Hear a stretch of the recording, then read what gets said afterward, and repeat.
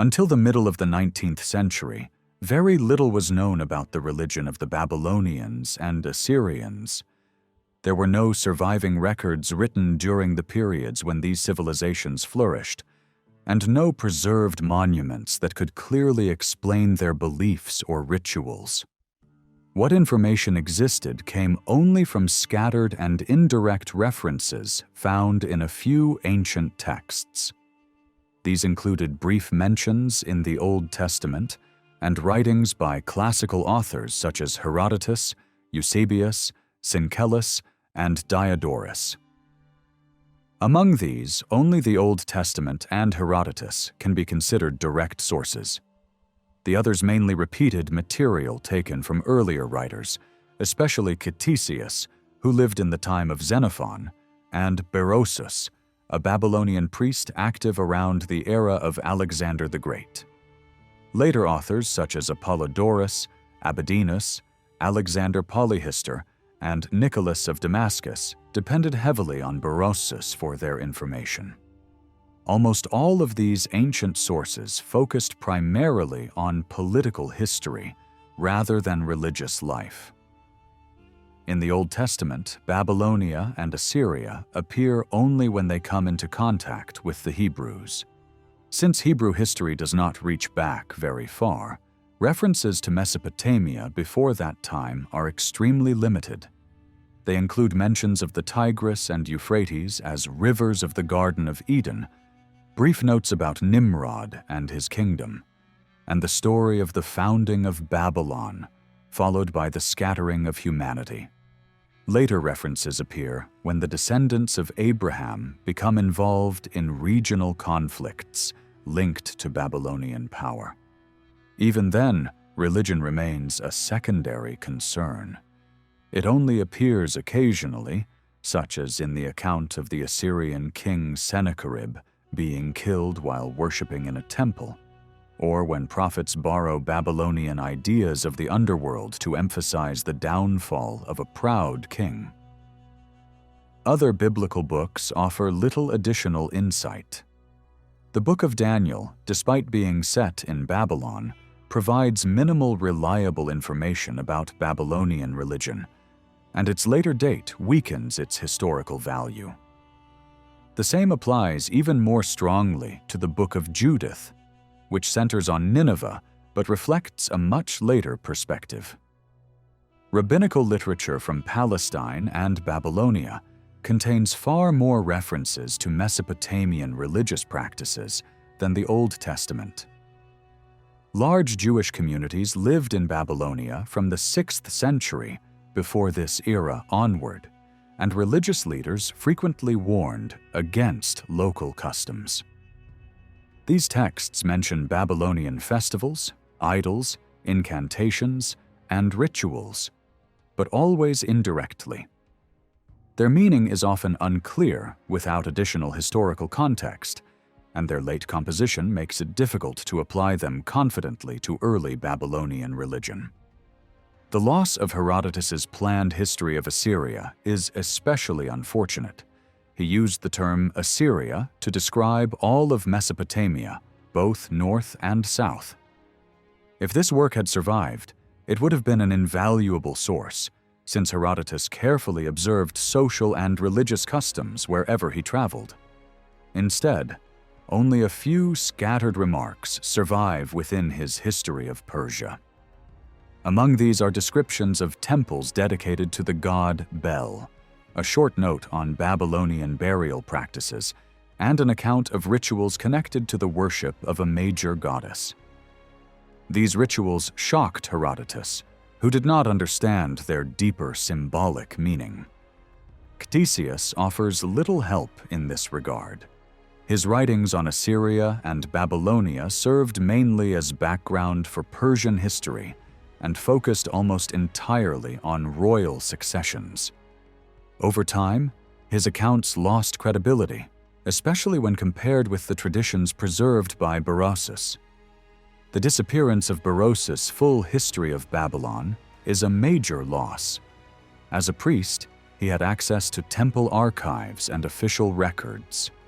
His work began with the creation of the world and included Babylonian ideas about the origin of the cosmos, a great flood sent by the gods, and the construction of a tower. Much of early Babylonian history was legendary, and stories describing close interactions between gods and humans likely filled his pages. Unfortunately, what survives comes only through later writers.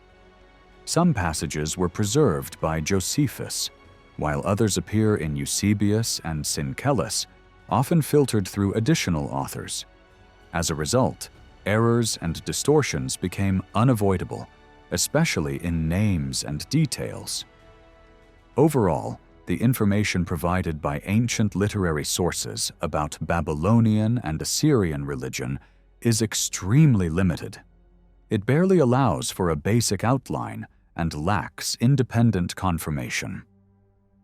That situation changed dramatically in the 19th century through archaeological discovery. In 1842, excavations began in northern Mesopotamia under the direction of the French consul in Mosul, Paul-Émile Botta. He focused on large mounds along the Tigris River whose artificial nature had long been suspected. At the site of Khorsabad, remains of a vast palace were uncovered just below the surface. Massive stone sculptures, including winged bulls and lions, guarded entrances, while long reliefs depicted warfare, construction, and religious ceremonies. Inscriptions confirmed that the structure belonged to the Assyrian Empire and was part of the ancient city of Nineveh. Botta's work revealed not only monumental architecture, but also pottery, furniture, jewelry, and other everyday objects. These discoveries opened a new path for understanding Assyrian life and history through original material rather than second-hand accounts. Soon after, Austen Henry Layard expanded the scope of excavation on behalf of the British Museum. Between 1845 and 1852, he explored sites at Nimrud and the main mound of Nineveh, as well as areas farther south in Babylonia. He uncovered multiple palaces and additional buildings, including temples. One of his most important discoveries was a collection of tens of thousands of clay tablets covered in cuneiform writing. These tablets formed a royal library containing hymns, prayers, incantations, myths, epics, historical records, and scientific texts. This library provided direct evidence of Mesopotamian religion and thought for the first time. Further expeditions followed. French and British teams continued excavations, improving knowledge of Assyrian architecture and expanding exploration into southern Mesopotamia. Although some recovered artifacts were lost during transport, important progress was made in identifying ancient cities such as Babylon, Ur, and Erech. One of the most significant findings was the massive stepped temple tower, later confirmed as the structure described by Herodotus. This monument, completed by Nebuchadnezzar in the 6th century before this era, revealed religious traditions that stretched back much further in time. Through these discoveries, archaeology transformed the study of Babylonian and Assyrian religion. What had once been based on fragments and guesses could now be reconstructed using the voices and records of the ancient people themselves. Thanks to his long service as the British consul in Mosul, Rassam was in an exceptionally favorable position to make new discoveries in the mounds of the region. In addition to adding thousands of new tablets to the royal library uncovered by Layard, his most important finds included a magnificent temple excavated at Nimrud and a great bronze gate discovered at Balawat, northeast of Nimrud. Later, George Smith from the British Museum joined Rassam and Rawlinson. Through his work at Koyunjik, Nimrud, Kala Shergat, and the surrounding areas, Smith acquired a large number of valuable objects for the British collections.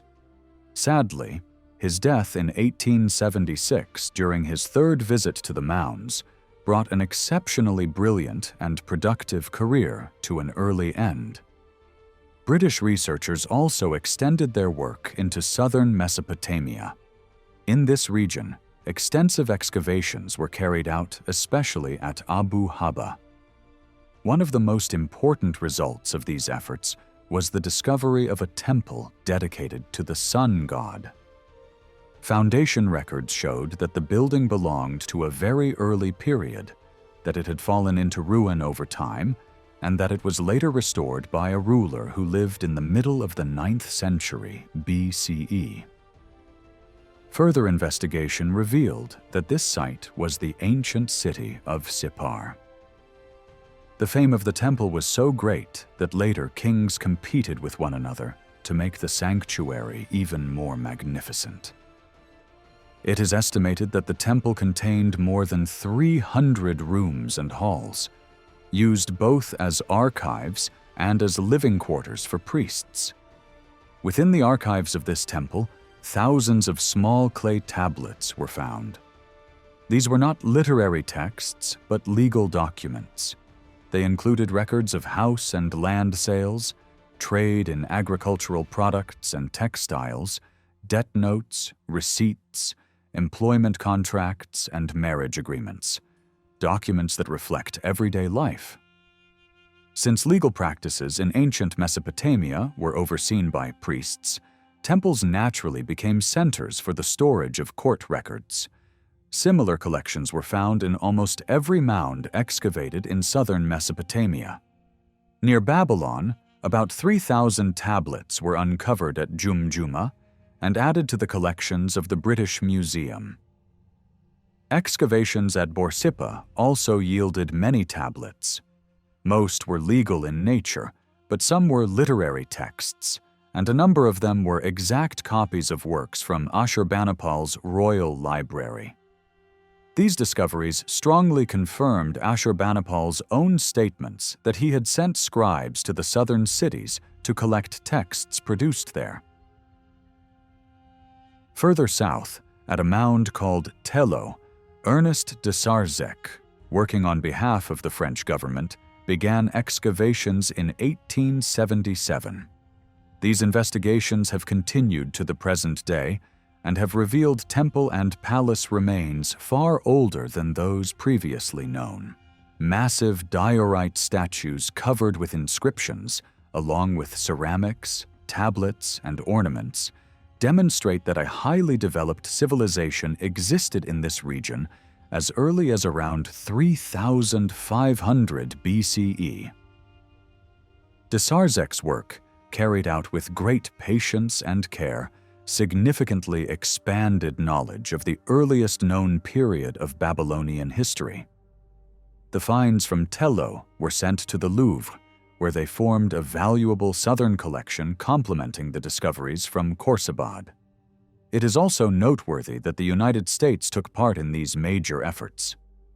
In 1887, under the leadership of the University of Pennsylvania, excavations were begun at Niffer, located southeast of Babylon and known in antiquity as one of the most famous cities of the ancient world.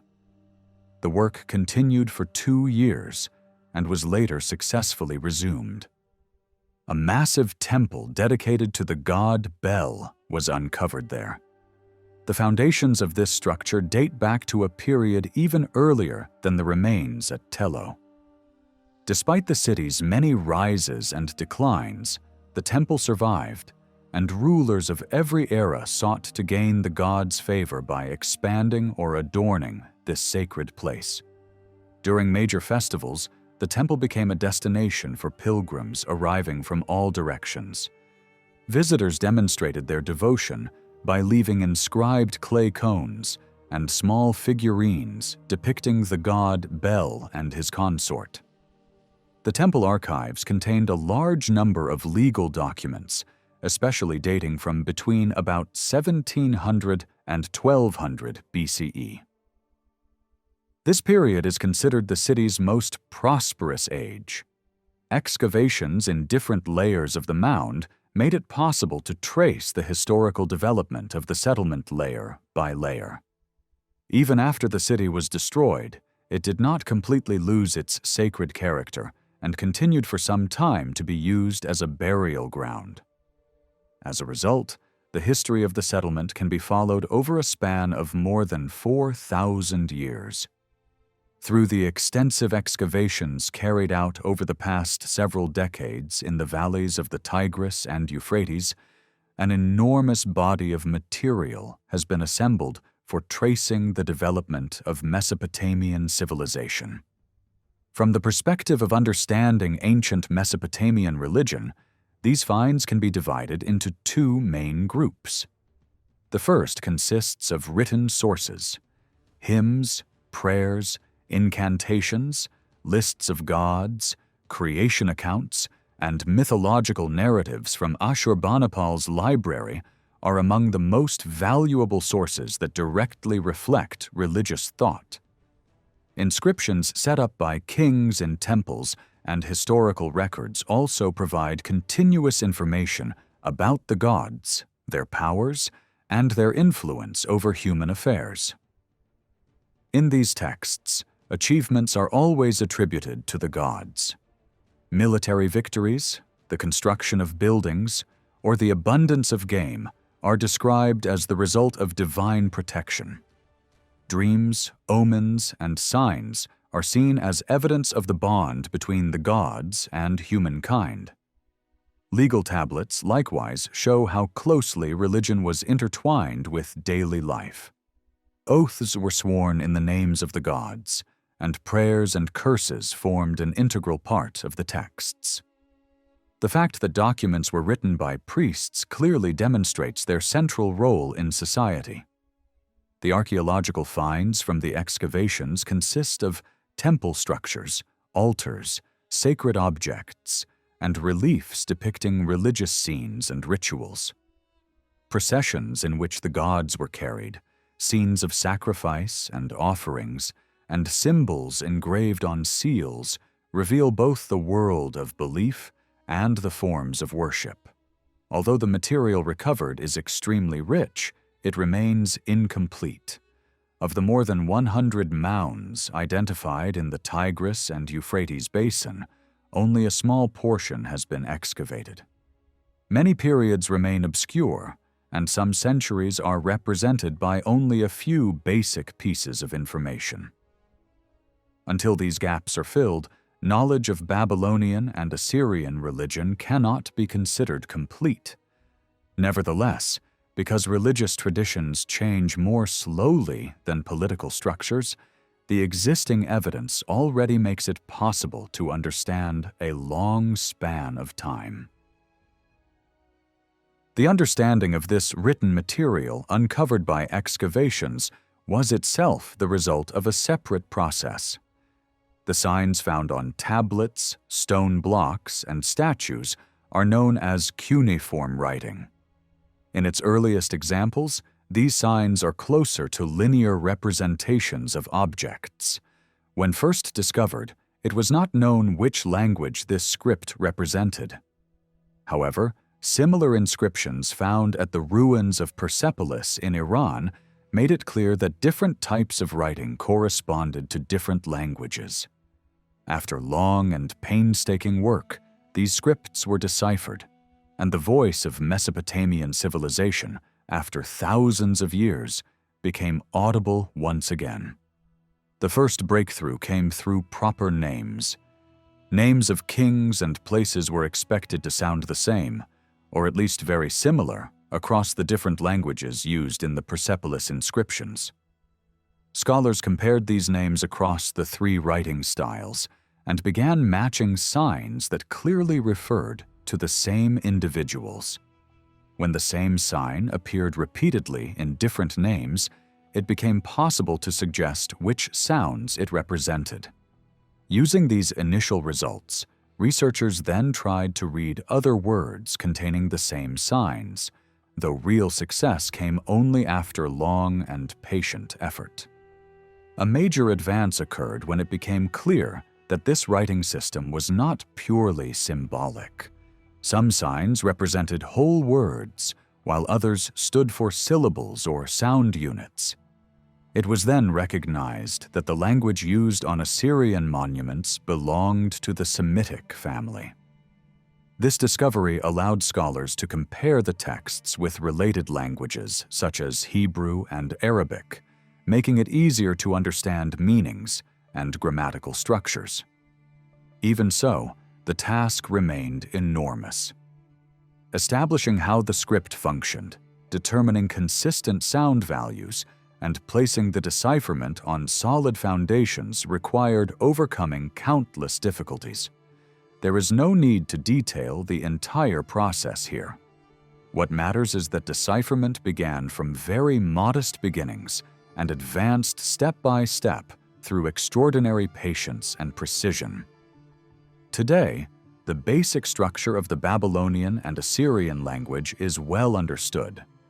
Nouns and verbs are clearly defined, the main rules of sentence construction are known, and most texts can be read with confidence. Only rarely do scholars hesitate between two possible readings. Remaining difficulties usually arise because many tablets are damaged or incomplete, or because certain words appear only once or twice. In such cases, meaning cannot be fixed with certainty until further examples are found. As new material continues to emerge through excavations and publication, these uncertainties are steadily reduced.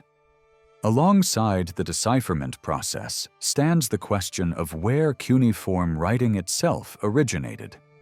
In general terms, the Persian form of cuneiform is a simplified version of the Babylonian system. Babylonian signs could be built from many wedge marks, while Persian writing reduced them to far fewer elements. Babylonian writing combined sound values with meaning-based signs, whereas Persian writing relied mainly on phonetic sounds and sharply reduced the number of signs. Other regional varieties developed as well, each adapting the basic system to local needs. Cuneiform was not limited to Babylonia alone. Variants appear in northern Mesopotamia, in Anatolia, and in other regions influenced by Mesopotamian culture. Within Mesopotamia itself, multiple styles developed over time. The earliest inscriptions were more linear, reflecting their origin in pictorial forms carved on stone. As clay tablets became more common, wedge-shaped impressions became standard. This led to two main styles: a formal style used for monuments and official inscriptions, and a faster, more cursive style used on everyday legal and commercial tablets. Assyrian writing developed its own distinctive appearance, marked by cleaner lines and more vertical wedges. All these varieties point to Mesopotamia, especially its southern regions, as the birthplace of the writing system. Yet the exact moment of its invention remains unknown. The earliest inscriptions already show a fully developed script.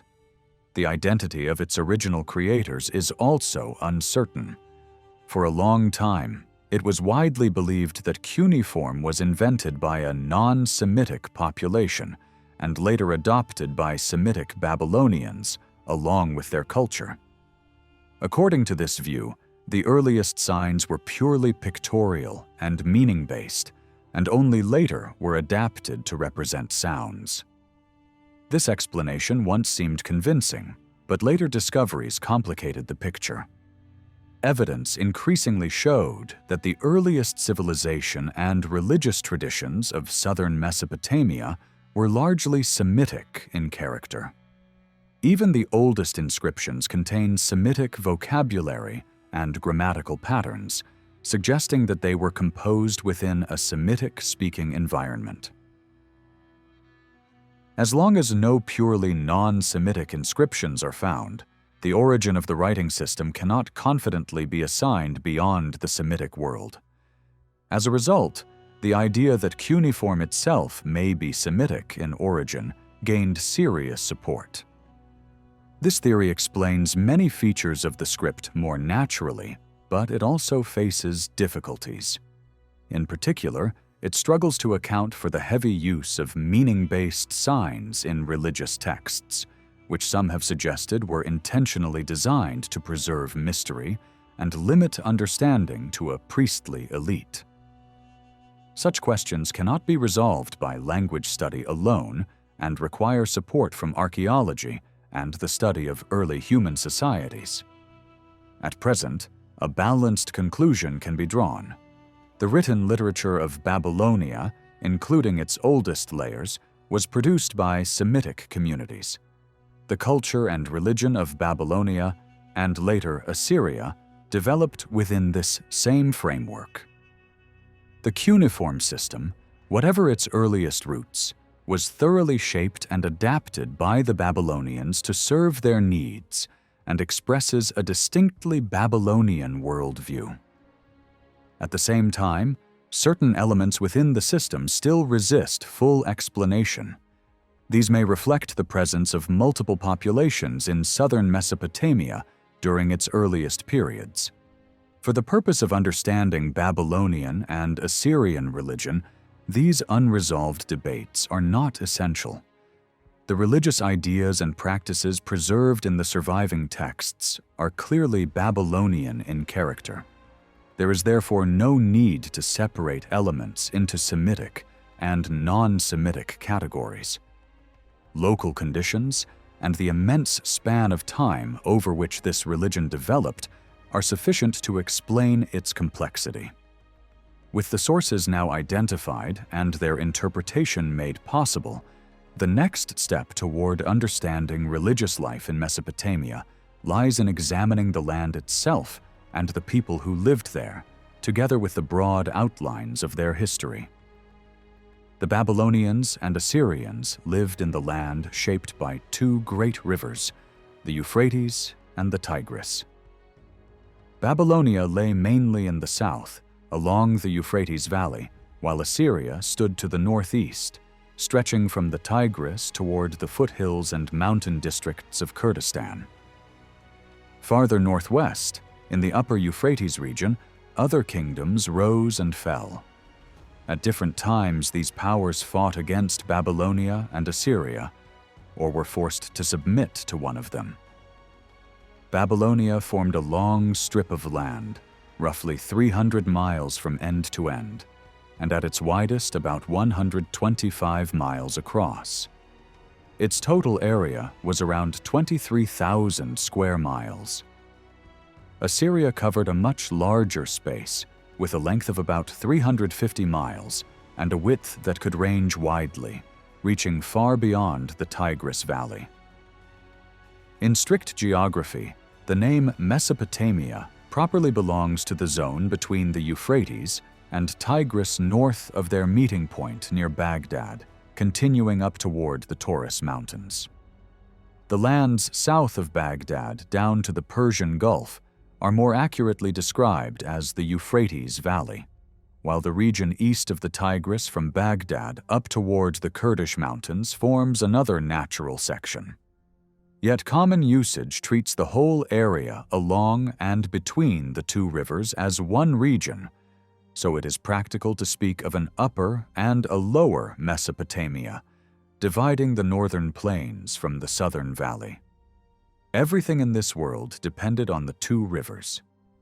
The Euphrates, known in older pronunciation as Purat, was the slow and steady river.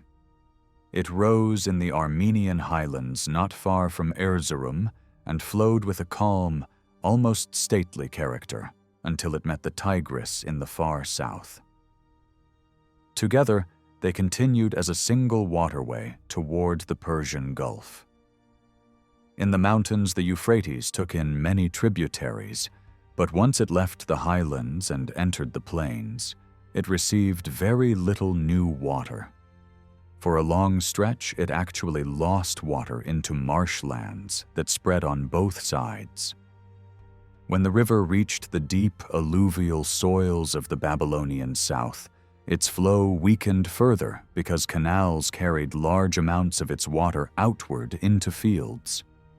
Although the Euphrates ran for about 1,800 miles, it was navigable only in short sections. Rapids in the north and sandbanks in the south made long-distance travel difficult. For that reason, it never became a major trade highway. River travel was limited to floating rafts downstream for part of the route, or using simple boats and bitumen-coated wicker vessels to cross from bank to bank. The Tigris was different in almost every way. Shorter than the Euphrates, it moved faster, and its very name carried the idea of speed. It also began in Armenia, but it cut through mountain valleys for longer and gathered tributaries more frequently. Its volume increased steadily both before and after it reached the plains, and it kept much of its force even as it approached the southern lowlands. The Tigris wandered closer to the Euphrates, then pulled away again, before finally joining it at a place called Korna. Unlike the Euphrates, the Tigris could be used for navigation across most of its length. Large rafts could float down from Mosul toward Baghdad and farther south, and even small steamers in later times managed to go well into the northern reaches. In practice, the Tigris served as Mesopotamia's main route for trade and contact with the wider world, linking the riverlands to regions as distant as Egypt, India, and the Mediterranean. Travel upstream, however, remained extremely hard. Traditional rafts, supported by inflated animal skins, could not fight the strong current, so they were dismantled upon reaching major southern cities, while the skins were carried back north by land. The two rivers also mirrored the contrast between the northern and southern halves of the region. Upper Mesopotamia, bounded by the Armenian highlands, the Taurus Mountains, and the Kurdish ranges, kept a rougher, more broken landscape, especially on the eastern side. Near the Tigris below Mosul, the Kurdish mountains run close to the river, and between the two rivers, smaller ridges and rocky outcrops appear. Farther south, the land changes. The hills fade away, the plains open wide, and the soil becomes deep and rich. Seasonal flooding during the rainy months spreads water and silt across the land and creates an extraordinary fertility. These floods followed a rhythm.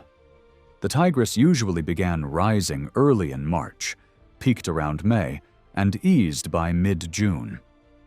The Euphrates rose from mid-March into early June, but it took much longer to settle back into its normal state. Its floods could be more violent, turning wide areas into a temporary inland sea, especially in the south. Over time, the force of these floods altered the river's course, so some ancient towns once on the riverbanks now lie far from the main channel. In the far south, another slow change was taking place as well. Sediments built up steadily, pushing the coastline outward and reshaping the lower landscape. This gradual buildup helped create the modern pattern where the two rivers join before reaching the sea, instead of entering separately. Climate also differed sharply between north and south. Upper Mesopotamia had colder winters, with snow that could last for months. When the dry season arrived around May, intense heat followed and lasted until autumn rains began. In the southern Euphrates Valley, the dry season heat could be extreme, with weeks or even months of cloudless sky. Yet people accustomed to the region often endured that heat better than the cold of winter, which could feel surprisingly harsh to outsiders. In this setting, the Euphrates was the lifeline of Babylonia, while the Tigris shaped Assyria. The Euphrates made the South's early prosperity possible. Under fierce summer heat, and with water distributed by canals, the soil produced enormous harvests. Grain yields could be many times what was sown, and date palms thrived with very little effort. Because food could be secured without constant struggle, people could devote energy to building, trade, art, and organized religious life. The key was managing water, raising embankments, digging channels, and protecting fields from destructive flooding. Assyria did not enjoy the same easy abundance. Its landscape demanded more effort, and its early development came later. Much of its culture arrived from the south, spreading naturally as Babylonian civilization expanded outward. Yet once Assyria joined this cultural world, its harder conditions produced a different kind of strength. Agriculture could be more varied, and the nearby mountains supplied building materials such as timber and stone, which were scarce in the southern plains. Northern fertility, less dependent on flood patterns, could last longer. In the south, when irrigation systems broke down, the land could collapse into wasteland, and the very river that had created wealth could become a force of ruin. In the long run, the northern lands remained active for longer periods, while large parts of the southern valley suffered deeper decline. These environmental contrasts shaped the people. Assyrians tended to develop a tougher, more warlike reputation, and later built their power through military organization and conquest. Babylonians, while fully capable of ambition, were often more closely linked with trade, craftsmanship, and a steadier civic life. Still, their shared features outweighed their differences. Both belonged to the Semitic world and to closely related branches within it. Their physical traits were similar, and their languages were essentially the same, with differences mainly in the pronunciation of certain consonants rather than in basic structure. Exactly when these peoples first settled the region, where they came from, or whether the south or the north was settled, first cannot be answered with certainty. What is clear is that southern Babylonia already shows a highly developed local culture by around 4000 BC, suggesting settlement far earlier than the first surviving records. The South's culture is older than the North's, yet earlier culture does not automatically prove earlier settlement. Even so, the most likely direction of movement, both of people and of ideas, seems to be from south to north. The recorded history of the two lands begins in Babylonia, so it is natural to begin the story of their religion there as well. At the earliest stage of Babylonian history, another major question arises. Were the Semitic Babylonians the only inhabitants of the Euphrates Valley in the beginning, or did other groups live alongside them?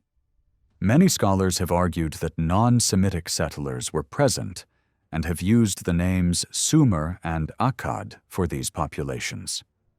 These terms appear frequently in royal titles, but their exact geographic meaning has been debated, and later they became broad labels for Babylonia as a whole. Some have tried to identify distinct ethnic types in the oldest statues and monuments, especially those found at Tello, describing a smooth-faced people with shaved heads, alongside figures that clearly show typical Semitic features. Yet such identifications remain uncertain, partly because many statues are damaged and critical features cannot be examined. What can be said with confidence is that the evidence points toward a mixed population in the valley from the earliest known period. Beyond that, there is no solid proof that Sumer and Akkad were ever more than geographic terms. This idea of mixed peoples matters because the Euphrates Valley was repeatedly entered by groups from the east and northeast, including forces from Elam and the mountain regions. At various times they gained control for shorter or longer periods, yet they often adopted the existing systems of rule and absorbed local religious practices with only minor changes. This adaptability makes sense if the valley had long been a place where different groups interacted and where cultural traits had already blended. It also seems likely that later waves of newcomers arrived from the Arabian side and reshaped political power in Babylonia, while contacts with distant lands to the northeast and northwest left their own marks. Babylonian culture repeatedly shows signs of being composite, formed through long contact and rivalry. Over time, Semitic communities appear to have taken intellectual leadership and absorbed other elements into a culture that looks unified on the surface. By about 4000 BC, the Euphrates Valley was not one kingdom, but a patchwork of city-states, each centered on a major city and its surrounding lands. In the south, important cities included Eridu, Lagash, Ur, Larsa, Uruk, and Isin. In the north, notable centers included Agade, Sippar, Nippur, Kutha, and later Babylon. Rulers sometimes called themselves kings when they were independent, and governors when they were under a stronger power. Lagash offers a clear example. Early rulers there used royal titles, but later the city lost independence, and its leaders became governors under stronger kings, likely those of Ur. Even in subordinate status, they could still wage campaigns and carry out major building works. Royal titles reveal shifting power. Kings of Ur styled themselves rulers not only of their own city, but also of Sumer and Akkad, suggesting a claim over a wide stretch of the south and possibly more. Other cities had their own patterns. Uruk's rulers emphasized their local kingship, while Isin's rulers listed control over older sacred centers in a way that suggests prestige mattered as much as raw power. Political supremacy moved back and forth. At times, Ur regained dominance. At other times, Larsa rose, holding Ur in a dependent position. Some rulers of Larsa adopted the old grand titles of Ur, signaling their ambition and influence. This fragile balance was disrupted when Elamite forces invaded and weakened major powers. For these early centuries, the timeline is still uncertain. Many inscriptions are short and focus on temple building, canal digging, and offerings to gods rather than detailed historical narratives. Until fuller records emerge, much of the sequence must be reconstructed cautiously. Even so, a broad pattern stands out. The north and south remained distinct for long stretches, though each sometimes pushed influence into the other. Some scholars have noted that Hammurabi's name and the names of several kings around his dynasty do not look typically Babylonian, and have suggested that they reflect foreign origins, possibly connected to western or southwestern regions. Whether every detail of this theory holds up or not, a larger conclusion seems plausible. The unification of Babylonia and the rise of Babylon's supremacy may have been achieved by newcomers rather than by the older local dynasties alone. After Hammurabi's line ended, other ruling groups followed, and eventually Babylonia fell under the control of the Kassites, who ruled for many centuries. Despite their foreign origin, they adopted Babylonian customs and religion, and cultural development continued. Across this long period, temples were built, canals expanded, commerce grew, and Babylonia maintained active connections with distant lands, including Egypt. The advance of culture in Babylonia did not stop when the Kassites took control. Even though this dynasty seems to have favored Nippur more than Babylon, everyday life, building activity, and the wider growth of civilization continued without a real break. Clear change began only when tension with Assyria steadily increased, and Assyria kept pushing farther into Babylonian territory. Around 1500 BC, the first clear signs of contact between Babylonia and Assyria appear. At the start, the relationship was mostly friendly, but Assyria's rising strength soon turned into a serious threat.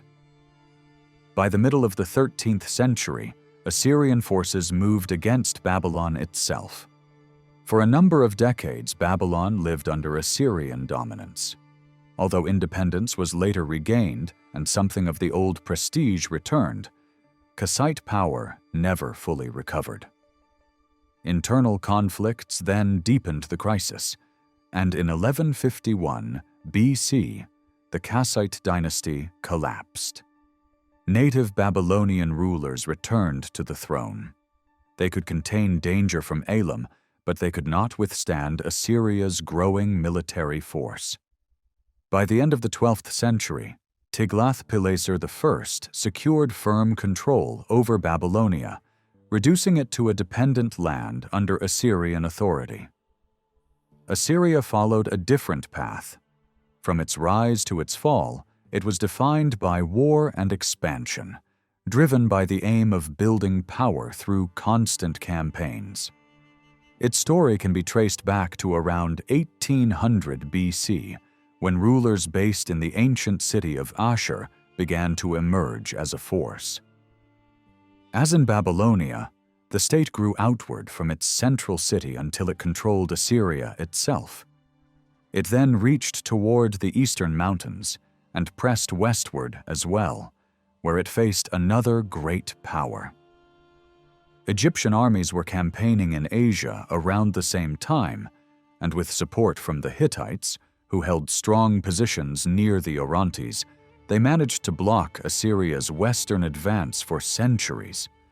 While that front remained difficult, Assyria still gained enough strength to strike southward toward Babylonia. Once the conflict between north and south began, it continued for generations. There were occasional pauses, brought about by temporary peace agreements, but the struggle always returned. By the end of the 12th century, Assyria under Tiglath-Pileser I gained the upper hand and secured control over Babylonia. Assyrian kings added the title ruler of Babylonia to their long list of claims. Sometimes they governed the south directly, and sometimes they installed their own chosen officials to run the Euphrates Valley. From this point onward, the history of Babylonia and Assyria becomes a single intertwined story.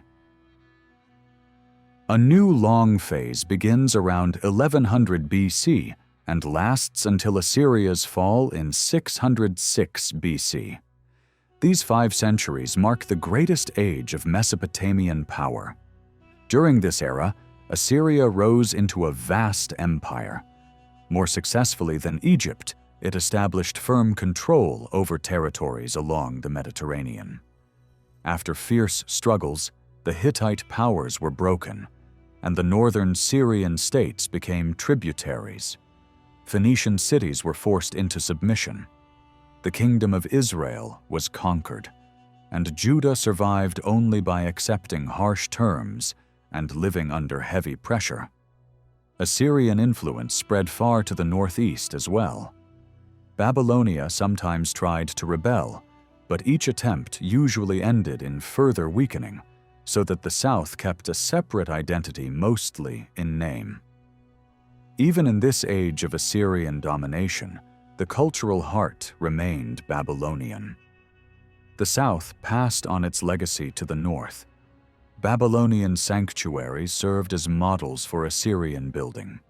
Texts preserved in the sacred cities of the south were copied by Assyrian scribes and carried into the royal palaces. At the same time, Assyria's political center moved northward. Ashur lost its leading role when Calah became the capital in 880 BC, and later, Nineveh replaced Calah as the empire's main seat in the middle of the 8th century. Under Ashurbanipal, who ruled from 668 to 626 BC, Assyria reached its peak.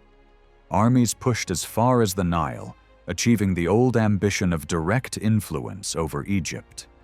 Alongside war, Ashurbanipal promoted learning and literature and turned Nineveh into a center of scholarship as well as power.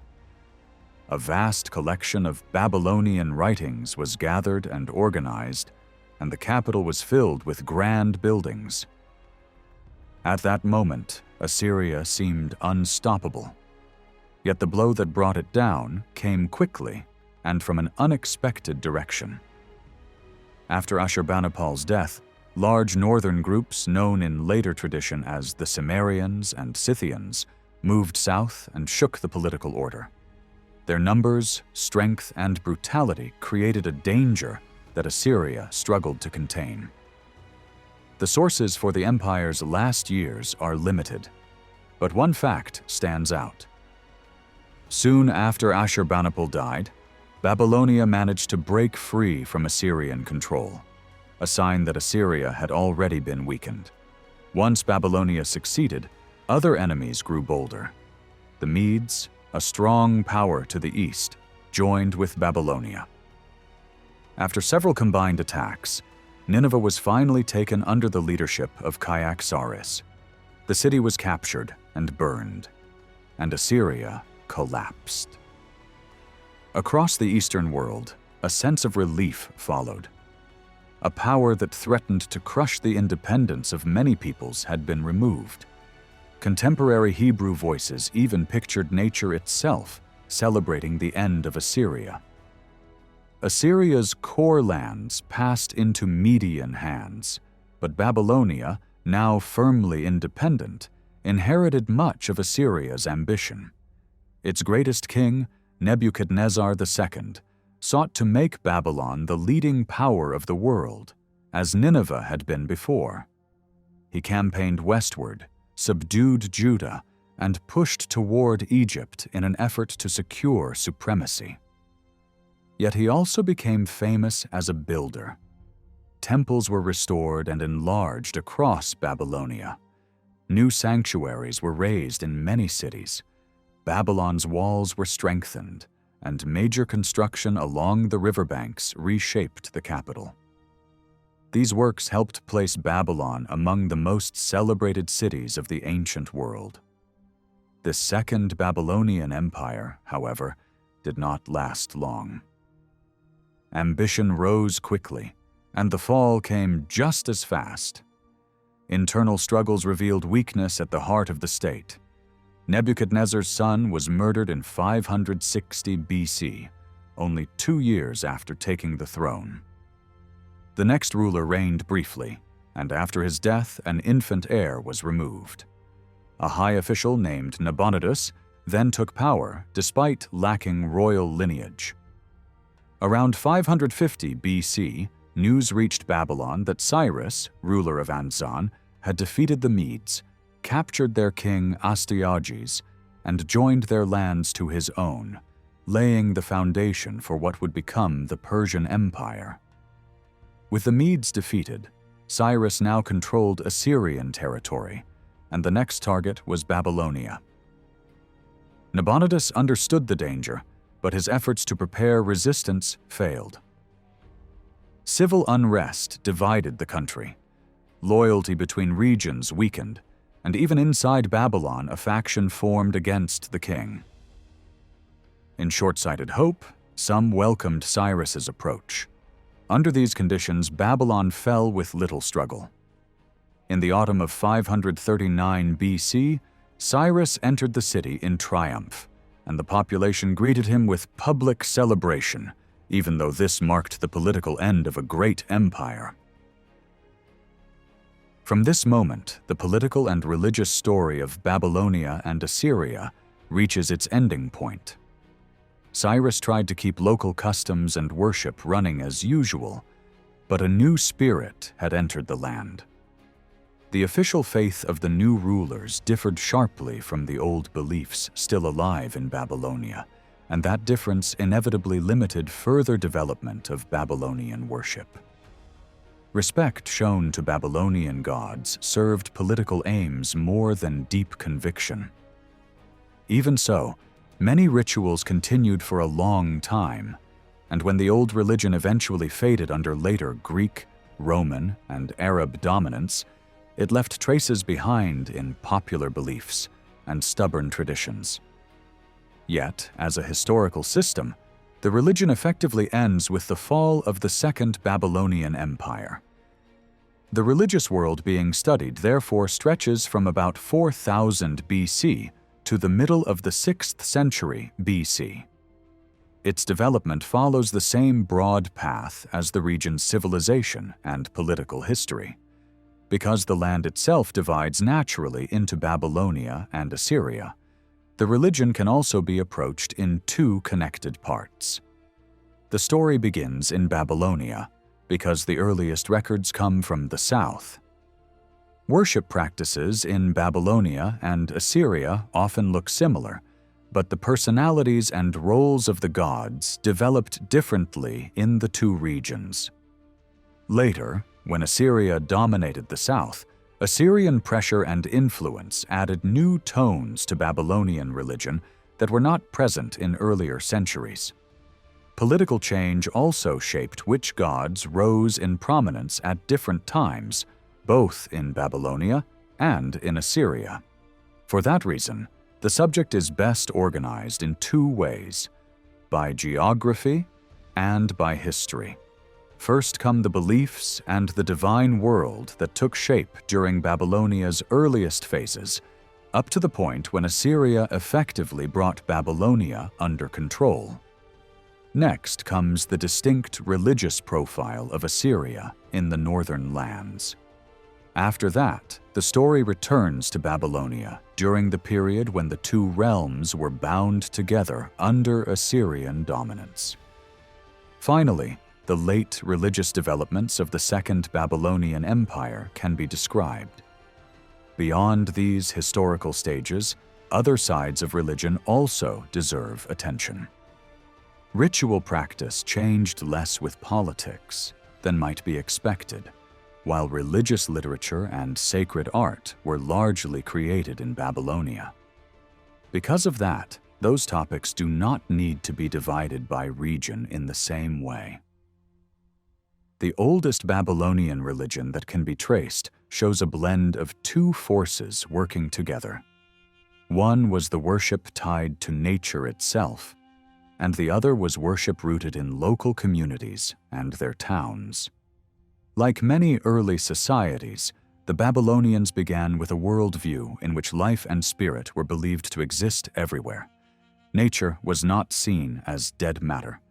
Trees, stones, plants, storms, rain, wind, thunder, lightning, the sun, the moon, and the stars were all thought to carry living power. From that belief came the idea of countless spirits. Some were imagined as friendly, others as dangerous, many as unpredictable, but all were treated as real presences that could influence human life. Yet experience pushed this belief toward a kind of order. Not every spirit felt equally important. Some seemed to shape human fate more strongly than others. Over time, worship gave greater weight to the sun and moon, to water, and to powerful natural forces like rain, wind, and storms, while the endless swarm of smaller spirits remained in the background. Still, they were never fully dismissed.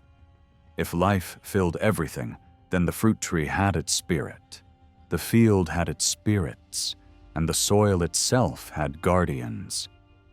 Farming depended not only on sunlight and rain, but also on securing the goodwill of the spirits believed to rule the land. A farmer might gain good weather and still fear failure if the unseen guardians of the ground were offended. As settlements expanded, this pattern grew more complex. A cluster of fields could become a hamlet, and a hamlet could become a town.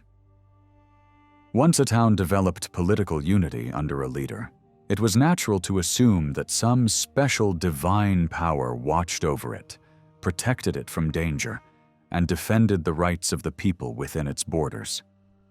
In this way, each Babylonian city came to be linked with a patron power devoted to its welfare.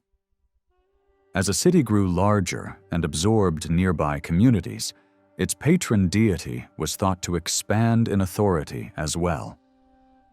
When one city conquered another, the religious world was reshaped to match the political outcome. The defeated city's deity might be treated as the servant of the victor's god. Sometimes the relationship was described like a family hierarchy, with the conquered power placed beneath the conqueror like a son beneath a father. When two cities joined peacefully, their gods could be described as allies, or even as partners joined like husband and wife, reflecting the union of the communities themselves. Through centuries of these changes, a selection emerged from what had once been an almost endless universe of spirits. Early belief tended to treat spirits as largely equal in status, but political growth and social change created a hierarchy.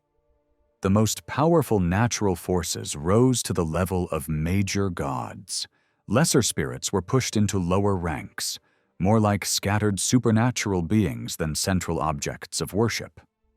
Only certain local guardians, especially those tied to major cities or wide districts, gained full divine standing.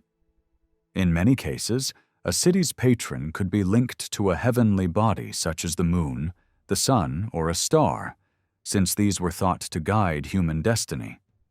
Or the patron could be connected to a force of nature such as rain or storm. Even when that link did not exist at first, it could develop later, simply because one form of worship became dominant in a particular place. Over time, local and nature worship blended so tightly that it became hard to separate them. Often, it is unclear whether a city's god began as a local guardian spirit or as a personified natural power attached to that region from the start. With that background in mind, attention can turn to the oldest Babylonian gods as they appear in the earliest surviving records.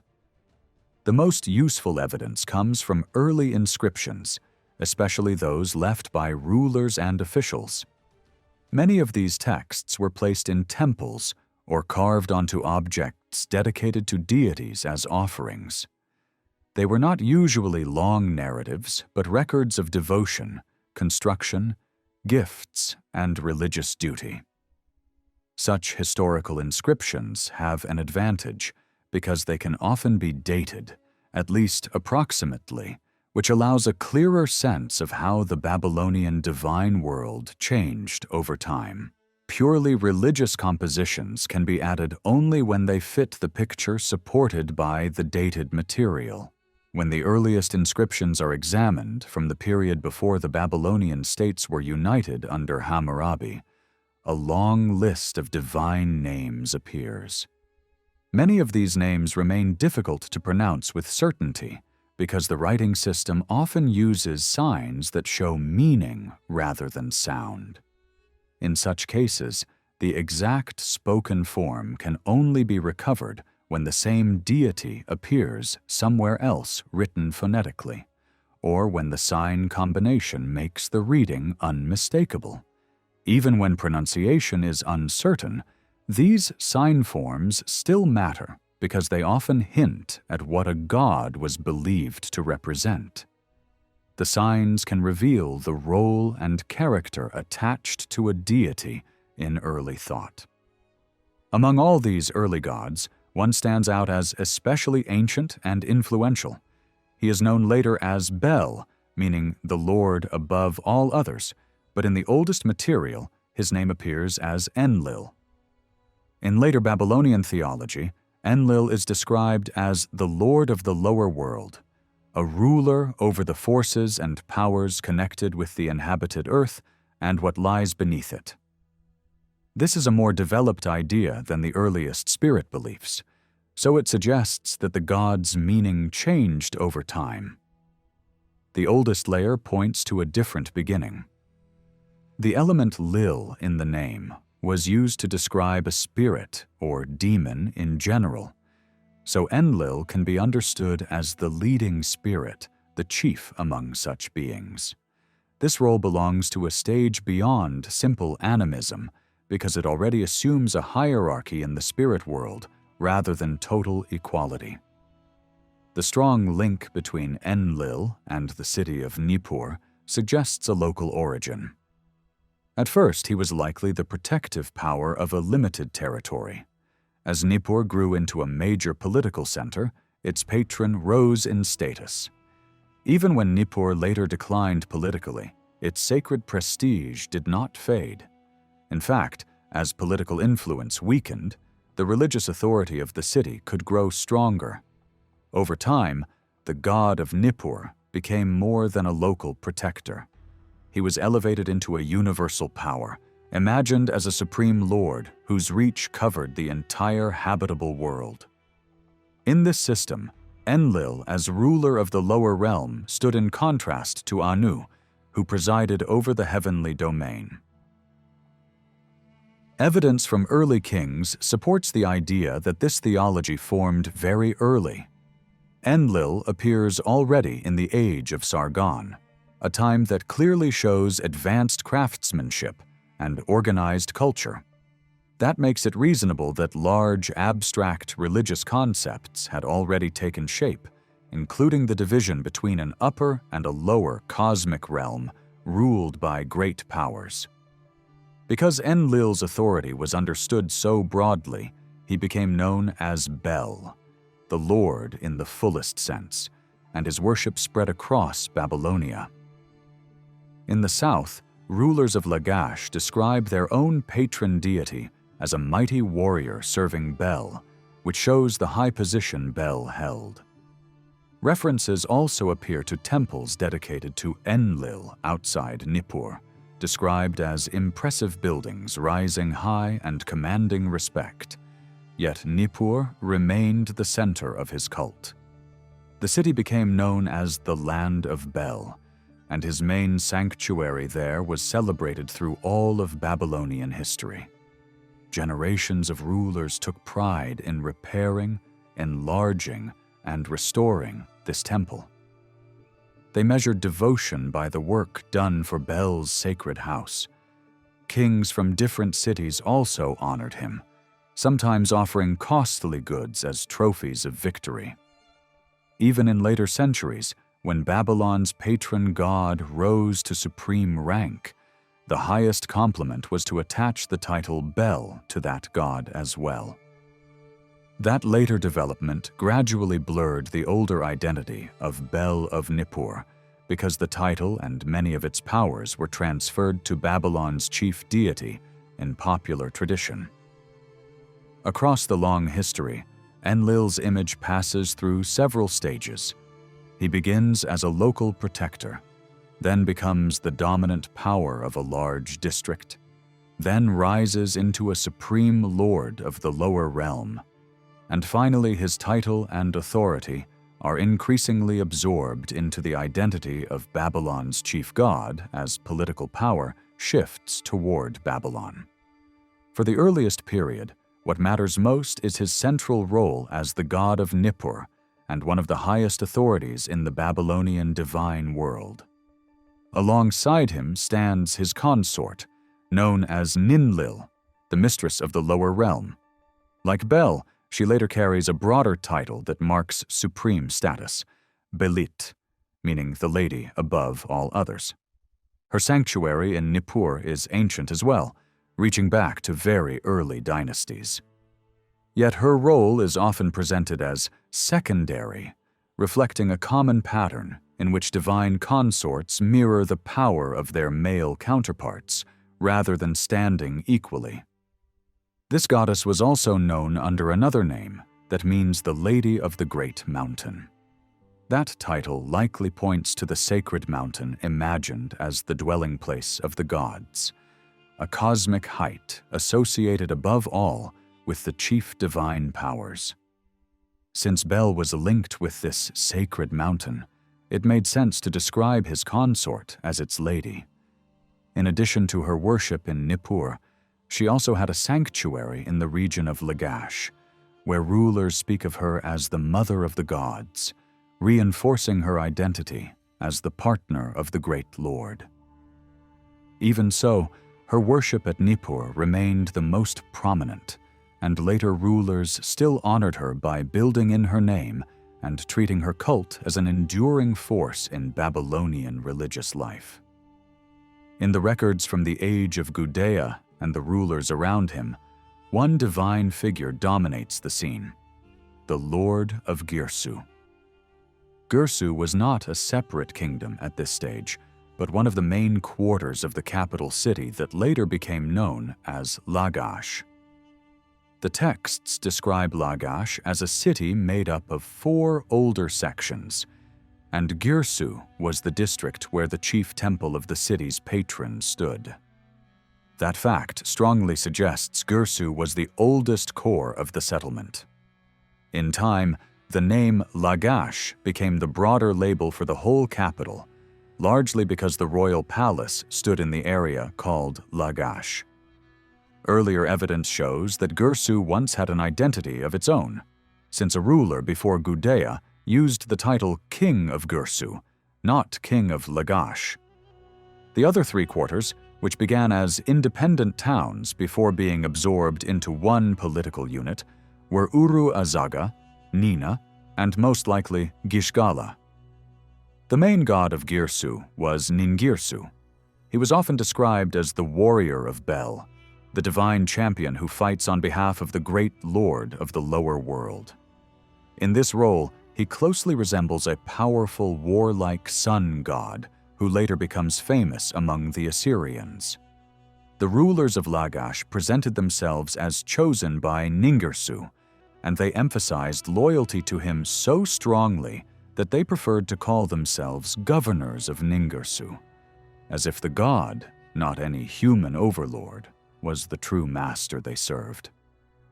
His great temple at Girsu was called Eninnu, and it also carried a longer title that praised him as the power who turns darkness into light, a phrase that points toward his solar identity. Inside this temple, Gudea and other rulers set up enormous statues of themselves, yet the message was carefully framed. The inscriptions on these statues were written as declarations of devotion, so that personal glory would be presented as service to the god. Many of the objects uncovered at Tello were dedicated to Ningirsu, especially the clay cones that became standard offerings in that region. Ningirsu was not only a fighter. As the patron of Lagash, he was also tied to the agricultural life of the district. In this peaceful role, he was praised as the god of the grain heaps, the one who protects harvest, storage, and abundance. Some rulers built storehouses under his protection and openly identified their god with this farming aspect. An old hymn even links him to the figure who represents seasonal growth and agricultural labor. At first glance, a war god and a farming god seem like opposites, but the combination makes sense once a single local patron is expected to guard the entire life of a city. The same divine protector was asked to secure victory in conflict and also to guarantee crops, storage, and prosperity.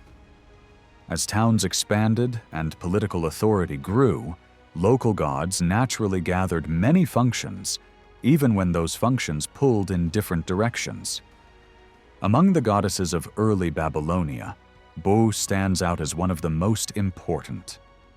One ruler of Lagash even placed her name inside his own, a sign of deep devotion. That devotion appears again and again in the way rulers praised her, honored her, and built a temple for her. Many leaders mention her regularly, and later ritual texts portray her as a great mother who brings humans into the world and restores health to the sick. In early inscriptions, she is described as the chief daughter of Anu, the god of heaven. One of her most common titles is the Good Lady, and she is portrayed as a motherly power who sets human destinies and grants abundance to those who work the soil. Gudea calls her his mistress, and credits her with filling him with speech, a phrase that suggests she grants authority, wisdom, and the ability to command. Bau was especially tied to the quarter called Uru Azaga, whose name suggests brilliance or radiance, and her temple stood there.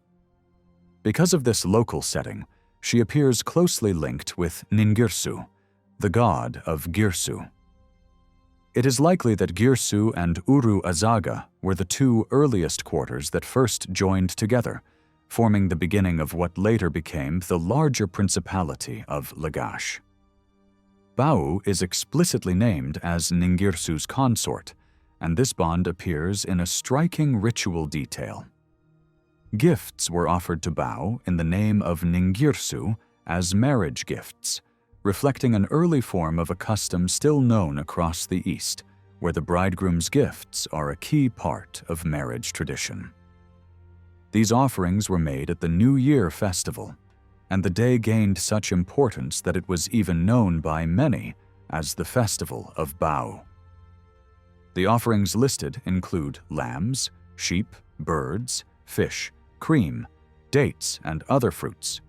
As Uru Azaga was absorbed into the growing city, Bau's status rose, and she came to be praised as the mother of Lagash itself.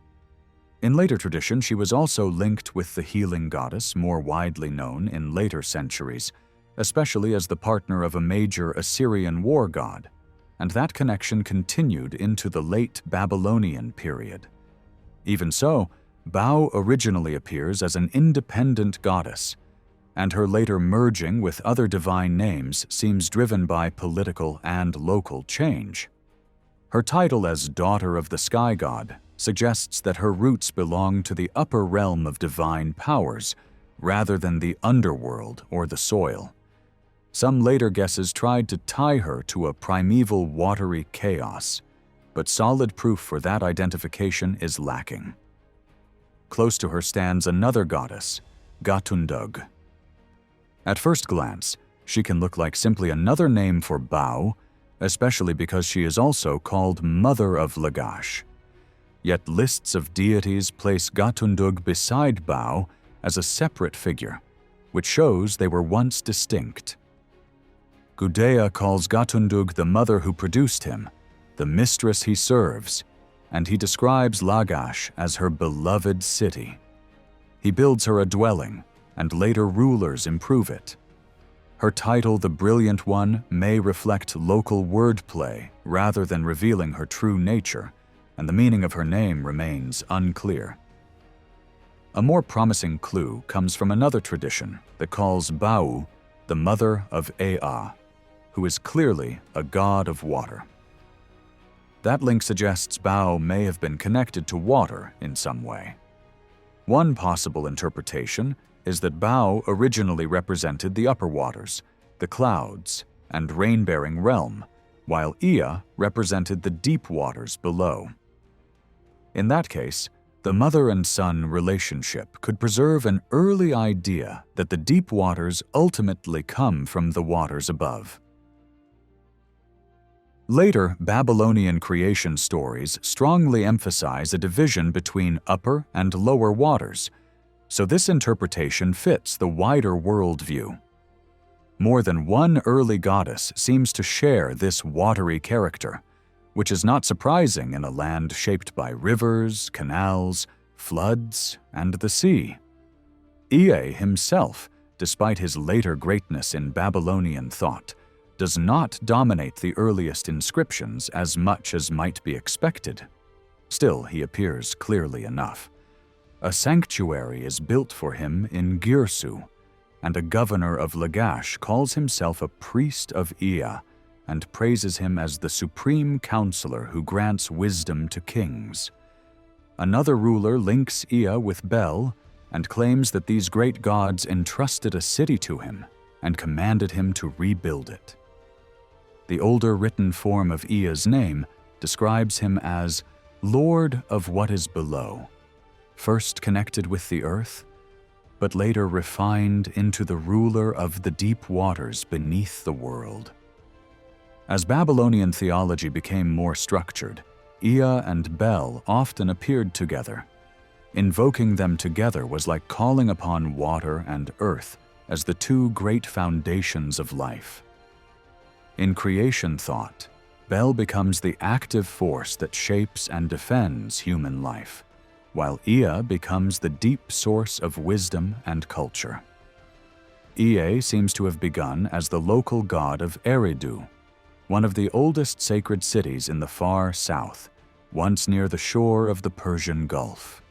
Early rulers directly call him King of Eridu, and the holiness of that city was so famous that other rulers boasted of making their own temples as sacred as Eridu.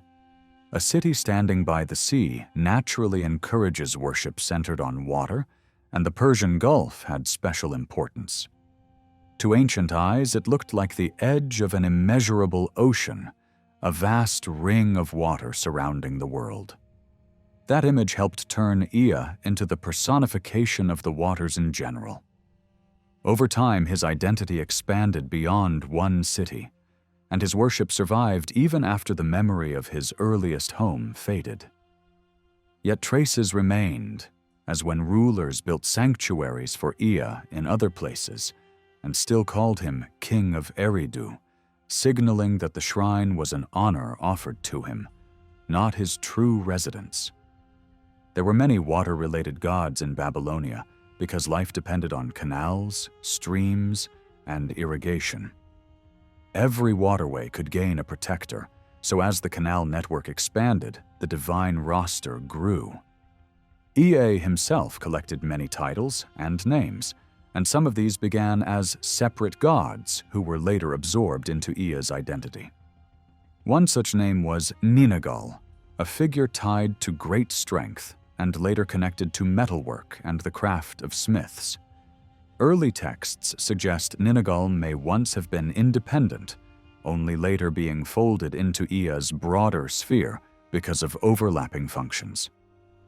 In this way, older gods could vanish as separate beings, leaving behind only their names as labels attached to a larger and more famous deity. A very different figure was Nergal, the patron god of Cutha, a city not far from Babylon. His famous temple is mentioned early, and its reputation became so strong that Nergal was sometimes described as the god who rises from that temple. Across many centuries, he remained closely linked with Cutha, always remembered as its god. Even when people from Mesopotamian cities were moved into foreign lands, they carried their local worship with them, and records from outside the region still recall that the people of Cutha honored Nergal. His cult was not limited to his home city, though. Rulers from other centers worked on his temple and showed devotion to him, which proves his importance across a wider area. Nergal's name was understood as pointing toward a great dwelling place, and early tradition already describes him as King of the Nether World. In Babylonian thought, the underworld was often imagined as a vast house, the common destination of the dead. Yet Nergal was not only an underworld ruler, he was also the force behind mass death in the living world, especially through war and plague. These two were closely linked in Mesopotamian experience, since disease often followed armies and devastation. Nergal therefore became a symbol of destruction on a large scale, not the heroic protector who fights for his people, but the violent power that burns, strikes, and leaves bodies behind.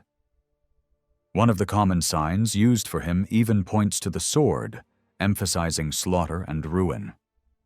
Behind these later roles lies an older layer. Nergal can be traced back to the fierce heat of the sun, the burning midday or midsummer sun that scorches fields, spreads illness, and threatens life. From that destructive heat, it was a natural step to make him the cause of death, and from being the cause of death, it was another step to place him as ruler over the land of the dead. In time, the underworld role grew so prominent that it overshadowed his solar origin, but the starting point fits the environment of Babylonia, where sun and heat could be life-giving in one season and deadly in another. The sun, in its full and balanced form, however, belonged above all to Shamash. Written as the god of day, Shamash remained one of the most consistently worshipped deities across both Babylonia and Assyria. From the earliest period to the latest, his cult never disappeared, and his character remained remarkably stable. Even so, his name carries the sense of an attendant or servant, reflecting the fact that in the official religious ranking he stood below the moon god. Many texts call him the child of the moon deity, and in formal lists the moon god regularly appears before him. The way time was measured reinforced this order, since months were tracked by moon phases, and even the daily cycle was often counted from evening rather than sunrise. The moon, ruling the night sky and thought to shape destiny, held the highest place among the heavenly lights, and Shamash's name seems to preserve his secondary status in that cosmic hierarchy. Despite that ranking, devotion to Shamash was immense. He was less tied to one city than many gods, and two major centers claimed him strongly, Larsa in the south and Sippar further north.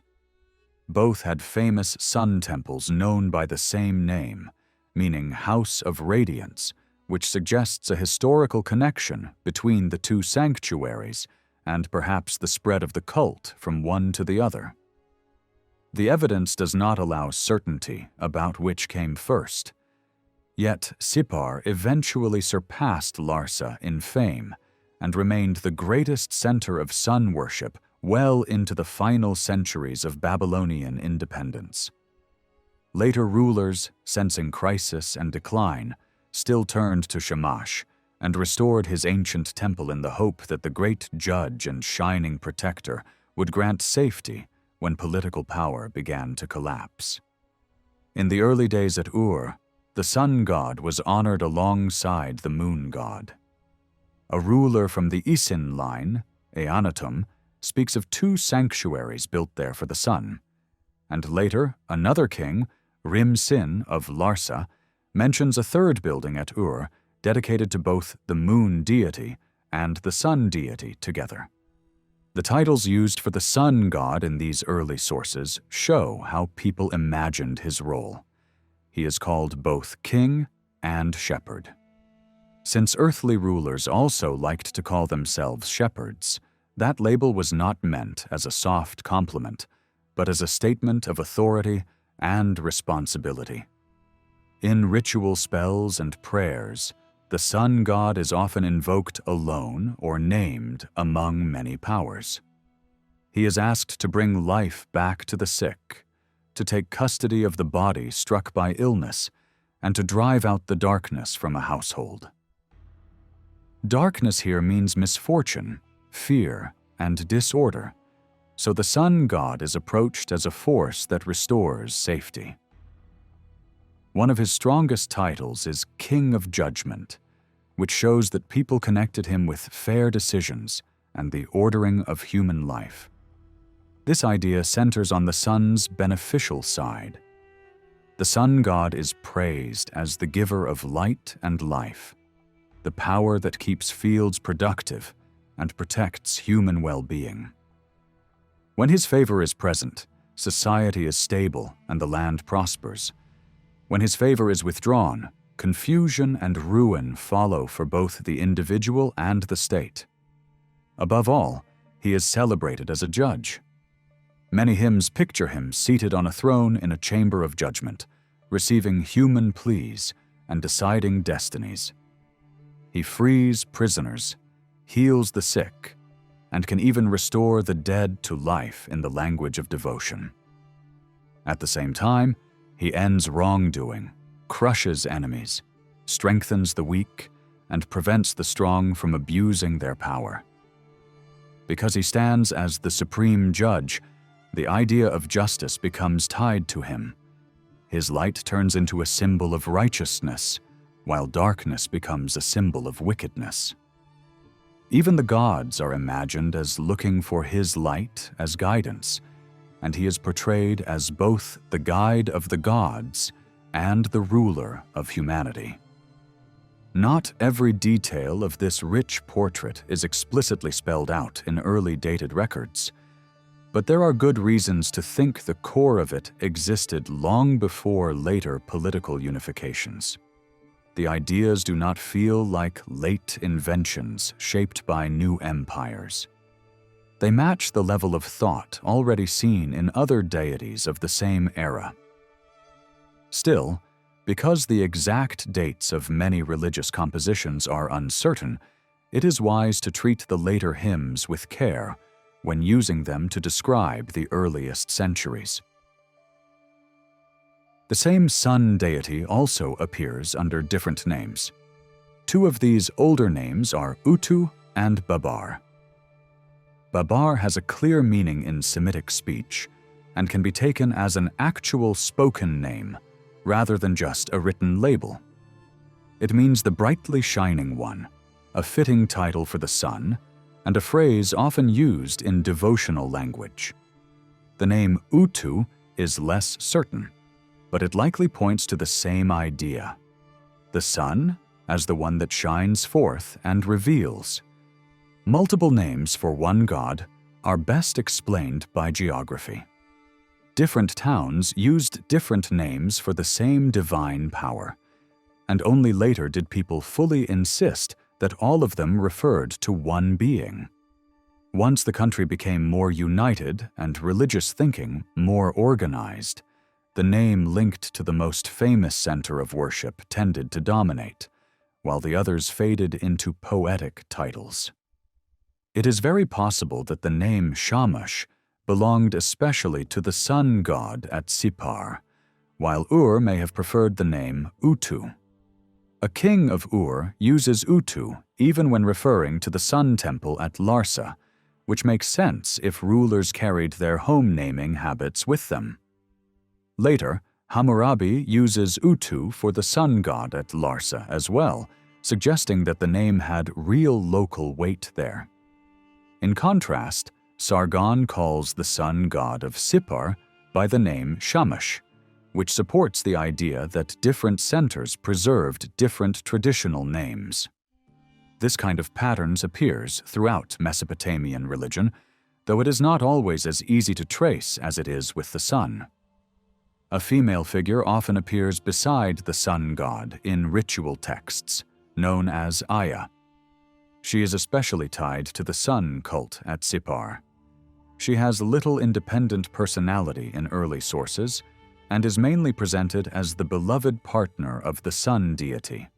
In dated historical records, she barely appears, and in the early period, she is mentioned only rarely. Her name is uncertain, and later scholars offered different guesses about how it was pronounced. What matters for understanding her role is that she functions as a title meaning lady or queen. She was likely once an independent divine figure linked to the sun in a particular place. Instead of remaining a separate sun deity, she gradually became treated as the sun god's partner, a weaker reflection placed beside him. This kind of transformation could happen when two neighboring communities merged. A divine figure from the smaller community could be absorbed into the stronger cult, not as an equal, but as a companion. Early Semitic religion also did not always draw a strict line between male and female divine forms.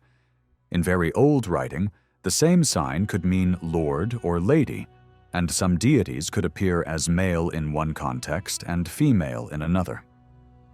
Strength and dominance often determined gender in religious imagination more than biology. The moon god was known at Ur by the name Nanar, a name that means the one who gives light. The meaning closely mirrors Babur, the shining one, and that similarity fits their roles as moon and sun. Ur became the most famous center of moon worship, likely the oldest major city devoted to him. Moon worship was not limited to Ur, but the reputation of Ur made its version of the cult overshadow the others. The moon held a higher rank than the sun in Mesopotamian thinking. Time was measured by the moon's phases. The day was often counted from evening, and the moon was seen as the master of the starry sky and a power over fate. For these reasons, the sun was sometimes described as the moon's child in later tradition. The moon's steady cycle made it a practical guide for human life, and it connected the moon god to both heaven and earth. Because he ruled the night sky, he was imagined as belonging to the sky god's realm, and he was symbolically described as the offspring of the sky. Artists often showed him with the crescent as a crown, and he could be pictured with a long beard described with the deep blue color of lapis lazuli. One common title presents him as the Lord of the Crown. At the same time, his influence on the earth was linked to timekeeping and even to the tides, so he was also tied to the lower world in the sense of earthly life and order. The great temple at Ur drew attention from many rulers who boasted of building, restoring, and enlarging it. The bond between city and deity became so tight that the god could be called simply the god of Ur, and the city could be described as the city of Nanar. Some tried to explain the multiple goddess names by dividing them between Venus as morning star and evening star, but there is little proof that the Mesopotamians split the planet into separate goddesses that sharply. A simpler explanation fits the wider pattern. Different cities used different names for the same divine figure, and the names merged once the pantheon became more organized. Ishtar is praised as brilliant and is addressed as the mother of gods, a sign of supreme status among female deities. Her titles present her as mistress of lands and mistress of mountains, and in many places she becomes simply the goddess. In Assyria, Ishtar also becomes deeply tied to war. That warlike identity is not purely Assyrian, and can be traced in Babylonia as well before Assyria reaches full power. How the goddess gained such a violent character is complex.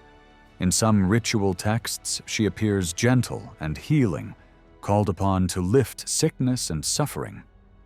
In other famous stories, she is fierce, punishing those who resist her and bringing wasting disease. Those older narratives already show that both sides existed early on. The harsh side of her character could naturally expand into the role of a battle goddess, especially among a people whose empire was built on war. At the same time, even in those dramatic tales, she can also show compassion for humanity and mourn great destruction. It is possible that seasonal contrasts in the sky and in Venus's appearances helped shape this double character, but it is safer to see the goddess as one figure whose personality holds opposing forces, tenderness and rage, life-giving fertility and lethal punishment. Ishtar's relationships also shift depending on context. She can be called the daughter of the sky god or the daughter of the moon god, and in both cases the word daughter expresses connection, origin, or allegiance more than a literal family tree. Once the different local forms merged, it became easy for one goddess to carry multiple divine connections at once, since Venus belongs to the sky and also shares the night realm with the moon. In the north, Ishtar existed in many local forms as well, each tied to a specific city's protection, but her role there develops so strongly in its own direction that it belongs to the story of the Assyrian pantheon. Later, Assyrian kings showed devotion to the great southern temples of Ishtar, restoring her sanctuaries, and even returning sacred images taken long before. For them, Honoring the southern forms of Ishtar was also a way of showing loyalty to the same powerful goddess they feared and relied on as warriors. One goddess deserves special attention because, although she was eventually overshadowed by Ishtar like many others, she kept a distinct identity for a remarkably long time. Her name is best understood as Nina. The ancient signs used to write her name suggest the idea of a place that shelters fish, a meaning that implies possession or guardianship rather than a literal house. This same sign was later used for the city known as Nineveh, and because the name Nina also appears written phonetically, it is reasonable to accept Nina as the correct pronunciation for the goddess as well. The Nina mentioned in early Babylonian records doesn't refer to the later Assyrian capital, but to an older town with the same name in southern Mesopotamia. This town appears in the inscriptions of Gudea as one of the settlements that joined together to form the larger capital, later called Lagash. In these texts, the goddess Nina is directly linked with the town that bore her name, just as Ningirsu was linked with Girsu. Her worship is mentioned only by rulers of Lagash, several of whom claimed that she personally chose them for kingship. She is described as favoring Gudea and as having authority over destiny itself. One ruler even took her name as part of his own and expanded her temple, showing the importance of her cult. Nina often appears alongside Ningirsu. Together, they are said to guard his great temple and to grant royal power. This close relationship suggests that the towns of Nina and Girsu may have merged before becoming part of Lagash, and that their patron deities were therefore imagined as a divine couple. As for the later Assyrian Nineveh, it is possible that its origins lie in a migration from the older southern Nina, though there is no firm proof. Such a connection would fit well with the general northward movement of culture in Mesopotamia. If this link is accepted, it becomes likely that Nina was eventually absorbed into Ishtar, since Nineveh was later known as Ishtar's beloved city. In ritual texts, Nina is frequently described as the daughter of Ea, the god of the deep waters. This connection, together with the meaning of her name, points to her original nature as a water goddess. Unlike many other goddesses of the period, she did not belong to the heavenly realm, but to the watery world governed by Ea. For this reason, Nina was originally distinct from Ishtar, Nana, and Anunit. She retained her independence longer than most goddesses of the early pantheon. Even centuries later, Nina still appears as a major divine figure. In an inscription dating to around 1100 BC, she is named as the patron deity of the city of Der in southern Babylonia. There she is again called the daughter of Ea and described as the mistress of goddesses. Lands attached to her temple were restored by royal order, showing that her cult still commanded respect. How her worship reached Der is unknown, but it is possible that priests moved older cults to safer locations during times of foreign domination. Over time, however, Nina's identity faded in the north, and Ishtar absorbed nearly all of her traits, leaving only faint traces of her earlier independence. Another god who appears surprisingly little in early inscriptions is Anu, despite being regarded later as the theoretical head of the pantheon. Early rulers mention him only indirectly. One king calls the moon God the powerful bull of Anu, an image inspired by the crescent shape of the moon and its position in the sky. This shows that Anu was already understood as the god of the heavens, but not yet a popular object of worship. A god representing the sky itself is an abstract idea, and such concepts rarely gain wide appeal in early religious life. Popular religion focused more on forces that were immediate and visible. Only later, when political power became centralized and priesthoods grew stronger, did abstract theology gain influence. In early texts, Anu is not yet fully developed as a personal deity. Instead, heaven itself is personified without being fully worshipped. This explains why goddesses like Bau could be called children of Anu, meaning they were associated with brightness or the sky rather than literally descended from a heavenly god. In one puzzling case, a ruler calls himself priest of Anu, but this is best understood as a metaphor meaning supreme or exalted priest, not a literal servant of the sky god. Some gods appear only briefly in early records and then vanish. One such figure is Ninsia, mentioned only by Urbau and Gudea. Temples were built for him, and he is credited with granting strength to rulers. He was likely a war god whose role was eventually absorbed by Ningirsu, the dominant deity of Lagash. As Ningirsu's importance grew, lesser war gods lost their independence and disappeared. Another obscure deity is Galalim. Gudea thanks him for royal authority, and an earlier ruler refers to his temple at Lagash. Nothing specific is said about his character, suggesting that he too was a local god with few distinguishing traits. Like many others, he was eventually absorbed into the cult of Ningirsu. This process of absorption is a defining feature of Babylonian religion. Many names that appear to be separate gods turn out to be titles or descriptive labels attached to greater deities. Names beginning with Nin often mean lord or lady, and frequently describe a god's connection to a specific place or function. Over time, these titles became mistaken for independent gods. Several warlike deities illustrate this clearly.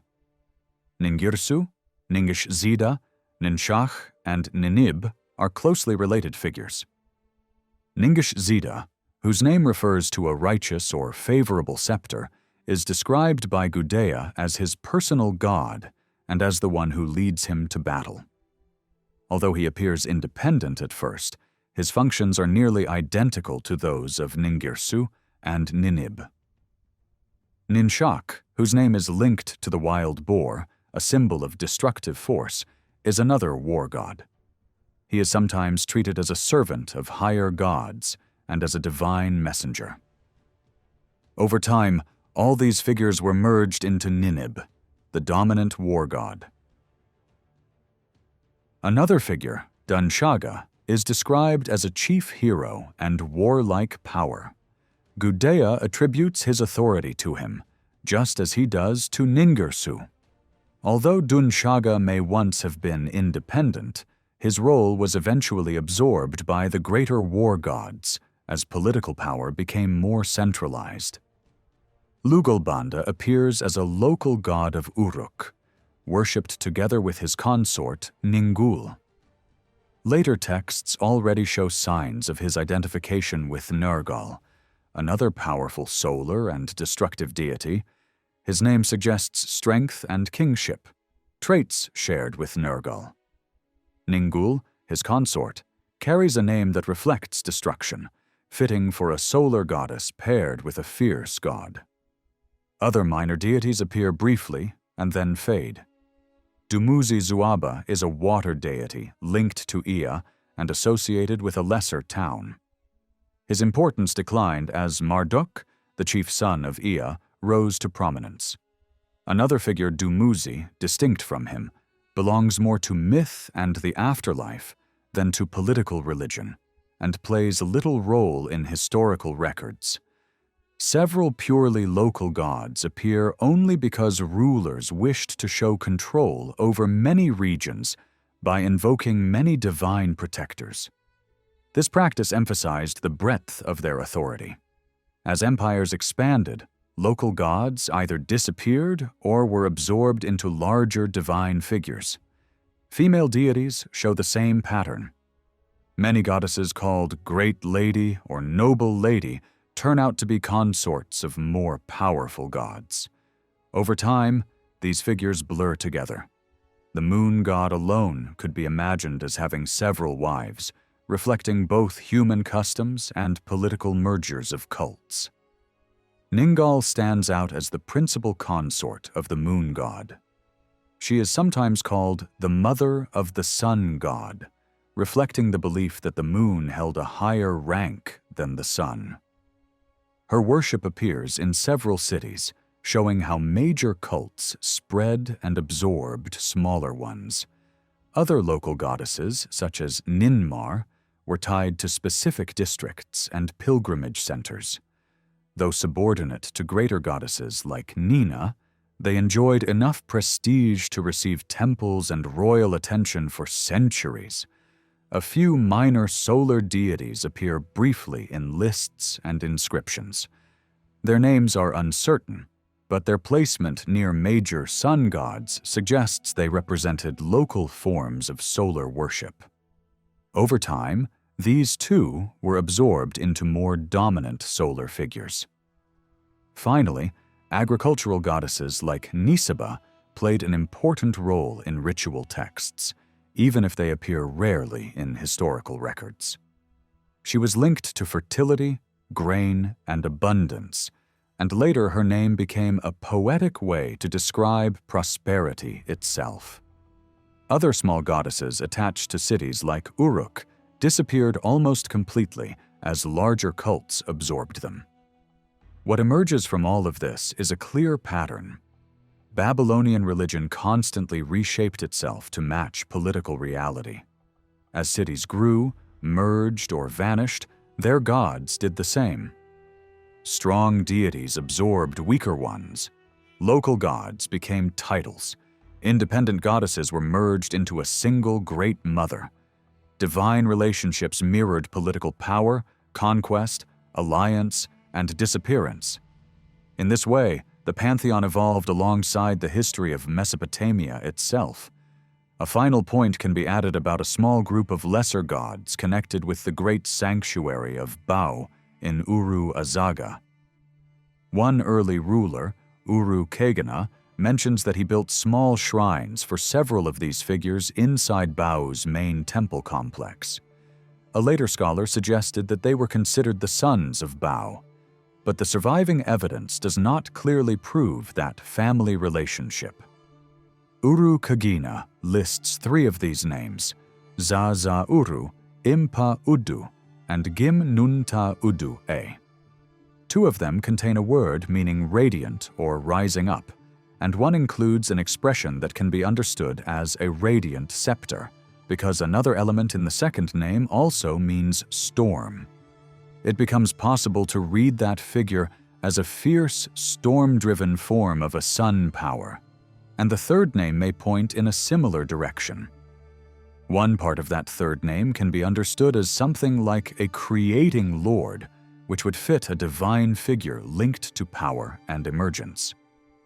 From other records, a few more names are sometimes added to this same cluster, such as Kigir Nuna, Kishaga, Gurmu, and Zarmu. Altogether, this creates a list of 7 minor deities that someone once grouped as Bau's sons. Still, the link remains uncertain, and it is just as possible that some of these names were simply alternative titles for gods already known under different names, rather than truly separate divine beings. At first glance, the early inscriptions of Babylonian history seem to mention only a small number of goddesses. This should not be taken to mean that female deities were actually rare. In reality, every god was believed to have a female counterpart, and in some cases more than one. The reason most of these goddesses remain unknown is not their absence, but their limited role. Many of them played only a minor part in religious life and left little trace in historical records. With only a few exceptions, Babylonian goddesses appear as faint reflections of male gods. Their importance depended almost entirely on their association with a stronger divine partner. They possessed little independent authority, and in some cases, none at all. As a result, moving from the earliest period into later stages of Babylonian history, a clear pattern emerges. Goddesses who once had distinct traits were gradually merged together. Over time, this process led to a situation in which there was effectively a single great goddess, appearing under many different names and forms. Female deities continued to hold some visibility in ritual texts and popular beliefs, even as their presence faded from official historical inscriptions. One example is Alat, who later became the dominant goddess of the realm of the dead. She was originally linked to the great god of Nippur, but as the god Nergal rose to prominence as ruler of the underworld, her earlier identity was almost completely erased. Another example is Gula, the consort of the war god Ninib. She appears only occasionally in later historical texts, but she remained highly important in healing rituals, where she was called upon as a divine physician who cured disease. The same pattern applies to several other goddesses. Their role survived most clearly in spells, prayers, and popular religious practices rather than in royal inscriptions. Taken together, these patterns show that Babylonian religion shared a key feature common to many Semitic belief systems. The forces that shaped human fate were imagined as containing both male and female elements. Even when one element dominated publicly, the other was always present in the background. The limited social and political power of women in everyday life likely contributed to the reduced visibility of goddesses, but it did not remove them from the religious imagination. No matter how small a god's domain or how few his worshippers, he was never imagined as standing alone. Each divine figure was accompanied by a female counterpart, following him as closely and inevitably as a shadow follows the body. Gudea shows a clear preference for presenting a very broad and inclusive divine world. In doing so, he follows earlier traditions and also sets a pattern that later rulers of Babylonia and Assyria would continue. For these kings, invoking a large number of gods was not only a religious act, but also a political statement. The more divine powers a ruler could claim as supporters, the greater his authority appeared in the eyes of his people. By bringing the gods of conquered or controlled regions into their official religious framework, rulers reinforced their claims to wide territorial power while also seeking the favor and protection of local cults. Royal inscriptions offered ideal moments for displaying this divine support. Kings regularly placed long lists of gods at the beginning or end of dedicatory texts, publicly aligning themselves with powerful supernatural forces. These lists are especially valuable today, since they provide clear snapshots of which gods were considered important at different moments in Babylonian history. In one inscription alone, Gudea names no fewer than 18 deities. The list includes the great cosmic gods, major regional patrons, and a number of lesser local divinities. Together, these names reflect the geographical reach of Gudea's authority. The gods are called upon to punish anyone who would alter his decrees or erase his accomplishments from memory. In another inscription, Gudea opens by addressing a smaller group of gods closely connected to his own city. He recounts his efforts to strengthen their cults and expresses confidence that they will reward his devotion with success. The order and selection of gods in these lists vary according to context. When an inscription focuses on a specific temple, the god of that sanctuary appears first. Even so, certain divine figures consistently stand above others. Highest of all is the group of three gods who represent the fundamental divisions of the universe: heaven, earth, and water. These deities outrank even the main patron gods of powerful cities. Their elevated position shows that religious thinking was already becoming organized and systematic at a very early stage. This system, however, was still evolving. The moon god already holds the position he would later maintain in fully developed theology, ranking above the sun god. Yet in these early lists, several warrior gods closely associated with Gudea territory appear before the sun deity. Powerful goddesses are introduced next, and only afterward does the sun god appear, accompanied by a lesser companion. The remaining gods clearly occupy a lower rank and seem to represent local or specialized cults. From this arrangement, four broad categories of gods can be identified. First are the supreme cosmic deities. Second come the great natural forces represented by celestial and atmospheric gods. Third are the main patron gods of major political centers. Finally, there are the minor local deities tied to smaller communities. The boundary between the last two groups is fluid. As cities rise or fall in political importance, their gods rise or fall with them. Religious hierarchy closely follows political reality. This constant interaction between power and belief is one of the defining features of Babylonian and Assyrian religion. Over time, as theology became more structured and centralized, political influence on religious ranking weakened but never disappeared entirely.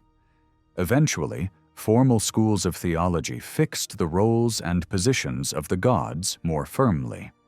Only rivalry between major empires occasionally caused shifts among the leading deities of different regions.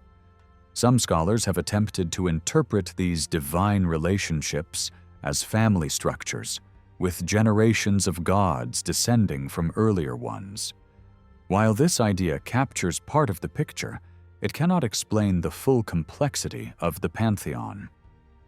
Many gods do not fit neatly into such a model, and later religious traditions show little interest in maintaining strict divine genealogies. A more convincing explanation lies in a combination of theological development and political history. Relationships between gods were expressed using familiar human terms, such as parent, child, or companion, not as literal family bonds, but as metaphors for power, dependence, and hierarchy. When territories were united under a single ruler, their gods were likewise united. Sometimes they were treated as equals, sometimes as superior and subordinate, depending on political realities. These symbolic relationships reflected real shifts in authority rather than biological descent. Any study of Gudea's divine lists must therefore account for local circumstances. Only by comparing them with other inscriptions can broader religious patterns be distinguished from regional traditions. Such a comparison is possible with the much earlier reign of Lugalzagesi of Uruk. His inscriptions list many of the same major gods, showing that certain deities had already become widely recognized beyond local boundaries. These gods belonged to sacred cities of great age and prestige, and their worship spread naturally as political networks expanded.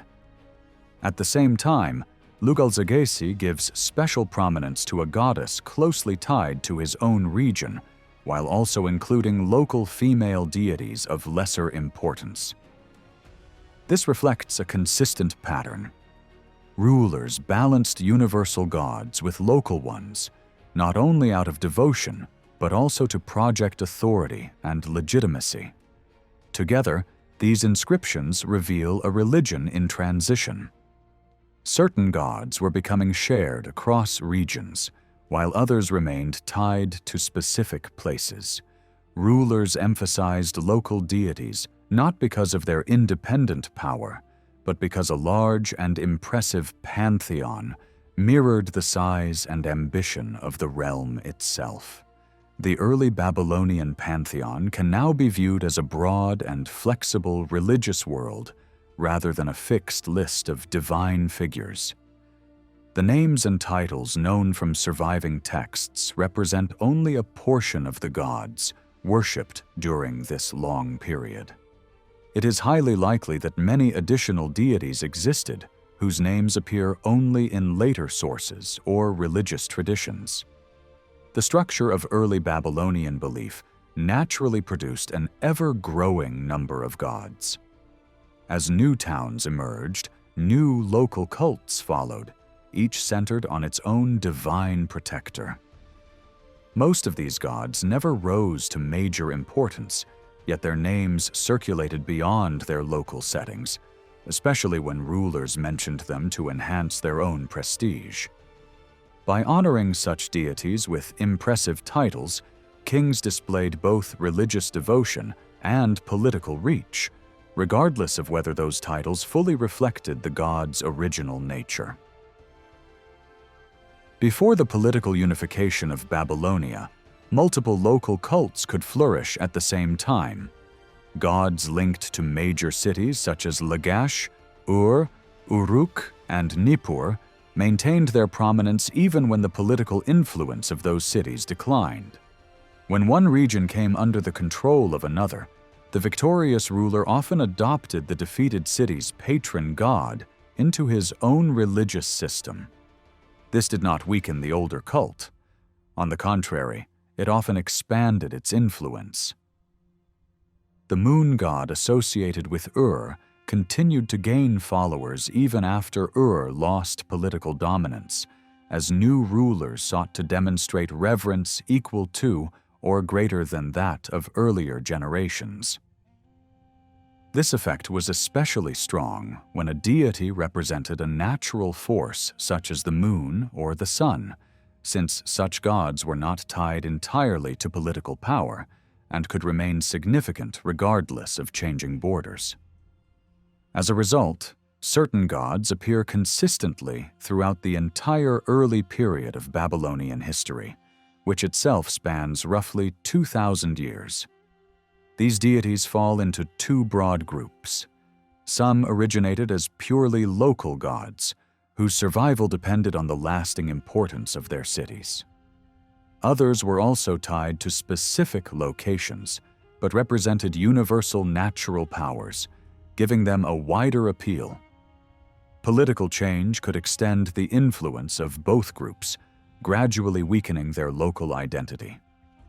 Whether a god would ultimately lose its local character depended on more than politics alone. True transformation required deeper intellectual work, guided by religious thinkers who reshaped inherited beliefs into broader theological concepts. At the same time, even before the age of Hammurabi, several forces were already reducing the number of gods acknowledged in royal inscriptions. Deities connected to small or declining towns were often absorbed into more powerful gods with similar traits. This was especially true of warrior gods. As dominant military deities gained fame through conquest, lesser warrior figures faded away. Their names and attributes were transferred to stronger gods, and eventually only traces of the older cults remained. A similar process occurred with solar and lunar worship. Early distinctions between different aspects of the sun or moon gradually disappeared as worship concentrated around major centers. Formerly distinct names became interchangeable titles rather than separate divine beings. By the end of this early period, all the essential foundations of Babylonian religion were already in place. Later ages introduced new gods, but they did not fundamentally alter how worship functioned or how the divine world was understood. What changed instead was organization. The relationships between gods became clearer, their roles more sharply defined, and religious duties more carefully regulated. Ritual practices expanded, theological ideas took firmer shape, and traditional stories were reworked to reflect new ways of thinking. Myth and legend were refined, combined, and given deeper meaning, creating a religious system suited to a more complex society. This theological flowering is closely tied to the political unification achieved under Hammurabi. When the states of the Euphrates Valley were brought under a single authority, the city of Babylon rose above all others, and with it rose its patron god, Marduk. Babylon had not been an ancient center like Ur or Nippur, and its god had played no visible role in earlier inscriptions. Marduk first appears clearly in the records of Hammurabi, already identified as the god of Babylon. Hammurabi credited his victories and prosperity to Marduk alone, calling himself the god's favored servant. Even when honoring other gods at their traditional sanctuaries, the king consistently linked them with Marduk. Unlike earlier rulers, Hammurabi no longer felt the need to invoke a long list of gods when addressing his city's patron. Marduk alone was sufficient. This did not mean that other gods ceased to be worshipped. Hammurabi continued to honor older religious centers and restored temples outside Babylon, following established tradition. Yet Babylon remained the heart of his devotion, and Marduk its supreme protector. The king's language suggests that Marduk overshadowed all other divine figures in importance. Over time, Marduk assumed the role once held by the ancient god of Nippur, becoming the leading figure of the entire pantheon. Titles once reserved for older gods were transferred to him, symbolizing a shift in religious authority. Eventually, earlier supreme gods faded into the background, surviving mainly as traditional names within formal groupings. Nabu was also praised as a god who makes fields flourish. He is credited with helping grain sprout and with opening underground waters so farmland can be irrigated. He fills storehouses with harvest, and when his favor is lost, hunger and hardship follow. Some have tried to explain these traits by calling him a sun god, but the same features can just as easily come from a water-based identity, since water and fertility were inseparable in the farming life of the region. In any case, there is no strong reason to think Nabu is the result of two separate gods being fused together. A later theoretical linking of Nabu with another god belongs to a different discussion. One striking detail is that Hammurabi and his earliest successors do not mention Nabu, even though enough inscriptions survive that this silence seems intentional. Their main goal was to secure Marduk's supremacy. Other gods could exist beside him as long as they posed no threat. But Borsippa was very close to Babylon, and its god could have become a rival. That made Nabu politically sensitive.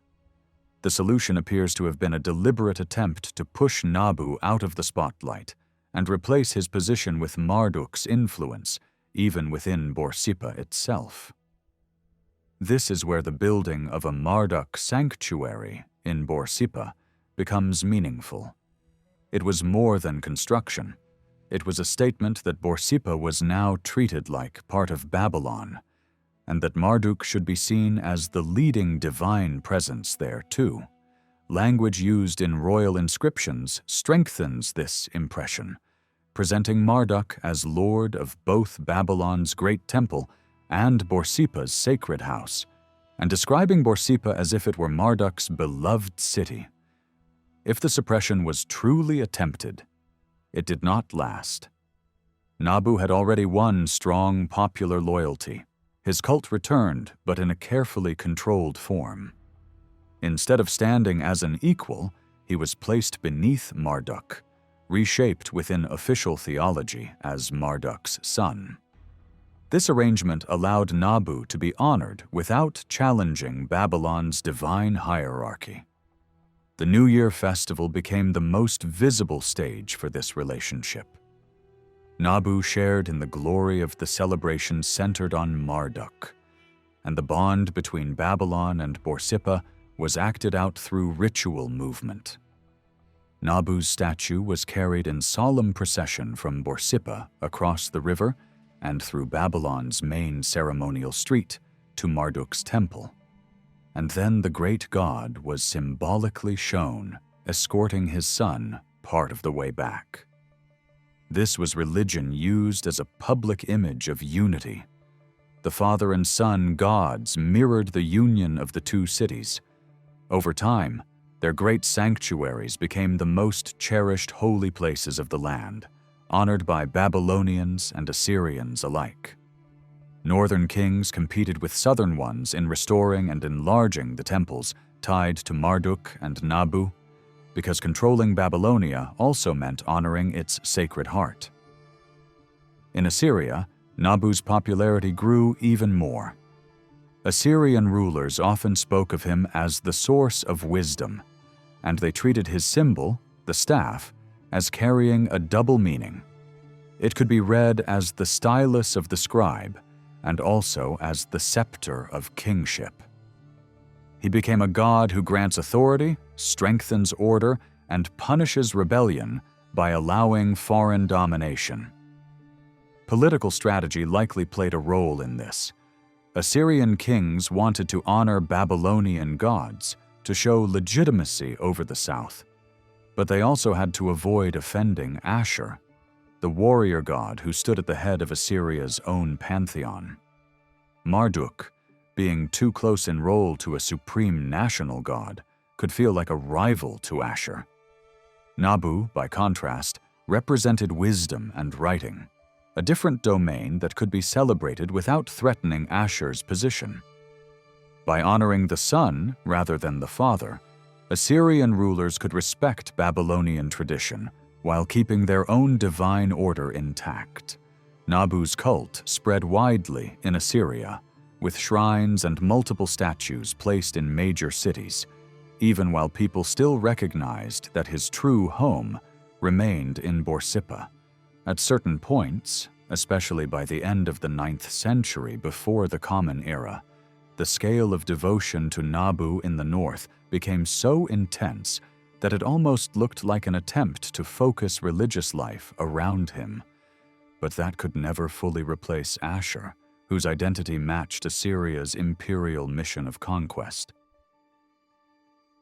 Nabu's prestige continued into later centuries and gained fresh power in the age of Ashurbanipal, famous for collecting texts and supporting scholarship. In that world, Nabu was praised as the one who opens ears to understanding, the divine patron behind learning and libraries. This northern enthusiasm later influenced Babylonia as well. In the renewed Babylonian kingdom, it is no coincidence that several kings carried Nabu's name as part of their own. Even while giving top devotion to Marduk, these rulers clearly held Nabu in high regard. From the 8th century onward, Nabu is sometimes even mentioned before Marduk in royal formulas, official letters, and scholarly reports. This ordering likely reflects Nabu's role as the god of writing and knowledge. In later Babylonian royal praise, however, emphasis often shifted toward his power as a giver of sovereignty, the one who hands the scepter to kings, supports the world, and oversees rule. His name means something like herald or proclaimer, but what exactly he proclaims is left uncertain. Sometimes he appears as the messenger of the gods, carrying announcements from higher powers. That messenger identity could be ancient, and it fits the way his cult blended wisdom, writing, and authority. There is also a hint that his worship reached far beyond Mesopotamia. suggested by the survival of his name in Western Semitic lands, where it appears attached to a famous mountain tradition. Like other major gods, Nabu was given a consort, and her name was Tashmitum.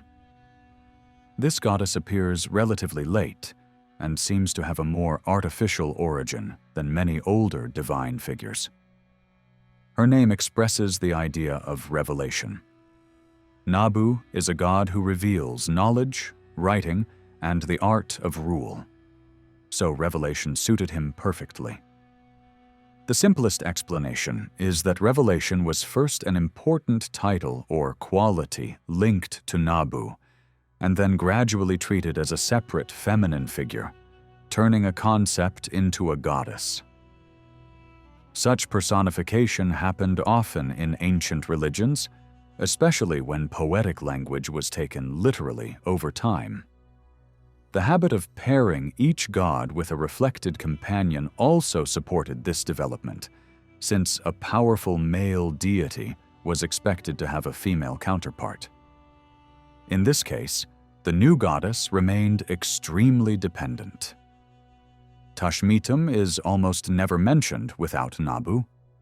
Unlike other consorts who sometimes appear with their own shrines or independent references, her identity stays tightly bound to his, and she has no clear story or distinct powers apart from what belongs to Nabu himself. That shadow-like character is underlined by the fact that later, Babylonian rulers sometimes used other generic titles for Nabu's companion rather than Tashmitum, showing that the name never fully rooted itself in popular tradition. Ea's place in Babylonian religion grew dramatically as theology became more organized. Even in early times, there were already signs of thinkers trying to bring order to the crowded divine world, and a society with writing, architecture, and long-distance trade naturally produced deeper reflection about divine roles. Priests were also scribes, and scribes did more than copy texts, they shaped them. Once stories and traditions were written down, they invited interpretation. Each generation reread old words through the lens of new realities, and religious writing slowly transformed as new political and cultural conditions demanded new meaning. This long process cannot be traced perfectly with surviving material, but its results can be seen clearly. The Age of Hammurabi marked a turning point because political unity changed everything. Babylon became the supreme city, and Marduk became the supreme god. That shift forced a massive reworking of older traditions. The relationships between gods had to be reorganized. Older stories had to be retold in a way that fit the new order, and worship had to highlight Babylon's divine supremacy. This was not only a political change, it was an intellectual one, carried out by scholars and priests who reshaped inherited religion into a structured system. In that restructuring, Ea rose to a new level.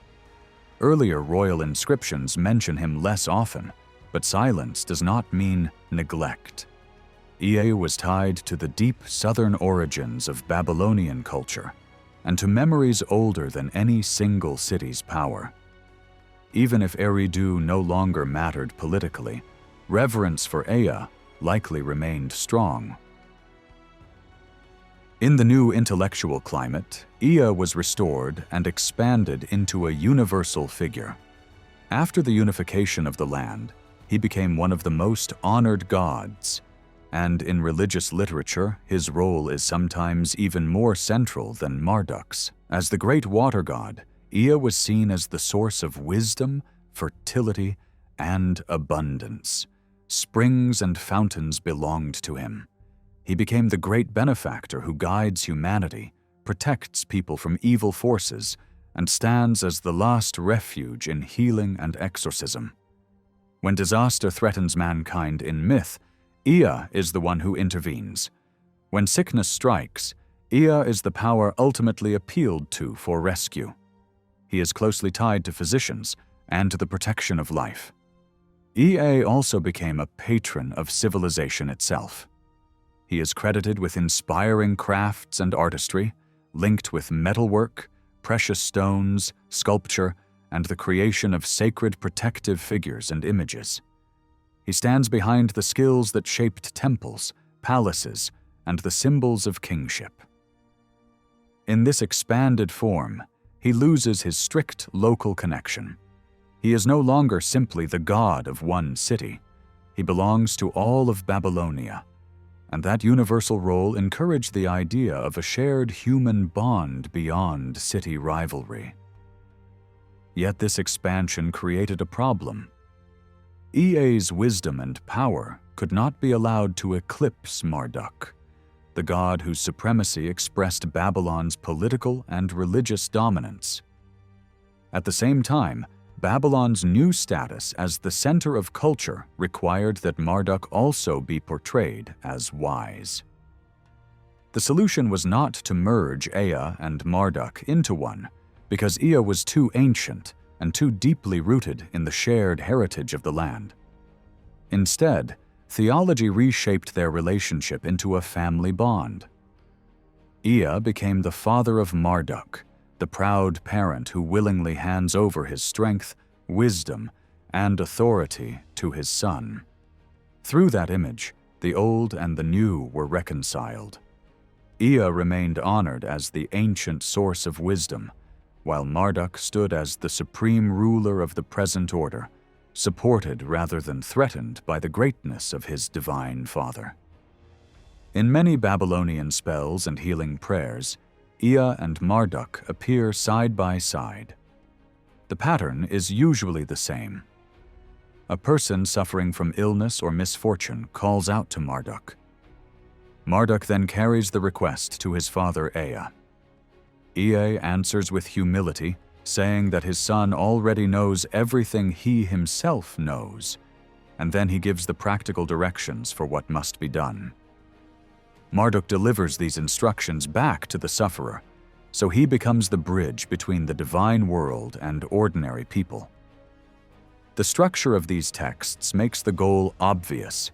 They were shaped to magnify Marduk's importance.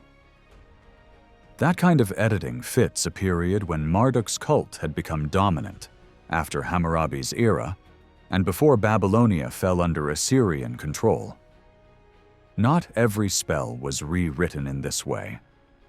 Some still address Ea directly, without mentioning Marduk at all, which supports the idea that the paired versions were adjusted later to match Marduk's elevated place. There are also spells where only Marduk is named. Those are either later compositions from a time when Marduk's supremacy was already firmly established, or older texts where Ea's name was simply swapped out for Marduk's.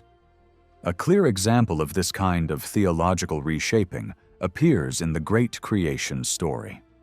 Before human beings can be made, a terrifying chaos monster named Tiamat must be defeated. The gods are frightened and hesitate, and only one champion overcomes her. In the version that became standard, Marduk is the hero. Yet the story strongly suggests that this victory originally belonged to a different and older god, the great Bel of Nippur, who was treated as the ruling power of the earth. In that older logic, defeating chaos and preparing the world for humanity suited Bel perfectly. Later theologians, working in a political world where Babylon was supreme, needed a way to keep the ancient prestige of Bel while still giving the decisive glory to Marduk. Their solution is dramatic. The divine assembly celebrates Marduk, arms him, blesses him, and proclaims him king. After his victory, the gods compete in praising him, pouring titles on him as if building a new throne with words. Then Bel himself steps forward like an elder yielding the crown, and gives Marduk a title that means Lord of all lands. In Babylonian thinking, handing over a name is not a polite compliment. It is the transfer of authority. That is how Marduk becomes known as Bel, in the sense of supreme lord, while the older Bel slowly fades into the background. Ea is also brought into this scene on purpose. It is not enough that Bel honors Marduk. Ea too greets his son and gives him his own name, which again means passing on power. There is a deeper reason behind this. After the monster is defeated, the next step is the creation of humanity. In older tradition, the maker of humanity was associated with Bel, and some very ancient accounts explicitly say Bel created humankind. Once the story placed Marduk in Bel's place as champion, it also pushed Marduk towards the role of creator. But that move could not be made cleanly unless Ea agreed, because Ea had come to be seen as the protector of humanity above all other gods. Ea could accept Bel being replaced in battle, but the creation of humanity touched his own domain. So the narrative insists that Marduk receives Ea's authority as well, making it legitimate for him to take on creative power. This also hints that there must have been another tradition in circulation in which Ea, not Bel, was the creator of humanity. That idea fits other pieces of evidence. Ea is sometimes described with titles that match a maker shaping living beings from clay, and certain names built around Ea preserve the sense that he creates. Not every major story was revised to spotlight Marduk.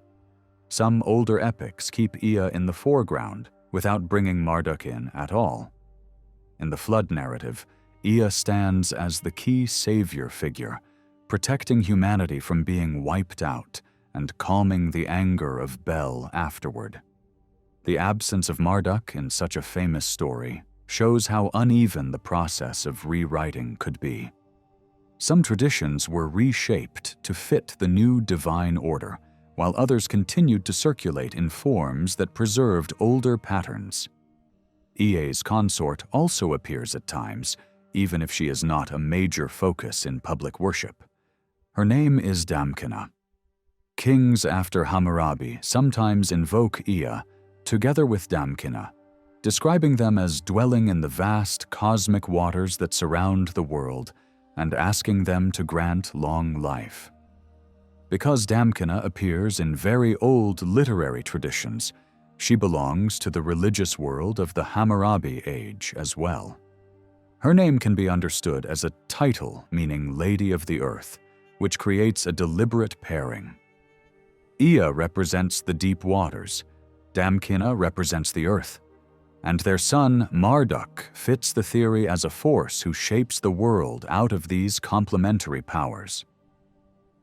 This kind of symbolic natural philosophy lasted for a long time. Even writers outside Mesopotamia preserved the idea that Ea and Damkina had a son who is identified with Marduk under the name Bel.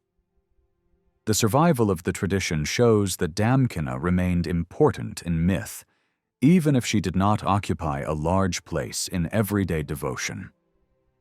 In magical texts, she often stands beside Ea, and some hymns even imagine Ea, Damkina, and Marduk traveling together across the cosmic waters in a sacred boat, a scene that shows how older myths were gradually turned into symbols. Hammurabi also maintained strong loyalty to the ancient sun god Shamash. He invested energy in improving Sippar, a city sacred to Shamash, and he enlarged the sun god's great temple at Larsa as well. Later rulers continued this pattern. Some invoked Shamash with powerful martial titles, and foreign dynasties restored Shamash's sanctuaries, which helped keep sun worship strong across Babylonia and Assyria. In Assyria, Shamash rose very high in the divine hierarchy, coming right after the two chief Assyrian gods. Northern kings built temples for him, and later Babylonian rulers kept competing in honoring the two oldest sun sanctuaries at Sippar and Larsa. There may have been another reason why Shamash stayed so prominent. Marduk himself carried an older solar background, so honoring Shamash could also feel like honoring a god with close affinity to Babylon's patron. A goddess called Inanna also appears in Hammurabi's records.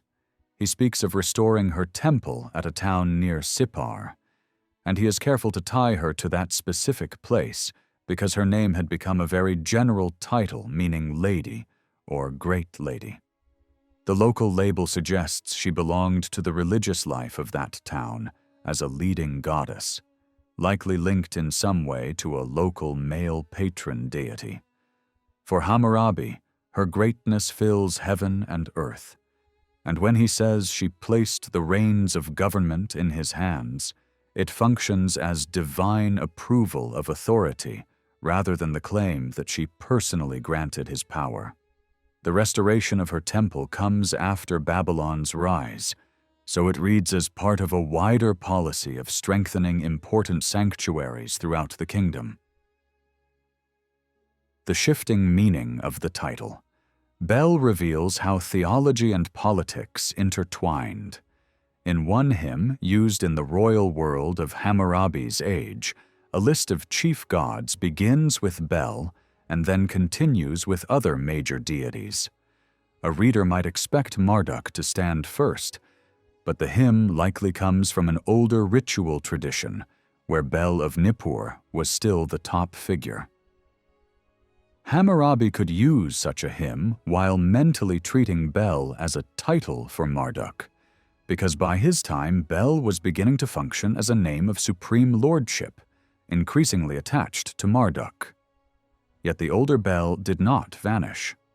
In some contexts, especially when Bel is placed beside Anu, it clearly means the ancient Bel of Nippur. Foreign dynasties, less emotionally tied to Marduk, often favored the old Bel and worked to restore Nippur's importance. As a result, the same word could point to two realities. Sometimes it meant the ancient earth god, and sometimes it meant Marduk carrying Bel's lordly title. Even under Assyrian rule, this double usage continued. In the Neo-Babylonian age, the title tends to settle more firmly on Marduk alone. One major reason the older Bel survived is the theological doctrine of the triad. Anu represents the heavens, Bel represents the earth, and Ea represents the deep waters. Together they cover the whole cosmos. Invoking them became a formal way of naming the total divine realm. This doctrine reflects scholarly system building rather than popular instinct, because it requires a structured view of nature and divine domains. It seems to have existed very early, but it did not always function as a daily living focus of devotion. Some royal formulas speak more about Anu and Bel as a basic pair that covers everything above and below, and only later do texts consistently present the full triad as a fixed formula. Over time, rulers in Babylonia and Assyria used the triad in official curses and ceremonial phrases, almost like an inherited constitutional language of religion. The triad is treated with respect, but the tone often feels more traditional and formal than personal. People and kings felt closer to gods like Marduk, Ashur, Sin, or Shamash, who were tied directly to state life, war, justice, and daily cult. The triad stands slightly apart, like a theological frame around the rest. The same kind of drift from specific to general can be seen with the name Belit, meaning lady. One might expect that when Bel's title moved to Marduk, Belit would automatically become Marduk's consort. But in the Hammurabi age, Belit is still the wife of the old Bel of Nippur. Later, especially in Assyria, the term begins to widen. It can be used as a respectful title for the consort of the chief god of a pantheon. And because Ashur was supreme in Assyria, The Assyrian royal language sometimes calls the partner of Ashur by the title Belit. At the same time, other texts still use Belit in its older and more specific sense for the ancient southern goddess tied to Bel of Nippur. The result is that two uses of the word can exist side by side, one pointing to the traditional Belit of Babylonia, and another functioning as an elevated title meaning lady for the leading divine partner in Assyria. To avoid confusion, later texts sometimes add geographical labels when needed.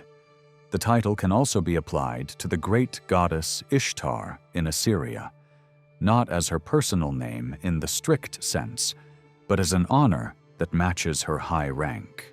In royal inscriptions, Ishtar can be addressed directly with Belit-style titles that present her as the Lady of Lands, fitting her power and prestige in the Assyrian religious world. In the later age of Babylonian history, devotion to the highest sky god becomes tied more tightly than ever to Anu's role as the first figure in the great threefold order of the universe. In Hammurabi's time, Anu feels distant and almost abstract. He appears mainly as a heavenly authority who, together with Bel, gives formal approval to the king's right to rule. The same atmosphere continues in the generations that follow. A good example comes from Agum-Kakrimi, a Kassite ruler, who begins a long royal record by listing the gods whose protection he claims. He places first his own people's war god, Shukamuna, later treated by Babylonian scholars as similar to Nergal. After that, he names Anu, Bel, and Ea as a single unit, then brings in Marduk, and then names another group of major gods such as Sin, Shamash, and Ishtar.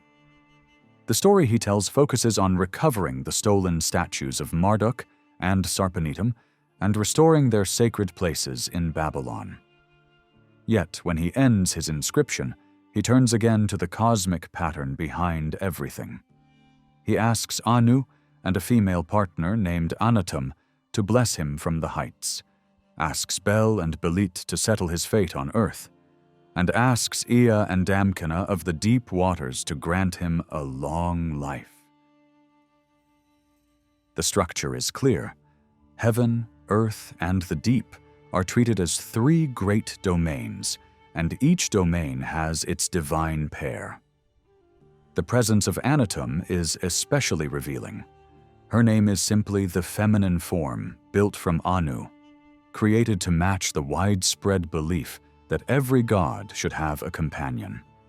This gives Anu a more familiar, almost human outline, as though he too must have a household like other gods.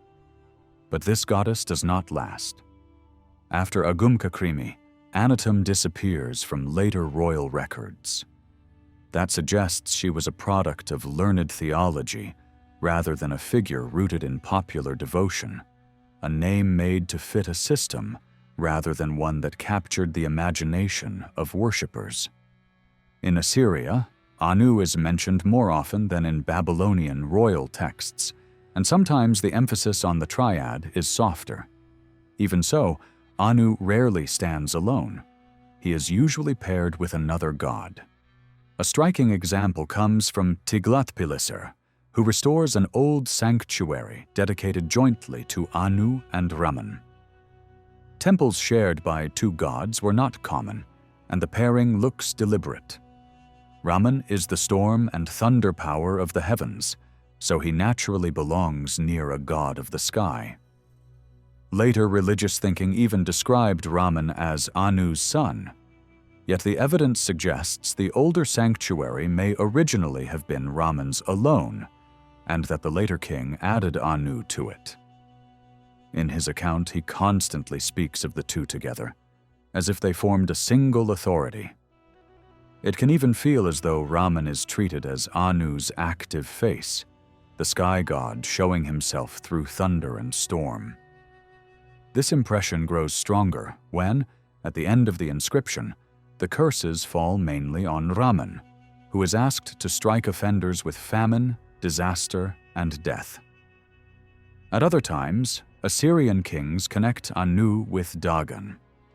In that setting, Dagon functions much like Bel, so speaking of Anu and Dagon is essentially the same as speaking of Anu and Bel.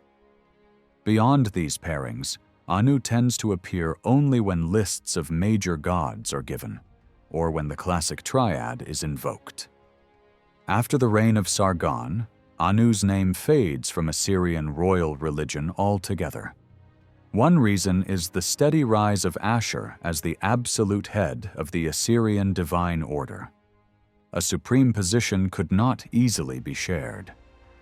Once Ashur claimed it fully, there was no place left that matched Anu's status as an independent ruler of the heavens.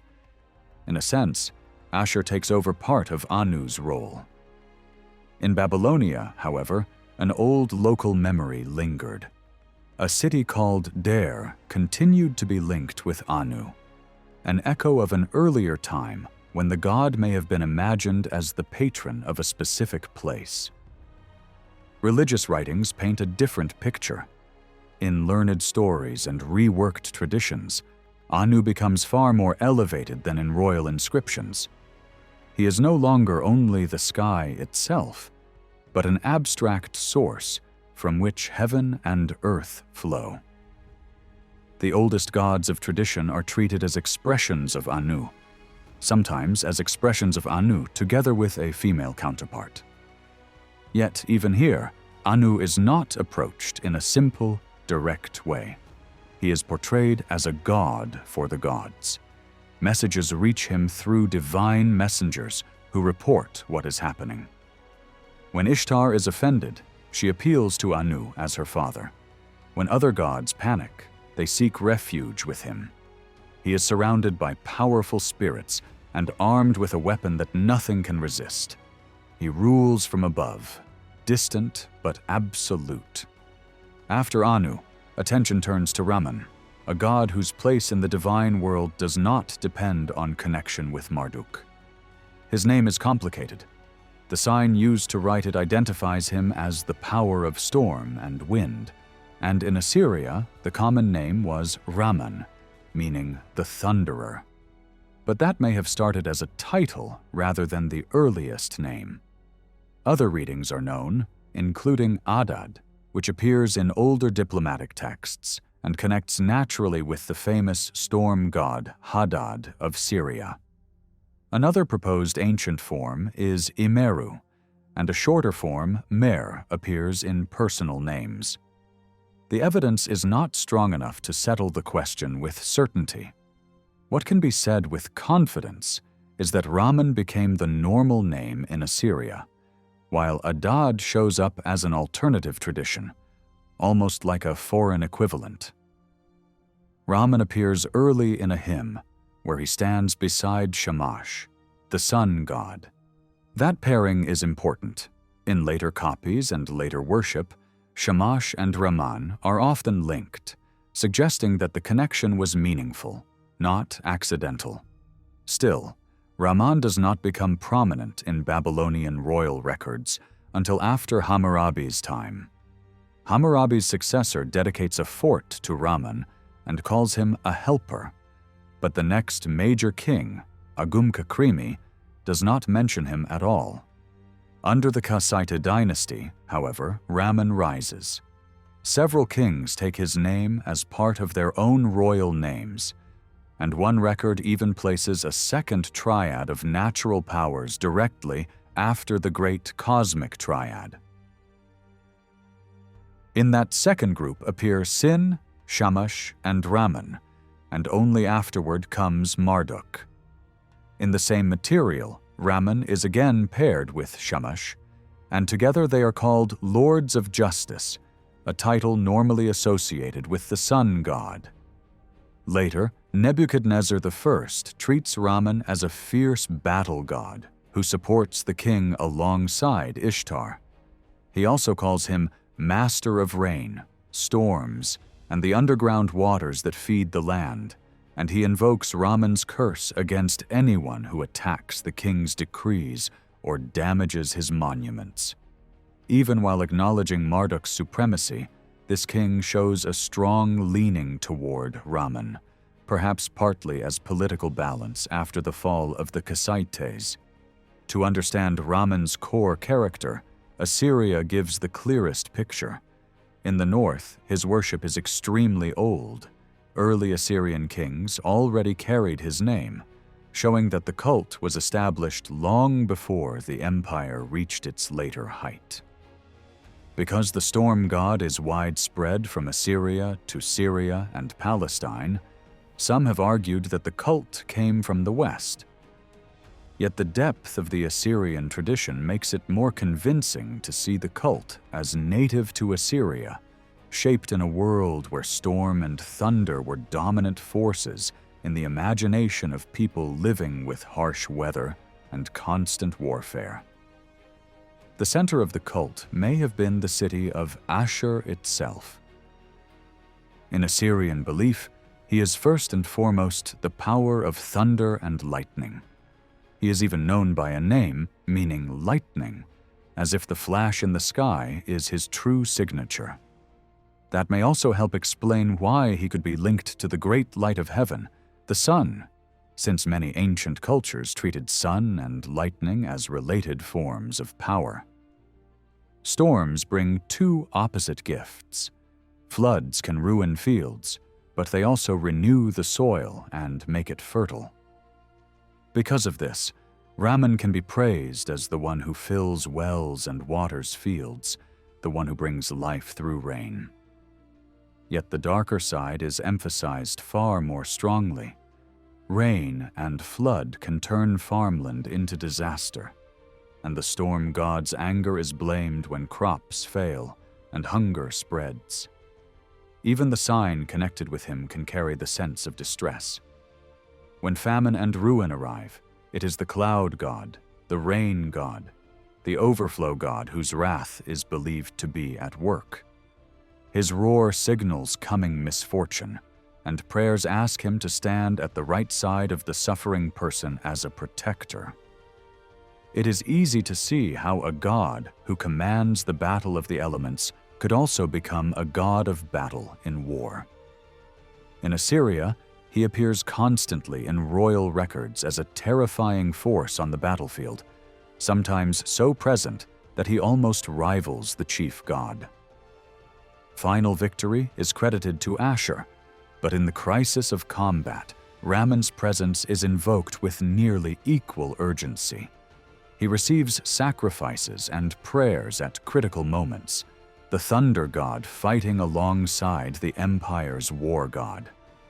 Because this storm cult is so strongly shaped by Assyrian history and warfare, Raman's story naturally belongs to the specifically Assyrian religious world as much as to the broader Babylonian one.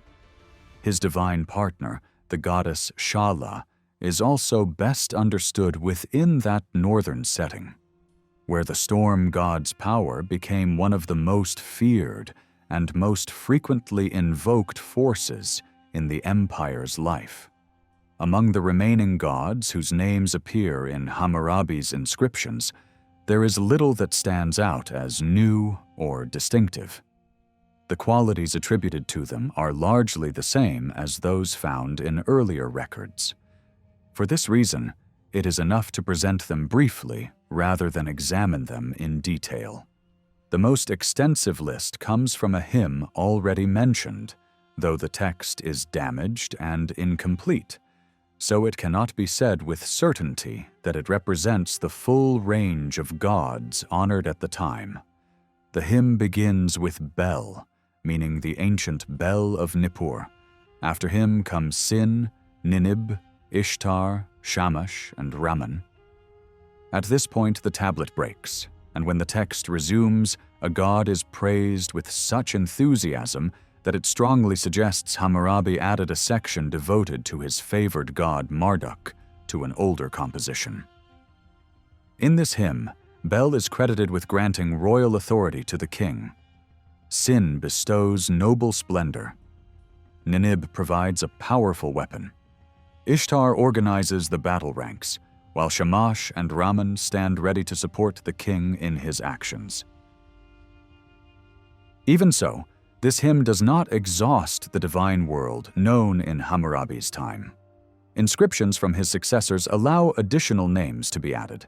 From the reign of Samsu-Iluna come Nin-Kar-Sag, Nergal, and Lugal-Mit-Tu. Agum-Kakrimi adds Shukamuna. During the Kassite period, further names appear, including Nindim-Su, Bakad, Pap-Yu, Belit-Ekali, and Shumalia. Under Kassite rule, Marduk temporarily loses the central position he had held under native Babylonian kings. That position is restored by Nebuchadnezzar I, who successfully removes the Kassites from power. Yet even he invokes many gods besides Marduk. In his only surviving inscription, he lists them in the following order: Ninib, Gula, Raman, Shumalia, Nergal, Shir, Shubu, Sin, and Belit of Akkad. He also refers to Anu as the special god of the city of Der, and mentions a goddess named Aria, worshipped in Elam. Later still, additional divine names such as Malik and Bunene appear in the records of Nabu-Balidin. From Hammurabi down to the time when Babylonian governors became dependent on Assyrian rulers, this long span can be divided into 3 phases. The age of Hammurabi and his immediate successors, the Kassite dynasty, and the restoration of native Babylonian kings. When the divine names from these 3 phases are compared, several gods appear consistently throughout. These include Marduk, Bel, Shamash, and Raman. In addition, the evidence supports including the following figures as part of the Babylonian religious world during the entire period: Sarpanitum, Belit, Tashmitum, Sin, Ninib, Ishtar, Nergal, Nin-Kar-Sag, and the other members of the cosmic triad, Anu and Ea, together with their female counterparts, Anatum and Damkina. All of these gods and goddesses appear in texts from both the early and later phases of the period. Their occasional absence from Kassite inscriptions is best explained by the limited number of surviving records from that dynasty, rather than by a real change in belief. Some of the gods mentioned are clearly foreign, such as Shukamuna and Shumalia, who belong to the Kassite tradition. Others have only local importance, such as Shir and Shubu. As for Sin, Ninib, and Ishtar, none of these gods rises to overwhelming prominence during this era.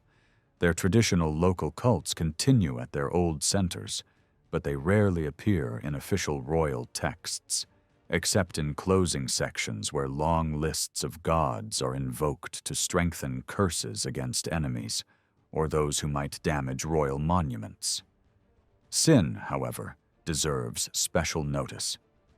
During the Kassite period, he already stands at the head of a secondary group of major gods that includes Sin, Shamash, and Raman, or sometimes Ishtar. An inscription of Nebuchadnezzar I also reveals a district called Bit Kaban, where Sin was worshipped together with Belit of Akkad as a patron deity. Despite this, Nebuchadnezzar does not place Sin among the highest gods in his lists. Ninib continues to appear mainly as a god of war. After Hammurabi, he is mentioned only once during the Kassite period, but he regains importance under Nebuchadnezzar I. In that king's inscriptions, Ninib leads the list of gods whose curses are called down upon royal enemies and is honored with the title King of Heaven and Earth. Ishtar during this period is also emphasized almost entirely for her warlike nature. While Agum-Kakrimi assigns her a relatively modest place, Nebuchadnezzar elevates her position, placing her immediately after Anu and before Raman and Marduk.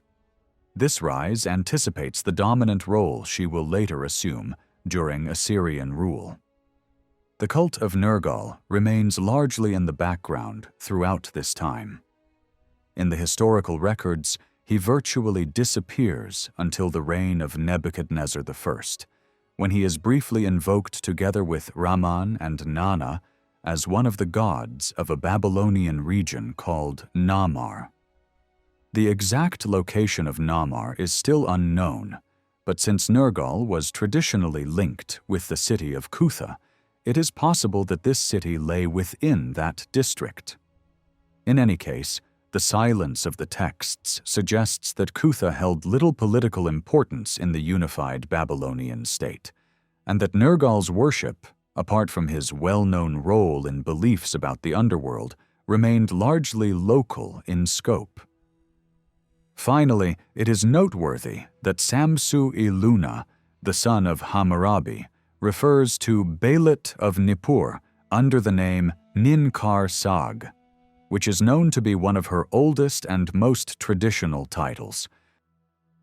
Alongside formal historical inscriptions, another rich source exists for understanding the Babylonian pantheon. This comes from vast collections of temple records and legal documents that survive from both the early and later periods of Babylonian history. Excavations at sites such as Tello, Tel Sefer, and Abu Haba have yielded tens of thousands of tablets, many of them belonging to temple archives.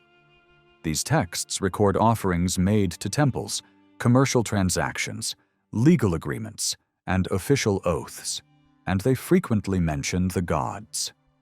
In these documents, divine names appear in several important ways. Gods are invoked in oaths to guarantee honesty, called upon as witnesses to legal acts, or named to prevent disputes from being reopened. Lists of temple offerings constantly include divine recipients, and since many economic activities were closely tied to temples, the gods naturally appear throughout the records. Personal names also provide valuable evidence, since most names were formed by combining a human element with the name or title of a deity. Together, these sources add depth to our understanding of the Babylonian religious world. A clear distinction must be made between gods who actively appear in temple lists and legal formulas, and those who are known only through personal names. Deities who are directly invoked in rituals, oaths, or offerings belonged to the living and active pantheon of their time. If such gods are absent from royal inscriptions or historical narratives, this is best explained by gaps in surviving material rather than by their insignificance. Legal documents, in this respect, are just as reliable as formal historical texts. The situation is different when gods appear only as elements within names. Naming traditions were often conservative, and a deity might continue to appear in names long after their worship had declined or disappeared. Some names preserve the memory of local gods whose influence never extended beyond a single city or region. Others include beings that occupied a low rank in the religious hierarchy, closer to spirits or demons than to major gods. In addition, many gods were known by descriptive titles as well as by their proper names, and these titles sometimes replaced the original name in personal names. As a result, a deity might appear under an attribute rather than a familiar divine name. Examples from later legal documents show how well-known gods could appear under alternate designations connected to healing, the sun, or the West. When the tablets from the earliest period are examined, the same major gods found in historical inscriptions appear again. These include Enlil, Bau, Sin, Ningirsu, Ningishzida, Ninmar, Nana, Nina, and others. It is likely that further publication of early temple archives will reveal a few additional minor deities, though probably not many. One striking feature of these early records is the divine honor given to certain former rulers toward the end of the first period. Kings such as Gudea and Dungi received offerings alongside the gods, had sanctuaries dedicated to them, and were treated with a level of reverence usually reserved for divine beings. This shows that the boundary between kingship and divinity could become blurred in Babylonian religious practice. In the documents from the second period, oaths are most often sworn in the names of Marduk, Shamash, Ea, Raman, and Sin. Usually 2 or 3 gods are named together, and the reigning king is often added to increase the solemnity of the oath. Other deities appear in dating formulas, where years are named after particular gods, likely reflecting special honors given to them at the time. Ninmar appears during the reign of Hammurabi as the daughter of Marduk, showing how divine family relationships continued to develop. Several gods appear for the first time in this period. One of them, Kusha, is mentioned alongside major gods in connection with temple gates, where judges held court, suggesting a position of real importance, even though nothing certain is known about this deity's origin or character. Another, Nungal, whose name means great chief, had a temple in Sippar. His identity seems to have been overshadowed by the dominant sun god of that city, and descriptions portray him as a fierce or raging deity, hinting at solar qualities. Over time, gods like this lost their independent status as stronger deities absorbed their functions. Yet their names did not disappear completely. Nungal eventually became the name of a group of powerful demons, showing how former gods could descend into the realm of spirits while retaining a measure of authority. Zamama is another deity who emerges in legal documents from the time of Hammurabi. The construction of a sanctuary for him and his consort was significant enough to give its name to a year. Hymns describe him as part of the divine circle surrounding Marduk, and scholarly texts identify him as a solar deity worshipped in the city of Kish. At times, he was even equated with Ninib. His temple in Kish bore a name that emphasized martial glory, making it clear that Zamama was understood as a god of war. His consort is simply referred to as the Lady, a common and general title. In cases like this, the absence of such gods from historical narratives seems accidental rather than meaningful, and further discoveries would naturally bring them into clearer view. Personal names preserve an even broader range of divine figures. Most major gods appear frequently, though some, like Anu, are notably rare or absent in names. Alongside the well-known gods, a number of lesser or purely local deities appear only in naming traditions. These include goddesses tied to specific cities, alternative forms of healing deities, fire-related figures, and even a serpent god. Almost all of these can be understood as local manifestations of ideas already represented by better-known gods. Lists compiled by Babylonian scholars show that the number of named deities was enormous, reaching into the thousands. These lists were likely based on temple inventories and legal documents, which explains why so many divine names survived even when their cults had little real importance. Most of these deities lived on mainly through their presence in personal names, serving as echoes of local traditions and forgotten beliefs, rather than as central figures in Babylonian religion. Returning to the historical records and gathering together the lesser deities mentioned in the inscriptions of Hammurabi and the rulers who followed him up to the restoration of native Babylonian kings, a group of minor gods can be identified. These figures appear alongside the great gods, but never reach the same level of authority or influence. The surviving material from this period is limited, so the list cannot represent the full range of lesser divine beings still known at the time. Even so, when compared with the earlier period, a clear pattern emerges. During the age shaped by Hammurabi's reforms, Babylonian religion shows a strong movement toward simplification. Many local cults were absorbed into larger ones, and numerous minor gods lost their independence and were pushed to the margins of religious life, often slipping into the category of spirits or demons rather than remaining full deities. Most of these minor gods are known only by name, with little information about their character or function. Some reappear in later Assyrian or Neo-Babylonian texts. Others surface in hymns or incantations, while a few are found only in this specific historical phase. Since new material continues to appear, it is unsafe to judge a god's importance solely by how often a name occurs. One such deity is Zakar, whose name likely carried the sense of heroic strength.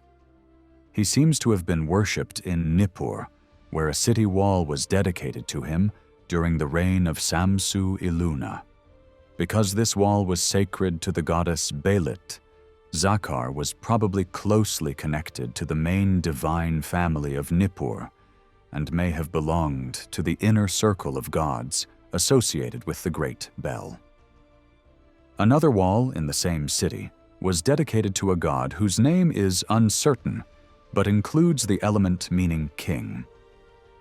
This element appears in several divine names and titles, often associated with Nergal, the god of war and destruction.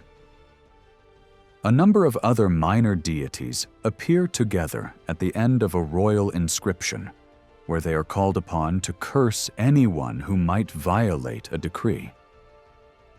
Some of these gods were likely imported from the Kassite tradition and held only temporary importance in Babylonia. This is especially clear in the case of Shukamuna, who is described as the divine ancestor of a Kassite king. Babylonian scholars later equated him with Nergal, seeing him as a god of war who embodied the fierce and destructive power of the midday sun. His consort Shumalia was honored as the Lady of the Shining Mountains, reinforcing their foreign and mountainous origin. Other figures in this group can be understood as titles or special forms of well-known gods. Nindimsu appears as a title of Ea in his role as patron of crafts and skills. Belit Ekali, meaning the Lady of the Palace, is associated with Ninib and seems to represent Gula under a particular title. This reflects the ancient habit of playing with divine names and titles, since names were believed to carry deep meaning and power. Such wordplay was common and reflects a world-view in which names were closely tied to destiny and essence. It is also possible that the term palace referred symbolically to the underworld, which would suit Gula's role as a goddess who restores life and mediates between death and renewal. Pap Yu stands out as a particularly interesting figure. He is described as the offspring of the earth and as the lord of boundaries. This suggests that he was a protective boundary god, guarding land and property. While many cultures preserved powerful boundary gods, Babylonian religion increasingly assigned these functions to spirits and demons rather than full gods. These beings were symbolized on boundary stones with images such as serpents and scorpions, marking land ownership and warning against violations. Pap Yu appears in such a context, invoked alongside many major gods, and likely represents a survival from an older stage of belief when boundaries were protected by specialized deities. Among all the minor gods of this period, Gula is the most significant and best defined. She is the consort of Ninib and appears clearly in inscriptions from the time of Nebuchadnezzar I. Her name also appears frequently in personal names, showing that her worship was firmly established at an early date. Gula's role is that of a life giver in the broadest sense. She is a divine healer who preserves health, removes disease, and restores life. She has power over both healing and harm, able to cure sickness or inflict it. Because of this dual power, she is even addressed as a creator of humanity. Yet her role is unique. She does not fully belong to the gods of the underworld, nor solely to the gods of the living. Instead, she stands between these realms, linking death and renewal. Other deities mentioned in the same royal inscriptions were local gods tied to small towns that never gained lasting importance. Some names simply reflect alternative titles for major goddesses, used to distinguish them from others with similar roles. As the narrative reaches the time of Nabu-Balidin, the question arises whether certain gods should still be considered part of the earlier Babylonian pantheon.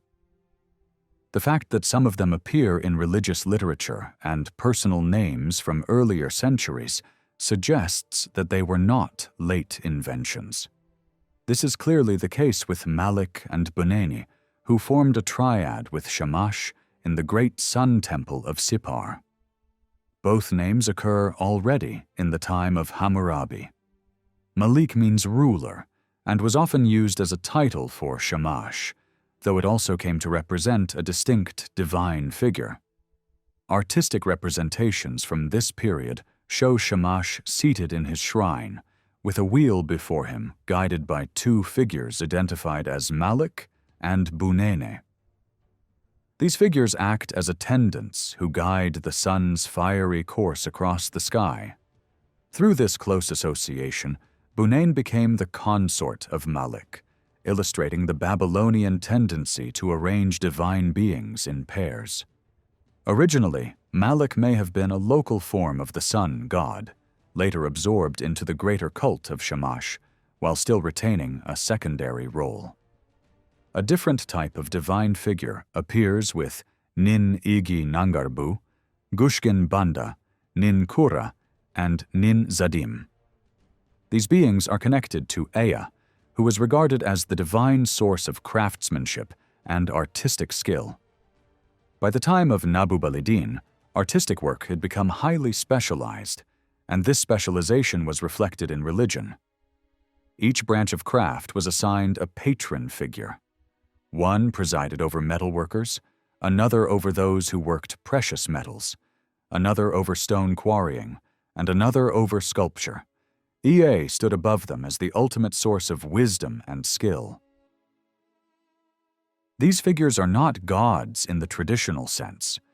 They are personifications of human abilities, created to express the belief that skill and creativity ultimately come from the divine. Granting them divine status was simply the only way this idea could be expressed within Babylonian thought. In this way, new divine figures continued to appear even at a late stage of Babylonian religion, though they differed greatly from the ancient gods of nature and power. This development reflects a more advanced society shaped by growing artistic ambition and technical skill. This artistic impulse was especially strong during the period when Assyria was rising to power. Assyrian rulers placed enormous value on monumental art as a way to project strength and glory. Sculpture and metalwork flourished during this time, and the influence of Assyrian culture spread southward. The reign of Nabu-Balidin falls within this era, and from this point onward, Assyrian influence can be seen not only in art and culture, but also, to a limited extent, in the religious ideas of southern Mesopotamia. Assyrian influence played only a small role in keeping alive the belief in the countless spirits that stood beside the major and minor gods. The stronger reason was the deep conservatism of popular religion, which tends to survive even when official theology changes. Everyday experience was still explained through unseen forces. Human actions, emotions, sudden misfortunes, and strange turns of fate were widely believed to be guided by visible and invisible powers. Even though scholars tried to organize the divine world into a clearer system, the older spirit-based worldview did not disappear. In popular thought, an untamed multitude of spirits continued to dominate, especially in prayers, magical texts, origin stories, and epic narratives. These writings introduce hundreds of spirits and assign them different roles, even if many of those roles remain unclear today because the evidence is incomplete. Extra clues come from personal names that include spirit names and from lists compiled by learned writers who drew on older texts. When those lists contain short explanations, a clearer picture begins to emerge. One key detail is how these spirits are marked in writing.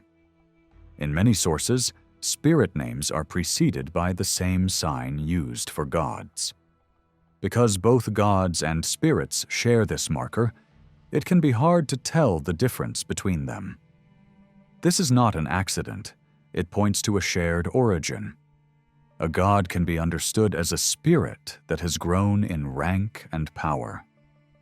Much of Babylonian religious development is the gradual separation of major gods from the wider sea of spirits. That separation began long before written records and continued for centuries without ever becoming fully complete. Official inscriptions mainly recognize the major gods, but popular religion kept a strong belief in demons and spirits, whether helpful, harmful, or indifferent. Hundreds appear in magical writings, and many more in other religious texts. These spirits can be grouped in broad categories. One large group consists of spirits believed to cause disease and physical suffering. People sought protection from them through spoken formulas thought to carry special force, and through cleansing or expiatory rituals. Another group consists of spirits believed to inhabit fields and wild land, imagined as the hidden owners of the soil. Serpents and scorpions were favorite symbols for these beings. When land was taken into use, the spirits of the place had to be appeased. Landowners tried to secure protection by placing themselves under these powers and calling on them to defend property rights. When land was acquired through a royal grant or unusual circumstances, it was common to set up a stone marker describing the owner's claim and warning against intrusion. These markers often ended with appeals to major gods to curse anyone who violated the boundary. They also carried carved images of animals and fantastic creatures. These figures likely served as visible signs of the spirits, meant to frighten intruders and strengthen the warning. A further group of spirits was linked to the realm of the dead. These beings were imagined as haunting burial places and the hidden regions where the dead gathered. Some ancient images portray them as mixed creatures, part human and part animal, designed to look grotesque and terrifying. Yet their power was not unlimited. They were subject to the authority of underworld gods, especially Nergal and his consort Alatu. In later Babylonian thinking about the afterlife, demons played a smaller role than the ruling gods of the underworld. The dead were believed to depend mainly on the favor of those gods. Even so, underworld demons were thought to rise into the world of the living to bring harm, and people used the same protective rituals against them as against sickness demons. There was also another kind of spirit belief connected to skilled work and creativity. Craftsmanship and intellectual achievement were often explained as the result of hidden powers at work. This may seem surprising, but many people did not attribute every detail of human skill directly to the greatest gods. Ea and Nabu were seen as patrons of wisdom in general, Yet the fine details of crafts and professions were often left to secondary powers.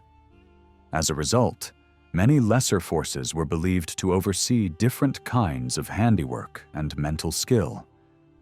Among all these spirits, one set of names stands out because it appears constantly in historical, ritual, and religious texts.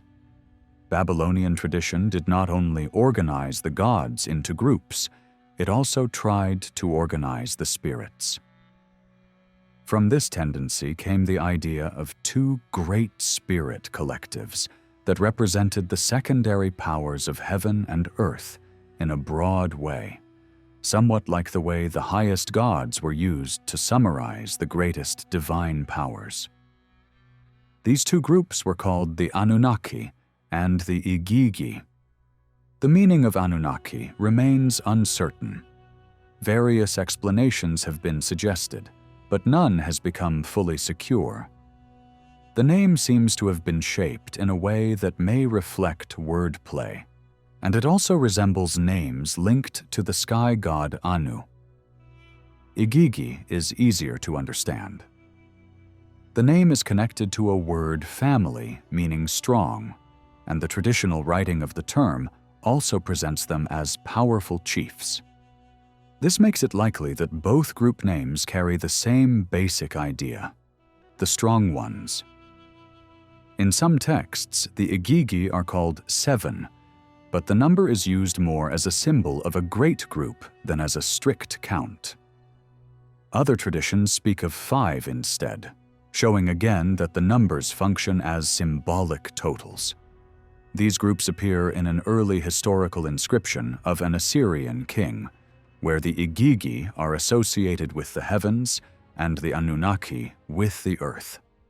The way the names are used suggests that at a very early stage, they covered almost the entire realm of unseen powers, and at times the terms may even have included gods as well as spirits. This fits with an early period when the boundary between God and spirit was not sharply defined. In hymns and incantations, these two groups play a major role. Anu is sometimes presented as their father, yet they also serve other major gods such as Bel, Ninib, Marduk, Ishtar, and Nergal. They bow before these greater powers and can even become the target of divine anger. They are described as being sent out on tasks by the gods. Their overall character is stern and often hostile. Their brilliance is said to scorch the land, and their power inspires fear.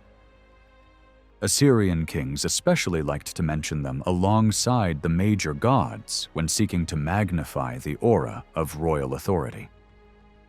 Official recognition of these two groups continued into the late period.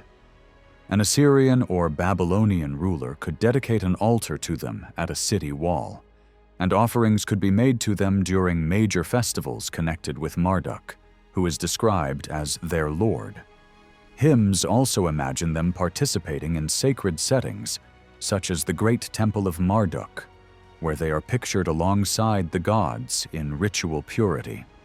Texts praise them as shining chiefs, linked to the ancient spiritual heritage of Eridu, showing how these ideas stretched across many centuries of Mesopotamian religious history. Alongside these groups, there was also a separate set of 7 spirits described as evil demons, representing the forces behind physical suffering. These appear mainly in magical texts, and their details belong to the world of ritual protection and healing. The larger point is that popular religion maintained a close bond between gods and spirits. Spirits were not outside the divine world. They belonged within it, and older animistic thinking continued to hold the imagination of the people, even as scholars refined and organized theology.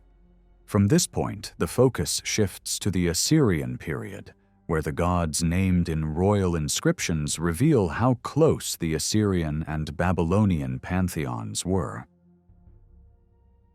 Lists from Assyrian records include many familiar names, with only a small number that seem unique or foreign. Yet not every name in such lists reflects real worship. Some appear only as ceremonial additions used to give weight to royal inscriptions or to heighten warnings and curses. A smaller core group represents the active divine powers in Assyria, the gods who mattered most in public religion and state ideology. When this Assyrian core is compared with Babylonian religion, three patterns stand out. The Assyrian pantheon is smaller, fewer minor deities are brought forward, and very few genuinely new gods appear. The most important exception is Ashur, the one god truly distinctive to Assyria. Without Ashur, the Assyrian and Babylonian divine worlds would look almost the same. The real differences become clearer not in the names alone, but in the balance of power among the gods, and in the traits that brought them royal and popular support. In Assyria, the movement toward centralization becomes even stronger than it had been in Babylonia. Babylon had elevated Marduk to the highest position, yet Marduk still existed within a network of other great gods and older traditions. In Assyria, Ashur rises higher still. He stands above the other gods with fewer limits, and his supremacy becomes tightly bound to the identity of the empire itself. When Assyria falls, Ashur fades with it. The cult of Marduk, by contrast, survives political defeat and continues under later rulers. This central position of Ashur also explains why Assyrian royal religion tends to mention fewer minor gods. Ashur is presented as sufficient on his own, a power who needs no long train of divine assistance. Other great gods remain present, because cutting them out would sever Assyria from its ancient heritage, and rulers of vast empires rarely encourage sudden religious upheaval. Yet beside Ashur, these gods often seem to function as members of a small court, adding splendor rather than acting as independent forces. Those who gain real favor often do so because they share Ashur's dominant quality, the strength of war. They become smaller reflections of the same ideal. Ashur begins as the local patron of the city that carried his name, a city on the west bank of the Tigris. Early evidence presents him as a city god rather than a clear embodiment of the sun, the moon, fire, or water. If he later rules over a vast territory, it is because a growing state was seen as an expanded city. As the city of Ashur rose, Ashur became the god of Assyria, much as Marduk became the god of Babylonia when Babylon unified the south. Yet a difference appears. Marduk's worship remained centered in Babylon, while temples to Ashur were established across the Assyrian realm. Ashur traveled with the kings and was honored wherever the royal seat moved, whether to Keilah, Nineveh, or other capitals. One likely reason for this mobility is that Ashur was represented not only by statues, but also by a military standard that could be carried into battle. This banner symbolized the god's presence with the army and could be placed wherever the king established his base. The design of this standard reveals important features. It included a winged disc and a warrior figure drawing a bow. The winged disc is widely associated with solar symbolism in the ancient world, which makes it tempting to imagine an early solar aspect to Ashur, even if the texts do not clearly describe him that way. The shift from statue to standard also fits the martial character of Assyrian life and suggests that Ashur became firmly understood as a god of war. The name Ashur becomes inseparable from the city. The city's name appears to come from the god, not the other way around. As Assyria expanded, the god's name also became attached to the land itself. The traditional writing of Ashur's name can be understood as the good god, and the underlying root suggests granting blessing and prosperity. This makes Ashur the god who causes his people to thrive, the good one in the fullest sense. That meaning may have started as a descriptive title rather than the earliest original name, and some traditions hint at another form, Anshar, which could have influenced how Ashur was understood and named over time. Anshar also appears in Mesopotamian creation traditions as a powerful early figure in the divine genealogy, linked to authority among the gods. This raises the possibility that later scholars reshaped older cosmic stories to honor the rising power of Assyria by giving special prominence to a figure whose name could be linked to Ashur. In Mesopotamian religion, such reshaping of ancient myths was common, especially when political power shifted and a new patron god rose to prominence. The push to exalt Ashur can also be traced in parts of Mesopotamian religious storytelling.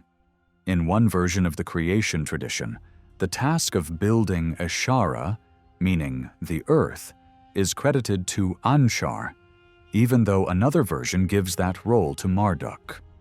The pattern is clear. Babylonian thinkers had reshaped older ideas to lift Marduk above earlier figures, and writers working under Assyrian influence could just as easily shift the spotlight again by replacing Marduk with a figure linked to the Assyrian supreme god. This helps explain why Anshar begins to look like more than a mythic name. It starts to feel like the true identity behind the god who leads the Assyrian divine order. The earliest Assyrian inscriptions already name Ashur. One of the oldest rulers known, Samsi Ramon, does not yet use the title king. He presents himself instead as a religious leader and proudly calls himself a builder of Ashur's temple. This does not mean the temple was founded at that time, but that repairs or expansions were carried out. The bricks bearing this statement were found at the ruins of the ancient city of Ashur, leaving no doubt about the location being described. Even after Assyrian rulers began calling themselves kings, they often preferred to describe themselves as priests of Ashur. This was not a modest title. It was a declaration that their authority was rooted in service to the god. In the 14th century, the Temple of Ashur suffered damage during conflict with Kassite forces pushing northward. That pressure was turned back by Raman-Nirari I, who defeated enemies, restored the harmed sections of the temple, and set Assyria on a more aggressive course. From that point forward, warfare became central to Assyrian identity, and dependence on Ashur grew sharper and more intense. Military language in royal records shows how completely the god was fused with the state. Enemies are called enemies of Ashur. The army is Ashur's army. Weapons are Ashur's weapons. Victories are described as Ashur's victories, while the king is only the instrument through whom the god acts. The enemy nations are said to collapse before the terrifying sight of the god, and the brightness of his presence, likely imagined through the shining standard carried into battle, is portrayed as a force that overwhelms opponents with panic. Warfare is described as being carried out in Ashur's name in a literal sense, since crucial decisions were supported by divine guidance, and the god's symbol was believed to be present with the troops. Conquered cities are said to belong first to Ashur, and tribute from defeated peoples is presented as an offering to him. Despite their pride and ambition, Assyrian kings repeatedly portray themselves as humbled before their god. Everything they possess is credited to Ashur. He is described as the one who calls them to the throne, grants them crown and scepter, and secures their rule. Their successes, including expansion across distant lands, are presented as the result of Ashur placing an invincible weapon in their hands, often symbolized by the mighty bow. Some rulers even describe themselves as Ashur's offspring. This does not need to be taken as a literal claim of divine birth. It functions as the strongest expression of loyalty and dependence, a way of saying that their very existence and greatness flow from the god's favor. That phrasing also reveals something important. Fear and awe were central, but affection and devotion were present as well. Royal inscriptions pile up titles for Ashur, calling him the Great Lord who rules the divine assembly, the greatest of all gods, the King of the heavenly host, the Father of the gods, the great rock or mountain, and the King of gods. When other deities are listed beside him, Ashur almost always comes first. There is one rare exception. Raman Nirari I once places Anu before Ashur in a list of divine powers credited with victory. This reflects an older stage of Assyrian religion, when Anu held the highest theoretical rank as the supreme sky god and had an established cult even in the city of Ashur. Ashur's rise to absolute primacy begins only when the rulers of the city of Ashur become conquerors. Before that, the northern region still acknowledged the older hierarchy familiar from the south. The turning point comes with the period when Assyria begins to see itself as an empire. After that, Ashur's precedence becomes fixed. Whether he is named with Bel, with Raman, with Shamash, or with a longer list, he is placed first again and again. This history explains why Ashur becomes defined above all as a war god. Whatever his earliest form may have been, his public identity is shaped by conquest. His titles follow naturally from that role. He becomes supreme because he embodies superior force. He is the lawgiver and ruler over gods and spirits, not because of ancient cosmic stories, but because military success is treated as proof of unmatched power. Assyrian kings describe themselves as his priests and lieutenants, acting on his behalf. Ashur becomes the living symbol of Assyria's destiny, and in that sense he is the most distinctive figure of the Assyrian religious world. His influence is so strong that the other gods begin to take on his tone. When possible, their warlike aspects are emphasized. The more a god can be presented as a helper in battle and a breaker of enemies, the more that God attracts royal favor. Many deities start to look like smaller reflections of Ashur, standing beside the greater original. After Ashur, the most important divine figure in Assyria is Ishtar. She is clearly the same great goddess known in Babylonia, closely related to the Ishtar of Uruk. But in Assyria, she appears in several local forms. Texts speak of an Ishtar of Nineveh, an Ishtar of Arbela, and a third Ishtar tied to a specific temple name and sometimes called the Queen of that sanctuary. The historical record makes it hard to decide which form is the oldest. Assyrian rulers themselves seem aware that the goddess came from the south, and early on there is a deliberate effort to stress an Assyrian Ishtar. This suggests that her cult gained new weight when political power shifted toward Nineveh. The forms associated with Arbela and the special Nineveh shrine become prominent in royal texts much later, especially in the reign of Esarhaddon. Arbela may have developed into an important religious center, possibly even known for prophetic activity, but the full story remains uncertain. For practical purposes, the Assyrians treated these forms as one goddess. The same traits and titles surround them all. In royal ideology, Ishtar stands beside Ashur as the great power of battle.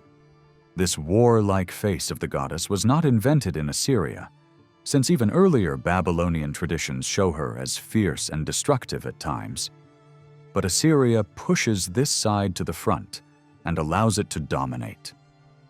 As the empire expands, she becomes the one who arranges battle lines, strengthens the king's courage, and grants victory. Stories describe her appearing in dreams at moments of crisis, speaking comfort to kings such as Ashur-banipal. When danger rises, the king prays to her as urgently as he prays to Ashur. She is portrayed not only as a royal patron, but as a goddess the people are also expected to honor. Her splendor is described as unmatched, and she is pictured as clothed in flame, sending streams of fire against enemies. She is called mighty over the spirits of the underworld, and her commands are described as irresistible. Even while her gentler roles as giver of abundance, hearer of prayers, and protective mother remain strong in religious poetry, the official historical voice focuses on her battlefield power. Still, the language of devotion sometimes turns affectionate. Some kings describe her as loving the king and his priesthood, and the same language of divine favor that surrounds Ashur also surrounds her. Temples are built for her in major Assyrian cities, and during certain sacred times, the king travels to worship her. At one stage, Ishtar of Arbela seems to gain striking prominence, since Ashur-banipal directs a desperate prayer to her and describes her appearing in a dream to encourage the troops.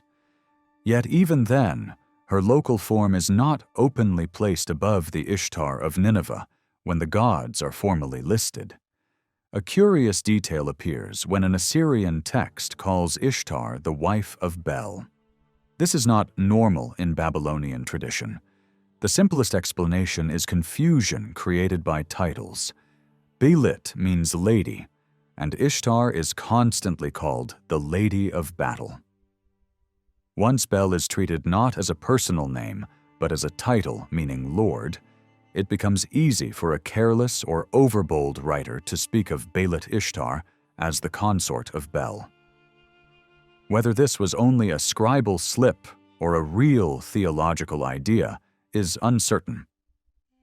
What is clear is that Ishtar's defining feature is independence. She is not merely a reflection of a male god. She rules in her own right and stands as a true equal beside the great gods. In later Assyrian thinking, her name becomes almost synonymous with goddess. Many other female deities are treated as forms of Ishtar, and she becomes the only goddess who consistently takes an active role in both religious and political life. At the same time, Assyrian kings also honored the older southern cults of Ishtar, especially the one linked to Uruk, restoring temples and recovering captured statues to demonstrate continuity with ancient tradition. Before Ashur's rise, Anu held first place in the northern hierarchy, just as he theoretically remained supreme in the south. His cult was ancient, and he even had a temple in the city of Ashur itself. In Assyria, he keeps the same identity as the sky god and ruler of the spirits of heaven and earth. Over time, however, his cult fades into the background because of Ashur's overwhelming dominance. Even in his own temple, he is no longer worshipped alone. Raman, the storm god, is placed beside him as a partner. Anu survives partly because he belongs to the classic triad with Bel and Ea. In many royal texts, he appears mainly in this formal trio, invoked especially in curses against anyone who might destroy royal monuments or in ceremonial contexts where ancient cosmic order is being emphasized. Dagon is also very old in Assyria. Though known in Babylonia early on, his cult seems to have come south from the north. His name appears in early royal names, and the form closely resembles the Philistine god Dagon. The connection is hard to dismiss. It suggests that the cult may have entered Assyria very early through northern and western movements of peoples. Yet Dagon's identity changes in Assyria. While he is linked to agriculture among the Philistines, in the Assyrian setting, he rises high and becomes associated with Anu, with a role tied to the earth. This leads to a blending with the southern figure Bel, and as this blending progresses, Dagon gradually disappears from active worship. By the 9th century, his cult seems to have largely ended, and even personal names containing Dagon fade from use. Shamash also has an ancient place in Assyria. A ruler in the 14th century claims to have built a temple for the sun god in the city of Ashur. In the Assyrian mindset, Shamash stands out as the clearest bearer of ethical ideals. Unlike Ashur and Ishtar, who are portrayed as fiercely loyal to Assyria at any cost, Shamash is imagined as acting according to justice. His support is claimed as a reward for righteousness. Royal inscriptions describe him as judge of heaven and earth, the one who sees guilt and punishes wrongdoing. When kings release captives, they describe doing so in his presence, as though placing the act under the eye of justice. This judicial image is familiar from Babylonia, but in Assyria it becomes even more pronounced, perhaps because so much moral authority is concentrated in this one god. In the 9th century, the sun cult becomes especially prominent, and kings even call themselves the sun of the world, a phrase that feels foreign in tone and may reflect wider cultural contexts. Shamash is praised as guide, messenger, hero, judge of the world, and lord of law. Some kings build sanctuaries for him in distant regions to proclaim his reach. Yet even with this emphasis on justice, the warrior side of Shamash is not ignored. He is also invoked as a fighting power, fitting naturally into a culture that measures divine greatness through success in war.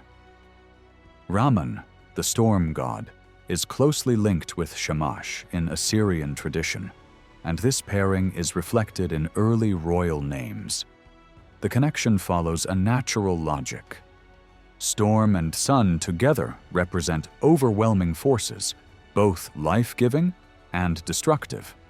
Winning their favor would matter deeply to a warrior people. In Assyria, Ramman becomes far more popular than he was in the south, and his image often resembles Ashur's. Royal records describe him as a hero who floods enemy lands, shatters houses, and brings ruin through lightning, famine, and death. Kings compare their own military advance to a storm-driven assault of Ramman. During campaigns, they offer sacrifices to him, and when describing total destruction, they say they swept over everything like Ramman. In such language, he becomes one of the mightiest divine allies of the Assyrian state, and royal inscriptions even provide hints about the identity of his consort, showing that his cult also carried the typical pairing pattern of Mesopotamian religion. Sennacherib records that during his war in Babylonia, he removed the statues of Ramman and Shala from Babylon and returned them to Ekkalate, the city to which they originally belonged. He adds that this happened 418 years after an earlier Babylonian king had taken those same images from Ekkalate and carried them off to Babylon.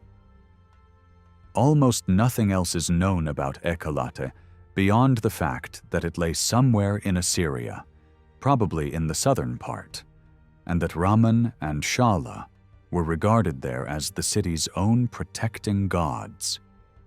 The name Shala seems to mean something like woman, which makes it similar to other very general titles used for goddesses. Because of that, it is possible the same name was sometimes used for different female deities in different places. A figure called Shala of the Mountains appears in one catalog of divine names and is described there as the wife of Marduk. In another case, the wife of Bel is also called Shala.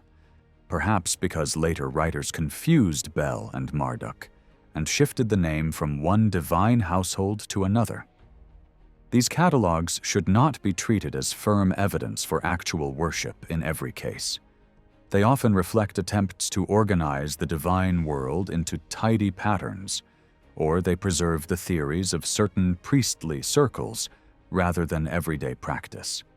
In hymns, Shala is also mentioned as Raman's partner, and a wordplay on her name turns her into a figure described as merciful.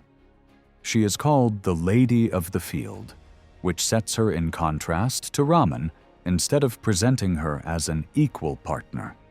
Since references to her cult in Assyria are scarce beyond Sennacherib's note, it is likely that her status faded over time, as happened with many goddesses whose identities became little more than shadows beside the male god they accompanied. Another figure who gained royal favor because of his fierce and forceful character is the old Babylonian god commonly read as Ninib. The earliest Assyrian mention already calls him one of the mightiest divine powers, and rulers credit him with victories on every side.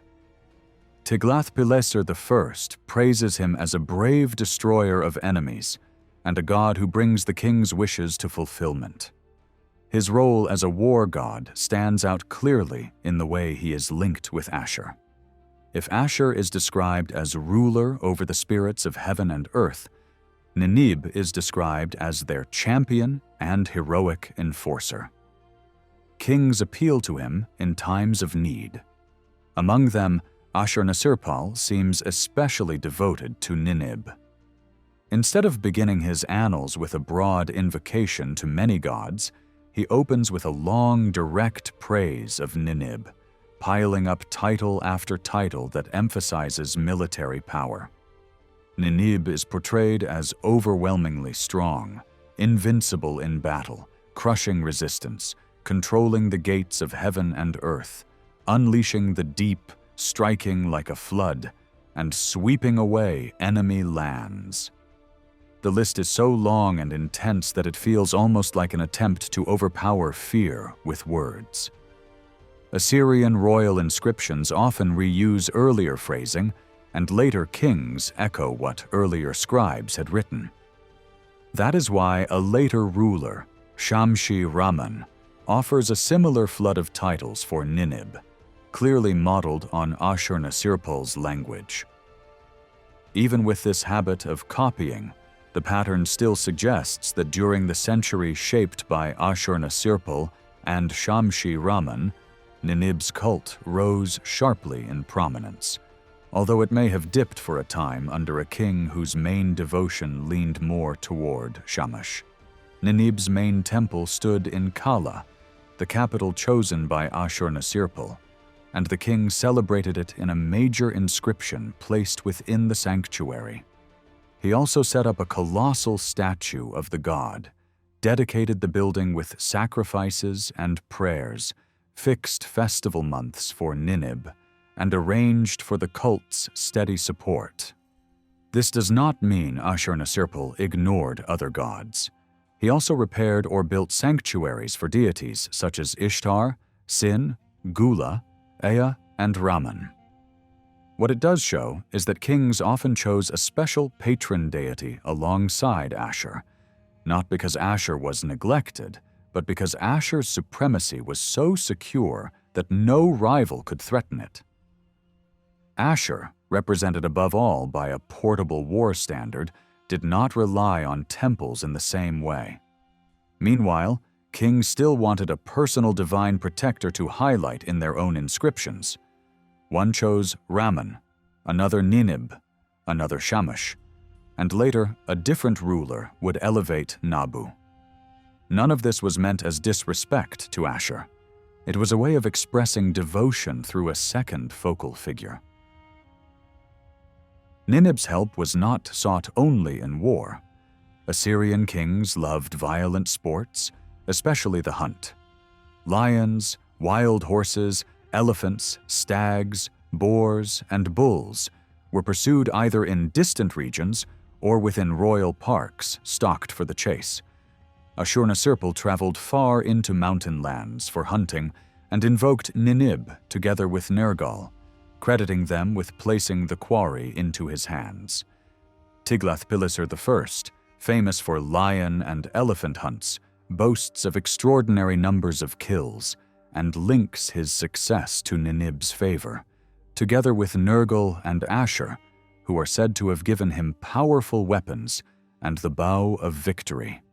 After the time of Shamshi-Ramman, Ninib appears mainly in the formal lists of gods placed at the start or end of later inscriptions. Those lists often repeat older models and help identify major deities, but they do not always show what cults were most alive in daily religious life. Ninib's relationships to other gods reveal how older ideas were preserved beneath later war imagery. Earlier tradition connects him with Ninurta, or regional warrior and solar figures, and behind the battle titles lies a strong solar background. He originally embodied a phase of the sun, especially the rising and morning sun, which helps explain older epithets that describe him as light for heaven and earth, or as one who travels his path across the world. Other titles present him as born from earth imagery, reflecting the idea of the sun emerging from below the horizon. Over time, however, the climate and experience of Mesopotamia encouraged a darker interpretation of solar power. The sun can be gentle, but it can also burn, wither, and destroy. That destructive side fed naturally into a warlike image, especially in Assyria. Ninib becomes a storming force, a divine weapon whose assault shakes heaven and earth. The older solar identity survives only in fragments of mythic language, sometimes repeated more for grandeur than for clear understanding, while the public image becomes overwhelmingly that of a terrifying god of war. In Assyria, his consort is recognized as Gula, though she is invoked only occasionally. A sanctuary for her exists because she is tied to Ninib, and later notices mention a festival in her honor. Nergal also holds a place of honor. He is linked with Ninib in the hunt, and he is also invoked for war. He appears as another fierce battle power, marching before the king and carrying the weapons granted by Ashur. One inscription notes that when an Assyrian army reached the city, especially sacred to Nergal, Kutha, sacrifices were offered to him, and he was praised as a raging solar force and heroic divine champion. Later, kings honored him by naming distant fortresses after him, and there are signs that his cult enjoyed renewed attention in some periods. Sennacherib built a temple for Nergal at Tarbisu near Nineveh, and Ashurbanipal later worked on beautifying it, suggesting continued respect.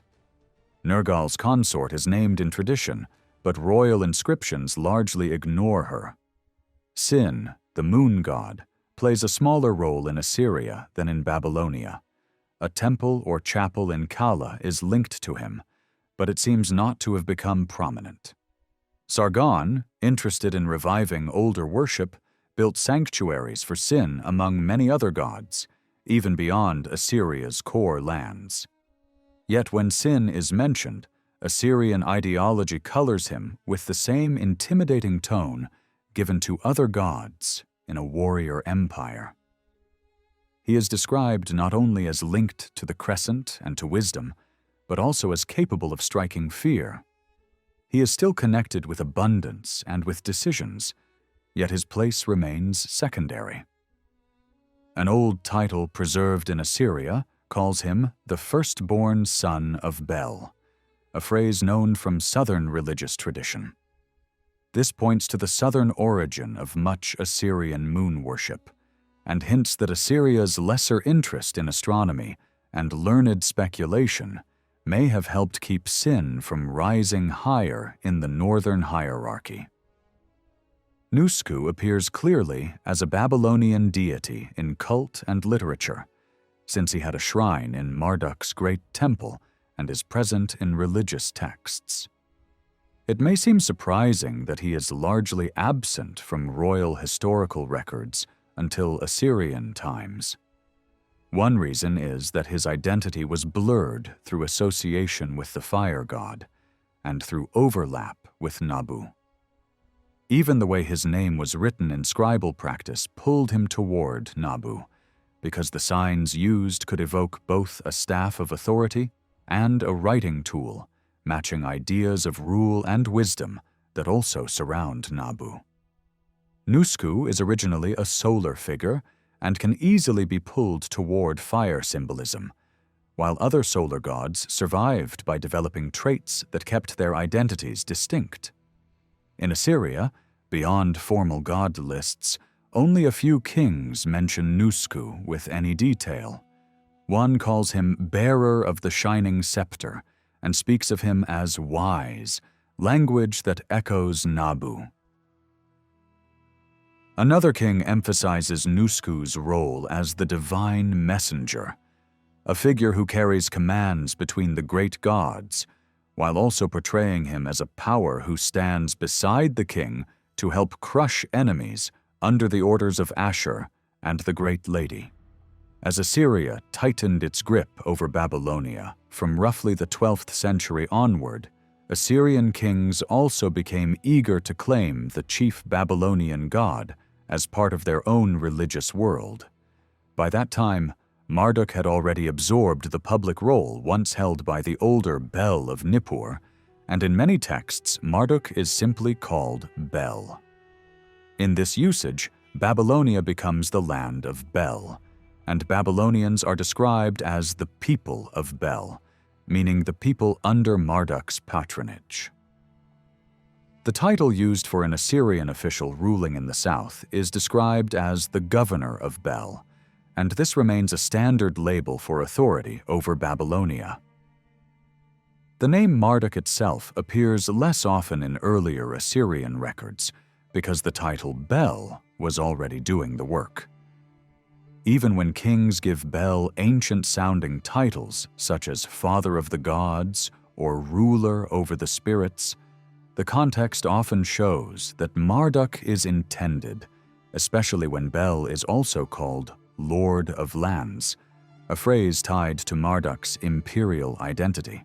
Control of Babylonia was a prize that Assyrian rulers valued deeply. The region was older, culturally prestigious, and filled with temples, festivals, learned priests, and enormous stores of sacred tradition.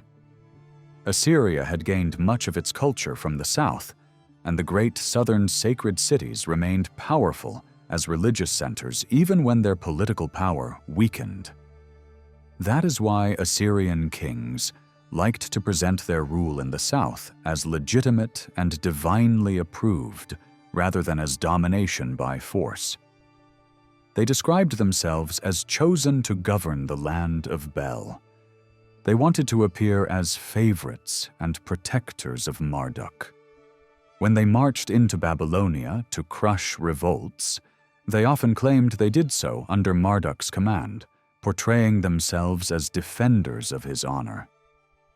In general, they treated Babylonia more gently than the distant regions they devastated in other campaigns. They often left internal administration in the hands of Babylonian rulers for long stretches, and only later, when repeated revolts made this difficult, did Assyrian kings begin appointing close royal relatives as viceroys. Assyrian rulers also took pains to respect and preserve Babylonian worship.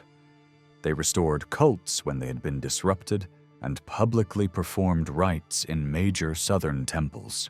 After one campaign, a king entered Marduk's main sanctuary in Babylon and offered prayers and sacrifices, then went on to honor Nabu in nearby Borsippa with similar devotion. In war narratives, the names Ashur and Marduk are often paired, with victory credited to both.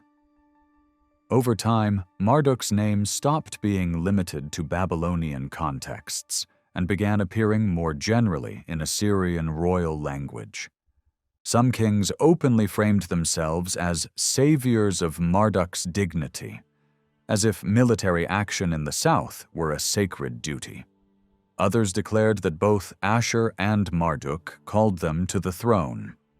Ashurbanipal went even further, personally taking part in ceremonies in Babylon when his brother was installed as viceroy, entering Marduk's temple, carrying out the expected rites, and ending with a serious prayer for continued blessing. His brother, when later attempting to break free, tried hard to win Marduk's favor because he knew the Babylonian population would follow the god's perceived will. References show that Marduk's festivals remained meaningful even far from Babylonia, and even in contexts where Assyrian kings sought oracles from Shamash, Marduk's name could be included alongside the sun god. At the same time, some passages in Assyrian inscriptions still use the title Bel in the older sense, referring not to Marduk, but to the ancient Bel of Nippur, showing that the overlap of titles could still create ambiguity. Tiglath-Pileser I says that he rebuilt a temple in the city of Ashur for a god called Bel, and he carefully adds the word old to the name. By doing that, he makes it clear that he is speaking about the ancient Bel linked with Nippur, not the Bel title that later became a common way of referring to Marduk. Another ruler, Sargon, who liked to revive and display older traditions, brings this same ancient Bel into a royal celebration at Khorsabad. He describes Bel with titles that fit only the older figure, calling him a great mountain and a lord of lands, and placing him in a setting imagined as a sacred mountain where the gods are born.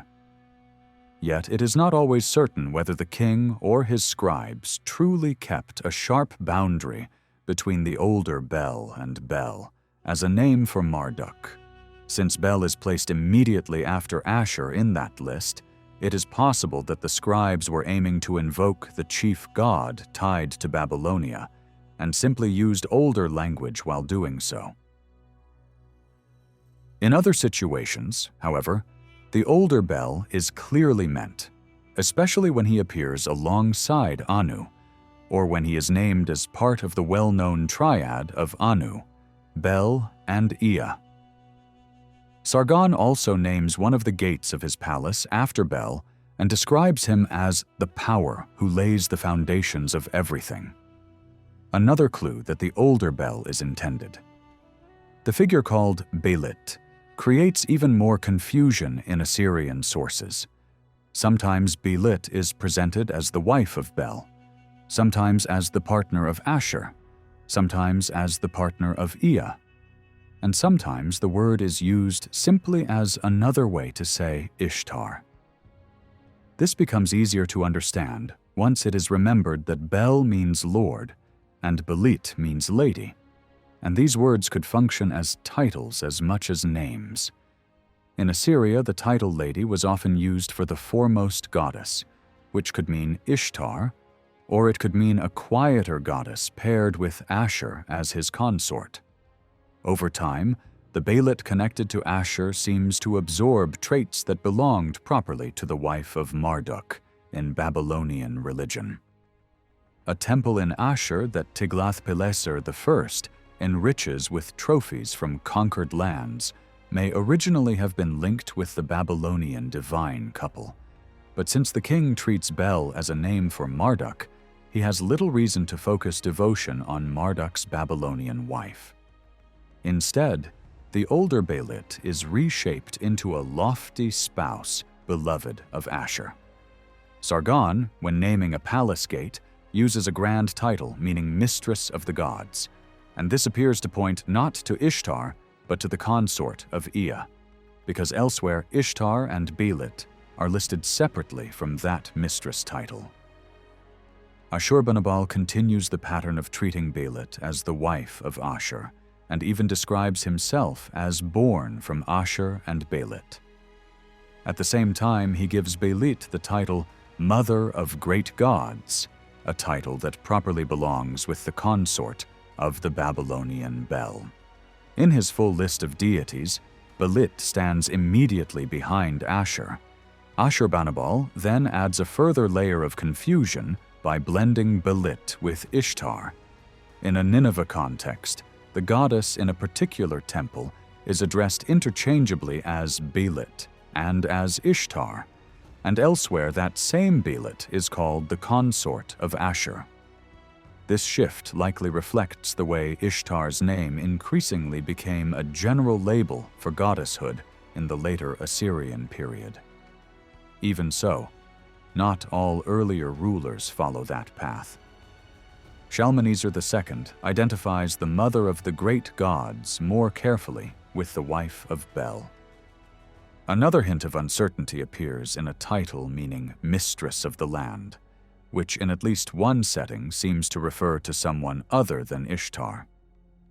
Yet even Ashurbanipal can still recognize an older Belit linked with the Bel of Nippur, since he sometimes credits victory to a combination that includes Anu, Bel, and that older Belit. Marduk's consort, known as Sarpanitum, is mentioned only in passing. One notice groups her with Marduk and with Nabu, and Nabu's consort as the chief divine powers of Babylonia, and another brief listing does something similar. Nabu's close bond with Marduk in Babylon naturally carries over into Assyria once the cult of Marduk becomes politically important in the north. Assyrian rulers often invoke Bel, meaning Marduk, together with Nabu when discussing Babylonian affairs, much as they invoke Ashur with Ishtar in Assyrian contexts. Some kings make Nabu a special favorite alongside Ashur. Under Raman-Nirari III, devotion to Nabu reaches an especially high point. He builds a temple for Nabu at Kala and pours out titles praising the god, ending a dedicatory text with a dramatic call for future generations to trust in Nabu above all others. That kind of wording should not be read as an attempt to abolish Ashur worship, since the same king still honors Ashur elsewhere, but it does show that Nabu held a strong personal pull for him after Ashur and Ishtar. The Babylonian identity of Nabu is clear from titles that connect him to Babylon and to his famous sanctuary at Borsippa, and the Assyrian temple for him even carries the same name as the one in the south. Nabu's appeal in Assyria is tied to his role as patron of wisdom, learning, and skilled culture. He can be praised without provoking rivalry because his sphere is knowledge rather than battlefield dominance. He is celebrated as guardian of the arts, the one who guides the writing tool of the scribe, and the holder of wisdom. Unlike war gods, he is usually described with qualities such as mercy, dignity, and majestic calm. Sargon calls him a clear-sighted guide for the gods, and when later writers call him a leader of forces, the image seems to point toward divine hosts rather than human armies. Kings with scholarly interests naturally advertise devotion to him. Sargon calls him the writer of everything, and Ashurbanipal repeatedly thanks Nabu and Nabu's consort for opening his ears to wisdom and supporting the building of a great library at Nineveh. Tashmitum, the consort of Nabu, shares honor in Nabu's Assyrian sanctuary, and she appears frequently alongside Nabu in Ashurbanipal's closing notes on tablets. Beyond that, she is mainly mentioned when Assyrian kings list the leading Babylonian gods during visits to the south for offerings. Ea holds an Assyrian place both as a wisdom figure and as part of the old triad. A sanctuary for him is noted at Ashur, and older mythic images survive in titles that call him a creator, ruler of the deep waters, or opener of springs. He is also portrayed as one who determines destinies. In building and craftsmanship, he appears as a master of skill who supports royal construction and monumental art. Because Ea and Nabu both stand for wisdom, their roles could overlap, but they remain distinct in emphasis. Nabu is centered on writing, learning, and scribal culture, while Ea is linked more strongly with creative making, architecture, and the crafting of great protective figures, divine images, temples, and palaces. Ea's consort appears occasionally. In Sargon's texts, she is called Mistress of the Gods, and the context shows that this title belongs to Ea's partner rather than to Ishtar or to Belit, since those names can appear beside it. Sargon even says his wisdom comes from Ea and this mistress figure, and he links the same pair when naming palace gates. Among the lesser divine figures, Ningal is included among the sacred buildings in Sargon's royal residence. Another minor figure is the plague power often read as Dibhara, which sits close to the border between god and demon. Older stories treat him as a major actor, and traces of that tradition survive. But in royal writing, he can function simply as a personification of famine and ruin that follows war. In at least one description, victims of hunger and hardship are said to have filled city streets, and the destructive force is named as Dibhara. In later theological thinking, this figure is linked with Nergal.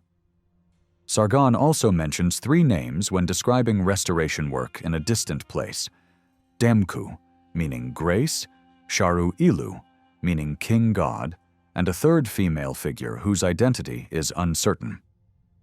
Damku and Sharu Ilu look like titles rather than true personal names, and it is unclear which gods were meant. They may have been local deities whose names were translated into Akkadian-style meanings. A similar pattern appears with a foreign god worshipped near the eastern frontier, showing that Assyria sometimes absorbed deities from neighboring regions. The third name is especially puzzling. Because it is called Mistress of Nineveh, it could be an unusual way of writing Ishtar rather than an imported goddess, but certainty is not possible. Finally, there is the broader issue of how these active gods relate to the long catalogues of divine names compiled by learned scribes in Babylonia and Assyria. These catalogues differ in purpose. Some gather the many names and titles that can belong to a single major god, showing how large gods absorbed the identities and functions of smaller ones. Other catalogues simply list local gods, and sometimes add place notes, which makes them more informative. Many such lists seem to have been built from names found in religious texts, since prayers and incantations frequently mention local cults and use titles instead of direct names. Yet the lists remain difficult to interpret. It is often unclear whether a name refers to a true god or to a spirit, and many titles and epithets have uncertain origins. Because of that, it would be risky to expand the pantheon simply by trusting the lists alone. Even though religious life tended to concentrate power in a smaller number of great gods, local cults likely continued in both Assyria and Babylonia, but present evidence does not allow a confident reconstruction of their full number or character. What can be done, however, is to show examples of minor figures that actually appear in historical, economic, or religious records.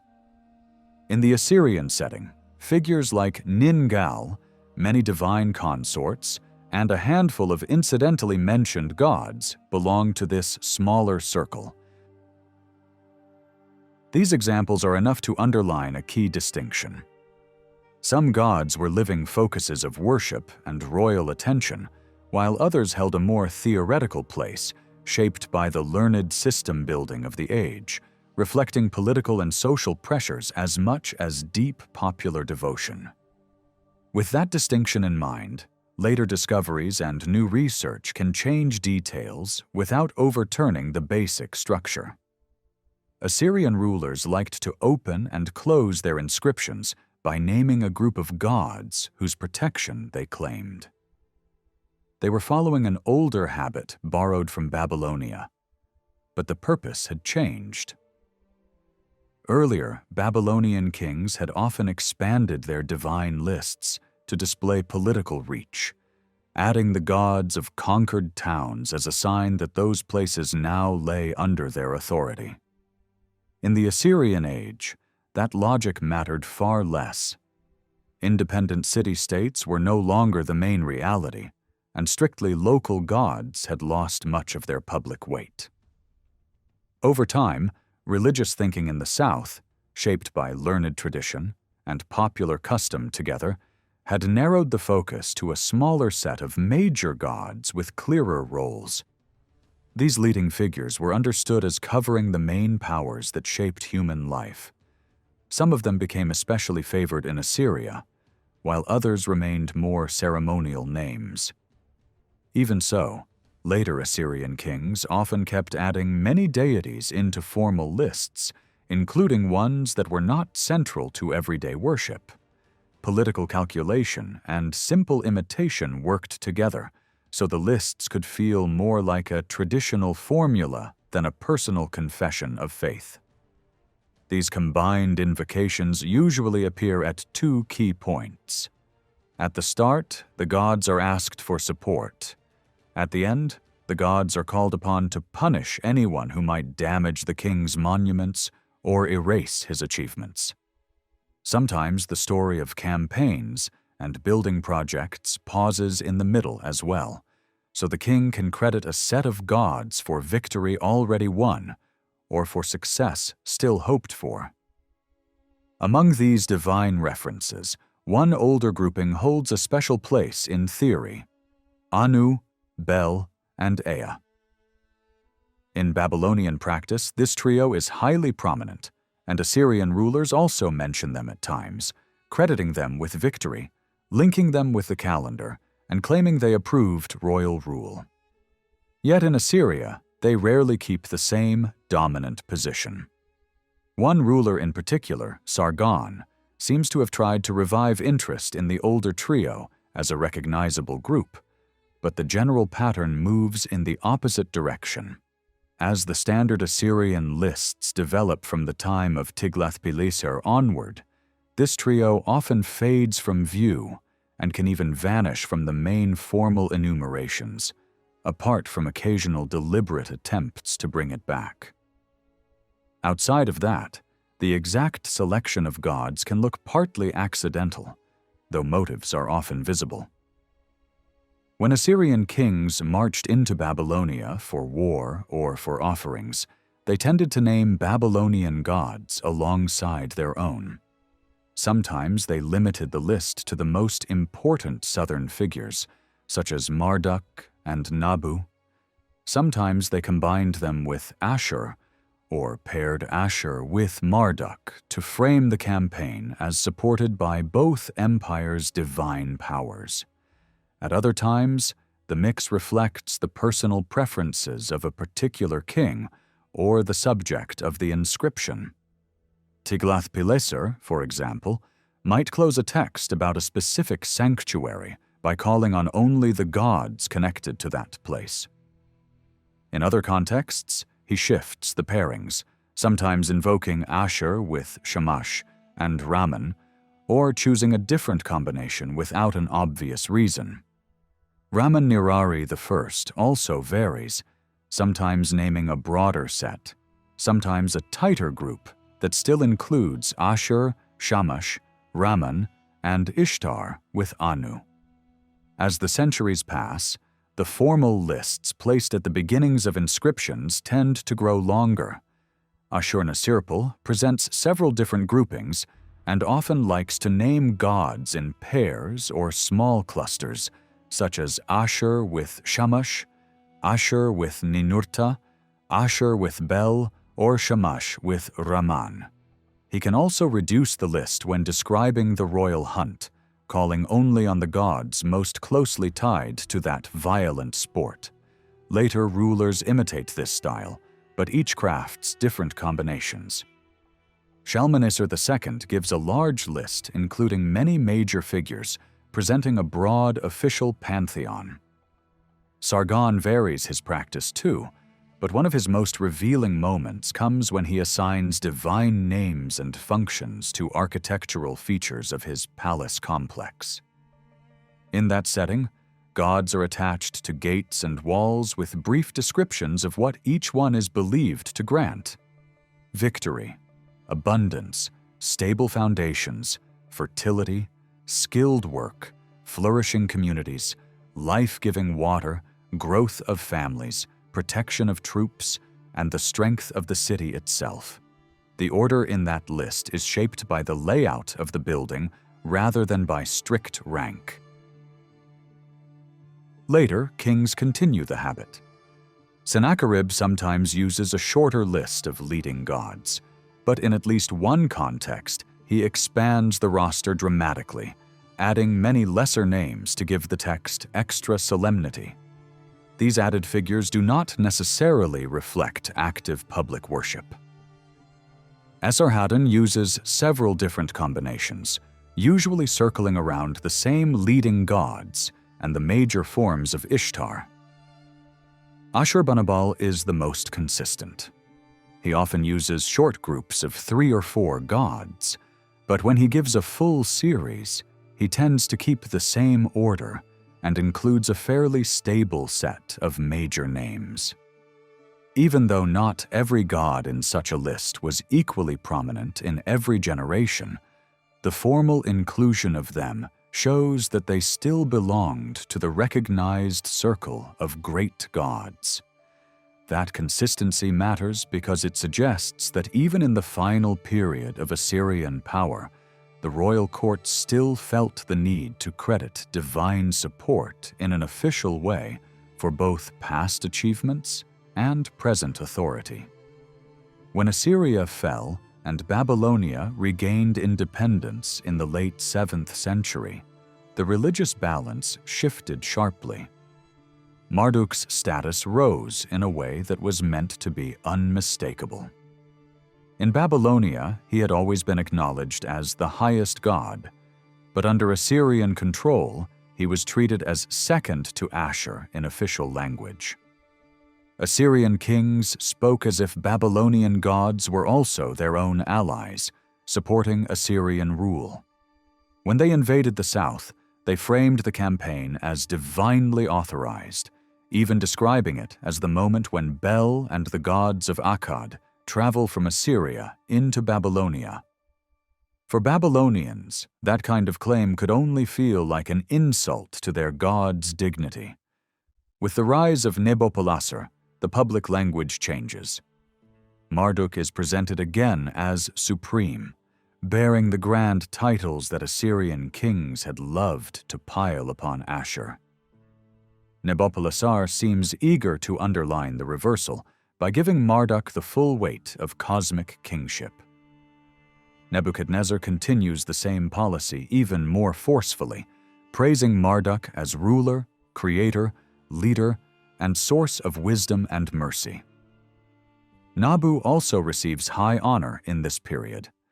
Nabopolassar sometimes places Nabu on an almost equal level with Marduk, and even puts his name first. He appears careful not to describe Nabu as merely Marduk's subordinate, and the prominence of Nabu in royal names suggests genuine devotion. This emphasis may reflect lingering Assyrian influence, since Nabu was strongly promoted in Assyria as well. Yet Nabopolassar does not try to replace Marduk. Under Nebuchadnezzar, the older relationship returns more clearly, with Nabu honored chiefly as the divine messenger and helper of Marduk, still important, but no longer rivaling the head of the pantheon. In the final years of the Babylonian monarchy, a different religious agenda seems to appear.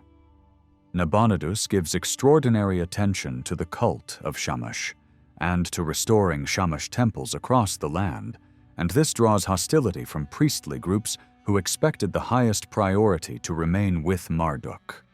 When Cyrus conquers Babylonia, he presents himself as the one who restores Marduk's honor, using religious language to justify political change. The Neo-Babylonian Age can be described as a period of intense religious building and restoration.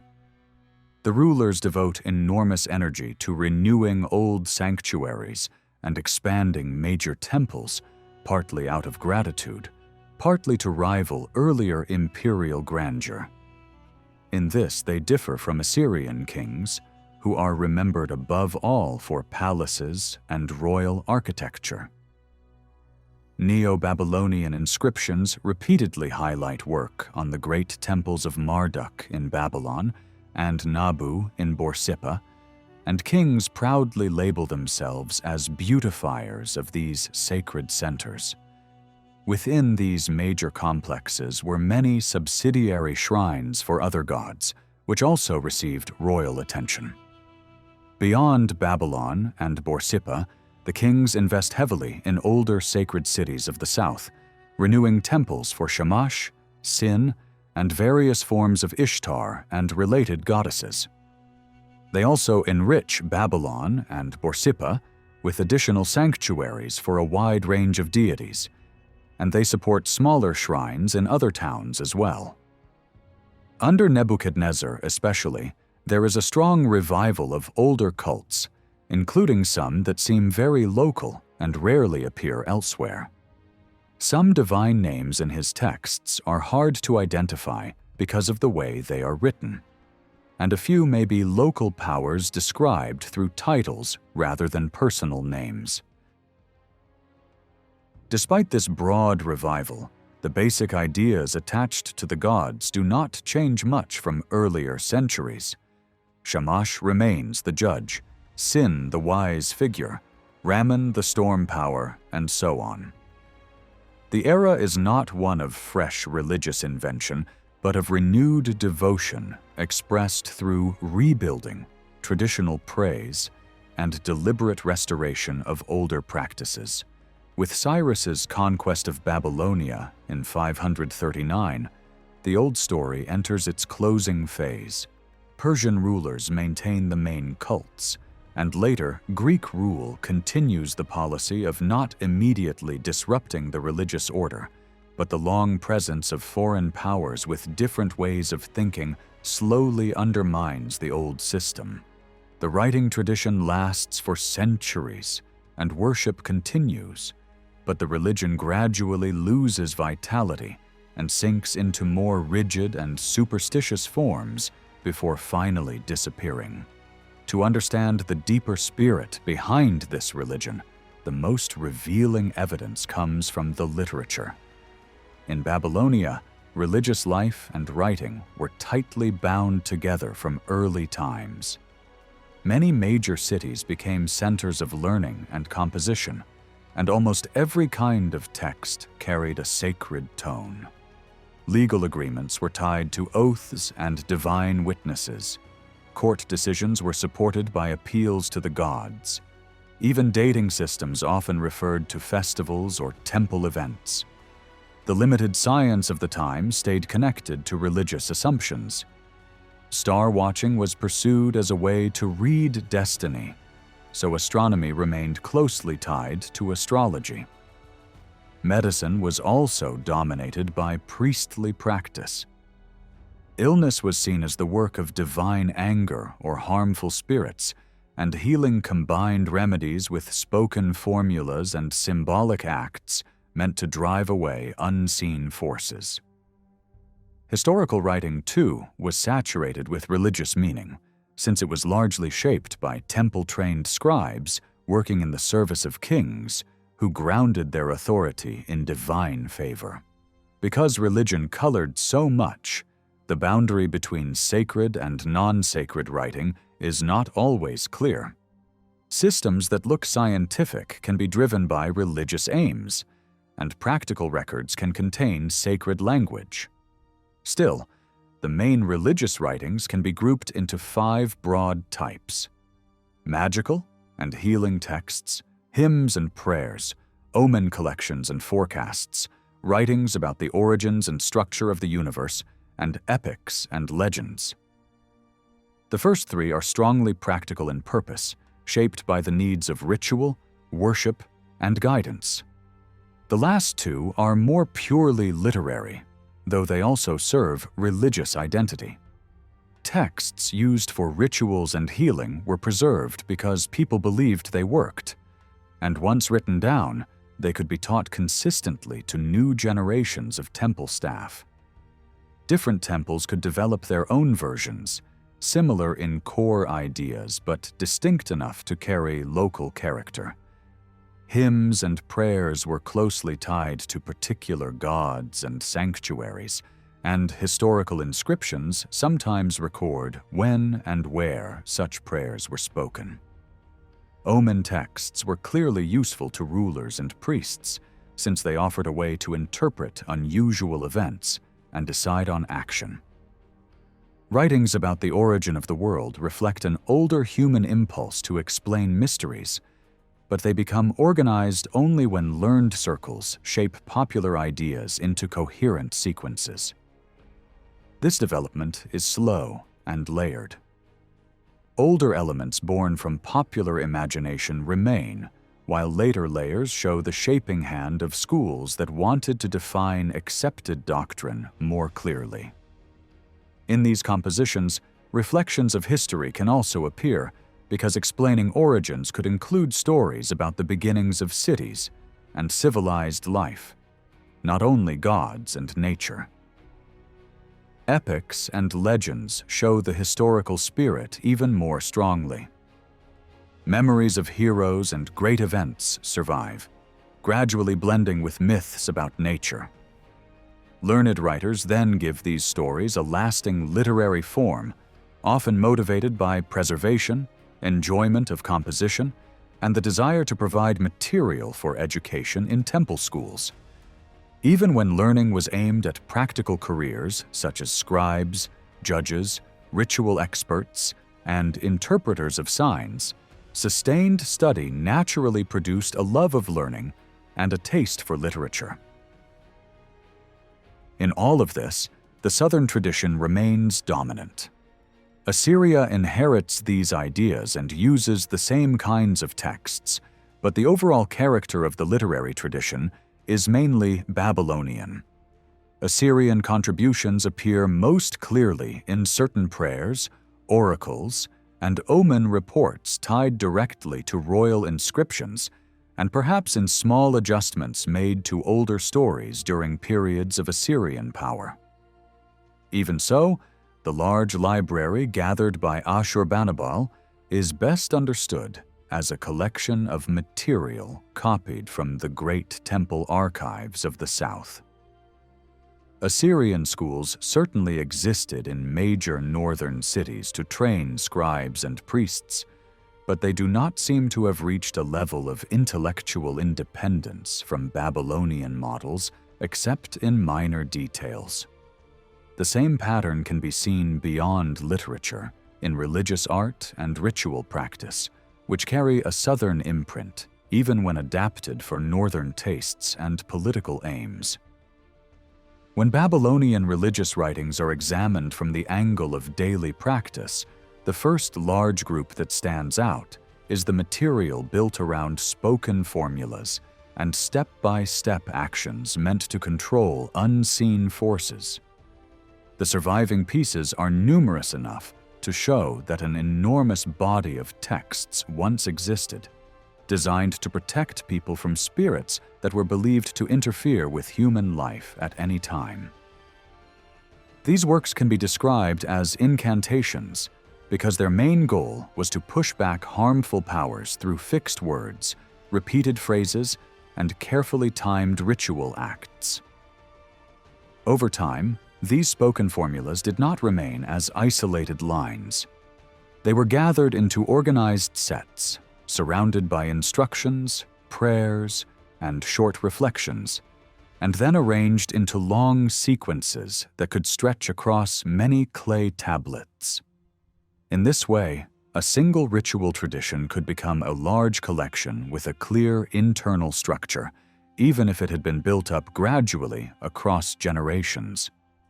It is often said that this kind of writing represents the oldest layer of Babylonian religious literature.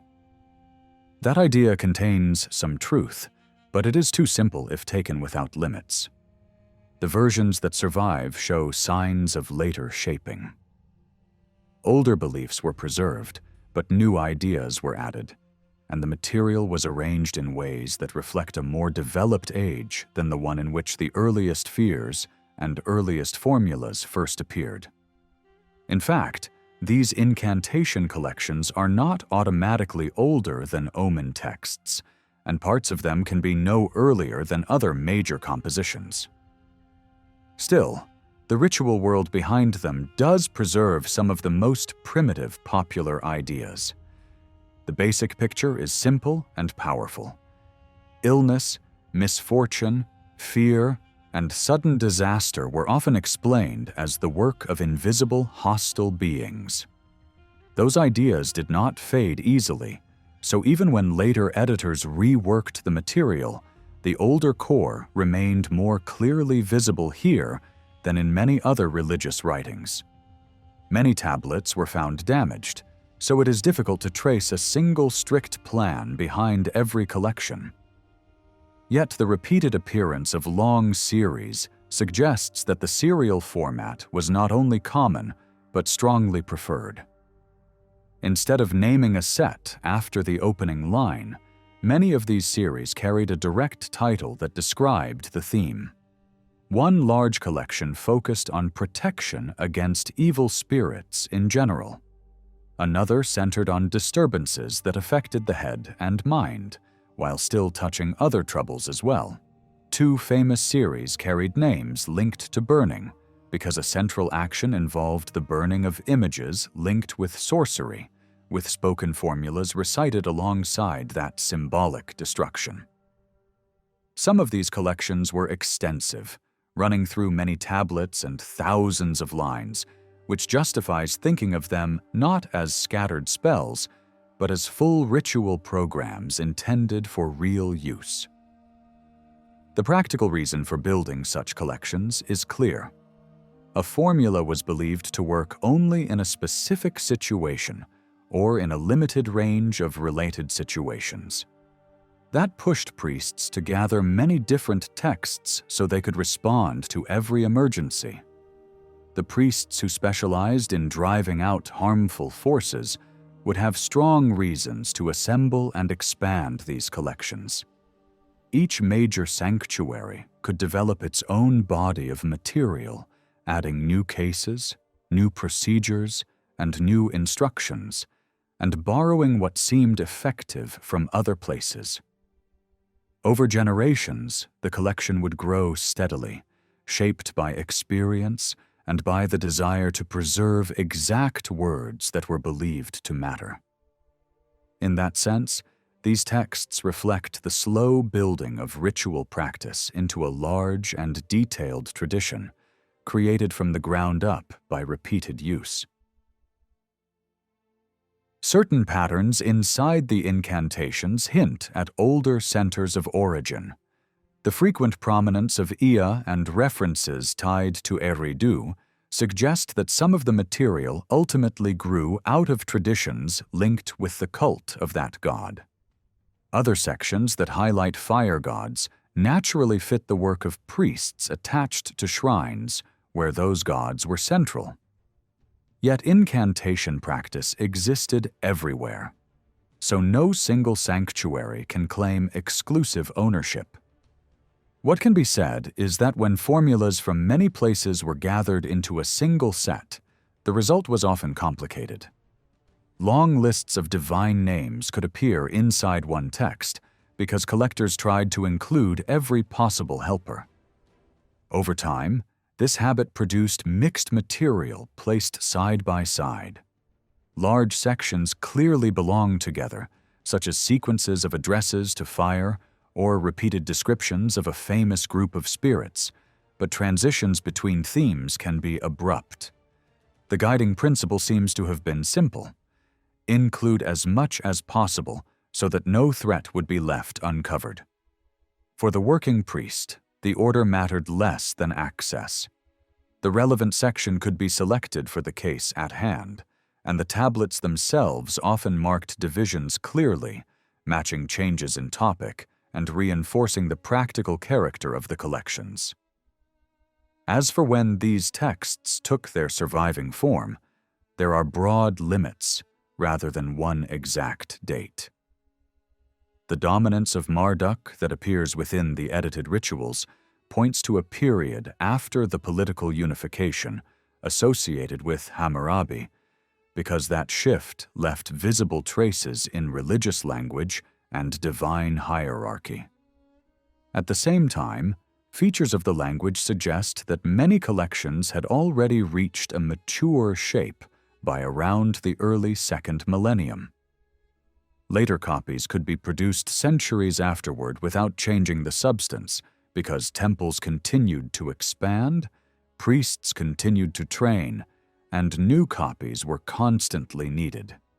Copying and limited editing never truly stopped, so the safest conclusion is that the material passed through several phases, with older cores preserved inside later arrangements.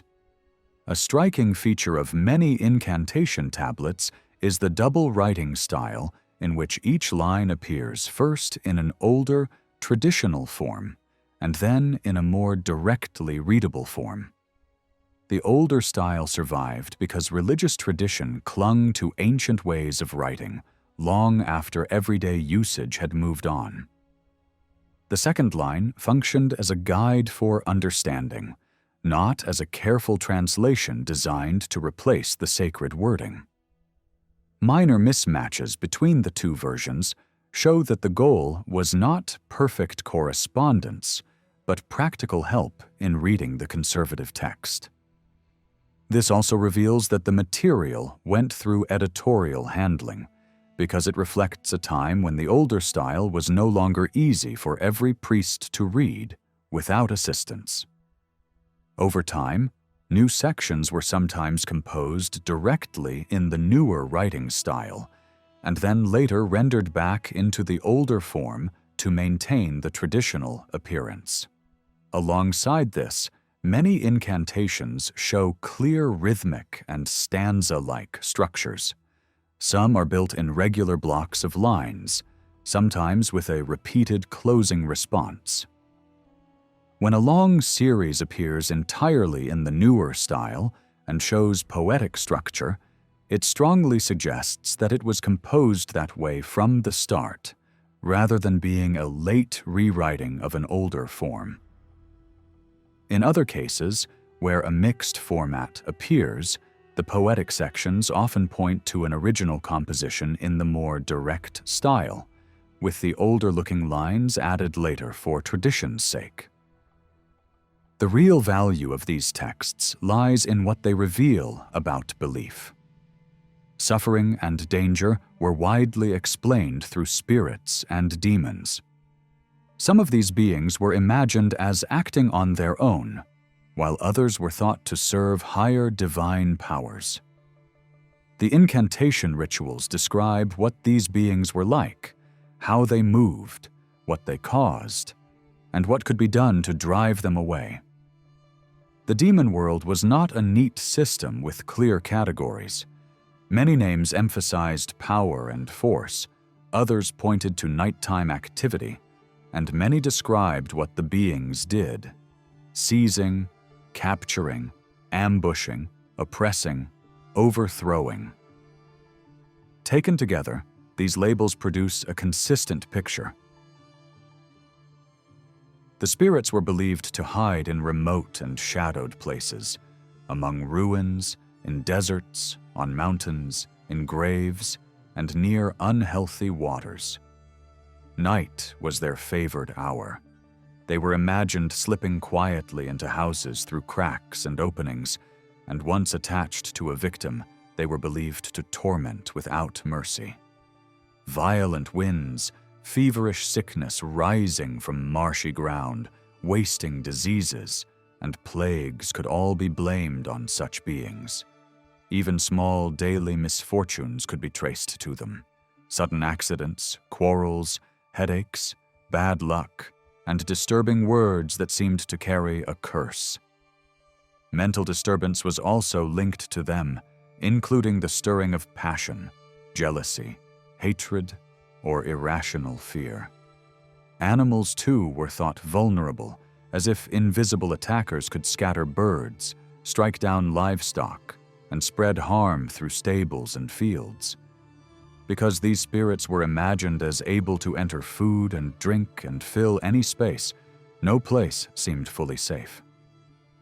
Some spirits were closely tied to specific ideas. Ghost-like beings were imagined hovering near graves and attacking people at night. Night spirits were linked to nocturnal fear and dream experiences. A female night figure appears in some traditions as a seductive presence that inflames desire without satisfaction, reflecting anxieties linked with sleep and imagination.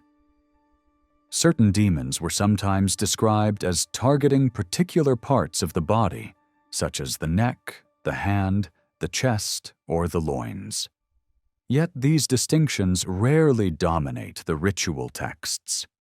The names are often grouped together as if they were near synonyms, suggesting that the main goal was not to define a demon with precision, but to cover every threat through broad language. Demons were usually imagined as having some form because in that stage of thought, an invisible force still needed a kind of living shape. Terrifying animals were favored as symbols: snakes that vanish suddenly, scorpions difficult to avoid, and monstrous beings imagined around graves and unhealthy places. Dangerous landscapes like deserts, deep waters, and mountains were pictured as their natural homes. Some were carved or drawn in protective contexts, such as boundary markers, to strengthen curses against trespassers. In official art, evil spirits often appear as frightening hybrid creatures with animal heads and human-like bodies, mouths open as if to bite, weapons raised as if ready to strike. Large guardian figures placed at entrances and gateways belong to the same logic: frightening beings used as protection against other frightening beings. Even so, most texts focus less on appearance and more on hidden action. Since the spirits were believed to act invisibly, it was hard to identify which one caused a particular problem. That is why many rituals list several beings at once and treat them as a group, directing the spoken attack against them together. One especially famous idea is the group of 7 spirits described as destructive and merciless. They are portrayed as neither male nor female, without family ties, deaf to prayer, hostile to divine order, and eager to spread trouble along roads and in public places. They are compared to violent forces like whirlwinds and are presented as able to bring chaos even into the heavenly realm, with lunar eclipses explained as their work. The number 7 here should not be taken as a strict head count. It functions as a symbolic way of saying many, a full and threatening set. These spirits are described as present everywhere, and yet untraceable, slipping through doors and bolts like snakes, arriving and vanishing without leaving proof. The point is not geography but helplessness. Danger can appear anywhere, at any time. The boundary between spirits and gods can become thin. Some beings that later appear as demons may once have been local protective gods of small places. When those places lost importance, the names did not vanish but survived as lesser forces in stories and rituals. As religious focus narrowed onto major gods, the world of spirits multiplied. Major affairs were entrusted to the gods, while everyday troubles and sudden pains were blamed on hostile spirits. The gods were generally approached as powers that could be persuaded and calmed, while hostile spirits were treated as enemies to be expelled. Alongside invisible spirits, another fear took hold: the belief that certain humans could wield demonic power. Such people were imagined as able to harm others at will. The suspicion may have grown from how unusual bodies and unusual minds were perceived. Deformity, strange behavior, madness, or an unsettling gaze could lead to the belief that a person carried unnatural force. At the same time, unusual talent, cunning, or exceptional strength could also attract suspicion, as if extraordinary ability must come from a dark source. Both men and women could be feared this way, but women were more often singled out. Witches appear frequently, and in the texts they are closely linked with demons, sometimes almost merged with them. They are said to steal breath, corrupt food and drink, bind a victim's mouth, enter the body, and cause physical and mental torment. In this view, the witch is the visible channel through which the invisible demon acts. Over time, witches are imagined as even more dangerous than demons because they can command spirits while remaining beyond the spirit's control. Many methods are described. A harmful gaze from an evil eye is feared. A spoken harmful word, meaning a hostile formula, is treated as a weapon. Poisonous mixtures made from plants are imagined as another tool. Beyond these direct methods, the most dramatic methods rely on symbolic action, built on the assumption that what is done to a symbol will happen to the person it represents. Knots tied in a cord, each tied with words, are meant to bind, choke, silence, and cripple the victim. Even more common is the making of a small figure representing the victim, formed from soft materials and then burned, buried among the dead, sealed away, cast into pits or water, or hidden in places that carry symbolic meaning such as thresholds and gates. Each act is intended to force a matching fate upon the real person. Against these dangers, people used protective objects. Small figures of protective gods could be set at doorways. Amulets were carried. Short, sacred texts were posted in houses as barriers against entry. But once harm was believed to have taken hold, the main response was to seek help from specialists trained to fight invisible forces. These specialists were priests who served as mediators, turning to the gods for help while directly confronting demons and sorcery through ritual. In early times, this kind of work was likely one of the central tasks that drew people to temples. Later, as temple institutions became larger and more complex, priestly roles became specialized. Some priests handled sacrifices, some watched over oracles, some served night and day duties, and scribes formed their own group. Out of this differentiation emerged a class of expert exorcisers, predecessors of later Eastern magicians, believed to possess the knowledge and authority needed to break curses and drive out hostile forces. Their methods mirror the supposed methods of witches but reverse the direction. Against hostile formulas, stronger formulas are spoken. Against knots, untying rituals are performed, with each act paired with words that symbolize release. Sometimes the gradual peeling of layers, such as the skins of an onion, becomes an image of loosening bondage. Against the making of harmful figures, counterfigures of the sorcerer or witch are prepared and burned, with ceremonies meant to destroy the attacker's power. Because night was feared as the prime time of demonic activity, the key hours of evening, midnight, and dawn were often chosen for these rites, and prayers were directed toward the gods associated with the night watches. Some rituals begin by calling on the night itself, and the divine powers believed to move within darkness, marking the moment as a boundary between danger and protection. The spoken material itself varies widely.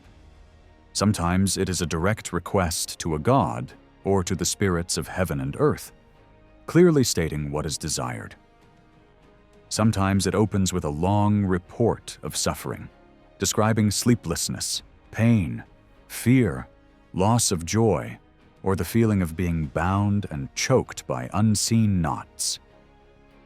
After this lament, the decisive words are spoken by the exorciser and then repeated by the afflicted person. In other cases, the incantation works through threats, declaring punishment against the demon or the witch unless the victim is released. In such scenes, the exorciser speaks with authority, announcing that the same binding and crushing acts will be turned back on the attacker. These threats are supported by symbolic actions performed on effigies made from dark substances, reinforcing the claim that the hostile power is being trapped and destroyed. Alongside words and symbols, remedies made from plants and herbs also appear. Drinks and washes are prepared and applied to the body, blending ritual with practical healing. This is where magic and medicine meet. The plant is chosen because experience suggested it helped, but its power is also tied to spoken formulas and sacred procedure. The result is a complete system of protection and treatment in which unseen forces, hostile humans, divine helpers, spoken words, symbolic acts, and physical remedies all work together in a single worldview. A constant element in these ritual texts is the appeal to the gods. It is almost never absent. Just as rulers once listed as many divine powers as possible in order to secure wide protection, ritual specialists strengthened their spoken formulas by calling upon the greatest gods together with many lesser ones. Over time, this habit became so standardized that instead of naming every deity, a text might simply state how many gods were being invoked at that moment, whether 6, 10, 15, or even 50. Which gods were meant is no longer always clear, but the most important figures of the divine hierarchy were certainly included. Often full lists follow. At the head usually stand Anu, Bel, and Ea, sometimes alone, sometimes with their consorts. After them come Sin, Shamash, and the storm god, followed by other major figures such as Ninib, Marduk, Nergal, Nusku, and Gibil. The principal goddesses are added as well, especially Ishtar, Gula, and Bau. Alongside these well-known gods, an enormous number of minor divine beings appear throughout the rituals. Some are familiar from other religious or historical contexts, while many appear only once and are scarcely distinguishable from spirits. In many cases, even their pronunciation is uncertain. Some of these beings were once local gods whose worship faded as their communities lost importance. Others turn out to be nothing more than descriptive titles applied to major gods. When a divine name clearly expresses a function, such as Judge, Merciful One, Hearer of Prayer, or Conqueror of Enemies, it is evident that an established god is meant, just as Greek gods were often addressed by their qualities rather than their personal names. For the remaining figures who may represent independent deities, knowing more than their names would add little to the overall picture. Their worship introduced no new ideas. Simply listing them would serve only to illustrate how many local cults once existed and then vanished, leaving behind little more than a name preserved by chance. It is also important that not only gods were invoked. Stars, rivers, temples, and even cities could be called upon, since anything with sacred associations might be drawn into the ritual. Distinct from these long group invocations are a small number of gods who appear individually at key moments and for specific reasons. These figures form the true core of the ritual tradition. Their involvement is essential to the success of the act. They are directly connected with the suffering that needs to be removed. When illness is involved, they function as healers. When disaster is linked to natural events such as eclipses, floods, or famine, the moon god, storm god, solar powers, or agricultural deities are addressed. Above all, the leading gods of each region, Marduk in Babylonia and Ashur in Assyria, receive special attention. Among all these figures, Ea stands out most clearly. His prominence comes first from his close connection with humanity, but also from his identity as a god of water. Water is one of the main instruments of purification in ritual practice, and this gives Ea an added symbolic role. As the divine source of healing, he is portrayed as knowing every hidden remedy for the harm caused by spirits and sorcerers. He is seen as the master of destiny for humankind, the supreme expert in expulsion rituals, and the ultimate authority under whose protection the ritual specialist acts. Not only humans, but even other gods turn to him in moments of crisis. When the moon is darkened and terror spreads across heaven and earth, other gods are powerless. Only through Ea is order restored. Yet Ea is rarely approached directly. His son Marduk stands beside him as mediator. Appeals are directed to Marduk, who then brings the plea to his father. Ea responds by explaining the remedy, while declaring that Marduk shares his knowledge. In this way, Marduk takes on the same titles as Ea and becomes a healer, protector, and master of ritual. This strong role for Marduk reflects a later stage, shaped by his rise to supreme status after political unification. Originally, Ea alone held this position. The occasional presence of Ea's consort contrasts with the relative absence of Marduk's partner, which again points to older layers beneath later revisions. Because the destruction of harmful forces often involved burning images or objects, the god of fire holds a place nearly equal to Ea. Fire, like water, carried deep symbolic meaning as a purifier.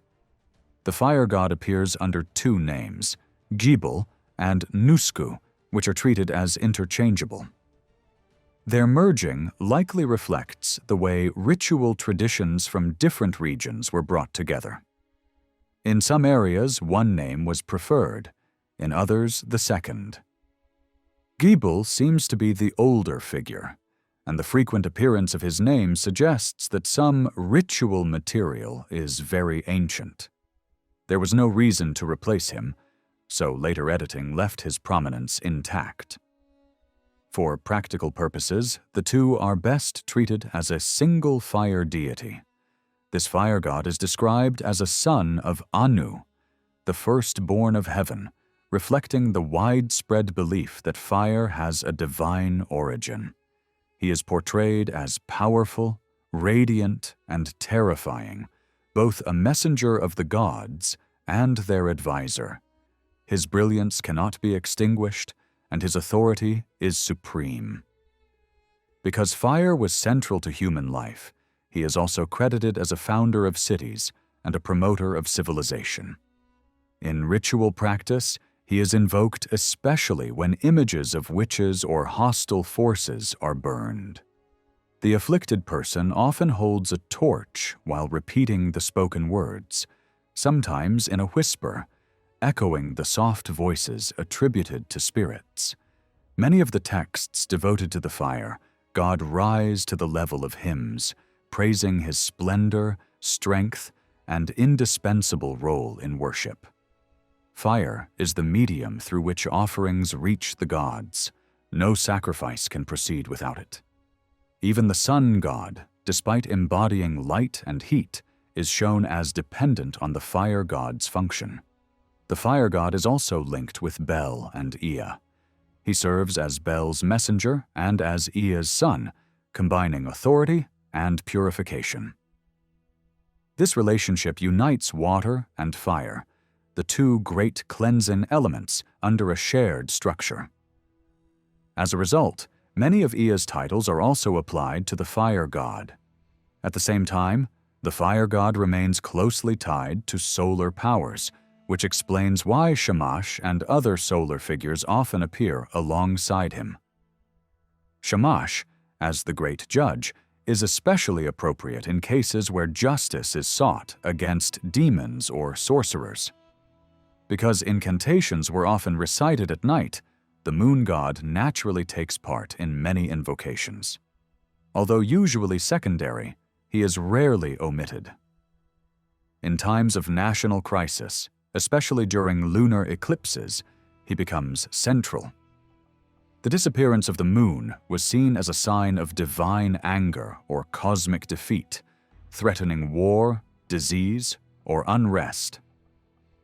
In such moments, rulers themselves turned to ritual specialists.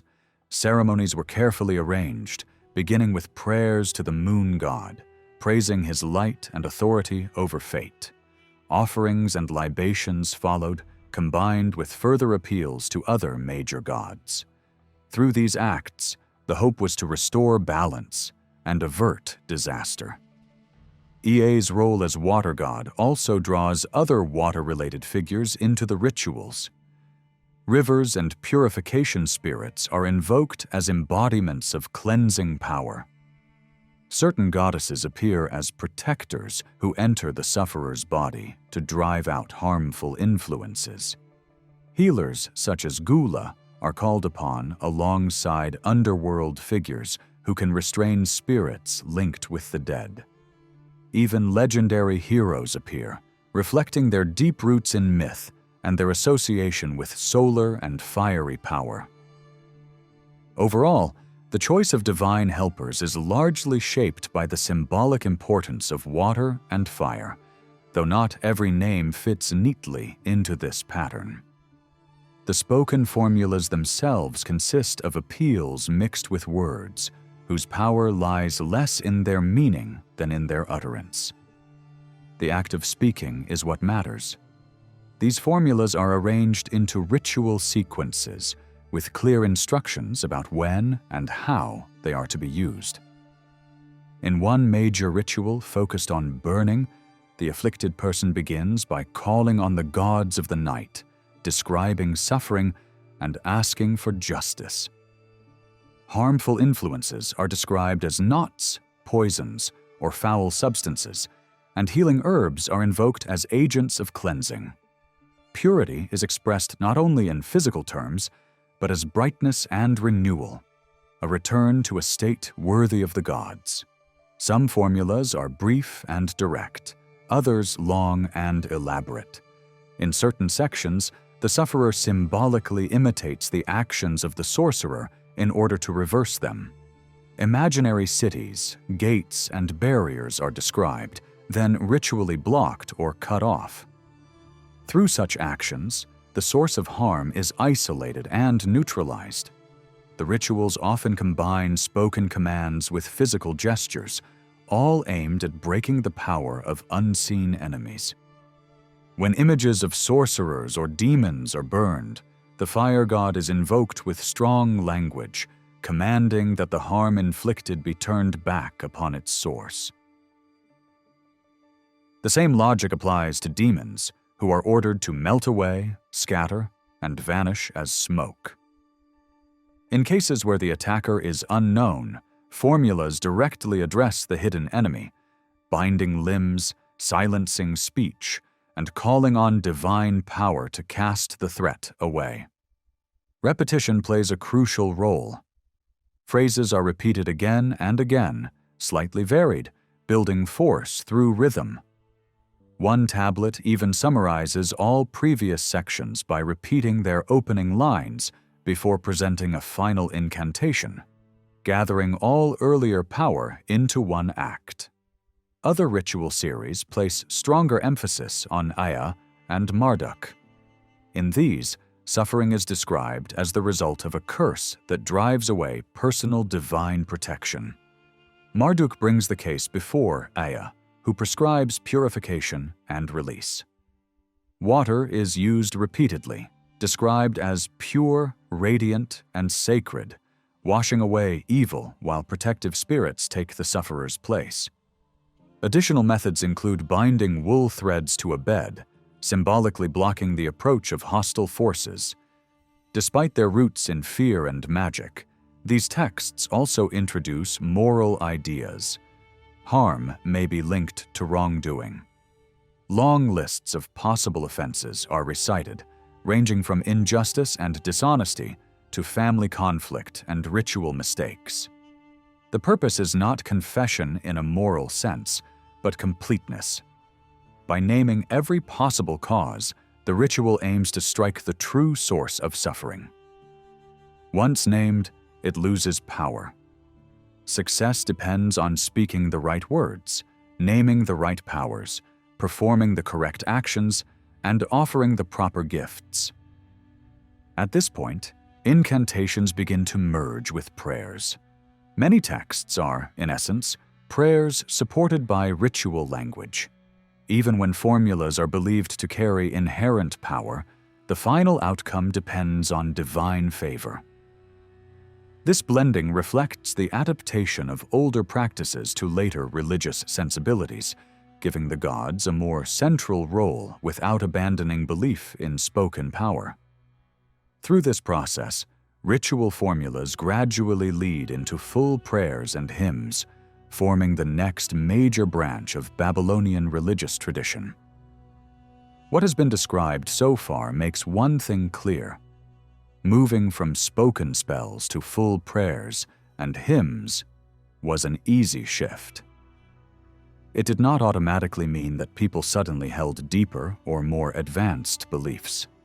The oldest fixed ritual tradition in Babylonian and Assyrian religion is closely tied to incantations. Yet, even in the earliest periods, there were times when the gods were addressed in plain prayer without any magical wording. This happened during major festivals, when temples or sacred images were dedicated, and even when public works were completed, such as digging canals. When a ruler finished a statue for a patron god, he could simply ask for a good destiny in return. Later, kings did the same whenever they restored or built temples. Some of the finest examples come from Nebuchadnezzar, whose prayers show careful language and strong emotion. After restoring a healing goddess's shrine at Sippar, he asks her to look kindly on his work, to speak mercy, and to grant long life, strength, health, and joy, while also asking that the great gods view his deeds favorably. When restoring the famous Temple of the Sun, god at Sippar, he prays for mercy, power, a stable throne, lasting rule, protection for his army, and clear answers through signs and dreams. Nebuchadnezzar's building records often end this way. Whether he raised a sanctuary, strengthened city defenses, or built waterways, he added a closing appeal for grace, long life, and prosperity. Other rulers did the same. Some built temples as an act of gratitude, claiming that a god had listened to earlier prayers. Assyrian kings prayed before battle and thanked the gods after victory. A king might present himself as a creation of a goddess, insist that he had devoted himself to restoring sanctuaries and expanding cities, and then beg the divine warrior to drive an enemy into chaos and defeat.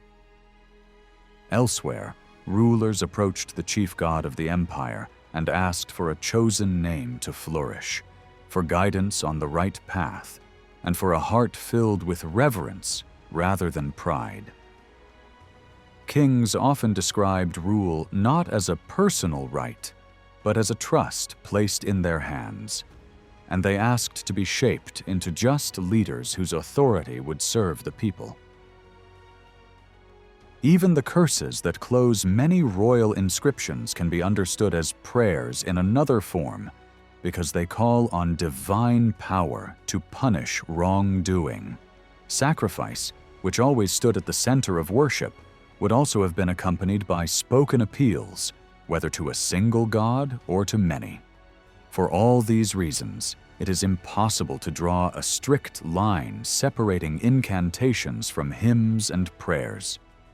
The same gods appear across the different kinds of texts, and they are imagined in much the same way. Ea remains the protector of humanity. Shamash remains the guardian of justice. If a quality that appears strongly in prayers is less visible in certain incantations, that difference may reflect chance and emphasis rather than a separate set of beliefs. The divine hierarchy also matches what appears in royal inscriptions, and the order in which gods are named often follows the ranking found in official tradition. This strongly suggests that many older ritual texts were later reshaped and updated.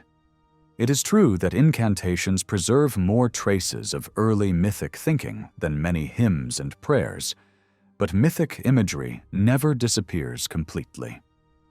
Even the most refined religious works of Babylonia still carry very ancient ways of thinking beneath the surface. The best way to understand hymns and prayers, then, is to see them as companions to the magical texts.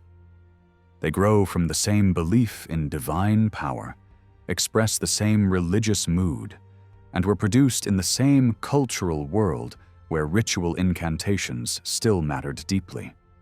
They did not replace older practices. They existed beside them. At the same time, some hymns clearly rise above others.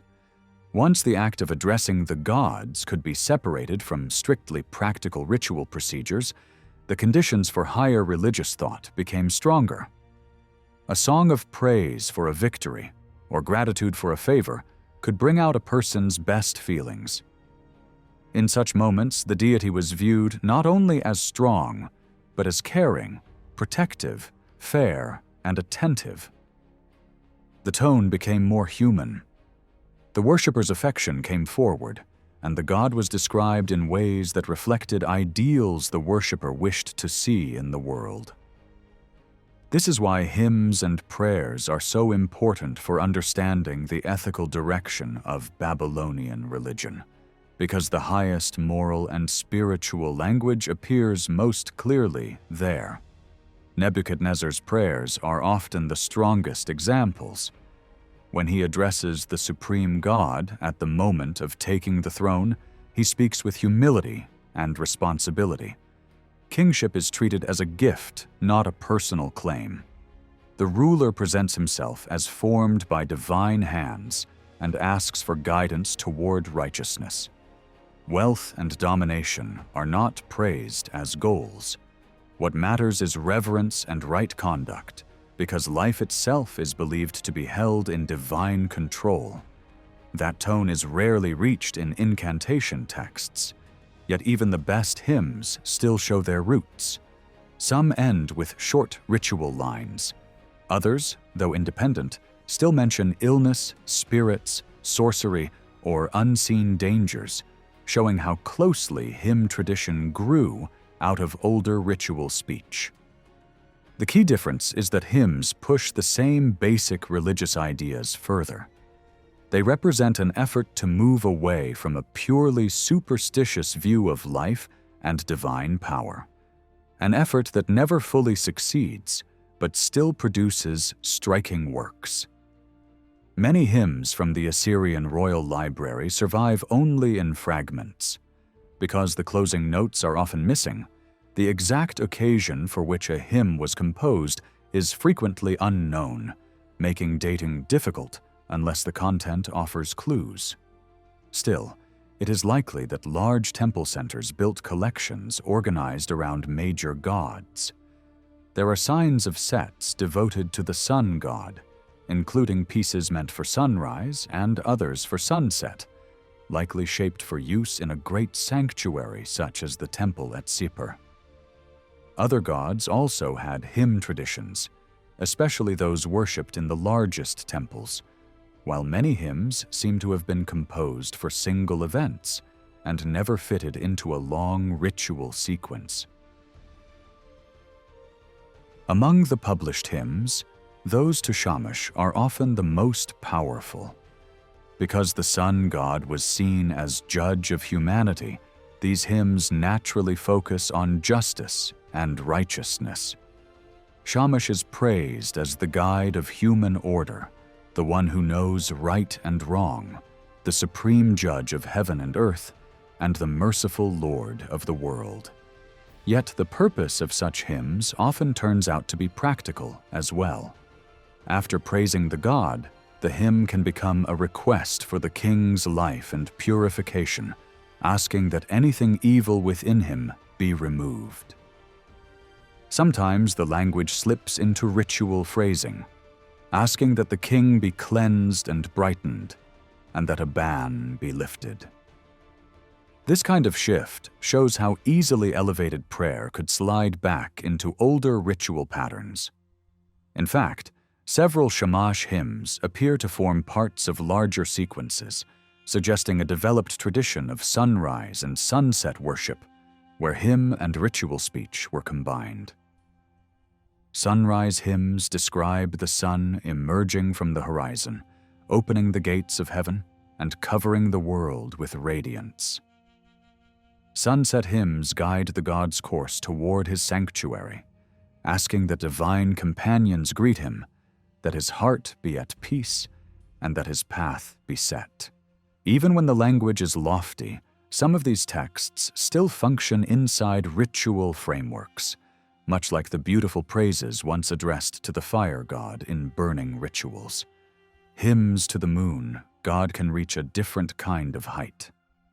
A long hymn to Sin pours out praise with intense poetic force, calling him chief among the gods, protector of sanctuaries, giver of life, and ruler whose command cannot be challenged.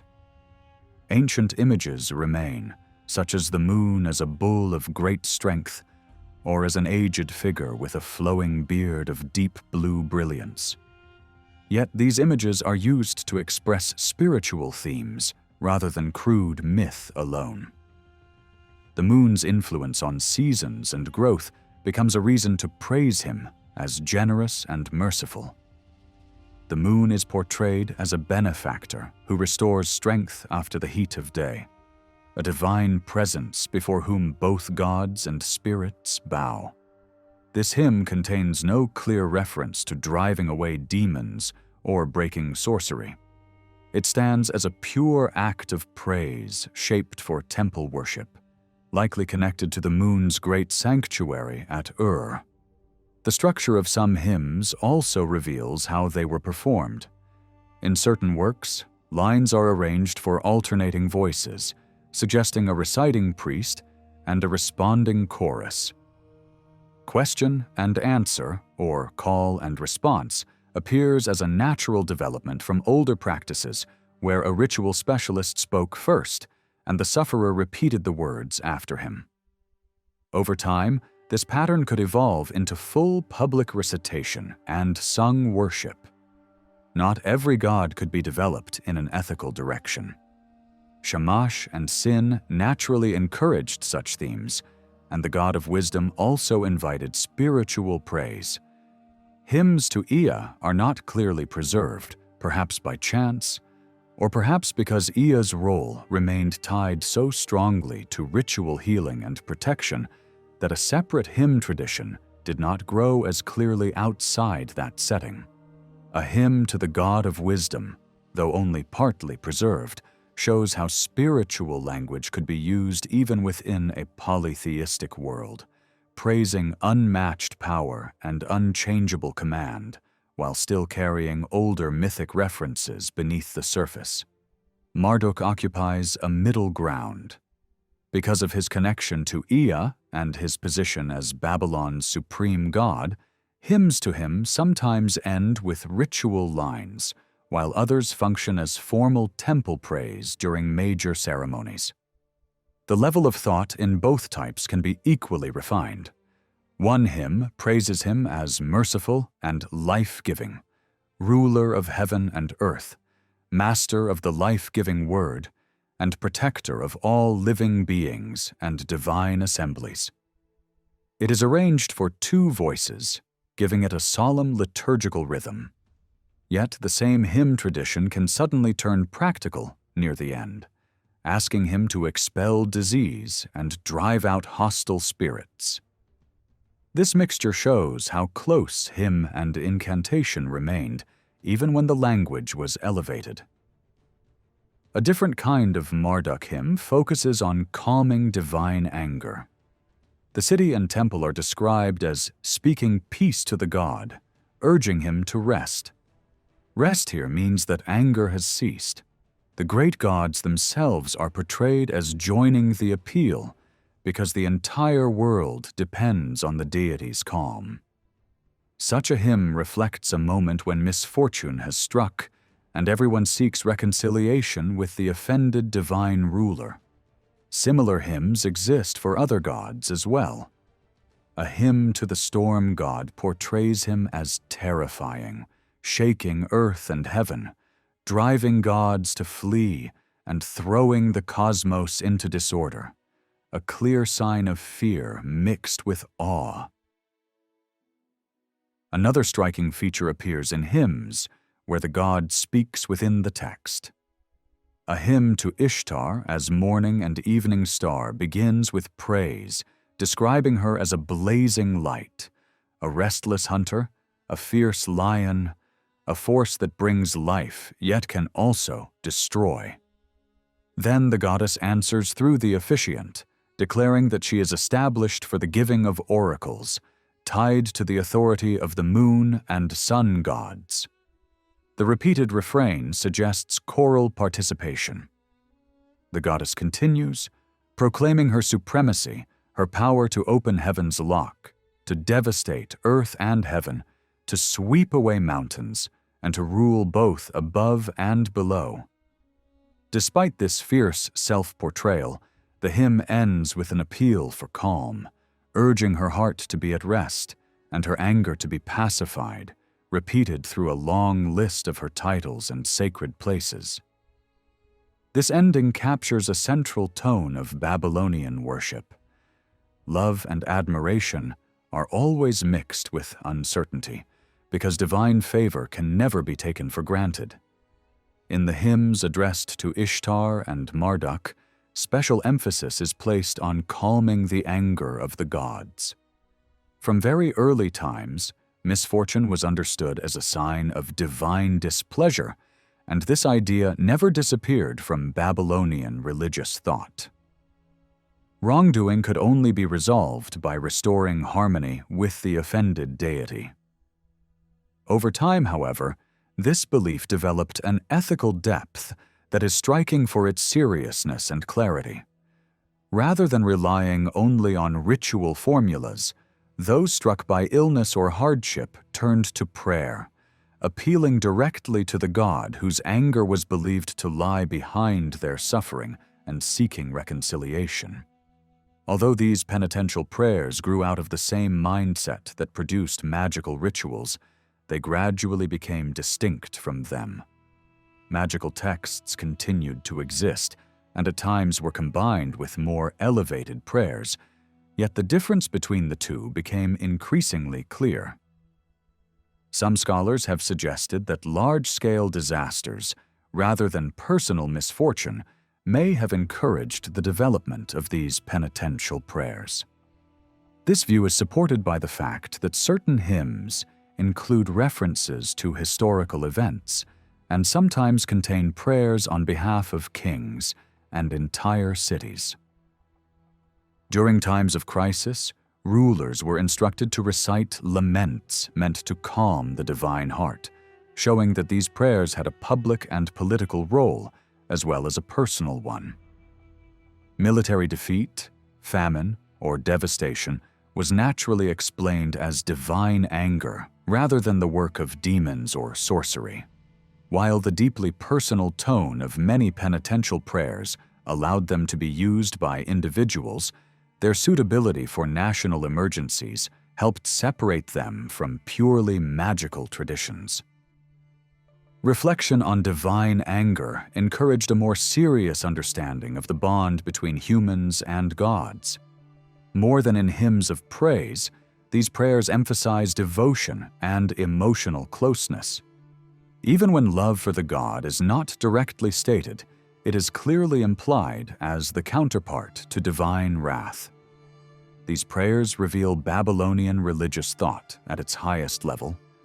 Their ethical character appears most clearly in how they define sin. Misfortune created a strong sense of guilt. Suffering itself was proof that some offense had been committed, even if the nature of that offense remained unknown. There was no attempt to judge whether the punishment was fair or proportional. What mattered was that a god had been offended, whether through neglect, ritual error, or an unknown fault.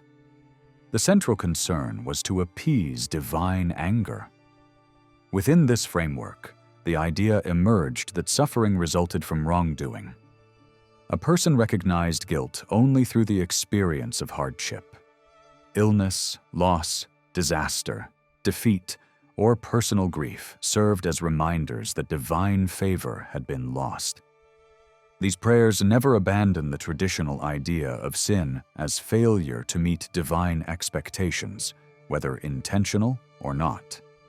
Yet within these limits, they allowed for remarkable ethical reflection. Some of these prayers express a depth of feeling and moral seriousness that has often been compared to later religious traditions. The one who prayed felt completely dependent on divine mercy. The exact nature of the sin was less important than the urgency of reconciliation.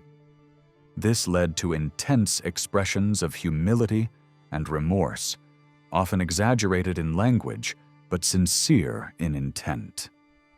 The worshipper magnified the power and compassion of the deity while diminishing personal worth. Such emotional discipline naturally encouraged a more spiritual understanding of divine relationships. The prayer focused not on material gain, but on restoring peace between God and worshipper. The single desire was that the divine heart might be brought to rest. For these reasons, penitential prayers represent the finest achievement of Babylonian religious literature. They mark the highest point of ethical reflection reached in the culture of the Euphrates Valley and remain the most enduring literary expressions produced in cuneiform tradition.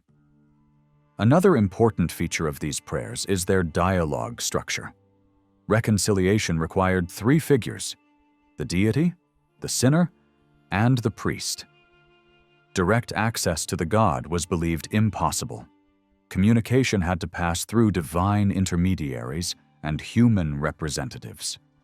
The priest acted as the earthly messenger of the god, sometimes even speaking in the voice of the deity. More often, the priest served as advocate, reinforcing the sincerity of the confession and urging the god to show mercy. Unfortunately, none of these prayers survive in perfect condition. Many lines are damaged or unclear, and key details are missing. Even so, their meaning remains powerful. Most were preserved in dual written forms, but this appears to be a matter of tradition rather than meaning. Some contain hints of historical events, which suggests they may date back to very early periods, possibly as far as 2,000 years before the Common Era. Yet stylistic features suggest that many belong to later centuries. The Assyrians adopted these prayers and added new compositions of their own, closely following Babylonian models. One particularly moving prayer shows a sufferer calling upon a goddess for mercy, describing constant sorrow and pleading for compassion. The priest then supports the appeal, asking the goddess to turn her face toward the afflicted person and take them by the hand. The The sufferer continues by expressing loneliness and despair, weeping like a dove and filling the night with sighs. The priest again reinforces the plea, describing the depth of the suffering soul. A striking aspect of many penitential prayers is that the offended deity is often unnamed. The god or goddess is referred to in general terms, or both are mentioned together. This reflects uncertainty about which divine power has been offended. Suffering revealed guilt, but not its source. This anonymity gradually encouraged a more abstract understanding of divine power. Rather than focusing on individual gods, these prayers emphasize dependence on divine forces as a whole. Even so, this development never leads to true monotheism. The strong influence of astrology and nature worship prevented such a shift. The penitential prayers refine existing beliefs, but do not replace them. Some prayers openly admit uncertainty, appealing to any god or goddess who may have been offended, known or unknown. The sufferer confesses ignorance of the sin, yet accepts guilt, and undertakes fasting as an act of penance. This physical discipline appears frequently and was likely part of ritual practice. The prayers describe abandonment, isolation, and despair, followed by repeated appeals for forgiveness. The priest eventually intervenes, asking the god not to reject the weeping servant. The prayer closes with an intense plea for mercy, forgiveness, and emotional reconciliation, often expressed through tender imagery of parental love. Variations in structure suggest that different temples preserved different ritual forms, which were later collected into larger traditions. Some prayers clearly belong to royal contexts. They mention cities, temples, dreams, and divine signs sought before military campaigns. Kings sought assurance of forgiveness and favor before major crises. These prayers reveal moments of fear and uncertainty that official records carefully avoided. Others combine requests for forgiveness with appeals for healing. Since illness was seen as divine punishment, relief from sickness depended on restoring divine favor. One Assyrian king appeals to Ishtar, reminding her of temples restored, festivals honored, and images erected. In return, he asks for mercy, healing, and forgiveness. These historical references provide valuable insight into the use of penitential prayers. They reveal times of crisis hidden from official accounts. Unlike magical texts rooted in popular belief, these prayers appear to have held official status, closely connected to state concerns. Their development reflects the growing importance of the relationship between gods and the fate of the kingdom. Despite their elevated language and moral depth, these prayers remain closely linked to another branch of religious tradition: omens and oracles. Like penitential prayers, omens addressed matters of state and divine approval. In this shared concern for divine will and political stability, the religious traditions of Babylonia and Assyria remained deeply intertwined. A strong strain of magic remained inside Babylonian prayers and hymns, even when the language sounded noble and heartfelt. The finest prayers were often joined to a spell-like formula, and sometimes the prayer itself functioned as a kind of incantation. Prayer rarely stood alone. It was usually paired with offerings, symbolic actions, or both. People believed the power of the request came partly from these acts and partly from the hidden force carried by the words themselves. This close bond between prayer and magic grew from a simple habit. Gods were usually approached only when something was needed. People prayed to push away danger or to gain a favor. Even the most elevated penitential prayers were not simply expressions of admiration. they were spoken because trouble had arrived or seemed close. Pure praise, offered without any purpose beyond devotion, barely appears in Babylonian and Assyrian religious practice. The nearest thing to that spirit may be found in the prayers kings added to commemorations of their building projects. Those royal prayers sometimes feel driven by genuine affection and loyalty to a protecting God. Nebuchadnezzar stands out as a strong example, yet even there a request is nearly always included, usually for long life and prosperity. In this way, spiritual development faced clear limits. A form of prayer that exists only to seek closeness with a higher power without asking for anything at all would require a very different understanding of the gods. That kind of prayer is largely absent. Because Babylonian prayer was normally a request, it naturally led to another urgent concern: finding out what the gods intended to do in response. Learning the divine decision became a central part of ritual life, and it was largely the priest's responsibility.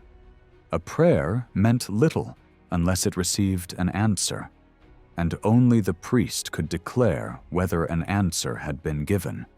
Much of the priest's work therefore focused on forecasting. Would deliverance actually come? Would sickness leave the body? Would symbolic acts like burning an effigy or loosening a knot truly work? The reputation of the priest and the hopes of the person seeking help depended on the ability to read the future. This is why the priest who drives away harmful forces is closely linked to the priest who predicts outcomes. Since direct access to a deity was not expected, mediation was needed for religious matters of every kind, including those involving kings. The priest had two main ways to discover divine intent. One was through oracles, understood as direct messages. The other was through omens, read indirectly by examining the sacrificed animal. A complete ritual could therefore include a request offered with priestly help, an incantation in some form, an offering, symbolic actions, and finally a set of signs that revealed the divine response. In many cases, the offering and symbolic acts came first, and prayers referred back to them later, often just before the signs were read. The signs were the goal. Offerings were brought, actions performed, and words recited to prepare for the final moment when the priest announced what the signs meant. Worshippers waited for that decision with anxiety. Because of this, many prayers include instructions aimed at priests, pointing to details they should watch for in the sacrificed animal. Over time, the reading of these signs expanded into a vast system comparable in scope to the observation of the heavens. The movement of stars and planets, and the patterns of nature as a whole, were believed to shape human fate. And the same mindset encouraged careful attention to signs found in sacrifice. Not every prayer required such elaborate procedures. Some surviving prayers contain no explicit mention of offerings, symbolic actions, or signs. This does not prove they were absent in practice, since texts could be copied with parts omitted. Still, it is likely that in many situations, sacred formulas alone were considered sufficient, especially when the goal was to drive out hostile forces. In earlier stages, the priest may have ended the ritual once the words had been spoken. If the harmful power did not yield, the failure could be blamed on a mistake by the priest, suggesting a loss of control due to error or impurity. The wider use of omens likely began when a person wanted more than relief and needed guidance, wanting to know a deity's decision so that future actions could be planned accordingly. Once that practice grew, the reading of signs became common across many situations, whether an incantation was included or not.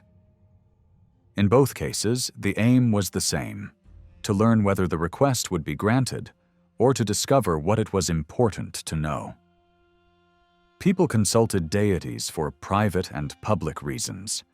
Evidence exists of individuals asking which day was favorable for a project and receiving a specific answer. Yet for most people, visiting a sanctuary may have been reserved for serious moments: illness, sudden loss, fear of misfortune, or the need to calm an offended god. Cost also mattered. No one was expected to arrive without gifts, and that expense discouraged frequent visits. Public needs played an even greater role. State safety demanded constant consultation. That is why so many hymns and prayers mention kings and events tied to their reigns. The anger of a god against the land is emphasized more often than anger against a single person, because the fate of the state shaped the lives of everyone within it. Natural shocks like eclipses, floods, and storms were seen as blows directed at the country under a god's domain, not simply at individuals. Crop failure, famine, and plague were also public disasters. During such times, rulers went to sanctuaries to seek peace with the divine power, and it was not enough to speak words or perform actions. They wanted assurance that reconciliation was taking place, and they sought that assurance through signs read from sacrificed animals. The same need for guidance appeared whenever major public projects were planned. Building a palace, temple, canal, or dam required confidence that the work was acceptable. Leaders sought the right day to begin, when the god would be favorable, and the right day to dedicate the finished project. These decisions were also shaped by signs. The belief was simple: without divine support, human effort could collapse. In war, this dependence grew even stronger.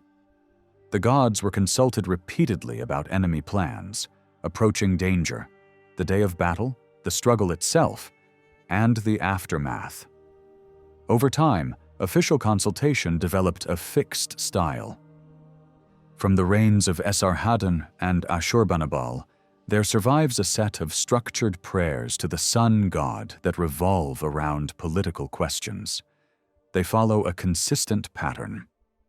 The prayer begins with a series of questions and demands a clear response.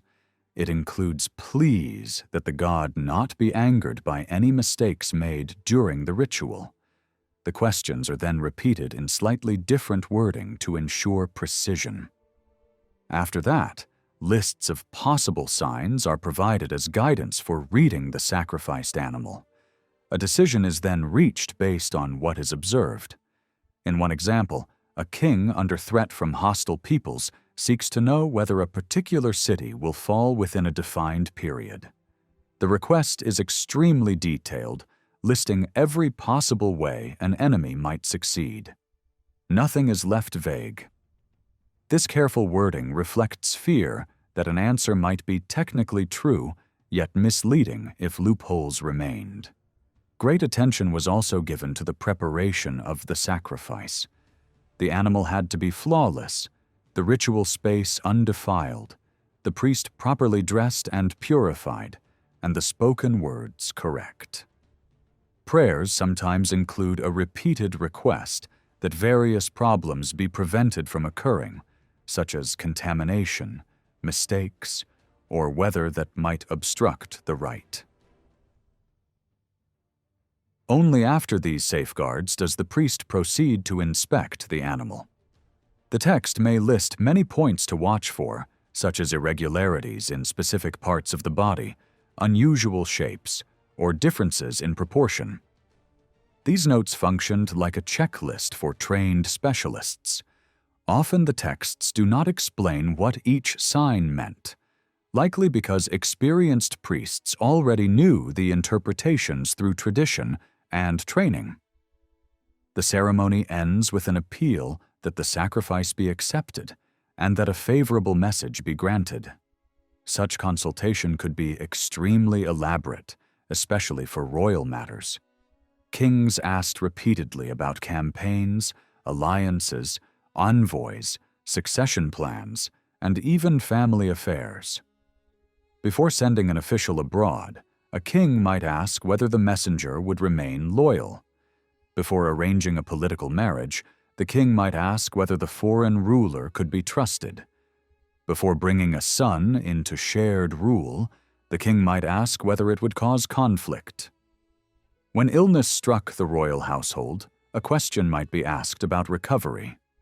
Sometimes the question was written on a tablet and placed before the deity, suggesting that written communication could form part of the ritual process.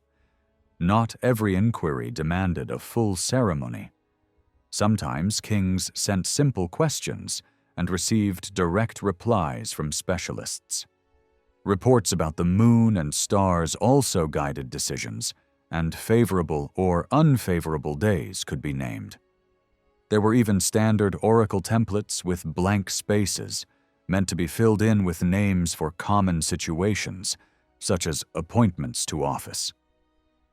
Given the violence of palace politics and frequent coups, it is understandable that rulers sought constant reassurance.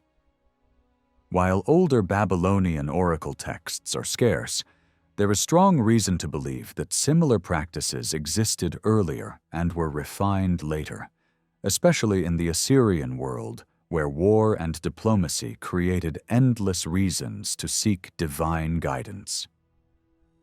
Over time, priestly roles likely became more specialized. Those who performed expulsions could differ from those who read signs, and those who delivered oracles could form another group.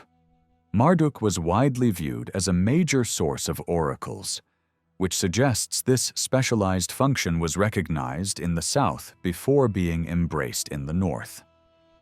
In the Assyrian period, oracles were often spoken in the first person, as though the deity were speaking directly.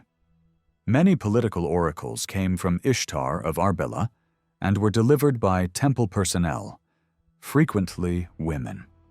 Several surviving messages emphasize courage, repeat commanding phrases, and promise that enemies will be crushed. Their language is powerful and uplifting, but their meaning is often broad rather than specific. They were designed to strengthen resolve as much as to predict outcomes. Other oracles combined the voices of multiple gods, surrounding the king with divine protectors and urging him not to rely on humans, but to trust the divine presence. Assyrian rulers promoted a set of key deities in these practices, including Ishtar, Shamash, Nabu, and Ashur. Marduk, though respected, was less prominent in Assyria, likely because he represented the religious authority of Babylonia, which Assyria threatened politically. When an oracle was delivered, it could become a major ceremonial event. Just as questions were carefully written to avoid error, answers were also transmitted in writing. Some messages were formally read in the king's presence with libations, sacrifices, and incense. Oracles could also create tension. If a message proved unhelpful or unclear, rulers could complain, and new messages might be sent urging the king to trust the latest word. Kings often expected oracles to confirm what they wanted to hear.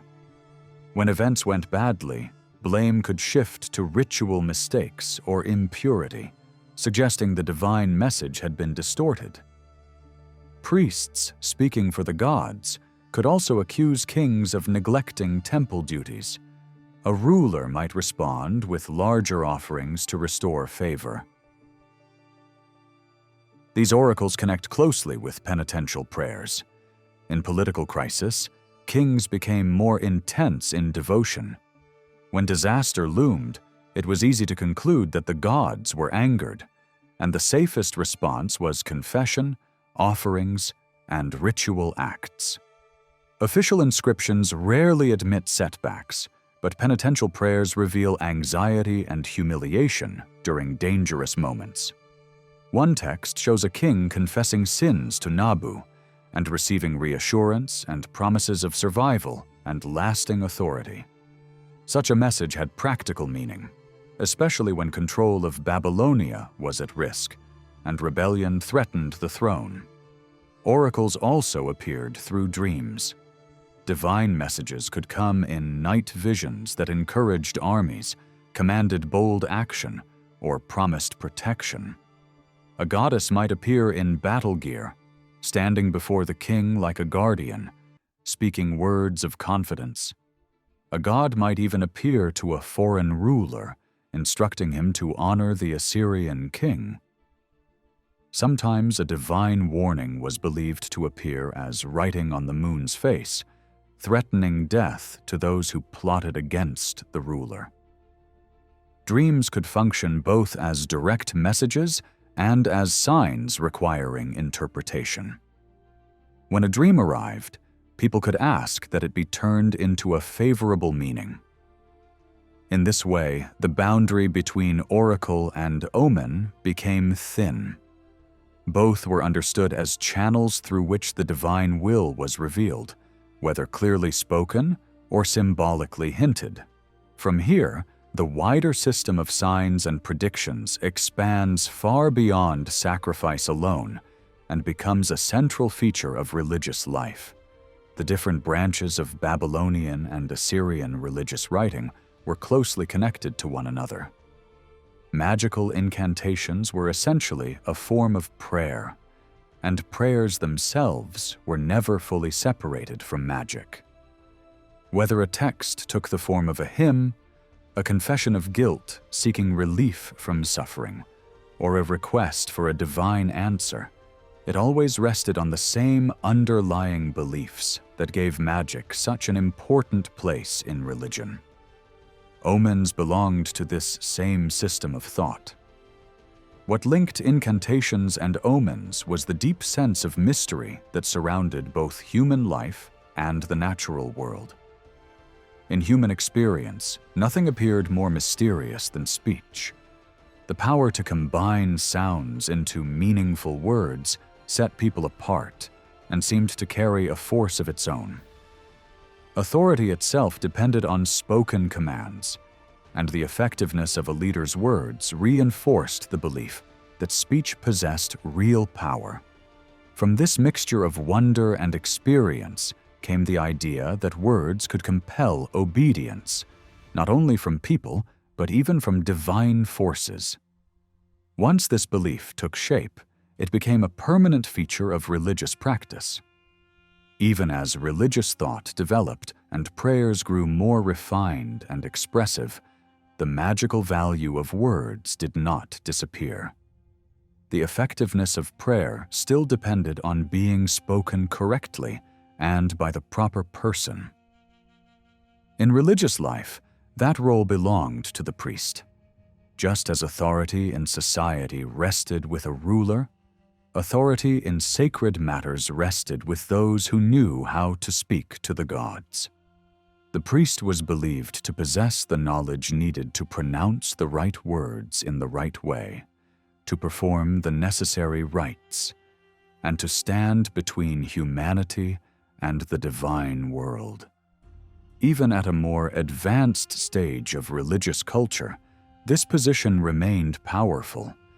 When incantations blended into formal prayers, or when prayers replaced them, the priest was still essential. Only through priestly mediation could requests be made effective, whether by adding intercession, performing rituals, or guiding the worshipper into the presence of the deity. Beyond the mystery of speech, the natural world inspired an even deeper sense of uncertainty. People were constantly reminded of their dependence on forces beyond their control. The sun, the moon, rain, and storms shaped survival. Animals could be dangerous or helpful, and every unusual event attracted attention. Anything that departed from the normal order suggested meaning.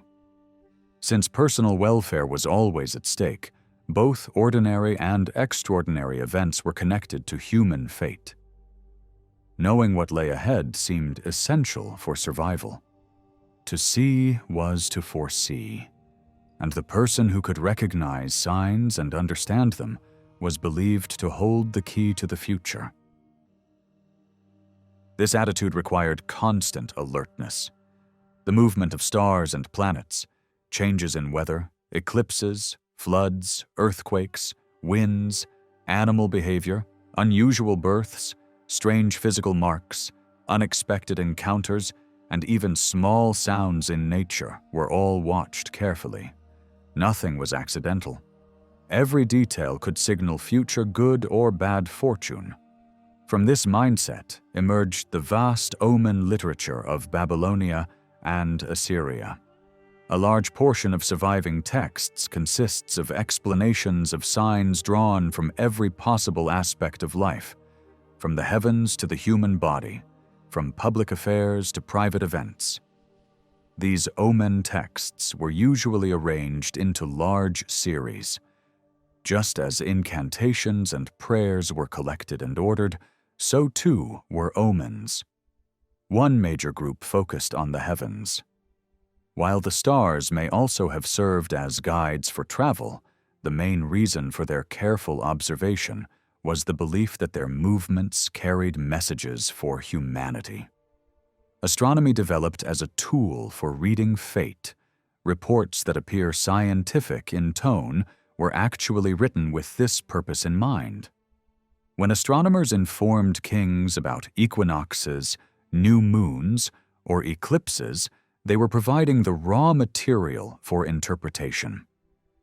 The balance of day and night at the equinox was treated as meaningful. The first sighting of the new moon was eagerly awaited each month and carefully reported. Eclipses received special attention. Scholars could predict when they might occur and watched closely. Whether an eclipse appeared or failed to appear was considered significant.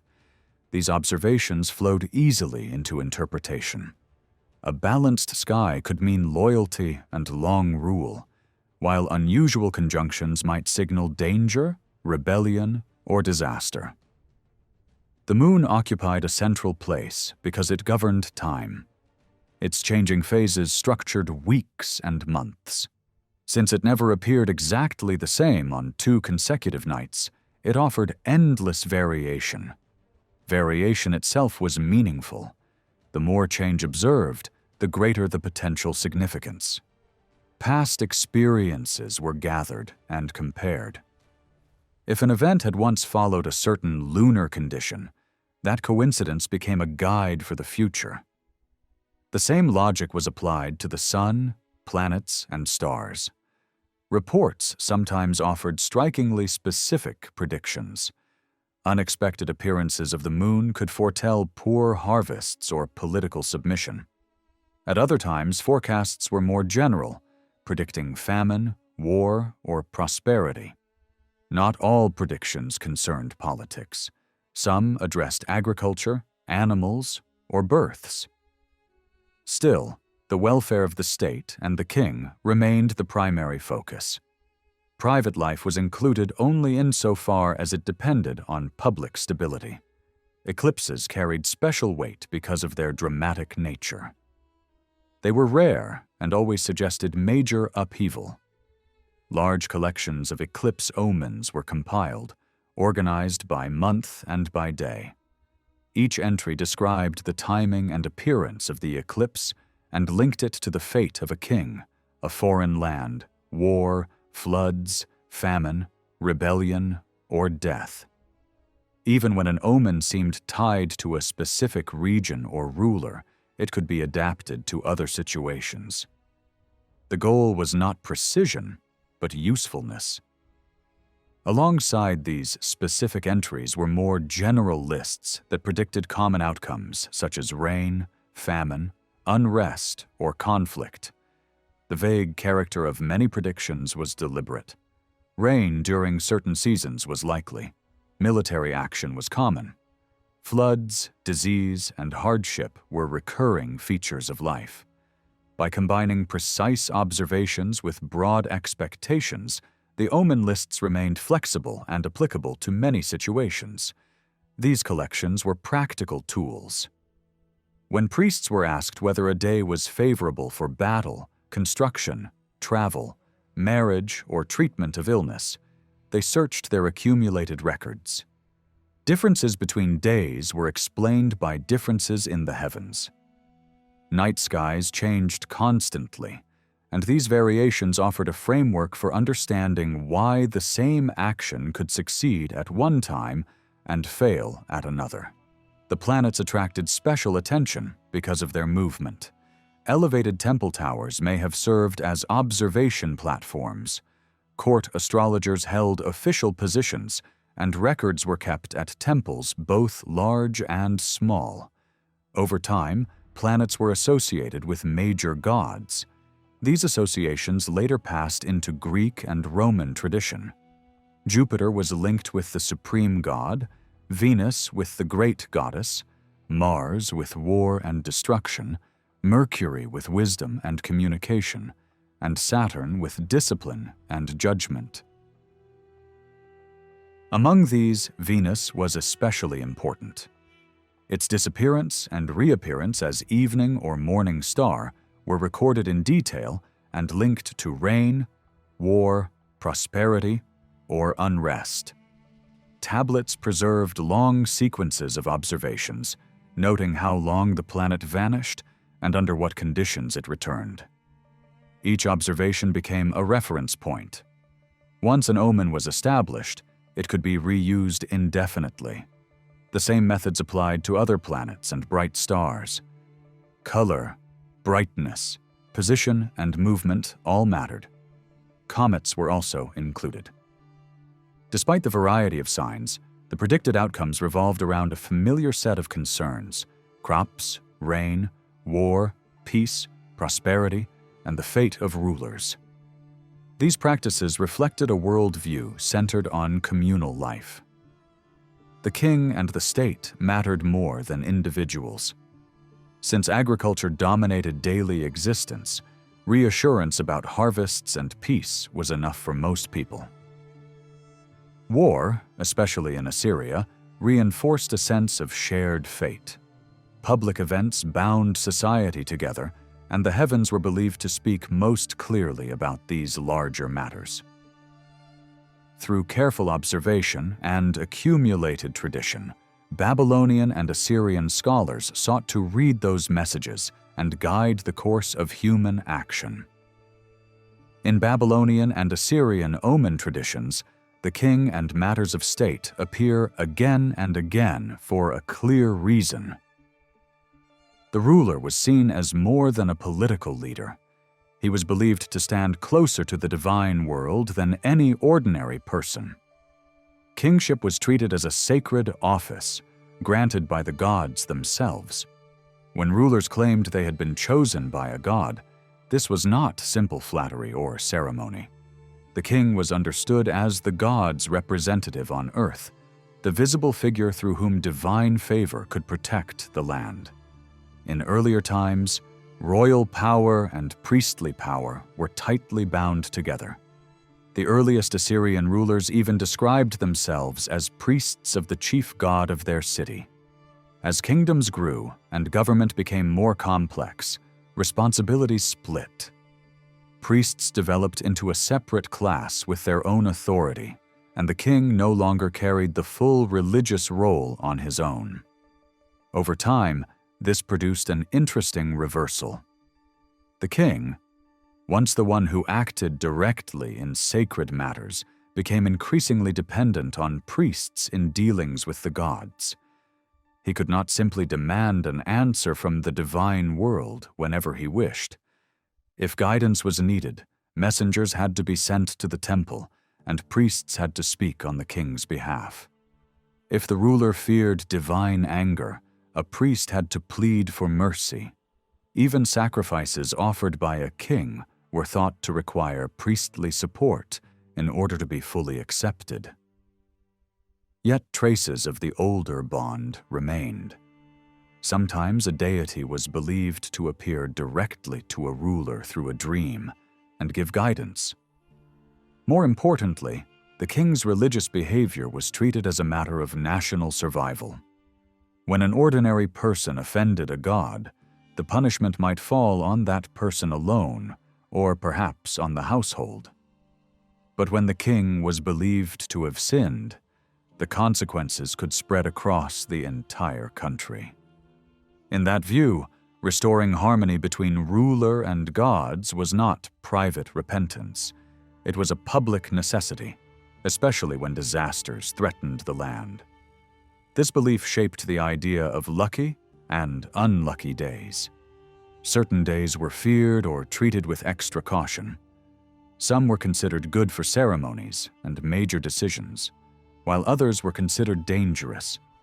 Part of this came from the fear of events tied to the lunar cycle, and part may have come from repeated memories of mishaps that seemed to cluster on particular dates. The result was a strong sense that time itself carried a different weight from day to day. Some days were suitable for celebration, others demanded restraint. On favorable days, the gods could be pleased through proper acts. On unfavorable days, great care was required to avoid provoking anger. To guide this behavior, special calendars were produced. These were not simple lists of dates. They were instruction manuals, day by day, telling what should be done and what should be avoided. Their main focus was the king. The logic was simple. If the king acted correctly at the right time, the whole people would benefit. One surviving calendar, created for an extra month added to the year, shows this clearly. Each day is linked to particular gods, and offerings or precautions are prescribed.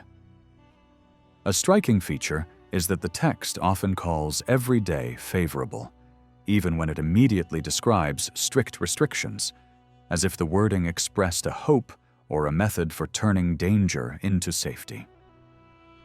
On some days, the king is told to bring gifts and offer sacrifices so that prayers will be accepted. On other days, the instructions shift sharply into warnings. Certain days are labeled harmful.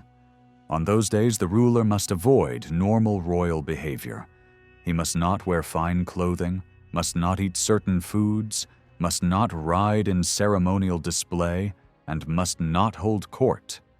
Even priests are told not to seek an oracle for him in the innermost sacred space. Medical help may also be avoided, as if illness were viewed as a divine message that should not be challenged. Only after the day has passed can offerings be made in a way that will be accepted. In this system, the king's self-restraint is not personal discipline. It is protection for the land. A comparison naturally arises with the weekly day of rest in Hebrew tradition, because both are tied to the lunar rhythm and both include prohibitions. But there is an important difference. In the Babylonian model, the burden falls mainly on the king. His holiness is treated as unique, and his careful conduct is believed to safeguard everyone. In the Hebrew model, the restrictions apply to the whole community. The Babylonian approach assumes the people are shielded by the ruler's ritual obedience, while the Hebrew approach treats the people as collectively responsible. These calendars also show how different gods were honored across the month. One day might be linked to a god of wisdom and his divine partner, another to a healing goddess, another to warlike powers, another to older divine figures. Across 30 days, most major deities appear in some form. The exact system behind these assignments is not always clear, and it likely varied from temple to temple. Each religious center would naturally emphasize its own chief deity and arrange the rest according to local tradition. Consistency was not the goal. The point was to provide practical guidance based on inherited belief and accumulated experience. Alongside the fuller calendars were shorter ones that read like quick notes. In these, Each day receives only a word or two: hostility, favorable judgment, sorrow, gladness, forbidden intimacy, secret place. Such brief labels make sense only to those trained to understand them. A single word could indicate that the gods were unfriendly that day, or that it was a good time to seek an oracle, or that happiness would be risky, or that certain actions should be avoided. A mention of the secret place referred to the most restricted inner area of the temple, meaning that on that day entry was permitted or safe. Some calendars also included food prohibitions and everyday warnings. Certain foods were avoided on certain dates to prevent sickness. Some days were considered dangerous for crossing rivers, making deals, or conducting trade. Other days were described as good for military movement. These details sound popular, like folk belief in lucky and unlucky days, but they appear to have been gathered into official priestly guides and given formal authority. Even when the instructions could apply to ordinary people, the repeated focus on oracles, curses, weapons, and divine anger suggests that the main audience remained the court and its advisors. There were also calendars that judged entire months rather than individual days. These were designed for practical decisions, especially military ones. Certain months were marked as suitable for attacking an enemy city, while others were unsuitable. Some months were approved for marching into foreign territory, others discouraged. This kind of guide looks like it was made for a particular campaign, built from omen reasoning and intended to steer commanders toward the safest timing. All these materials point to the same basic pattern. Oracles, dreams, eclipse lists, star and planet reports, and daily calendars were built from the same habit of mind. People watched the world closely, remembered striking coincidences, and treated repeated patterns as meaningful.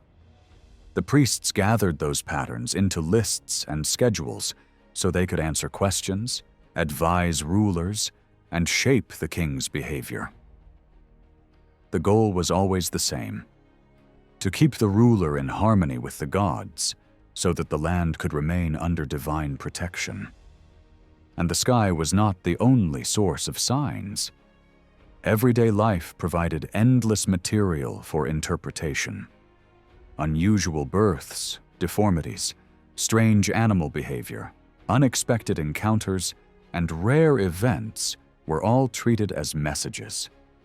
The rarer the event, the stronger the meaning attached to it. Thousands of tablets were devoted to these earthly signs. Some collections focused on unusual features in newborn children, others on abnormal births among animals, others on accidents and experiences that might happen in daily life, and still others on the movements of animals and birds. Birth signs were especially important.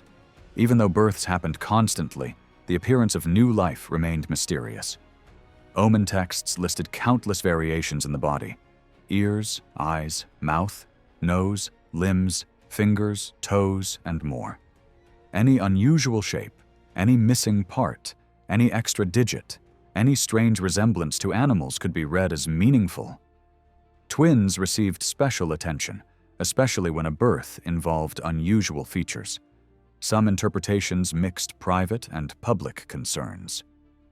A sign might affect the household where the child was born, but more dramatic or rare features could be taken as warnings for the entire land or the ruler. The same approach was applied to the young of domestic animals. Since herds and livestock were central to survival, unusual births among them were treated seriously. Texts cataloged strange numbers of offspring, abnormal bodies, missing or misplaced features, and odd resemblances. These details were connected to outcomes such as famine, war, rebellion, prosperity, or the fall of a household. Sometimes the connection seems easy to follow, built on resemblance and symbolic thinking. Strength could be linked to lion-like features. Disorder in the body could be linked to disorder in the kingdom. At other times, the logic is difficult to trace because multiple layers of association were involved. Still, the overall structure shows that these interpretations were not random. They followed patterns that felt consistent within their worldview. Like producing like or likeness pointing to meaning was one guiding idea. The contrast between right and left was another, though it did not always work the same way in every case. In one line, the loss of a right side feature could signal good fortune, while elsewhere it could signal disaster, depending on what other factors were believed to matter. The system was flexible, layered, and shaped by tradition.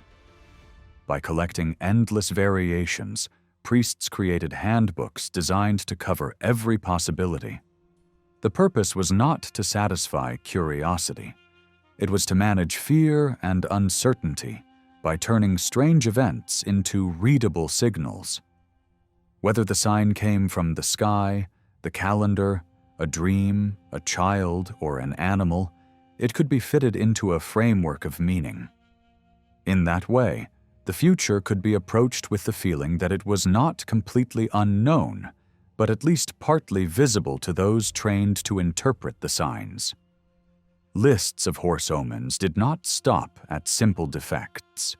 They ran through many unusual leg shapes and counted them one by one, treating each variation as a separate sign. Just as with newborn lambs, twin births among colts were seen as especially meaningful, as if a rare beginning automatically carried a heavy message about what would happen next. Some examples show how this thinking worked. When a mare was said to produce twins, a male and a female, and both had only one eye, the sign was read as disaster. Enemies would gain the upper hand and bring destruction. If either colt had a lion-like mane or a dog-like hoof, the meaning was tied to decline and contraction, as if the land itself would shrink. But if a colt showed a lion-like claw, the interpretation turned in the opposite direction, pointing to expansion and growing power. A dog-like head carried a dark message of hardship and loss, while a lion-like head suggested strength at the top of society. If both twins looked like lions, it meant dominance over rivals. If both looked like dogs, it could also be read as victory, though through a different symbolic route. Even a single colt resembling a lion was treated as a sign of a strong ruler, while a colt resembling a dog could signal famine and the death of herds. Other extreme images appeared as well. A colt without a head could be interpreted as strength for the owner. A colt without eyes could imply a change in leadership. A colt without feet suggested military growth and bloodshed. A colt without ears pointed to years of decline, and a colt without a tail was read as death for the ruler. These interpretations were not driven only by the shock of seeing something abnormal. Older myth shaped the way such signs were understood. In many ancient cultures, stories and images of mixed creatures were common, beings formed from parts of different animals. Temple gates and palace approaches were guarded by monstrous figures that made this idea feel real and visible. So, when a young animal appeared to carry a feature that belonged to another creature, the sight could be taken as proof that such mixtures were possible. In a vague but powerful way, it also supported a broad feeling that the animal world was linked together. Many creatures resembled one another, and humans shared traits with animals too. From that perspective, it seemed natural to imagine that in some distant age the boundaries were not fixed, and that life had once been blended in strange combinations. Religious imagination and everyday observation reinforced each other, giving hybrid births extra weight. From there, the same habit of interpretation spread beyond birth signs into the actions of animals. Many ancient societies treated certain animals as sacred in two different ways at once. A creature could be protected from harm because it carried a dangerous power, and that same dangerous power could make it something to avoid. The pig and the dog show this double idea. In some regions, the pig was treated as special, which helped explain why certain communities refused to eat it at particular times, while others avoided it completely. The dog, meanwhile, was often viewed as unclean in daily life, but still not to be injured. That combination made it a strong candidate for omen reading. It could signal good or bad, depending on what it did, where it appeared, and even what color it was. Texts describing dogs present a clear pattern. When a dog entered a palace, the meaning was often tied to the fate of the court. A yellow dog could signal suffering ahead. A speckled dog might point toward peace with an enemy. If a dog entered and was killed, it could mean that calm would be broken. If it crept onto a couch or near a throne, it was read as a warning that comfort and stability would vanish. But if it lay on a large bowl, the same animal could become a sign that peace would be secured. Similar readings were applied when dogs entered temples. A plain dog could imply that the land would not grow. A white dog might mean the temple's foundations would stand firm, while a black dog suggested weakness. Other colors were tied to justice or divine favor. If many dogs gathered and entered together, it was treated as a warning that the city's peace would be shaken. The same logic reached into private life. A dog crossing into a household could be read as a warning of destruction by fire. Defilement was treated even more seriously. If a dog soiled a person, the meaning changed with the dog's color. One could point to ruin, another to sickness, another to death. If a dog soiled bedding, a harsh illness was expected. If it defiled a chair, the year might be the last. If it defiled a bowl, divine anger was feared. Yet dogs were not meant to disappear from public roads. Their absence from the highway itself could be read as a bad sign, as if a city without dogs was exposed to attack. Other creatures mattered too. Ancient writers describe attention given to serpents, birds, and insects, and this fits well with a world where danger could rise from many directions. Serpents inspired fear because they appeared and vanished mysteriously and moved in strange ways. Insects such as locusts were terrifying because they could erase food supplies, while scorpions were feared for their sting. Birds were watched for signs in their flight, and certain birds became especially important. A raven entering a house could be treated as a promise that desires would be fulfilled. A bird dropping meat or an object into a home could be read as the arrival of wealth. When flocks gathered inside a city, the meaning was often public rather than personal, and birds entering a temple could be interpreted as affecting the whole land. A key principle ran through this system. Signs that appeared to one person were usually treated as personal omens. A snake met on a walk, a scorpion found in a field, or the behavior of animals in a private stall tended to be interpreted as affecting the individual or the household. But when an event unfolded in a public place or on a large scale, the meaning widened to include the city or the state. A bull crouching at a city gate was read as a threat to that gate. A bull attacking another animal in the streets was treated as a warning for the city, while the same animal entering a private yard could be taken as favorable for that household. Locust omens show the same pattern. When insects appeared inside a man's house, the signs were aimed directly at the master of that home. death, collapse of supports, destruction, distress, bad luck, and ruin. The same creatures in the wider town could imply trouble for the community. Dreams were treated as part of the same reality. Seeing something while asleep was often considered even more significant than seeing it by day. Dreams were thought to be sent, and special divine powers were associated with them. This opened an enormous field for interpretation because the mind could produce endless images at night. If a lion appeared in a dream, it could mean success in reaching a goal. A jackal could mean gaining divine favor. A dog could mean sorrow. Other animals could be linked to death or loss within the family. Strange images were also read symbolically, such as objects appearing on a person's head. A date could mean distress, a fish could mean power, a mountain could mean having no equal, salt could mean protection for the household. Visions of the dead and terrifying beings were also catalogued and given meanings. Stories from later traditions that place dream interpretation in Babylonian settings reflect the reputation this system gained, and it is noticeable how often such dream narratives revolve around animals, just like the omen lists do. Alongside dream signs were countless everyday omens tied to ordinary experiences.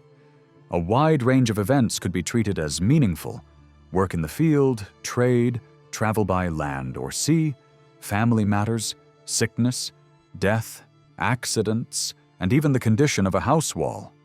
A crack in a wall could be a sign, dropping a tool could be a sign, falling could be a sign, meeting an animal on the road could be a sign. It was hard to name anything that could not be read as a message.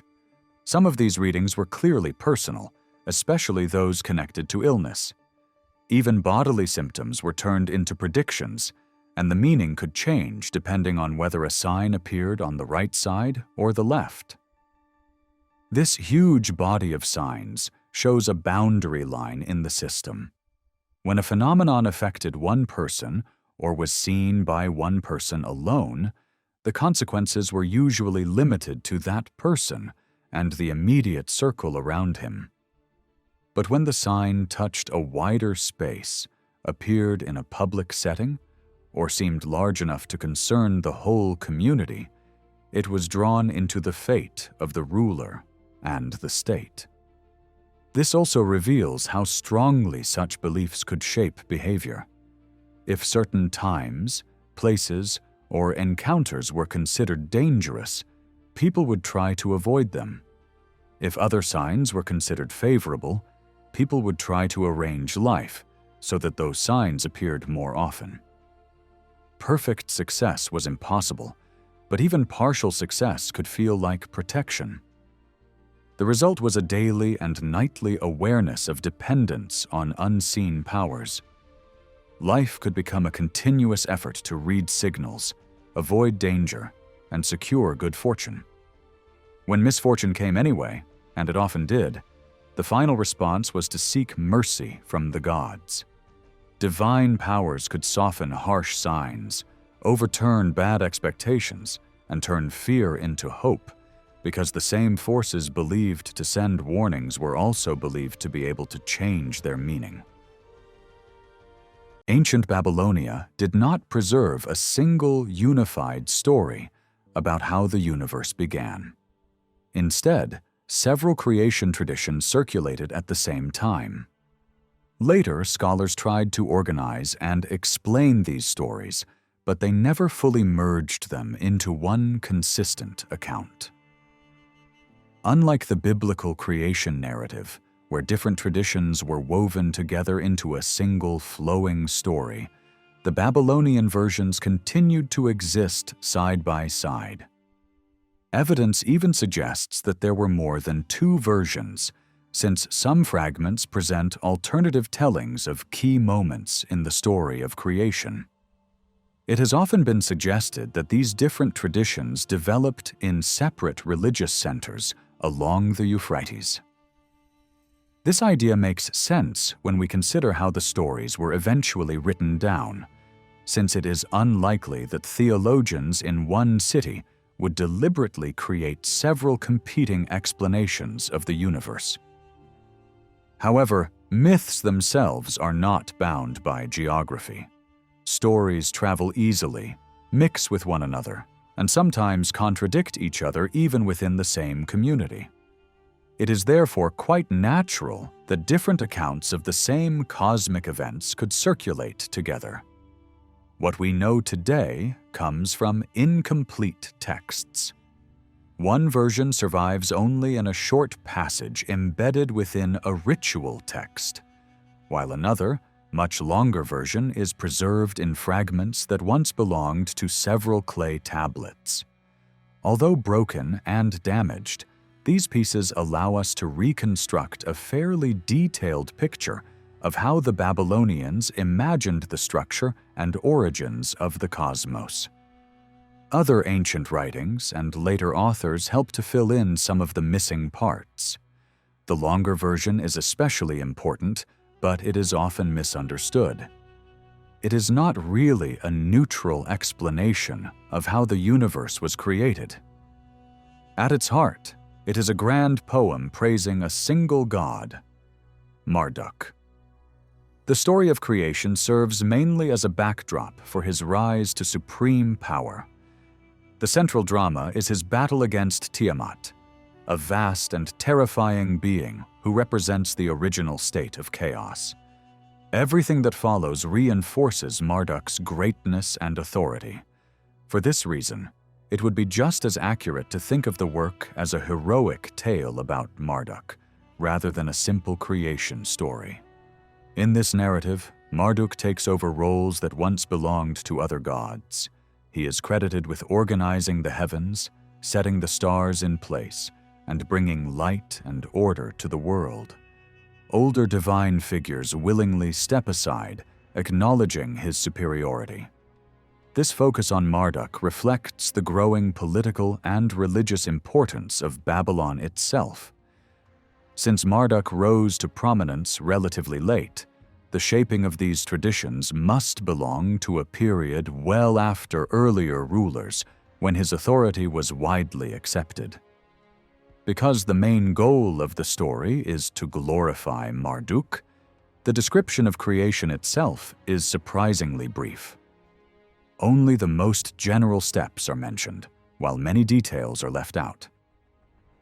In this way, the Babylonian account resembles the biblical creation story, which is also short and selective, leaving much unsaid. The opening lines describe a time before names, before order, and before the familiar structure of the world existed. At the beginning, everything was water. This endless, formless expanse was imagined as living beings. Apsu represents the deep waters, while Tiamat embodies the vast, chaotic sea.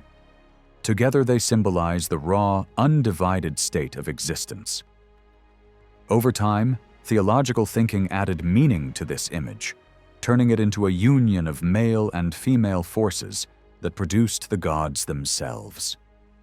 Tiamat was often imagined as a monstrous creature, a visual expression of chaos before order was established. Similar images appear in other ancient traditions, where dragons or sea monsters represent the same idea. These creatures reflect a human attempt to picture the confusion and danger of a world not yet shaped by divine control.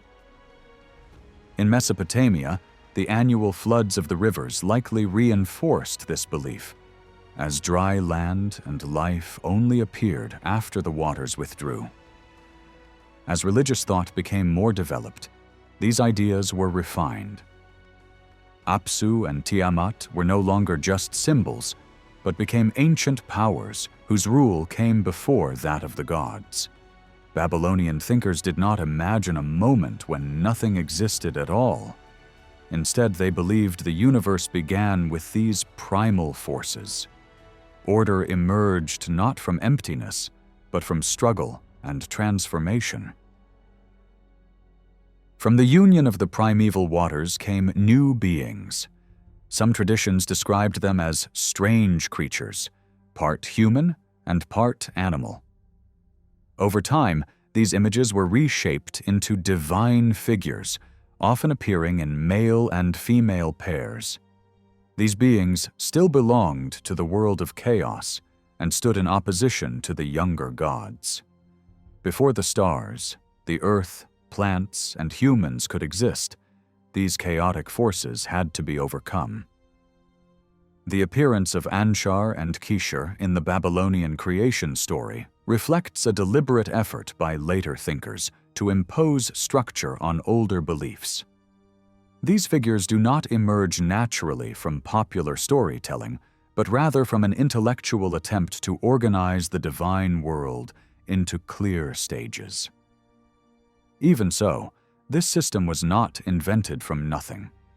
It was built upon myths that had already been circulating among the people for generations.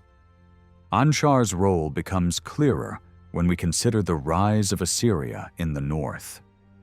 Although Assyrian religion developed its own political character, its gods ultimately came from the south. Ashur, the central god of Assyria, was not an entirely new creation, but a transformed figure rooted in older southern traditions. Over time, Ashur took on unique features shaped by Assyrian power and identity, yet his deeper origins remained Babylonian. The name Anshar preserves this older layer. As Assyria grew stronger, memories of Anshar survived beneath the later and more dominant form of Ashur. It is entirely plausible that religious ideas traveled northward along with migrating populations. If northern cities were founded by settlers from the south, they would have carried their gods with them. In such cases, distant communities often preserve ancient beliefs more faithfully than their place of origin.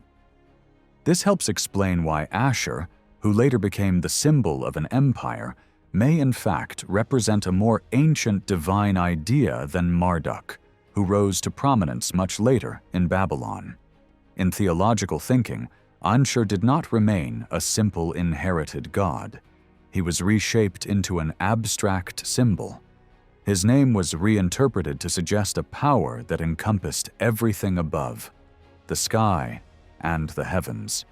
To balance this figure, theologians created Kishar, a complementary force representing everything below, the earth and the lower world. Together they formed a pair that mirrored earlier divine couples. Where earlier beings symbolized chaos and monstrous life, Anshar and Kishar represented an older but more orderly generation of gods, standing between raw chaos and the fully developed divine order. Unlike Anshar, Kishar had no life beyond theory. She was not worshipped, prayed to, or invoked in rituals. Her existence was purely conceptual, created to complete a system rather than to reflect popular devotion. Other ancient texts list many such paired beings, described as ancestors of the better-known gods. Some of these figures appear faintly in magical texts and rituals, suggesting that they were once worshipped in a distant past. Others seem to be little more than intellectual constructs, names designed to express ideas like totality, strength, permanence, or authority. This layered structure shows that even the oldest known Babylonian pantheon already represented a late stage in religious development. Long before written history, earlier gods had faded or been absorbed into new forms. By the time familiar gods like Anu, Bel, and Ea appear clearly in records, much of this earlier divine world had already been pushed into the background. The creation story reflects this by arranging the gods into successive generations, each one marking a step away from chaos and toward order. Within this framework, the separation of different divine groups is meaningful. The earliest beings represent a world filled with confusion and monstrous abundance. Anshur and Kishar signal the first real division of the universe into upper and lower realms. This division is the first true blow against chaos. From this point onward, conflict becomes inevitable, leading eventually to a final struggle that will bring complete order. Traces of an older version of the myth can still be detected. In that earlier form, Anshur himself may have been the central warrior against chaos.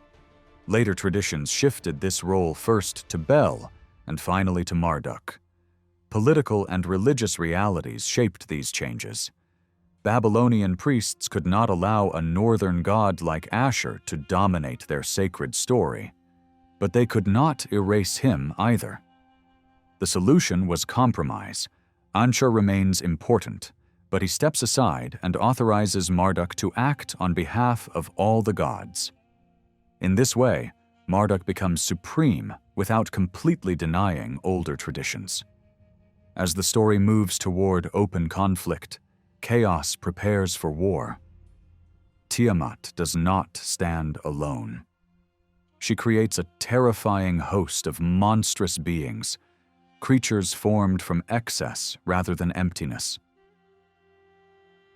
This is not a universe beginning from nothing, but one overflowing with uncontrolled life. These beings are armed, aggressive, and fearsome, embodying everything the ordered cosmos must overcome. At the head of this army, Tiamat elevates Kingu, granting him command and authority. She gives him the power to decide destinies, a role normally reserved for the gods. This act makes him the direct rival of the divine order. With this transfer of power, Tiamat places her final hope in destruction rather than compromise. The gods react with fear rather than arrogance. They do not seek conflict, but they understand that order itself is under threat. Attempts are made to calm Tiamat, but they fail. One messenger after another retreats in terror. Chaos will not negotiate. It seeks only to prevent the gods from shaping the universe. At this critical moment, Marduk steps forward. Unlike the others, he is eager for the challenge, but he demands absolute authority in return. If he is to save the gods, he must rule them. The assembly agrees. They grant him supreme power, acknowledging that whatever he commands will stand forever. A great feast follows, symbolizing unity and solemn agreement. The gods celebrate, drink, and affirm their decision. Marduk is proclaimed king. He demonstrates his power through a sign, making an object vanish and return by command alone. This proves that creation and destruction are now in his hands. Fully armed, Marduk prepares for battle. His weapons combine the tools of a warrior with the forces of nature. Storms, winds, lightning, and nets of divine power all become instruments of his will. With these, he moves toward the final confrontation, ready to end the age of chaos and reshape the universe into a stable and ordered world. Marduk does not walk into the battle with ordinary strength. He brings weather itself under his command.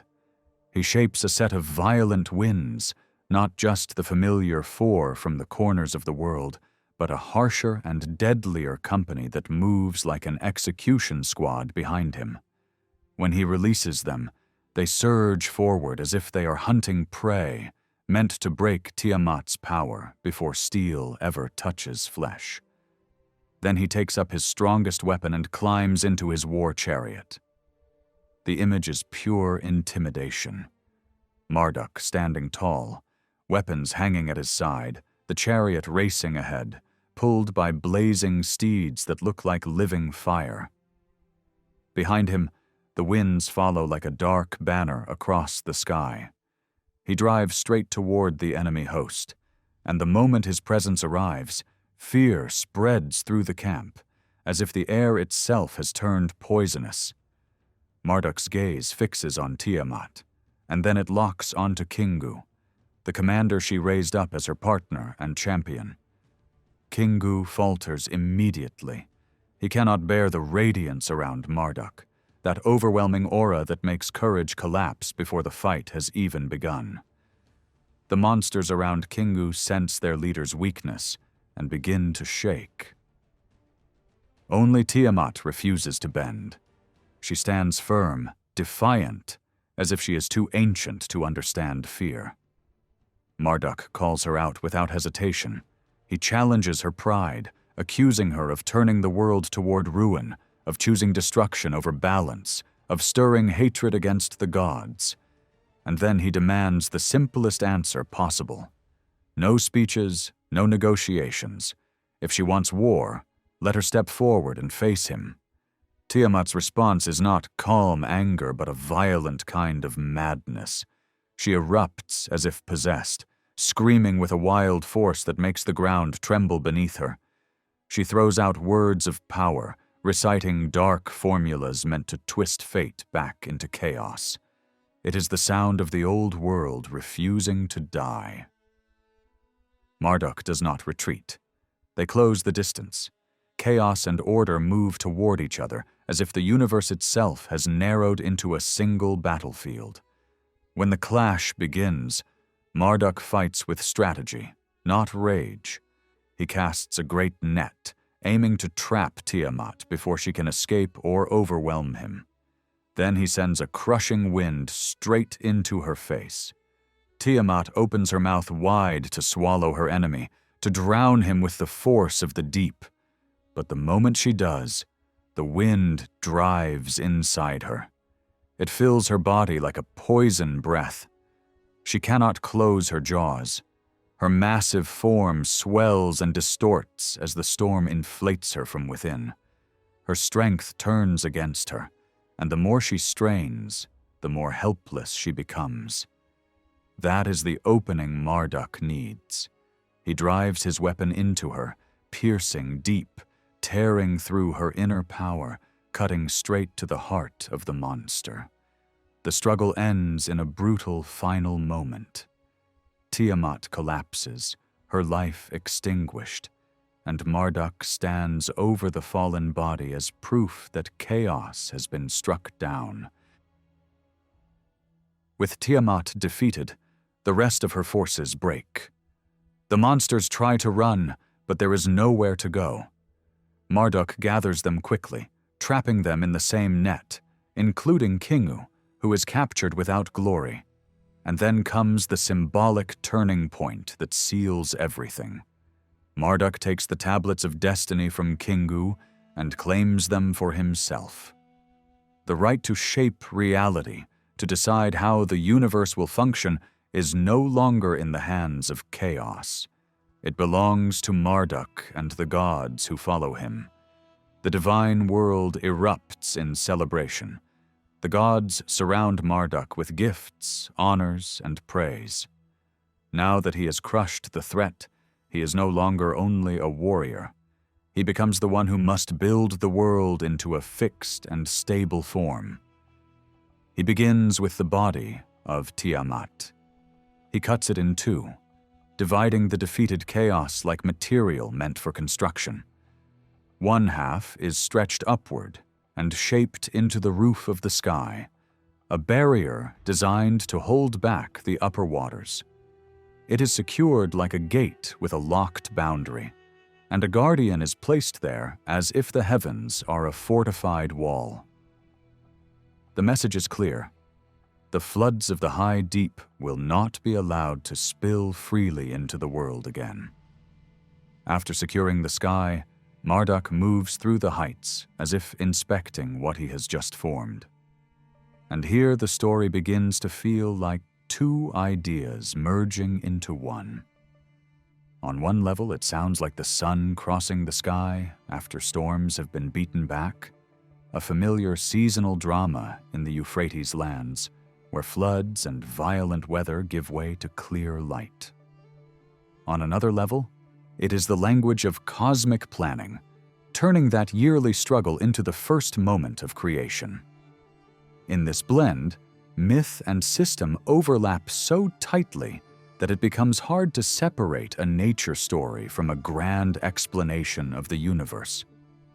Next, attention shifts to the great waters below, the deep sea imagined to surround the earth and flow beneath it. These waters were not thought to be newly created at this moment. They are primordial, always there. What changes is control. Marduk assigns this deep realm to Ea, marking its boundaries and establishing it as a regulated domain rather than an uncontrolled abyss. Even with Marduk's supremacy, older traditions still echo in the background, because Ea remains tied to the deep in the popular imagination. With the upper waters restrained and the lower waters placed under authority, the earth can be set in place. It is pictured not as a globe, but as a vast vaulted structure, like a great bowl turned upside down. Beneath it lies the deep. Above it stretches the sky. The world becomes layered, heaven overhead, earth below it like a curved roof, and the ancient waters surrounding and supporting everything. The cosmos is not empty space. It is architecture, divided into realms, each with its ruler. At this point, the three great divine domains are confirmed. The heavens belong to Anu. The earth belongs to Bel. The deep waters belong to Ea. The victory over Tiamat does not simply end a war. It establishes the permanent arrangement of reality, the stable order the gods will maintain. From here, the story moves beyond storm and battle into the organization of time and the sky's patterns. The stars are placed like signs in fixed positions. The year is divided, the months are set in order, and the heavens become a regulated system rather than a wild expanse. Certain major celestial markers are positioned to keep everything from drifting off course.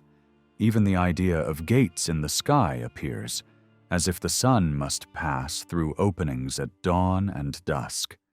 The moon takes on a special role. It becomes the chief light of the night and the main guide for measuring time. Its phases are treated like a divine schedule, marking the rhythm of days and months. The instructions given to it describe how it should move, how it should relate to the sun, and how it should keep the calendar steady. Parts of the tradition hint that other versions existed about what happened next. Some strands of belief gave major creative acts to Ea rather than Marduk, especially when it came to humanity. But the version centered on Marduk could not end without attributing the final and greatest achievement to him. A creator king who defeats chaos must also be the one who completes the world. When Marduk's work is understood as finished, the gods gather around him in reverence and proclaim his greatness through a flood of titles. The idea is not just to praise him, but to show that he contains the powers of many gods within himself. He is called the giver of life, the bringer of order, the one who rescues and restores, the force that turns disaster into stability. Even the defeated powers are treated with a kind of restrained mercy, captured and subdued rather than instantly erased, as if the new order prefers control over meaningless slaughter. At the peak of this praise, the older gods themselves confirm what everyone now accepts. They willingly grant Marduk their own honored names, as if handing him their authority without resistance. The message is unmistakable. The universe has a ruler, and the ruler is not simply strong. He is the one through whom the world's structure, its laws, and its fate are now fixed forever. The story that praises Marduk is not only a myth about monsters and storms, it is also a political and religious argument in the shape of a poem. Its real mission is to explain why Marduk, a god who rose later, is allowed to carry the titles and powers that once belonged to older, more established deities. The most important of those older rivals was the great lord worshipped at Nippur, the god many people simply called Bel, meaning the Lord. Nippur was ancient, sacred, and influential, and its divine patron could not be pushed aside as easily as other figures. So the new story does something clever. It does not erase Bel. Instead, it lets Marduk wear Bel's name and step into Bel's position as if this transfer were natural and inevitable. That is why, through the dramatic sections of the Tiamat conflict, Marduk is repeatedly called Bel. On the surface, it sounds like a general title, but underneath it works like a legal stamp, quietly authorizing Marduk to inherit another god's authority. If you look closely at the way Marduk fights, you can feel the seams where older traditions have been stitched into the newer one. Marduk is often imagined as a shining power linked to the sun, yet the weapons he uses do not always fit a purely solar figure. Lightning, thunder, furious winds, and the violence of storm clouds belong more naturally to a god tied to the air and the earth below the sky. Those elements make sense if an earlier version once placed the older Bel in the central role, because a god whose domain was the living earth and the breathing atmosphere would be expected to clear away monstrous threats and make the world safe for human life. In that older imagination, the battle was not only about cosmic order in the abstract, it was about securing the ground beneath people's feet, driving away darkness, and preparing the world to be inhabited. This helps explain why the story treats Tiamat and her monstrous army as if they belong to slightly different layers of danger. Tiamat feels like the deep, the flood, the overwhelming chaos that rises like winter storms and swallow everything. The monsters, led by Kingu, feel like a more earthbound terror, the crawling and biting dangers that haunt the land itself. In a natural division of roles, the bright solar force defeats the storm waters, while an older lord of the lower realm clears the world of beasts and nightmares. When the later tradition merges these ideas, it produces a narrative where Marduk seems to fight on multiple fronts, using a mixed set of powers, because the story is carrying more than one older memory inside it. Another rival had to be handled differently. Eohiei, the deep-thinking god associated with the watery abyss and with human wisdom, was too woven into Marduk's identity to be treated as a simple enemy. Popular belief often imagined Marduk as Ea's child, rising from the waters like light from the sea. This relationship was useful. It allowed the newer theology to keep Ea present without allowing him to dominate. Even so, older traditions likely placed Ea above Marduk. Some people credited Ea as the true maker of humanity and the true master of deep cosmic design. If Marduk was to stand at the summit, the story needed a way to honor Ea while still moving his powers into Marduk's hands. So the narrative uses harmony as a weapon. Ea is made to declare, in effect, that Marduk's power is not foreign to him, that Marduk carries the same authority. It is a polite surrender, presented as agreement. By the end, the message becomes unmistakable. Marduk defeats chaos, claims the right to set destiny, and then receives a flood of divine names that function like an empire of titles. Each name adds another aspect of power, another sphere of control, until the listener is meant to feel that all divine strength has flowed into a single ruler. The gods themselves confirm it, and even those who are replaced appear to accept it. The story does not hide its intention. It is built to prove that Marduk's supremacy is rightful, recognized, and permanent. After the praise, the voice shifts into something like a public call. people of every rank are urged to remember what Marduk did, to retell it, to pass it on, to treat it as the foundation of peace and prosperity. Marduk is portrayed as terrifying in anger, yet dependable in mercy, harsh toward wrongdoing, but a protector to those who honor him. The story ends by turning devotion into duty. Remember the victory, speak it aloud, teach it, live under it. But if we step back from the propaganda of divine politics, the underlying Babylonian worldview becomes clearer. They do not describe the beginning as a moment when nothing existed. There is always substance, always presence, always a crowded reality. What is missing at the start is not existence but order. The universe begins as abundance without rules. The real transformation is the movement from uncontrolled chaos into a stable system governed by fixed laws. That is why the skies matter so much. The most convincing proof of cosmic law is the regular motion of the heavenly bodies. The stars stay within limits. The moon follows a mapped rhythm. The sun crosses the sky as if it were supervising the whole arrangement. To ancient eyes, that repeating precision looked like the first and greatest triumph of order. In that way of thinking, the heavens are imagined as a vast, stretched covering, and this covering has boundaries. It is not endless. It has edges, and at those edges stand guarded openings, like gates at the ends of the world.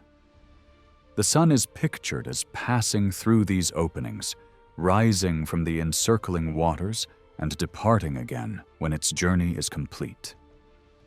This is not the language of geometry. It is the language of a world that feels built, bounded, and watched. Water is just as important, because water is both life and threat. The upper waters must be held back, or they would crash down and destroy the world. The lower waters surround the earth and also lie beneath it, forming a deep foundation. These waters are not always obedient. The yearly floods remind everyone that water can break boundaries. Still, the overall belief is that the deep usually remains within limits, ruled by divine authority, restrained by an order that is strong but not entirely free from tension. The Earth itself is not imagined as a globe floating in space. It is imagined as a vast, curved structure set beneath the sky, resting above the deep. Its purpose is fertility. That single idea captures what the Earth is supposed to do: produce, multiply, sustain. Vegetation and animal life belong to that law of increase. Life is meant to expand, to fill the space prepared for it. Human beings arrive as the last great act, the final step that completes the world. Different regions and traditions told that act differently. Some communities emphasized Ea's role in shaping humanity. Others likely credited the older lord of Nippur. But in the Marduk-centered version, humanity must belong to Marduk, because a supreme god cannot stop short of the crowning achievement. So the theologians pull the tradition toward Babylon's ruler, not by openly denying other beliefs, but by absorbing them, reshaping them, and placing them under Marduk's name. Alongside the grand, expanded myth, a shorter creation account also circulated. It shares the same basic atmosphere, the sense that there was once a time before the world looked the way it does now. But it describes that early condition by listing what was absent: no vegetation, no buildings, no cities, no famous sacred places, no organized life. The world is pictured as water everywhere, with civilization and nature still unborn. What is striking is that the beginnings of culture are placed close to the beginnings of the cosmos. Great cities and their temples are treated as if their existence is part of the world's ordering, not merely part of human history. That reveals how ancient and sacred those places felt to the people who told these stories. The thought of a time without them seemed almost as strange as a time without the sky. In this shorter tradition, the dramatic battle with Tiamat is not central. That absence matters. It suggests that the monster fight wasn't always a necessary piece of cosmic explanation. It may have been pulled into the larger tale because it fit Marduk so well, especially if Marduk began as a god linked to seasonal storms, floods, and the return of sunlight after harsh weather. In other words, what started as a powerful nature story could be expanded into a cosmic origin story when later thinkers needed a grand stage for Marduk's kingship. The shorter version also tries to explain dry land in a simple, almost practical way, as if land emerges by enclosing water and piling up earth.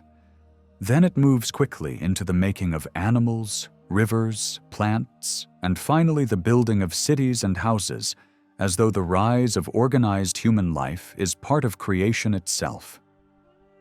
And in the middle of this, an older memory breaks through.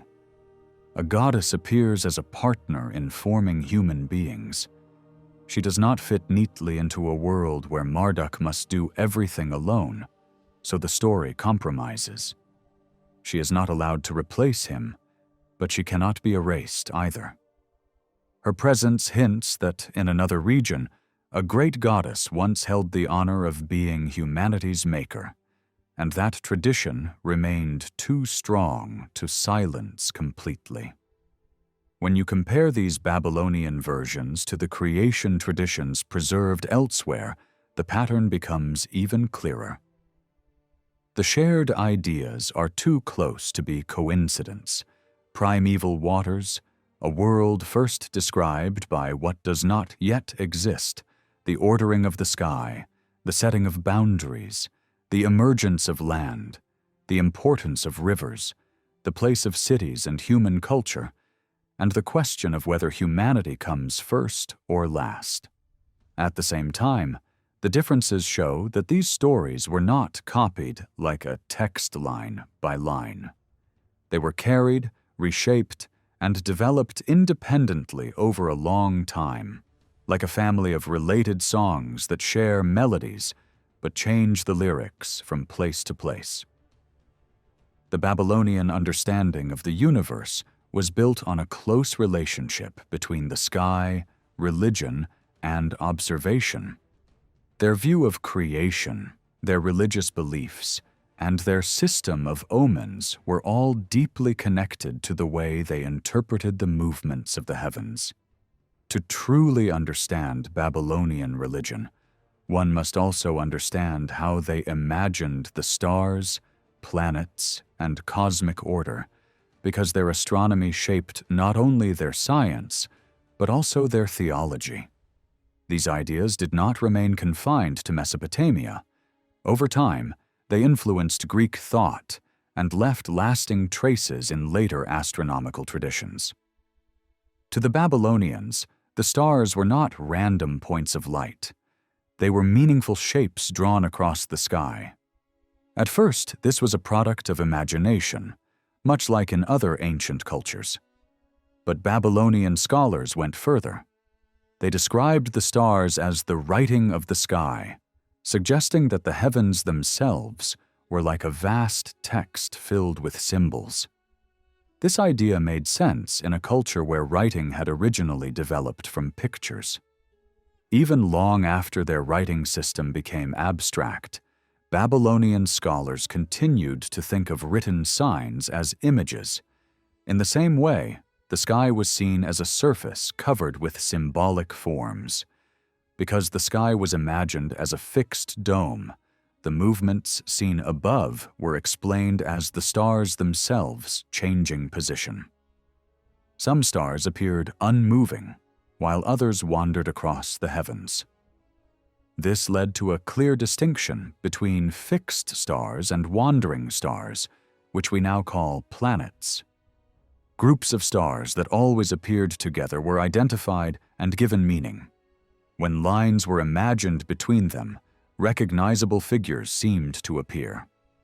These shapes encouraged symbolic interpretation, much like the symbols used in writing. Animals, in particular, became common images, influenced by older beliefs that associated natural forces with living beings. Over time, these star groups became the constellations. Many were imagined as animals such as bulls, scorpions, rams, and fish. Imagination played a role, but these identifications were guided by scholarly tradition rather than popular storytelling. In Babylonian thought, most of the zodiac was associated with monstrous forces defeated during creation. This idea likely emerged from learned circles rather than from everyday belief. Modern research shows that most of the zodiac signs used today already existed in Babylonian astronomy. Although a few may have been added later elsewhere, the overall system clearly originated in Mesopotamia and spread westward and eastward through cultural exchange. The regular paths followed by the sun, moon, and planets impressed Babylonian scholars deeply. These predictable movements suggested an unchanging cosmic law. In contrast, life on Earth seemed less orderly, full of uncertainty and chance. The heavens appeared perfect and eternal, while the world below seemed unstable. Rare events such as comets or eclipses were seen as disruptions, though even these were eventually understood as part of a larger pattern. The ultimate goal of Babylonian astronomy became the discovery of the hidden laws governing the sky. The sun's path across the heavens became the main reference point.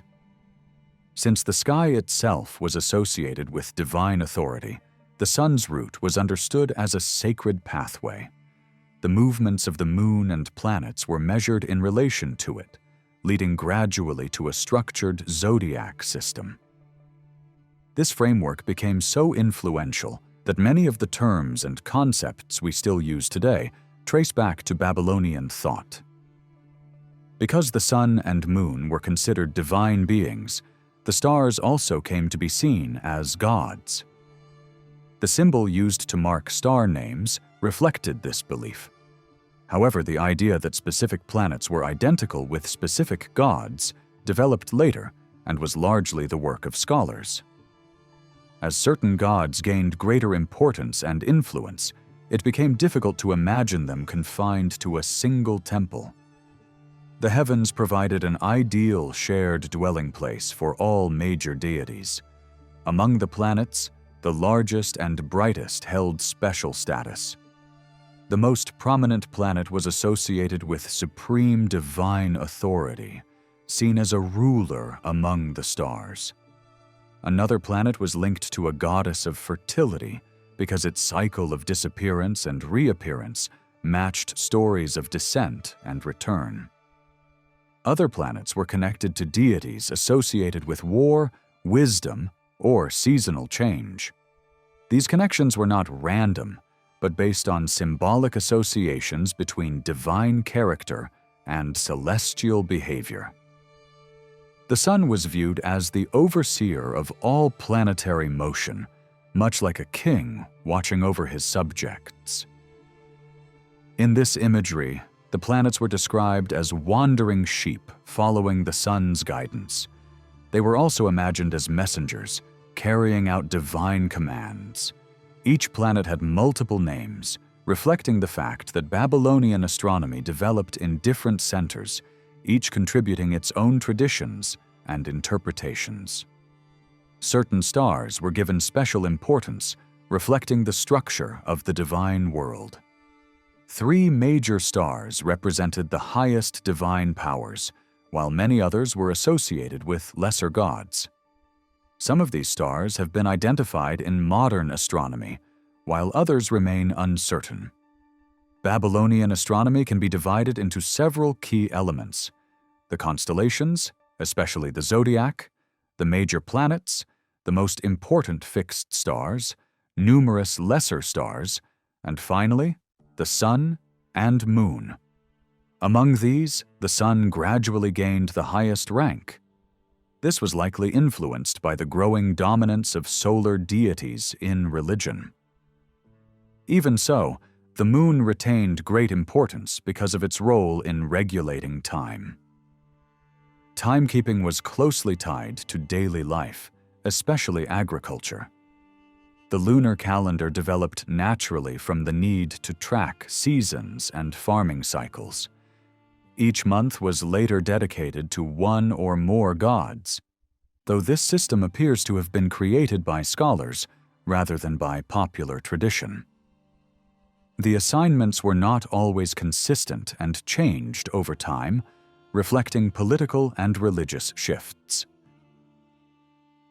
The names of the months, however, remained closely connected to everyday experience. Many referred to planting, harvesting, rain, heat, or fertility. Others alluded to religious myths, such as a goddess's journey into darkness. This shows how religious ideas, natural observation, and practical life merged into a single system. The calendar itself was complex and developed gradually. Aligning lunar months with the solar year required careful calculation and adjustment. There are signs that earlier systems were simpler and that the later structure evolved over time as mathematical knowledge advanced. Perhaps the most striking feature of Babylonian thought is the seamless blending of science and religion. There was no conflict between the two. Astronomical observation inspired religious ideas, and religious beliefs guided scientific interpretation. Even numbers were given divine meaning. Specific gods were associated with certain numbers based on time cycles and celestial patterns. These associations were not perfectly consistent, but they reveal how deeply astronomy shaped Babylonian intellectual life. In ancient Babylonia, science and belief moved together. Observation, imagination, theology, and mathematics formed a unified worldview. The result was a cosmology that may appear naive today, yet it was remarkably coherent, influential, and enduring. One of the earliest attempts to understand the universe as an ordered and meaningful whole. In ancient Babylonia, religion was not a separate corner of life. It flowed into everything people wrote, studied, and recorded. Stories, laws, healing practices, sky watching, and even the work of scribes were all tied to sacred thinking. The people who mapped the stars were often the same people who wrote prayers and chants. The ones who treated illness were also trained in rituals and divine formulas. Even judgments in court and official records carried the weight of the gods. In that world, learning did not grow away from belief. It grew inside it. That is why the Babylonians' greatest heroic story was never just entertainment. Their national legend was built like a sacred mirror of the past. It did not only remember old kings and ancient cities, it blended real places and real fears with mythic forces and the rhythms of nature. And because it comes from popular memory more than strict scholarly theory, it feels closer to everyday Babylonian imagination than the abstract systems of cosmology or star charts.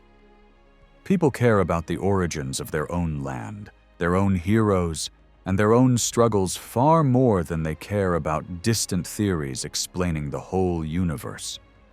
Big cosmic models tend to become the property of specialists. Hero stories stay alive on the streets, in songs, and in the shared memory of a people. This is exactly why the Gilgamesh epic feels so vivid. It is not a cold system of ideas. It is an adventure built from many older tales fused together.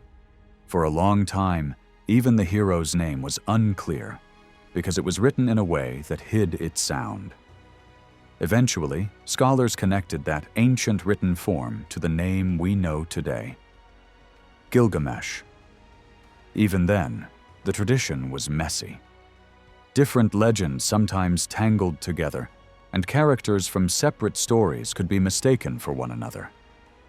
But what matters most is that behind the myth, there appears to be a real historical figure, a powerful early ruler whose memory grew larger and more legendary with time.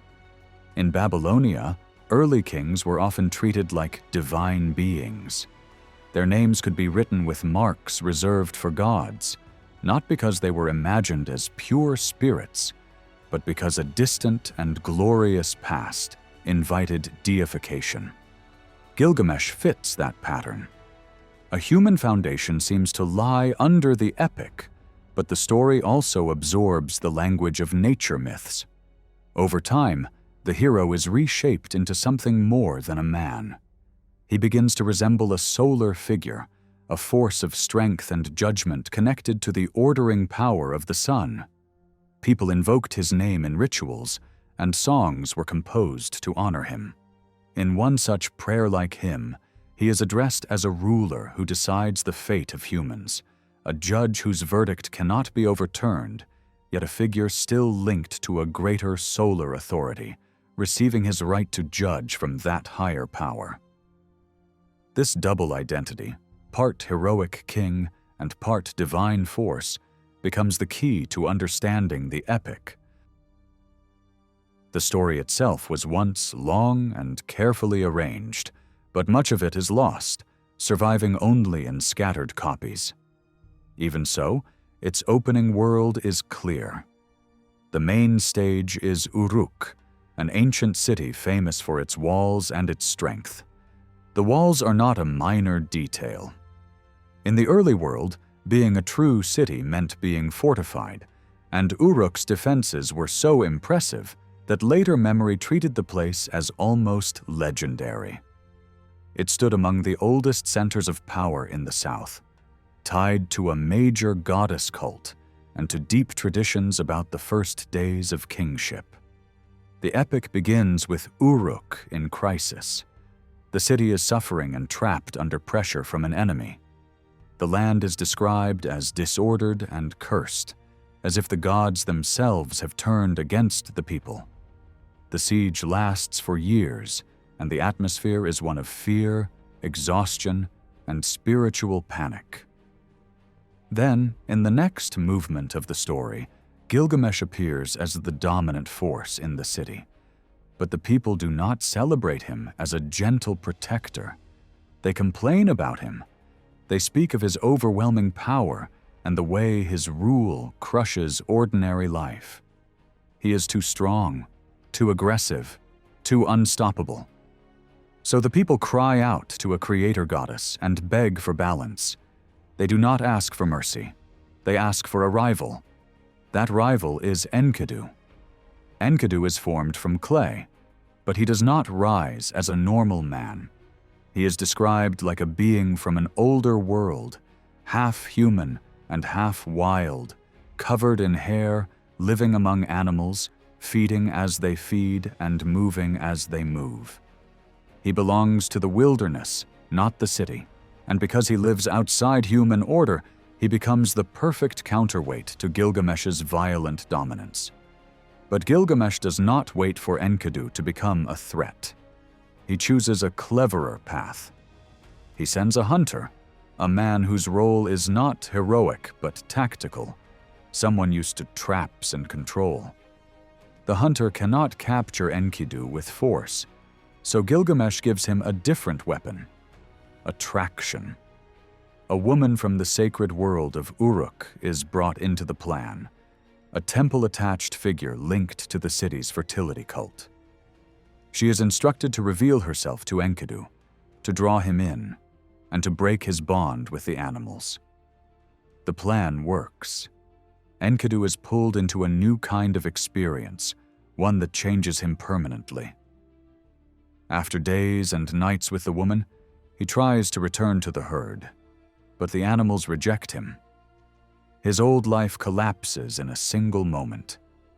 His body feels different, heavier, weakened, no longer made for running with gazelles and drinking beside cattle. Yet at the same time, something awakens inside him. He gains a sense of self, a new awareness. He stops being only a creature of instinct.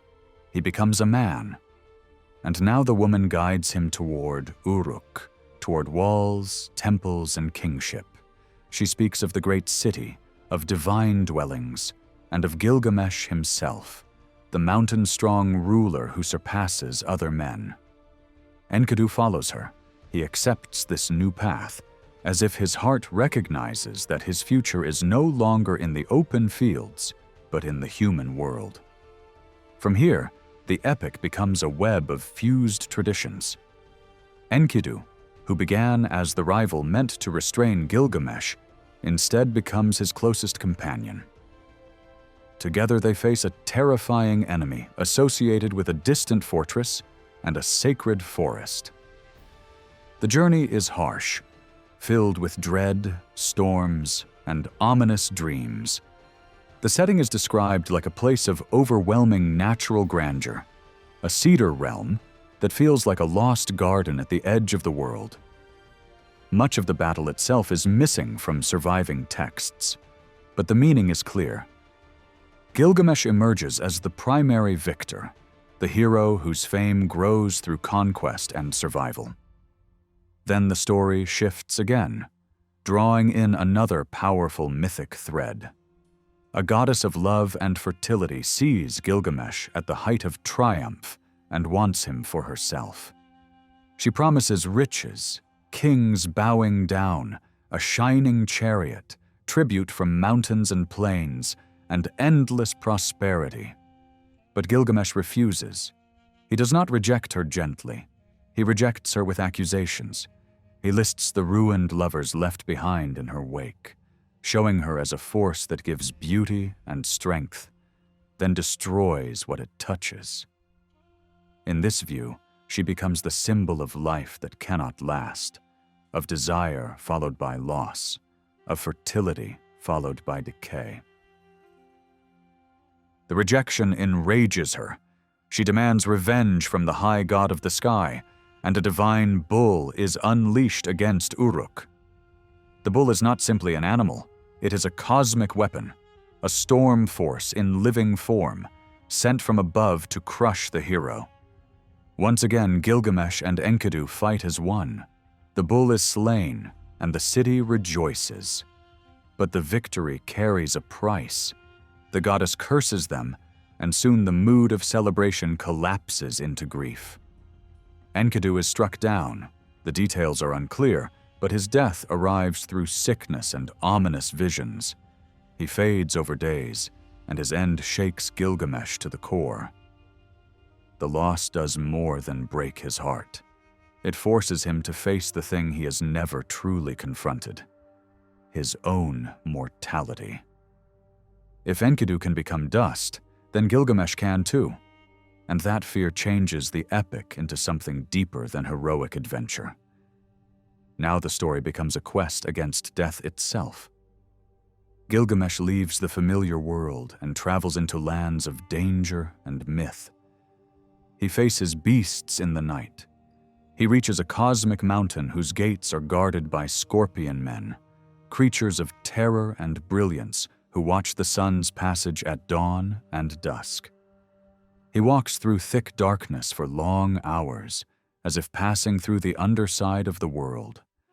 He sees strange, jewel-like trees, and at last he arrives at the edge of a vast sea, the boundary that separates the living from the unreachable. There, a mysterious woman blocks his way, warning him that no mortal crosses those waters. Only the sun itself is said to pass safely.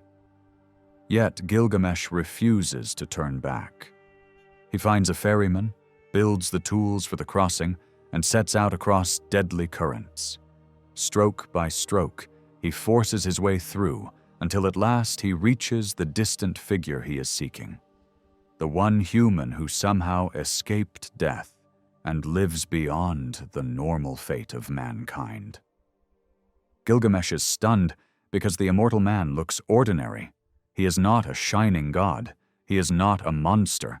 He looks like any other human being. And Gilgamesh asks the only question that matters: how did you do it? The answer comes as a story that doesn't truly belong to Gilgamesh's adventures, yet fits the epic's deeper purpose. It is the tale of a catastrophic flood, a city marked for destruction, a warning delivered in secret, and a ship built to preserve life.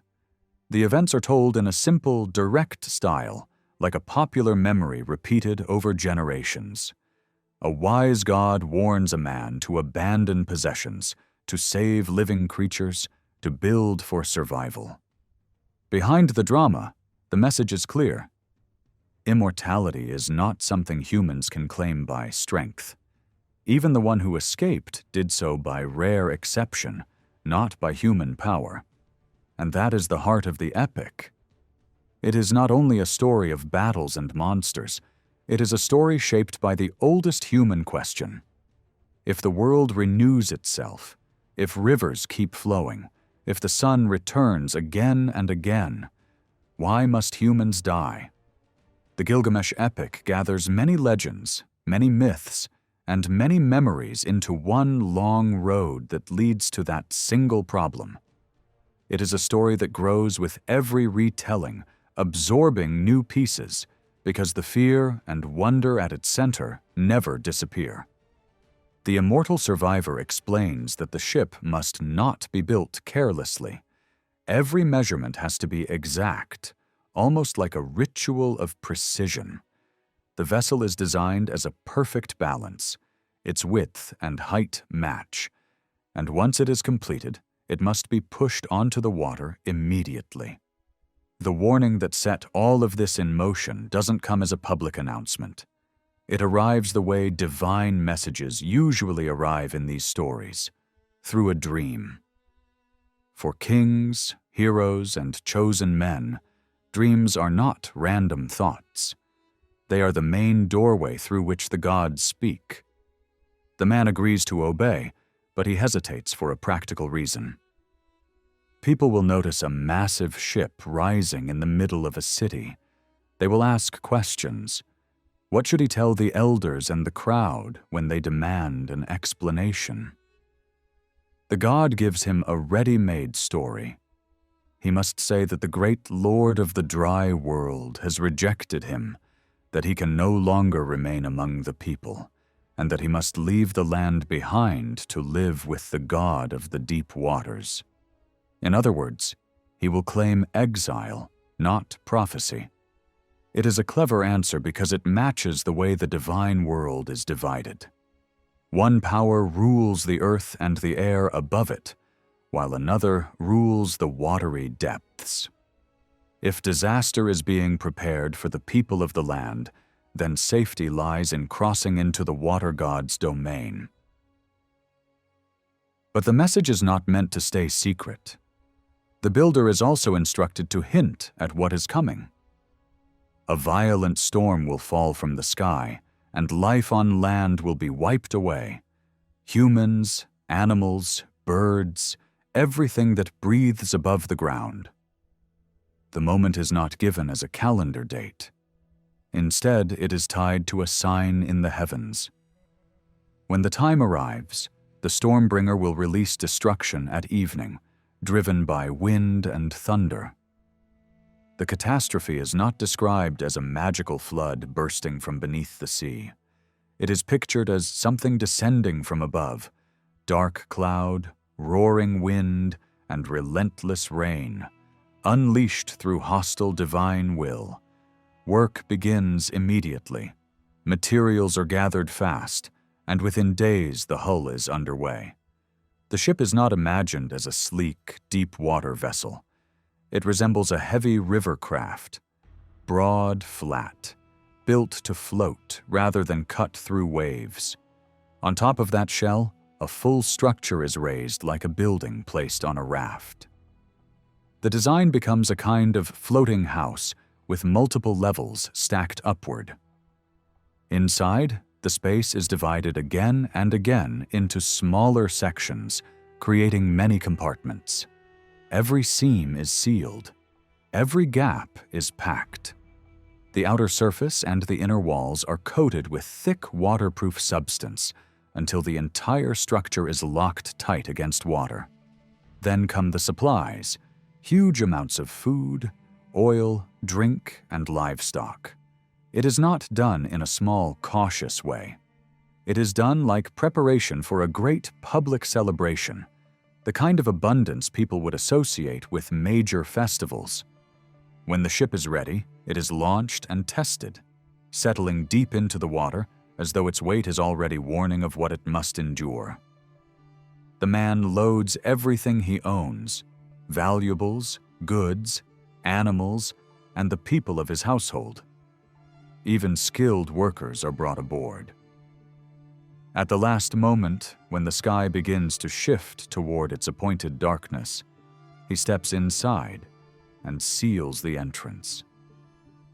He hands control to the ship's navigator and entrusts him with the vessel and everything living inside it. Then the storm arrives. At dawn, the horizon turns heavy and unnatural.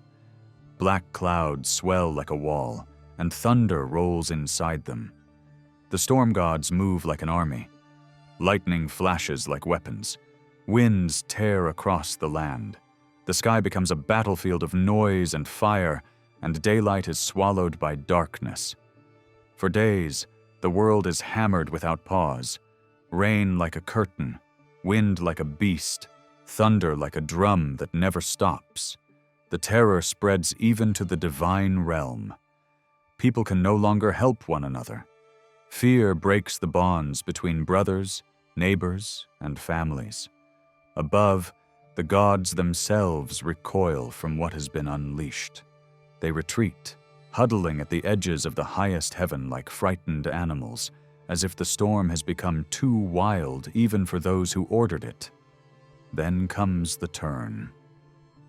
The first to mourn is the great goddess associated with life and birth. She cries out like a mother in agony, realizing that the world she helped shape has been reduced to ruin. In her grief, she admits that she took part in the decision, and now must face what that decision truly meant. The land's people, the living beings, the voices and footsteps of the old world, gone. She speaks as if the dead now fill the waters like fish, as if humanity has been scattered and swallowed. This grief reveals something important. The disaster grew beyond what some expected. The tale carries the memory of a local destruction, yet it also swells into a vision of almost total annihilation. Two layers of tradition overlap: the fall of one city and the image of a flood so huge it seems to erase the whole earth. After 6 days and nights, the violence finally weakens. The sea calms, the winds lose their rage, the rain thins and stops. Silence returns in broken pieces, and the survivor looks out across a world that no longer resembles the one he knew. Everything has become water and mud. He opens a gap to let light enter, and the sight crushes him. He sits, stunned, and weeps. Wherever he turns his head, he sees only sea. As time passes, the waters begin to retreat. Land rises like a promise. A peak appears, a place of rescue, and the vessel drifts toward it and sticks fast. For days it remains held there, trapped between flood and mountain. When the time feels right, the survivor tests the world with birds. First, a dove is sent out. It circles, finds nowhere to rest, and returns. Then a swallow, and it too comes back empty. Finally, a raven is released. It flies out, sees that the waterline has dropped, and does not return. That is the sign. The world is reopening.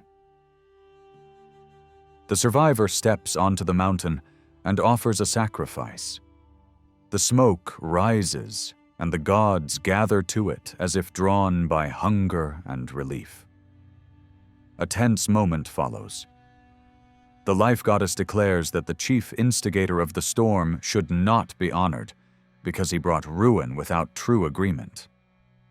But then the storm lord arrives anyway, furious, not at the destruction, but at the fact that anyone survived it. He demands to know how a human escaped. Another god points straight to the water god's interference, and the water god answers with controlled anger. He tells the Storm Lord that punishment should be measured. Punish the guilty, but do not wipe out everything. If the gods needed to reduce humanity, there were other ways: beasts, famine, disease. A flood that erases all is too absolute, too senseless. Then the water god admits what he did. He did not publicly break the divine decision. He simply sent a dream, a warning, a hint strong enough for a wise man to act. The survivor built the ship without being told every detail, and that thin line becomes the defense. The decree was not announced, but the chance to escape was quietly planted. The Storm Lord's rage fades. He boards the ship, takes the survivor by the hand, lifts him up, and calls the survivor's wife beside him. Then comes the final twist. They are no longer treated as ordinary humans. They are blessed, transformed, and placed far away, beyond normal lands, in a distant region where great rivers meet and flow into the unknown. That remote dwelling becomes a kind of paradise at the edge of the world, out of reach, separated from common life. But the story does not end as a victory for the one who escaped. It returns to the real theme: mortality. The immortal survivor, seeing the hero's suffering, tries to heal him. He commands him to sleep, and the hero collapses into a deep, heavy stupor that lasts for days. The survivor's wife urges compassion. She prepares a special food, treated step by step like a ritual medicine, and the hero eats it and begins to change. Yet even that is not enough. The hero's body still bears the marks of sickness. So he is led to cleansing waters, washed until the damage fades, and his skin is restored. At last he is healthy again. He is ready to return home. But health is not immortality. Before the hero leaves, the survivor reveals one last secret: a plant hidden in deep waters that can renew youth. The hero goes after it, endures the journey, and manages to seize it. For a moment, it seems he has finally won, but fate strikes with cruel timing. A serpent steals the prize, slipping away with the plant at the instant of victory. The hero breaks down, crying, because the message is unmistakable. Even when humans grasp hope, it slides out of their hands. The hero returns to his city. He has gained knowledge, he has been healed, and he has traveled farther than any ordinary man. But he has not escaped the human end. Old age and death still wait for him. In the final movement, the story turns darker. The hero's focus shifts from living forever to understanding what happens after life ends. He searches temple after temple, pleading to know the fate of his lost companion. Finally, the spirit of the companion rises briefly from the earth, like a gust of wind. The hero begs for answers about the world below, but the companion refuses to fully describe it, as if the truth is unbearable. Still, fragments of the vision emerge. The underworld is not a place of joy. It is a shadowed existence ruled by grim powers. The companion speaks of misery, hunger, and dust. And one detail matters more than anything else: burial. The dead who are honored, cared for, and properly laid to rest fare better than those left abandoned. A fallen warrior who is buried and remembered has peace compared to a corpse left in the open, whose spirit wanders restless and starving. That is the bitter moral at the end. Humans cannot defeat death. Even the greatest hero must accept it. The only mercy left is to be buried with honor, remembered by the living, and spared the worst suffering in the world of spirits. When the entire epic is viewed as a whole, it becomes clear that it is not one single pure tale. It is a great woven cloth made from many older threads: stories of conquest, myths of storms and seasons, legends about the first steps from wilderness into civilization, and fears about sickness, aging, and the afterlife. The hero becomes the center where all these currents meet. In the beginning, he is a mighty ruler and warrior. Later, he becomes a symbol of humanity itself, strong enough to challenge the gods, yet still unable to break the final law. And that is why the ending feels so haunting. The epic does not offer comfort. It offers recognition. It shows the human hunger to live, the human refusal to accept the end, and the painful truth that the dream of eternal youth can vanish in a heartbeat, stolen away, leaving only tears, wisdom, and the long road home. The tale of Gilgamesh did not stay locked inside Mesopotamia. Over time it traveled, changed clothes, and reappeared in new places under new names.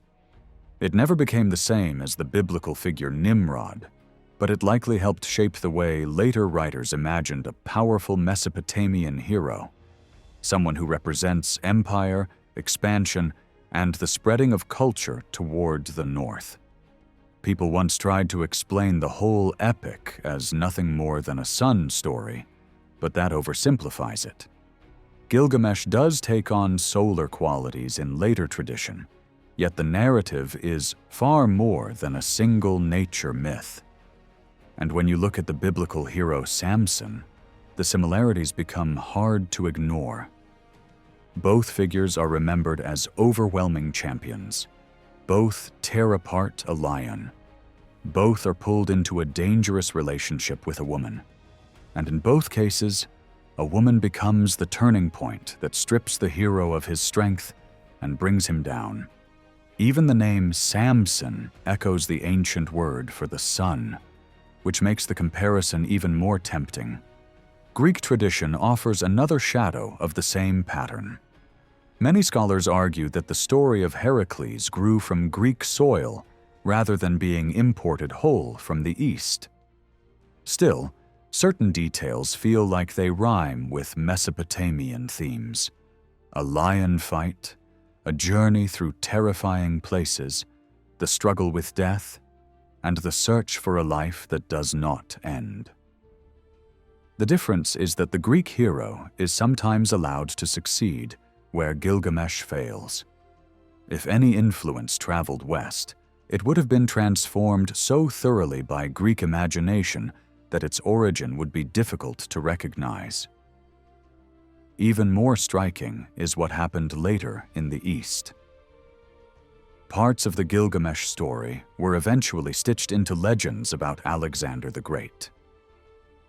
In different traditions, Alexander becomes a restless wanderer who pushes into a landscape of darkness and fear, hunting for a miraculous water of life. He meets strange beings, reaches a distant sea, and still comes back empty-handed. Alive, famous, but not immortal. This makes sense when you remember what Alexander became in the popular imagination. His real conquests shook the ancient world so violently that people stopped seeing him as only a man. They remade him into a giant of legend. And once that happened, every region he touched began to pour its own myths into his shadow. Persian tales, Egyptian wonders, Arabian romances, Syrian stories, Jewish reflections, and yes, memories from Babylonia. In that melting pot, the old hero does not die. He simply changes his face. Gilgamesh survives inside Alexander, and later Alexander's legendary traits drift into the stories of other heroes.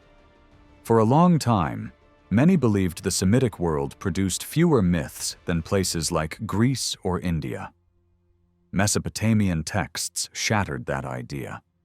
The major epics alone prove a powerful myth-making imagination, and beyond them, there were many other stories: gods and demons, storm battles, journeys to impossible places, and semi-divine heroes whose names still echo through fragments.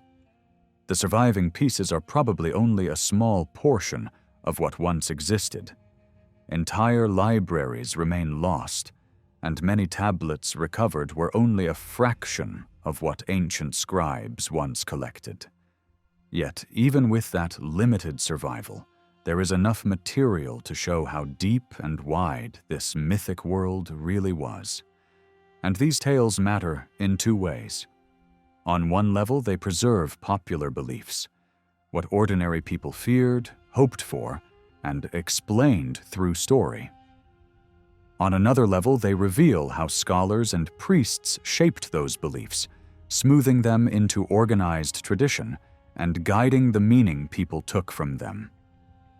One of the most fascinating examples is the legend of Etana. Etana appears briefly in the Gilgamesh tradition, and his name seems to mean something like the Strong One. It also appears in different forms across the ancient world, which suggests there may have been a distant memory of a real figure behind the name. But the stories told about Etana move quickly into the realm of myth. He is linked to the sun god as a patron, and later tradition places him among the shadowy figures of the What survives of his legend focuses on two major episodes. The first is deeply human, the desperate desire for a child. Etana's wife cannot complete her pregnancy safely, and the household falls into fear. Etana turns to the sun god for help, asking for a special plant, something believed to carry the power of birth and safe delivery. The answer points him toward a mountain, where the plant is presumed to grow. Even in this broken form, the story feels familiar, because many cultures tell heroic births as if they require supernatural help, as if greatness can only enter the world through struggle. The second episode is more dramatic and far stranger. Etana is drawn into the sky by an eagle. The tale is told like a personal memory, as if Etana himself is describing what he saw. The eagle invites him to cling tightly, chest to chest, hands to wings, and then the flight begins. As they rise, the world below shrinks in stages. Land becomes a mound, then a patch of earth, then something as small as a garden plot. The sea becomes first a pool, then a narrow band, then a thin ditch around the world. The higher they climb, the more the earth looks fragile and distant. They reach a heavenly gate and rest, but the eagle wants more. It urges Etana to keep going, to rise into the realm of the great goddess of the sky, identified with the brilliant planet seen at dusk and dawn. At this point, the story turns into a warning. The flight becomes reckless. Etana hesitates, sensing danger, but the momentum has already carried them too far. Suddenly, the journey collapses. The eagle and Etana plunge back down with terrifying speed until they strike the earth again. What happens afterward is unclear in the surviving fragments, but the tone suggests punishment. The myth seems designed to teach that humans do not belong in the dwelling place of the gods. A mortal may be honored in death and remembered as semi-divine, but the sky itself is not meant to be conquered. There is an old tale in later Greek writing about a royal child thrown from a tower and saved by an eagle, then raised by a gardener. The name attached to that child is sometimes Gilgamesh, but the eagle belongs more naturally to Etana's world. That makes it likely the story was reshaped and misassigned as traditions blurred and merged over centuries. Another part of the Etana cycle tells a different story about the eagle, one that feels almost like a courtroom drama written in mythic form. The eagle commits a brutal act against a serpent's young. The serpent, protected by the sun god, appeals for justice. The sun god responds not with force, but with strategy, a trap. The serpent is told to hide inside the carcass of a dead animal so that birds will gather to feed. The eagle, tempted by food, circles, suspects danger, hesitates, but finally dives down. The moment it digs into the carcass, the serpent strikes. The eagle begs, offers gifts, promises anything. The serpent refuses, arguing that mercy would break divine law and transfer guilt onto the one who forgives. The eagle is punished, stripped, ruined, and left to die in misery. This episode may not have originally belonged to Etana at all. It could be an independent myth later pulled into the Etana tradition, simply because Etana is linked to the eagle. But even if the stories were combined late, the message is clear. The sun god appears as a stern judge who defends law and punishes wrongdoing. And beneath that, there may be an older religious conflict, a symbolic rejection of rival solar images and rival cult signs. The myth does not only entertain, it argues. After Etana, another cycle of tales shifts the mood from sky journeys to violence on Earth. The legend of a war and plague god often portrayed as a terrifying destroyer.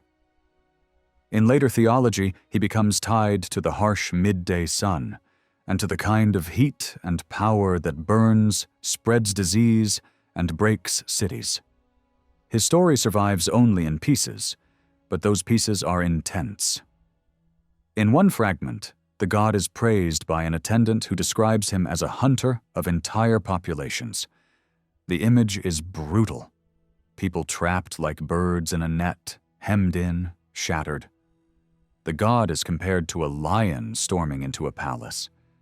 A city that can only be Babylon is attacked, and even the city's chief deity can do little more than cry out in grief.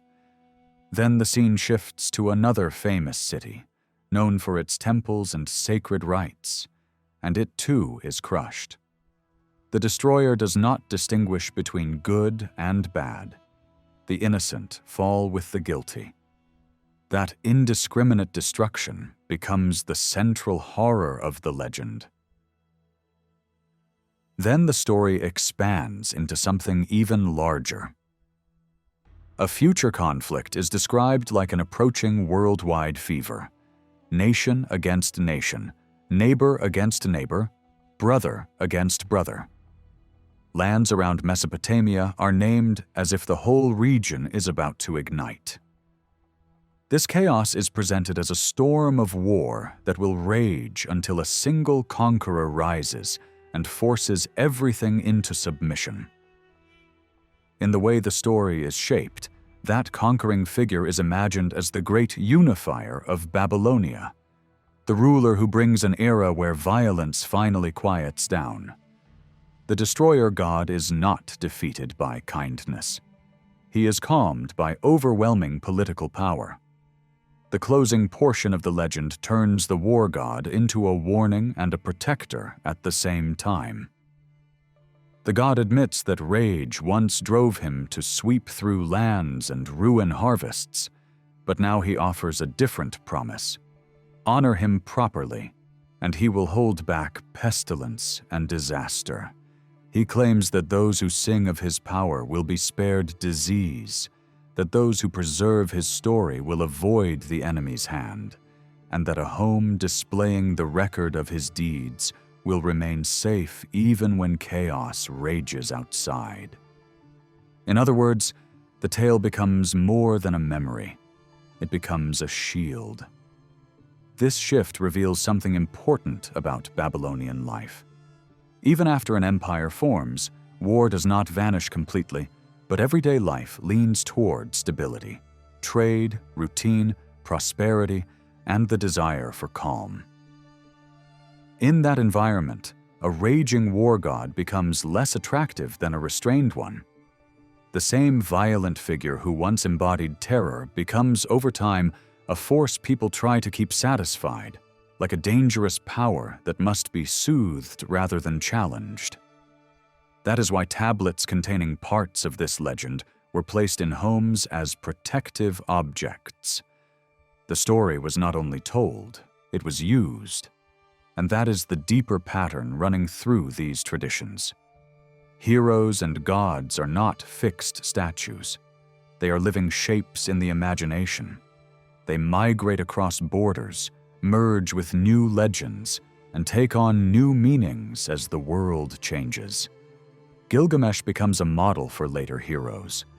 Etana becomes a warning against reaching too high. The war god becomes both nightmare and guardian. In each case, the story survives because it can be reshaped, while still carrying the old fears and old questions underneath. In some Babylonian homes, people displayed small clay tablets like protective signs. The idea was simple. Keep the name and power of a dangerous divine force in sight, and you reduce the risk of disaster. These tablets were not long. You couldn't fit an entire epic onto a small object, so families used short, meaningful lines that stood for the whole story. The message was meant to be remembered, repeated, and passed down. Parents teaching children, scribes teaching communities, singers turning it into public performance. Even the powerful were expected to listen, because the story wasn't just entertainment. It was a warning, and it was protection. From there, Babylonian myth often returns to the same harsh truth. The gods punish through chaos. Storms and disease were not random accidents in this worldview. They were tools.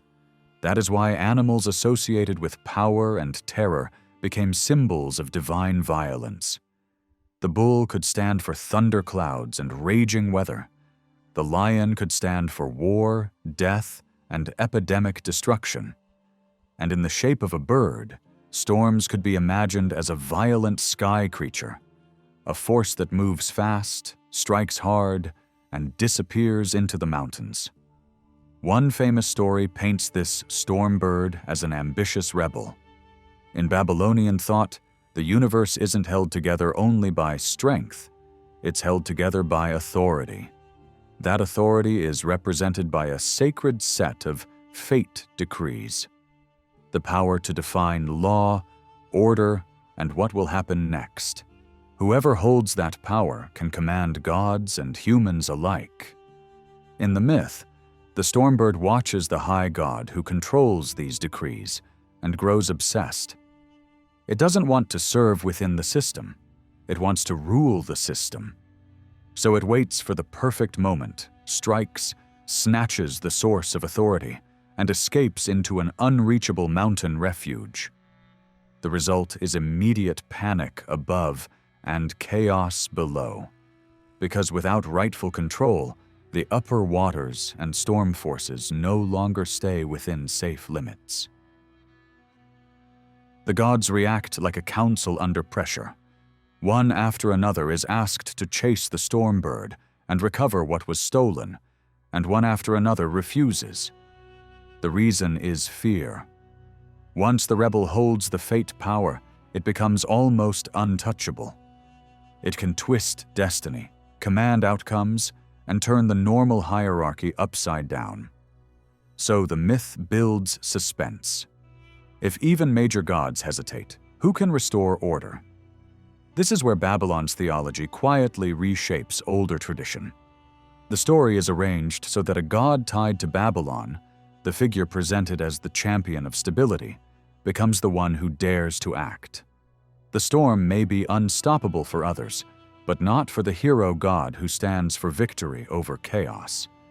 When he defeats the rebel and takes back the authority, the world becomes safe again, and the transfer of supreme power is explained. It's not just a nature tale about bad weather, it's also a political and religious statement. The center of power has shifted, and the highest divine authority now belongs to the god whose city dominates the region. Another legend pushes the same theme in a more human direction. A fisherman goes out on the sea, and a violent wind rises, smashing the calm and dragging him into danger. Instead of being helpless, the man fights back, damages the storm itself, and causes the wind to vanish for days. The sky god notices that the wind has stopped, and demands an explanation. The fisherman is summoned to the divine court, but his patron, the clever water god, prepares him like someone walking into a dangerous interrogation. Wear mourning, use the right words at the gate, and earn sympathy from the guardians of heaven. The plan works. The fisherman defends himself, the anger cools, and the trial turns into something far more tempting. Because the man has seen too much, because he has brushed against the secrets of heaven and earth, the gods consider granting him what humans crave most: life that does not end. They offer him food and drink meant to confer immortality. Yet his patron has already warned him not to touch them. The fisherman obeys. He refuses the gift. He accepts only the outward signs of civilization, clothing and oil, things that mark him as refined, not eternal. When the sky god realizes what happened, the tone shifts from anger to regret.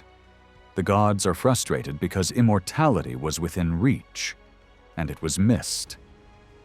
The man returns to Earth alive, knowledgeable, and still mortal.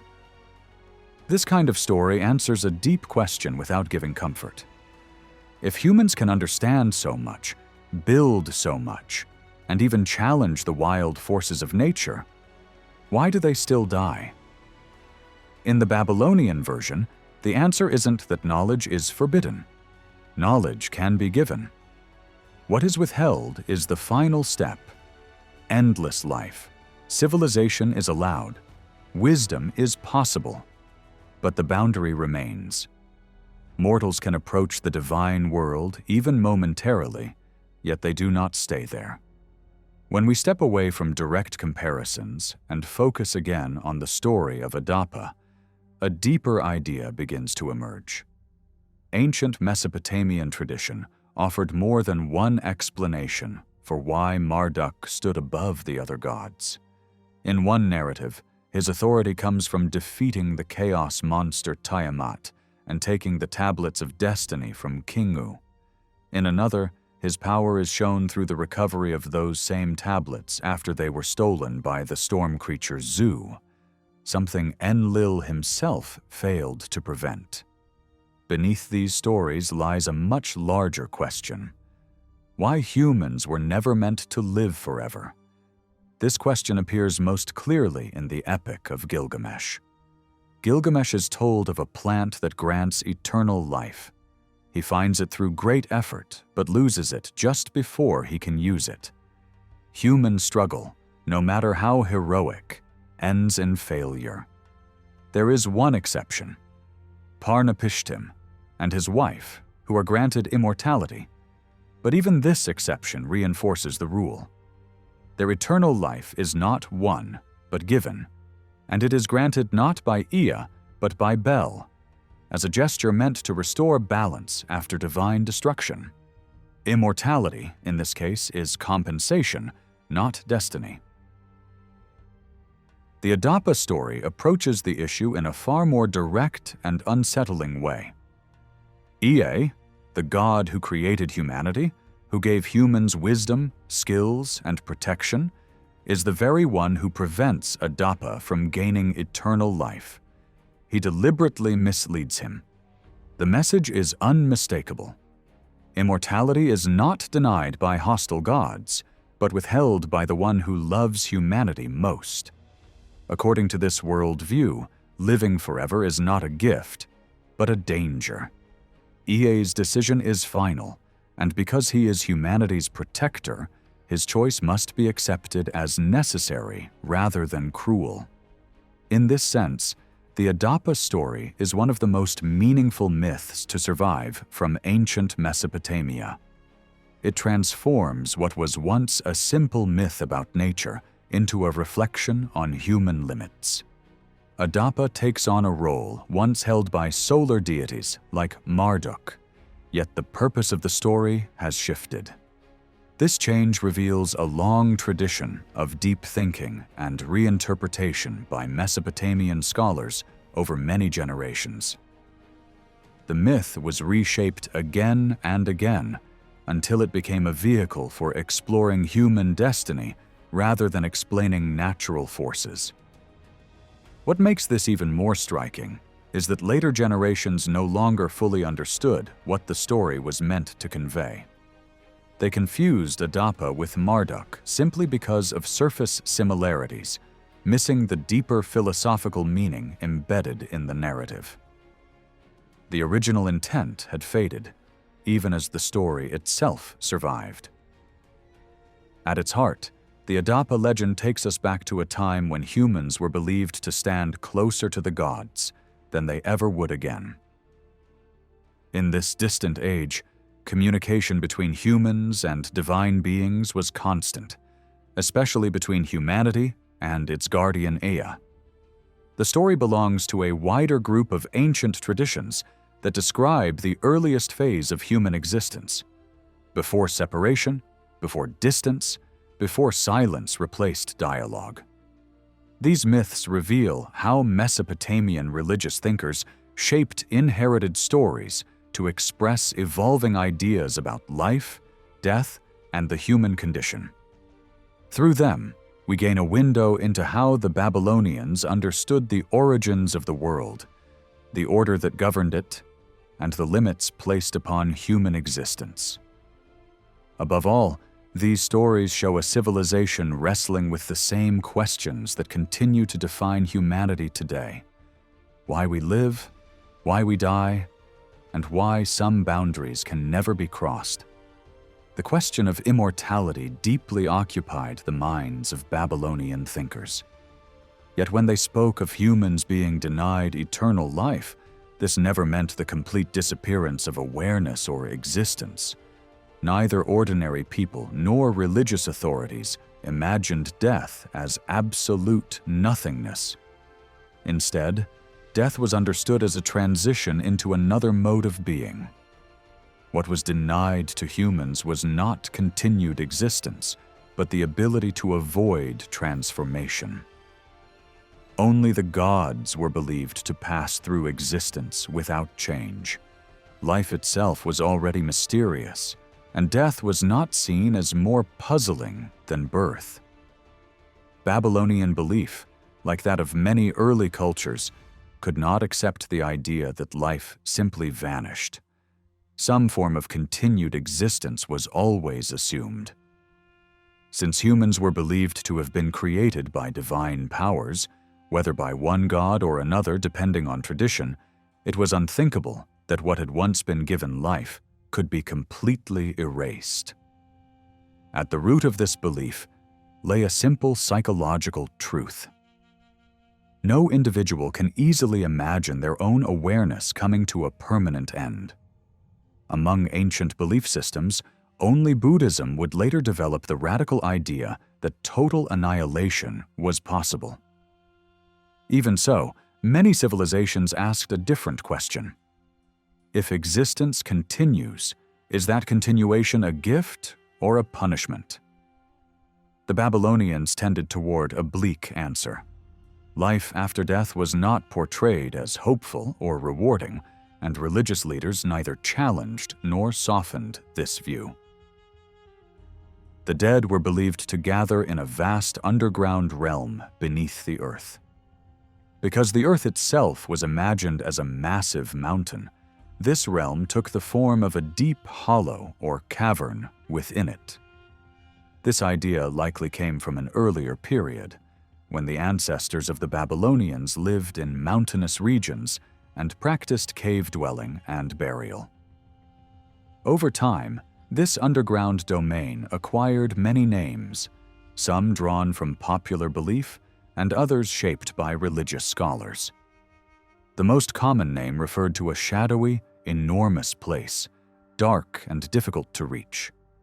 It was sometimes described as a land, sometimes as a great house.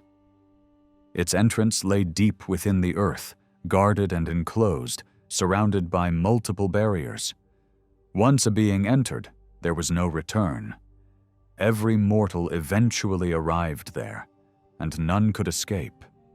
This realm was not imagined as separate from the divine world.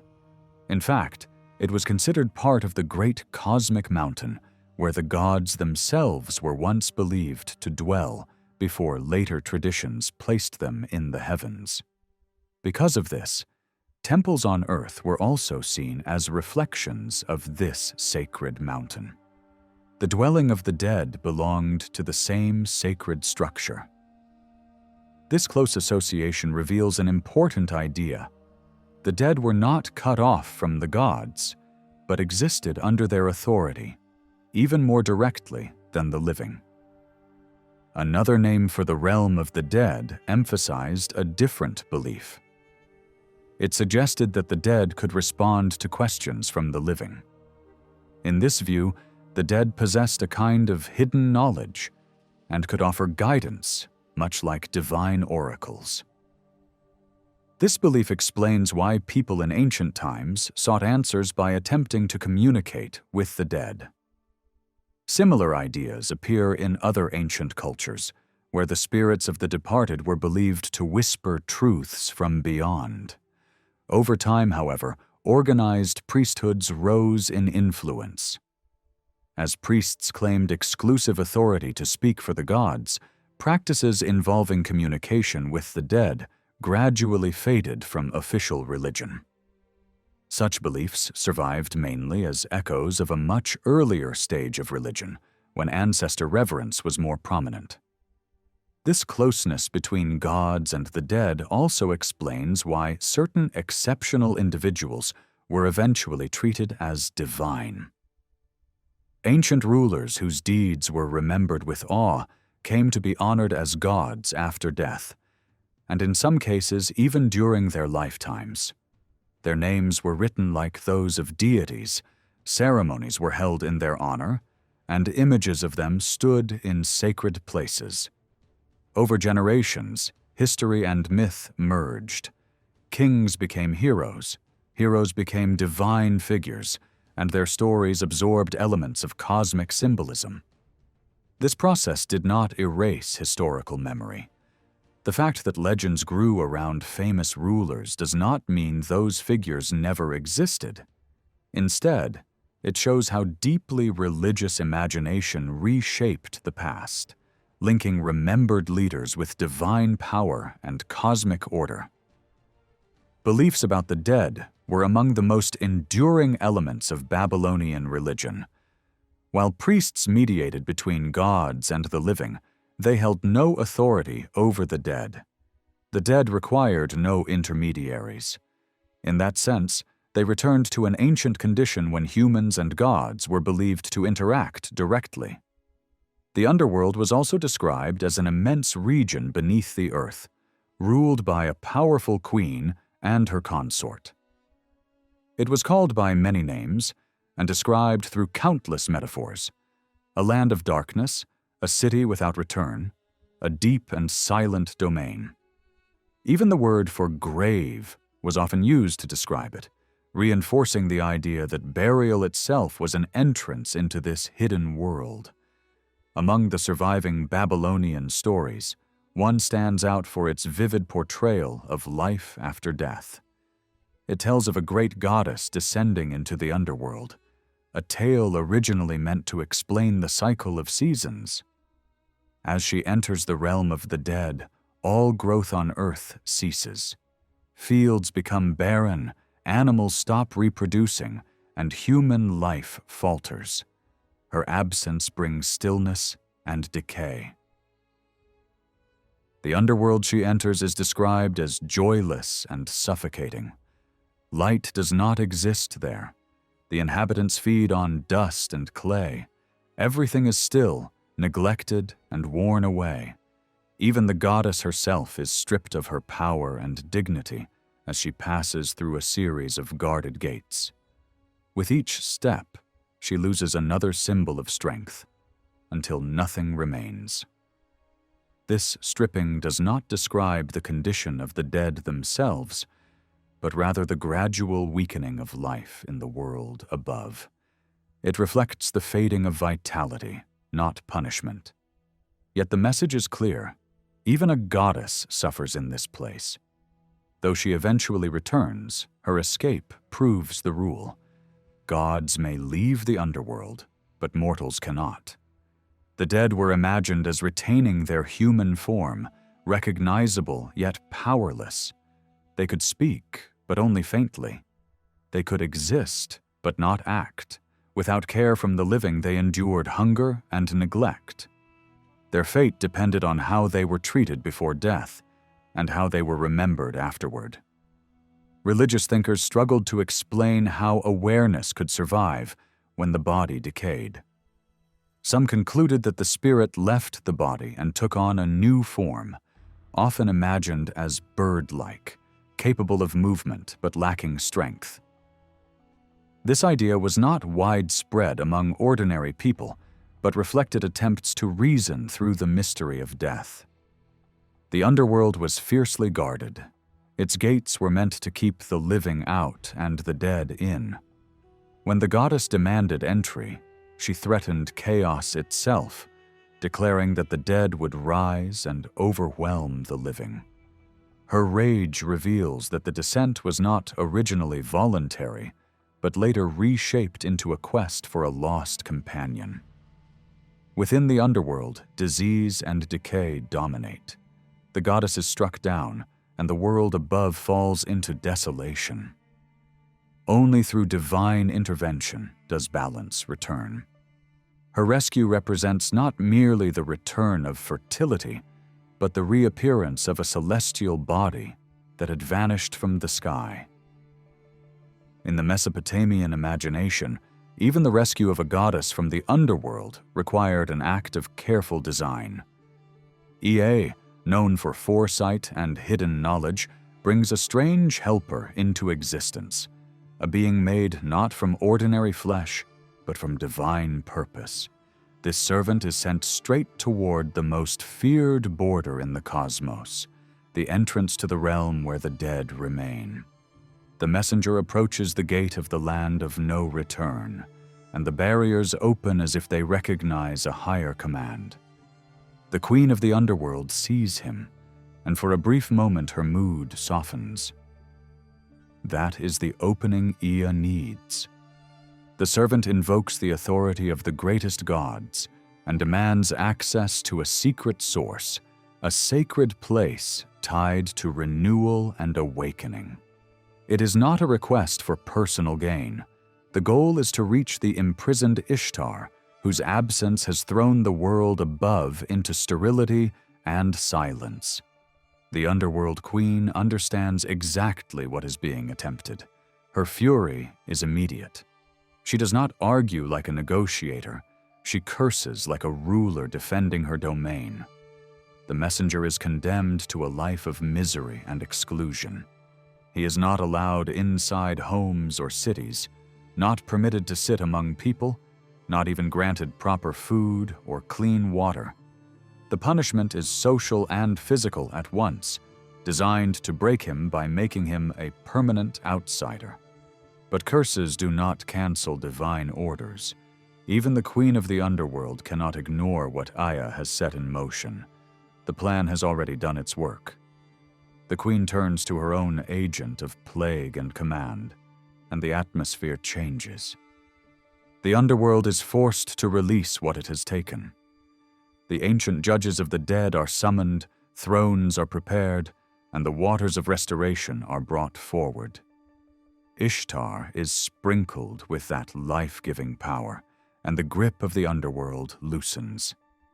Now the reversal begins. Ishtar is led back through the same gates she once crossed in humiliation. What was removed is returned step by step. Her coverings, her ornaments, her symbols of power and beauty reappear in the exact order of her loss. By the time she rises back into the upper world, she is no longer a captive shadow. She is again the radiant force of growth. With her return, the earth begins to recover. Strength flows back into nature. Productivity resumes. The world breathes again. Yet the story carries more than one layer. because it was shaped by more than one way of thinking. Behind the familiar goddess of fertility stands another version of Ishtar, linked to the sky itself. In later imagination, her descent is not only the dying of the fields, but also the disappearance of a bright celestial presence, followed by its return. The myth becomes a single narrative that can explain both the rhythm of the seasons and the shifting patterns seen in the heavens. This is why the tale feels like a braided rope made from older threads.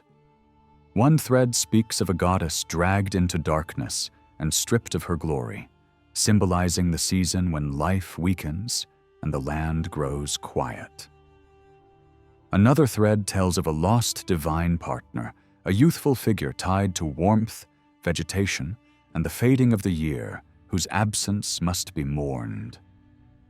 Over time, these strands are tied together into a story of love, loss, rage, and recovery, until the final shape emerges as the version people repeated and remembered. At the end, the myth does not merely entertain, it instructs the living. When death refuses to loosen its hold, mourners are told to turn their attention to the divine powers most closely linked with renewal. They are urged to pour out water and oil, to offer what is pure and valuable, and to raise formal lamentations. Professional singers perform dirges. Flutes accompany the grief. The point is not that the dead can simply walk back into daylight, but that remembrance creates a fragile bridge. The departed can be reached, not by rescue, but by ritual attention. The final message is harsh and honest. The dead do not step back into the world of sunlight. Their condition is rarely described as joyful, and almost never as hopeful. Death is spoken of as a pitiless turning point, a day that ends everything familiar. Even when certain gods are praised as healers or restorers, this language is aimed at the living, those still hovering on the edge of death through illness and danger. Healing is a rescue from dying, not a reversal after burial. Once someone has crossed fully into the underworld, the stories insist that no divine hand brings them back to ordinary life. There is one famous exception often mentioned in tradition: a man and his wife who do not die but are removed to a distant place far from human reach. Yet even that rare case is presented as something unlike normal human fate. It stands apart, not as a promise for everyone, but as a dramatic way to underline the rule. Humans do not obtain eternal life. For the Babylonians, the afterlife was not a paradise reserved for the good. It was a single destination for kings and commoners, for the admired and the despised alike. The gods could reward people while they lived, granting health, prosperity, and peace. They could also punish through disease and disaster, and forgiveness might be shown through recovery. But when death arrives, that relationship changes. The world of the living belongs to the gods of life. The world of the dead belongs to different powers, darker rulers who do not bargain, and whose realm is defined by separation. Visual traditions matched the same worldview. The underworld was imagined as a terrifying interior beneath the earth, stretching downward towards the deep cosmic waters. It was pictured as a place where monstrous guardians and fierce rulers presided over an unseen empire. Such images did not comfort the living. They warned them. They explained why funeral rites mattered, why offerings were made, and why neglecting the dead was dangerous. A forgotten spirit, deprived of food, drink, and remembrance, was believed to turn hostile. The dead could become restless, resentful, and harmful, haunting the living like demons. From these fears and beliefs came the idea of a special underworld hierarchy.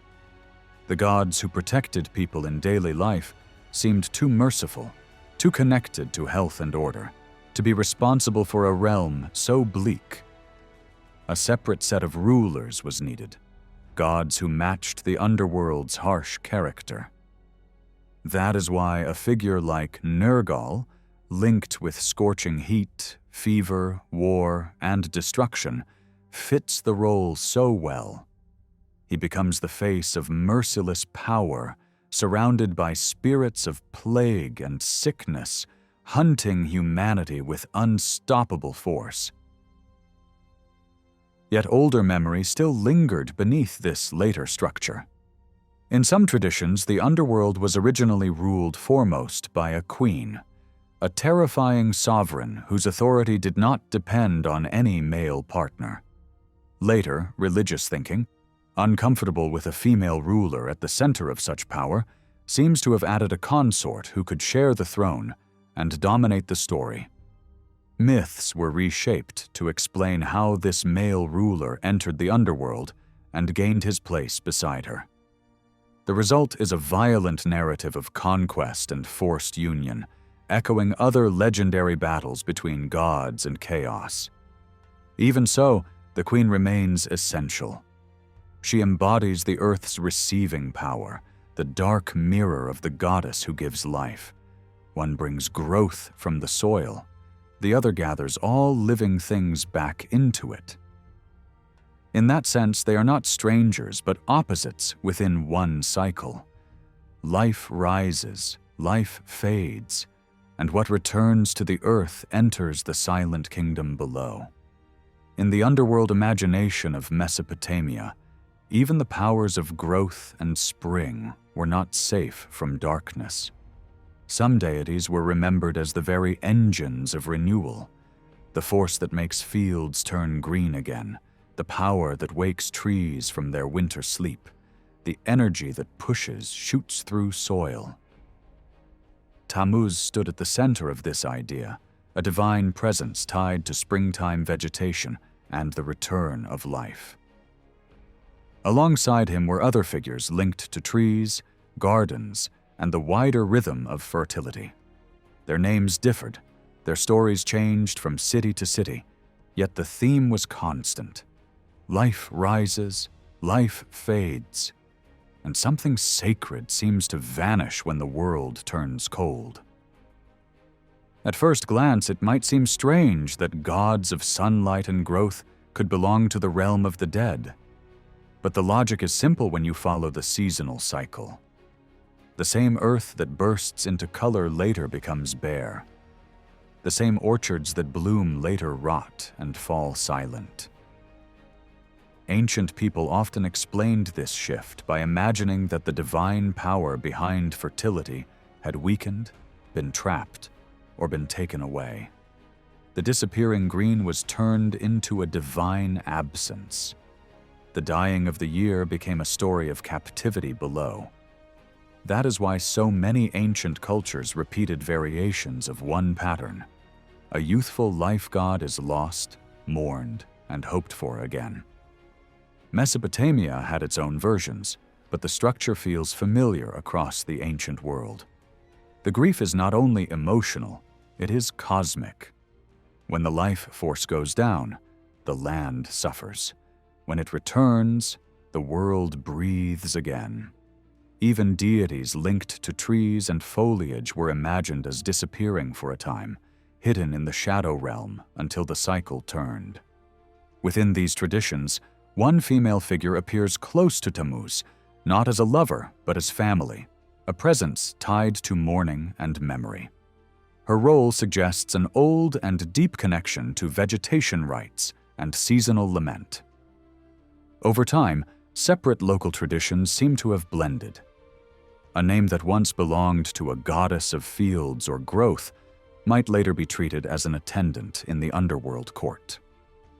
A figure that once stood alone might later be rewritten as a sibling of the lost god, simply because the ritual songs demanded another voice in the story. In myth, relationships often form after the fact, shaped by the needs of worship and mourning. Some symbols in these tales also hint at older layers. Animals are not just animals. A lion can point toward a destructive underworld power. A horse can signal the presence of the queen of the dead. A bird can stand for a divine being whose original identity has been blurred by time. When a story says a goddess once loved a bird and later harmed it, it may be echoing an older myth where a god was represented through a bird form, the way storm spirits and sky powers were sometimes imagined. Other figures were drawn into the underworld world-building as well, including gods associated with healing. This seems contradictory until you see how beliefs change gradually. In earlier phases, the lower world may not have been imagined as purely hostile. If the queen of the dead could be approached, if she could be moved, then a gentle, healing power might stand near her throne. This does not mean the dead returned to ordinary life. It means the living hoped to be spared before they crossed the final boundary. The miracle was not resurrection after burial, but rescue from the edge of death. Spring itself was the great visual proof. Nature looked dead, then suddenly it was alive again. Over time, however, darker ideas hardened. A harsher ruler gained prominence, a power associated with scorching heat, war, fever, and sudden destruction. Around him gathered spirits whose work was to bring people down into the underworld, not to comfort them. Disease demons were imagined as the hands that dragged victims toward the grave. They could torment the living. But once death happened, their mission ended. The dead were no longer prey for those spirits. They fell under the direct authority of the underworld gods. The underworld court was not limited to gods and demons alone. Shadowy divine groups also appear, sometimes described as ancient spirits tied to earth, sometimes treated as servants dispatched by many higher powers. The boundaries were not always clear. Some traditions placed these beings above, some below, and some let them move between worlds. But as the larger worldview matured, there was a strong drift toward a moral map. The higher gods became more protective and orderly, while suffering and misfortune were increasingly pushed downward, assigned to the forces beneath the earth. In the end, the underworld pantheon becomes crowded, but its power concentrates into the hands of two rulers. The rest exist as guards, messengers, enforcers, spies, or attendants. Yet one detail remains striking. The queen of the dead never becomes a silent shadow behind her male partner. She keeps real authority. Even where later theology tries to place a male ruler at the center, popular belief refuses to erase her. She rules beside him, not under him. The stories may force a partnership, but they cannot delete the older memory that the underworld once belonged first and foremost to a queen. And while myth shaped the invisible world, burial shaped the visible one. In Mesopotamia, the dead were typically placed into the earth, not burned. The entire imagination of an underground gathering place only makes sense in a culture where burial was normal. Graves were often simple, practical, and close to daily life. Bodies might be wrapped in reed mats or laid on boards, covered with clay lids or placed into jars. Sometimes the body was bent to fit tight spaces. Sometimes two container pieces were joined. The goal was not display. It was enclosure, protection, and separation. Objects were often buried alongside the dead, not to create luxury, but to preserve personal identity and basic needs. Seals, small weapons, staffs, jewelry, and children's items appear in graves. Food and water mattered most, because many believed the dead could suffer hunger if neglected. A water jar and a bowl were common, as if the living were leaving behind the simplest mercy, something to drink. Later periods seemed to shift toward ornament and display, but the older logic was need and remembrance, not wealth. Burial was not only a private act, but a protective duty. Leaving a body unburied, exposing it, or disturbing a grave was considered one of the worst fates imaginable. It did not only insult the dead, it endangered the living. A restless shade, cut off from offerings and respect, could turn hostile, like a wandering demon. That fear helps explain why families repeated offerings and why the dead were honored long after the burial day. Care was not only love, it was also defense. Rituals surrounded death as well. The body might be placed on a bier. Priests performed purification to guard the deceased from malignant spirits associated with the grave. Water and incense played a role because water symbolized cleansing and divine protection. Mourning was formal and loud. Lamentations could last days. Professional singers, men and women, led dirges with refrains, while instruments marked the rhythm of grief. The community did not whisper its sorrow, it performed it. And the mourning did not end immediately. The dead were remembered again and again. Water offerings were poured. Laments were repeated. The bond between living and dead was maintained through ritual habits, because in this world view, forgetting was dangerous, and remembering was one of the few gifts the living could still give. Some Mesopotamian kings did not treat the dead as distant memories. They treated them as a presence that still mattered. One ruler is described as going to the tombs of his ancestors, wearing torn clothes, pouring out a drink offering onto the ground, and speaking directly to the spirits of the departed as if they could hear. Scenes like this suggest something important. Graves were not ignored places. Families likely returned again and again. Certain seasonal rituals became moments when the living deliberately remembered those who had passed into the underground realm, almost like an annual appointment with the dead.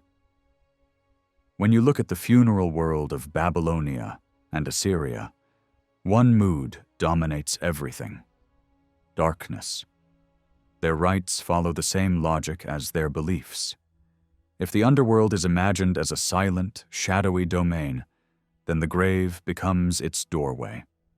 If the dead are thought to exist in a state of weakness and stillness, then ceremonies do not celebrate life. They mourn the fate awaiting the person who has gone below. There is little warmth in these rituals and almost no hope of return. The practical goal is protection. Keep the body safe, keep the spirit from suffering hunger and thirst, and guard the tomb from hostile forces believed to roam near the dead. What is striking is how closely this picture matches the older Hebrew imagination of the afterlife. In many ancient Hebrew texts, the realm of the dead is also described as deep beneath the earth, like a vast cavern. It is a place sealed by gates and bars. Dust is everywhere. Sound is swallowed by silence. Once someone crosses that threshold, they do not come back to normal life, and their former home no longer recognizes them. The dead in that tradition are not portrayed as strong or active. They are weakened, drained, reduced to a shadow of what they once were. They speak softly, almost like whispers, and they move uncertainly. Their existence is defined by stillness. Death is not praised as release. It is feared as loss. Even the relationship with the divine feels altered. The great blessings of the God of Israel are presented as belonging mainly to the world of the living. Health, long years, children, prosperity. In the realm of the dead, those blessings do not function the same way. The dead do not participate in public worship or joyful praise, not because they are evil, but because the place itself is cut off from ordinary life. Another shared idea appears here as well. How someone dies shapes what follows. If a person goes down in grief, they are imagined as continuing in grief. If they die neglected and abandoned, their condition is worse. This explains why proper mourning and care mattered so much. The afterlife was pictured as a continuation of earthly identity in a thin, weakened form. A warrior could still be imagined with weapons. A ruler could still be pictured with royal symbols. Clothing and status could still cling to a person like a final label, even when strength was gone. Even physical damage or disability could follow them into the grave. And yet, alongside this weakness, stands a contradiction that both cultures share. The dead are fragile and quiet, but they are also feared. Because they are close to the unseen world, they are thought to possess a strange authority. They can appear in dreams, they can be summoned, they can deliver messages. People believed the dead could answer questions, like living oracles. So the dead are described as powerless, but also dangerous or sacred, depending on how they are treated. Over time, Hebrew religion developed in a direction that began to clash with the older picture. As the idea of one supreme God became stronger, it became harder to accept a realm where that God had no reach. A God who rules everything cannot be limited to the living alone. So new voices within the tradition began to speak differently. The divine could bring down and also raise up. The divine could reach even into the depths, stories of life being restored, of someone being pulled back from the edge, and poems insisting that no place is beyond divine presence. All push against the older, darker model. But that older model did not disappear overnight. It remained in the background for a long time. Even when new ideas about judgment, reward, and resurrection began to take shape, the older shadow world continued to influence how people pictured the dead. The result was a long period of overlap where both visions existed side by side. The ancient cavern of silence and the newer hope that divine power could break its boundary. The deep similarity between Mesopotamian and early Hebrew ideas is not random. These peoples shared ancient landscapes, trade routes, and long stretches of contact. Traditions travel with migrating groups, and beliefs can survive even when everything else changes. Older images may be adapted to new theology, but they do not vanish. They remain inside the new framework, sometimes quietly, sometimes in tension. That is why so many customs and images feel familiar across both worlds. The darkness beneath the earth, the barred gates, the dust, the silence, the weak shadow of the dead, the fear of neglect, the power of ritual remembrance, and the belief that the dead still respond in some mysterious way to the living. Even centuries later, when communities moved, changed, and rebuilt their identities, the oldest layer continued to leave fingerprints on language, ritual, and imagination. And this helps explain something else: why later Jewish life in Mesopotamia could feel strangely natural. The place was not only a land of exile, it was also a land where ancient roots ran deep. For many, the environment, the inherited customs, and the cultural memory formed a bridge back to the earliest foundations. The setting changed, beliefs evolved, but the old ground beneath the feet still felt familiar. Some Mesopotamian kings did not treat the dead as distant memories. They treated them as a presence that still mattered. One ruler is described as going to the tombs of his ancestors wearing torn clothes, pouring out a drink offering onto the ground, and speaking directly to the spirits of the departed, as if they could hear. Scenes like this suggest something important. Graves were not ignored places. Families likely returned again and again. Certain seasonal rituals became moments when the living deliberately remembered those who had passed into the underground realm, almost like an annual appointment with the dead. When you look at the funeral world of Babylonia and Assyria, one mood dominates everything: darkness. Their rites follow the same logic as their beliefs. If the underworld is imagined as a silent, shadowy domain, then the grave becomes its doorway. If the dead are thought to exist in a state of weakness and stillness, then ceremonies do not celebrate life. They mourn the fate awaiting the person who has gone below.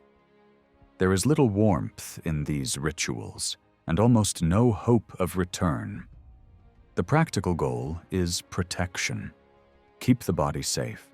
Keep the spirit from suffering hunger and thirst, and guard the tomb from hostile forces believed to roam near the dead.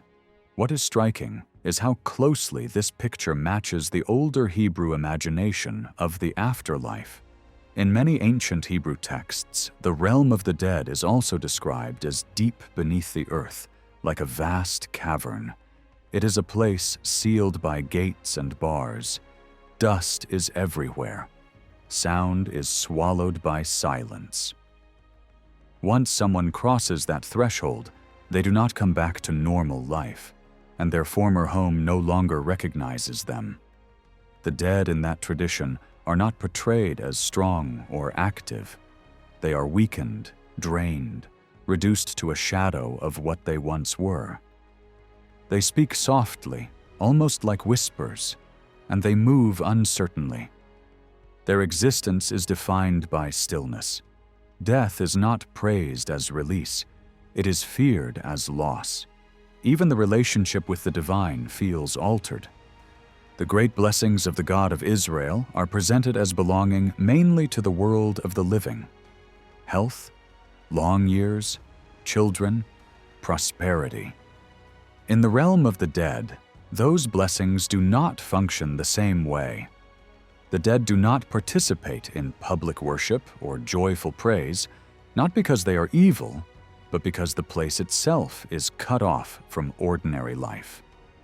Another shared idea appears here as well. How someone dies shapes what follows. If a person goes down in grief, they are imagined as continuing in grief. If they die neglected and abandoned, their condition is worse. This explains why proper mourning and care mattered so much. The afterlife was pictured as a continuation of earthly identity in a thin, weakened form. A warrior could still be imagined with weapons. A ruler could still be pictured with royal symbols. Clothing and status could still cling to a person like a final label, even when strength was gone. Even physical damage or disability could follow them into the grave. And yet, alongside this weakness, stands a contradiction that both cultures share. The dead are fragile and quiet, but they are also feared. Because they are close to the unseen world, they are thought to possess a strange authority. They can appear in dreams. They can be summoned. They can deliver messages.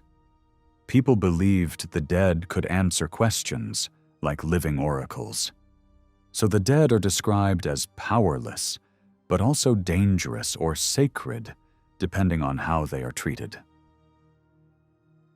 Over time, Hebrew religion developed in a direction that began to clash with the older picture. As the idea of one supreme God became stronger, it became harder to accept a realm where that God had no reach. A God who rules everything cannot be limited to the living alone. So new voices within the tradition began to speak differently. The divine could bring down and also raise up. The divine could reach even into the depths. stories of life being restored, of someone being pulled back from the edge, and poems insisting that no place is beyond divine presence, all push against the older, darker model. But that older model did not disappear overnight. It remained in the background for a long time. Even when new ideas about judgment, reward, and resurrection began to take shape, the older shadow world continued to influence how people pictured the dead. The result was a long period of overlap, where both visions existed side by side, the ancient cavern of silence and the newer hope that divine power could break its boundaries. The deep similarity between Mesopotamian and early Hebrew ideas is not random. These peoples shared ancient landscapes, trade routes, and long stretches of contact. Traditions travel with migrating groups, and beliefs can survive even when everything else changes. Older images may be adapted to new theology, but they do not vanish. They remain inside the new framework, sometimes quietly, sometimes in tension. That is why so many customs and images feel familiar across both worlds. The darkness beneath the earth, the barred gates, the dust, the silence, the weak shadow of the dead, the fear of neglect, the power of ritual remembrance, and the belief that the dead still respond in some mysterious way to the living. Even centuries later, when communities moved, changed, and rebuilt their identities, the oldest layer continued to leave fingerprints on language, ritual, and imagination. In Babylonia and Assyria, sacred buildings mattered less as works of fine art and more as loud public statements of faith. Kings and communities showed devotion by building big, not by building elegant. The land itself shaped that outcome. In the Euphrates Valley, there was little good stone for grand construction, so people relied on mud and clay. That simple choice helped cities grow fast, because sun-dried bricks could be made almost anywhere and in huge quantities. But brick has a limit. It can create mass and height, yet it struggles to create variety. You can extend a building outward, add more rooms, stack levels higher and higher, and still end up with the same heavy, block-like look. Over time, size became the main language of greatness. A palace felt important because it was bigger than a house, and a temple felt powerful because it rose above everything else. Even when Assyria had better access to stone, the old habits held strong. Assyrian rulers used stone for statues, carved panels, and decorative elements, but they still raised their main sacred complexes as enormous brick platforms and towers, following southern tradition. They were not trying to reinvent the temple. They were trying to honor the gods in the most familiar and authoritative way possible. The dream was always vertical. The ideal holy place was a building that seemed to climb toward the sky. Rulers bragged about making their sanctuaries so high that their tops touched heaven, not as poetry, but as a claim of achievement. Height was devotion made visible. There was also a deeper idea behind this obsession with elevation. In Mesopotamian imagination, the world itself could be pictured like a huge cosmic mound. The ground was not just ground, it was a sacred foundation, a massive mountain that held everything. Many early stories treated the gods as emerging from the earth, born from a primeval landscape. So a temple was meant to imitate the divine home as people imagined it, a raised mountain-like structure, a human-made version of the cosmic shape of the world. That is why temple names often echo mountain language. The sanctuary was not only a building where people gathered, it was a miniature model of the universe, a place where the border between human space and divine space felt thin. To create that mountain effect with flat land and clay, Builders first piled up an artificial mound, then set a broad platform on top, and finally placed the main sacred structure above it. As ambition grew, temples began to rise in stacked levels, each smaller than the one beneath it. This produced the famous stepped towers we now call ziggurats, massive terraced pyramids that dominated the skyline. Early examples were not necessarily complicated. Some were only a few levels high. The main impact came from the elevated base and the sheer bulk. Later, competition between rulers pushed towers higher, and additional tiers were added, until some complexes aimed for the symbolic number of 7. A typical ziggurat was built as a square mass that narrowed as it rose. The top could be reached by stairs or ramps, and the structure often looked severe from a distance, a giant geometric mountain planted in the middle of a city. Builders tried to soften that harshness with color and pattern. Glazed bricks in bright tones could be set along edges or across whole surfaces, creating bands of blue or yellow that caught the sun. Later writers liked to connect these colors to planets and cosmic systems, but it is safer to say that color served two purposes at once. It made the tower look alive, and it made it look sacred. Some people imagine these towers as ancient observatories, built for astronomy. Priests certainly watched the skies, and temple precincts were natural places for learned work. But a cramped space on top of a difficult, sacred tower is not an obvious choice for constant observation. And there is no clear tradition that treats ziggurats as everyday scientific platforms. It makes more sense to see the tower as a monument first, a visible tribute to the gods, a symbol of the divine high place, while the practical work of ritual took place below. As temple complexes expanded, the tower became only one part of a much larger sacred district. Around it were courtyards where crowds could gather, side chapels, storerooms, offices, and living quarters for priests and attendants. There were workshops producing offerings, spaces for temple animals, and rooms where scribes kept records. Temples were not only places of prayer, they were economic and intellectual centers. The learned traditions of Mesopotamia grew inside these sacred neighborhoods. Scribal schools, archives, and scholarly routines belonged to the same world as sacrifice and festival. Even legal matters could be handled in temple-controlled spaces, because priests often played a role in judgment and administration. Inside the main sanctuary, the plan was simple and deliberate. A long hall led toward a smaller inner chamber at the far end. That innermost room was the heart of the temple, the most restricted space where the divine image or symbol was placed. Ordinary worshippers did not wander into it freely. Approach was controlled and mediated because the chamber represented the god's presence. The larger hall functioned as the public-facing approach. The inner room was the sacred center, separated, protected, and treated as the most intense point of holiness. Decoration focused on impact rather than complexity. Brick walls could be enlivened with glazed surfaces, metal panels, and vivid colors meant to shine like sunlight. Valuable materials were brought from far away to heighten the sense of splendor.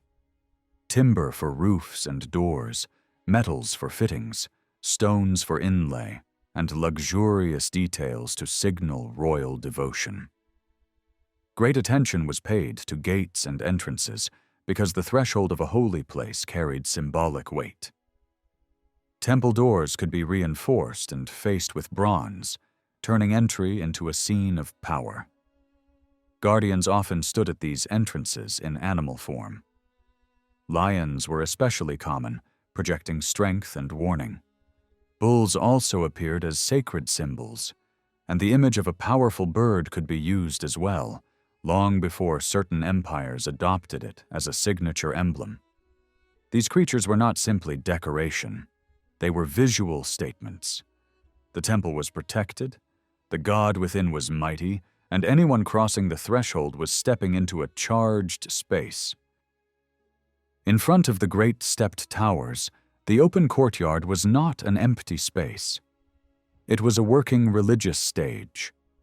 Large jars were set out there for ritual use, and their presence makes it very likely that a main altar stood in the same area. People did not climb to the top of the tower every time they wanted to worship. Most offerings and public ceremonies happened below, in the broad court where crowds could gather. Priests could move freely, and the ritual equipment was within reach. Inside the larger temples, the layout seems to have followed a simple sequence that was repeated again and again. You entered through an outer room that acted like a reception space, then passed into a larger main hall, and finally reached the most restricted inner chamber, where the god's image or sacred symbol stood. This created a clear progression from public space to private holiness. The outer rooms guided the visitor inward step by step, and each step carried more control and more sacred weight. We cannot yet map every side room with certainty because archaeology is still incomplete, but the pattern is strong enough to suggest that most Babylonian and Assyrian temples were built with the same basic plan, and the differences were mostly seen in decoration, entrances, and exterior display rather than in the core structure. Around the tower and the main halls, the sacred area spread outward like a small city. There were smaller chapels where worshippers could assemble, and there were also altars inside some of those chapels for additional offerings. Administrative spaces were essential too. Rooms for records, storage buildings for supplies, housing for priests and officials, and pens or stalls for animals intended for sacrifice. In at least one major center, evidence even points to metalworking close to the temple zone, which fits the idea that tools, vessels, and other ritual objects were made and repaired near the place they were used. Curtains, containers, and temple furnishings did not appear by magic. They were produced by craftsmen attached to the sanctuary economy. Offerings were also a kind of marketplace reality. People wanted votive objects, tablets, and small gifts to present to the gods, and the temple district was the natural place for producing and distributing them. This whole enclosed zone was what people often meant when they spoke of the temple. The name applied not only to the tower or to a single building, but to the entire sacred compound. The Great Precinct had its own title, while the tower itself had a separate name, treated as a distinct monument inside the larger holy district. In major cities, this precinct could grow huge, adding buildings over generations until it truly felt like a separate quarter inside the city walls. Politics helped fuel that growth. When a city became powerful, its ruler wanted the patron god to look powerful too. That meant expanding the sacred district and giving space not only to the chief deity, but also to the divine circle around that deity: spouse, children, attendants, allies, and related gods. The more divine support a king could claim, the greater his prestige sounded. Priests were skilled at arranging these relationships so that the royal family's pride and the god's honor rose together. Empire also brought new additions. As foreign lands were absorbed, new gods entered the story, and temples found ways to host them, sometimes with full chapels, sometimes with statues placed inside an established sanctuary, but always with some form of official recognition. In some southern cities, The number of sanctuaries clustered around a major temple could become impressive. A chief shrine to the city's main god might be surrounded by several smaller chapels dedicated to other divinities, forming a dense, sacred neighborhood, rather than a single isolated building. In other places, older traditions may have resisted this expansion at first, favoring a more exclusive devotion to one great lord of the city. Yet even where that older attitude existed, time tended to soften it. Later generations increasingly gathered multiple cults into one precinct, especially as priesthoods and royal courts became more complex and more ambitious. In the great capitals, the sacred landscape became layered. Some temples were close enough to feel like parts of one religious heart, while others stood apart in their own neighborhoods. A major city could hold many separate sanctuaries, but the most prestigious precinct usually attracted the tightest cluster of chapels and special rooms.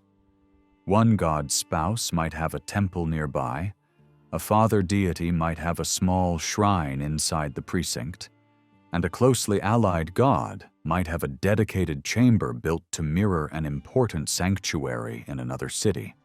At the same time, other temples in the same city could remain independent, because the scale of the urban religious world was simply too large to fit into a single enclosed compound. Royal palaces were often built close to these sacred zones, sometimes so close that later rulers struggled to expand their residences without intruding on holy ground. That closeness was not accidental. Power and worship were physically linked. A king wanted the gods near, and the priests wanted the king's presence and resources near. The result was a city plan where the temple district and the royal district leaned into each other. If you move north into Assyria, the same tendency appears. The chief temple rarely stood alone. Large sanctuaries could host many divine images, and multiple cults could operate within one major complex. A single temple might honor two primary gods, while also keeping space for a broad range of other deities. The message was clear. The city's patron god was surrounded by a divine court, and the king ruled under the protection of a wide heavenly network. Some rulers even described their capital as a place where every god and goddess had a seat, turning the city into a kind of religious showcase. One of the most revealing features of this world is the habit of naming temples and towers with carefully chosen titles. These names were not random labels, they carried meaning. Some stressed the temple as a man-made mountain. Others emphasized height, greatness, or a bridge between heaven and earth. Some names described the sanctuary as a stable home for the god, a fixed seat, a permanent dwelling. Others highlighted a divine attribute: brightness for a sun god, judgment for a god of justice, authority for a god linked to kingship. And many names were simply devotional statements, words of hope and praise, expressions like house of life, house of joy, house of light, or phrases that promised protection, answered prayers, long life, or a radiant presence. These titles did more than sound impressive. They shaped how people imagined the gods. A name that suggests universal power could encourage believers to see a deity as more than a local spirit tied to one city. In that sense, names helped push religious thought toward broader horizons, even while the cult remained rooted in specific places. Temple building itself was one of the great constant habits of Mesopotamian kings. From very early times, rulers presented themselves as restorers and builders of sanctuaries. When a temple aged or collapsed under harsh weather, it was rebuilt. When war damaged a holy district, later rulers repaired it. And when a king wanted to prove devotion, he enlarged the complex, added chapels, strengthened foundations, and filled the precinct with offerings. Even conquerors who cared mainly about war often made a point of honoring old sacred sites because those sites carried ancient authority. That respect created a feeling of continuity. Myths and doctrines could shift, gods could be reorganized in new hierarchies, but the physical sanctuaries remained familiar anchors. People felt they were still following ancestral ways because the sacred places looked and felt connected to the deep past. This loyalty to tradition also shaped restoration work. Later builders searched for older foundation records, preserved earlier dedicatory statements, and tried to follow ancient layouts rather than invent new ones. A successful restoration was one that looked like a faithful return, not a bold redesign. The public wanted that stability. The temple was not only a religious center, it was a shield against misfortune, a guarantee that the city still stood under divine protection. By any reasonable estimate, the number of sanctuaries across the Euphrates Valley must have been enormous. Beyond the great famous temples, there were countless chapels, minor shrines, and small sacred installations for lesser-known gods and foreign deities introduced over centuries. Some were probably nothing more than a statue and a niche inside a larger complex, while others had their own dedicated buildings. Together they formed a dense, sacred network spread across cities and towns. The South, with its older religious prestige, likely held far more of these places than the North. The moon was worshipped above all in two places, Ur in the south and Haran in the north. Each city had a famous sanctuary dedicated to the moon god, and each gathered its own web of stories and sacred prestige. In the earliest periods, lunar worship often carried even more weight than the cult of the sun, and these moon temples were not only places of prayer, but also places of learning. If we ever recover large collections of detailed sky records, tables of omens, and long astronomical notes, these sanctuaries are exactly where we would expect to find them. Haran itself rarely stood at the center of imperial politics, yet it mattered because the temple made it matter. Centuries later, kings who wanted to revive old traditions tried to restore Haran's reputation and rebuild its religious authority. Other great sanctuaries shaped the imagination of the region in a different way. The temple of the goddess in Uruk became a symbol of the city's identity, and her presence in famous myths helped keep the cult alive across generations. The form of the goddess worshipped across Babylonia and Assyria was deeply tied to that Uruk tradition, as if the city's version of the divine personality became the standard image that people carried with them elsewhere. But the two most influential temple centers were the paired sanctuaries at Babylon and nearby Borsippa. Their importance rose with Babylon's political dominance, yet their roots were older than the period when Babylon ruled the map. Before Babylon became the main capital, the intellectual and religious pull of Borsippa could stand out strongly, especially through the cult of the god associated with wisdom, learning, and writing. When Babylon rose, the god of the capital became the supreme figure, but the older rival cult could not simply be erased. Instead, the two were forced into a permanent partnership.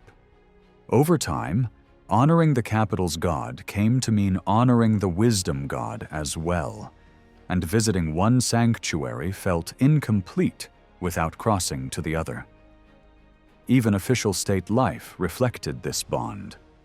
Rulers were confirmed and publicly recognized through ceremonies linked to the Babylon sanctuary, and a full act of devotion demanded recognition of both centers. This pairing created something much larger than local religion. To go to Babylon and perform the proper rituals was not merely personal piety. It was a public acknowledgement of Babylon's special status, and foreign conquerors quickly understood that lesson. Kings from the north treated a visit to these temples as both privilege and obligation.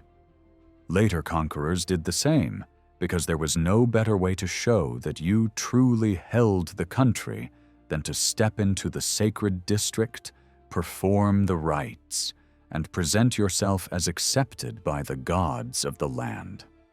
Meanwhile, the scholarly communities attached to these sanctuaries shaped religious thought far beyond city walls.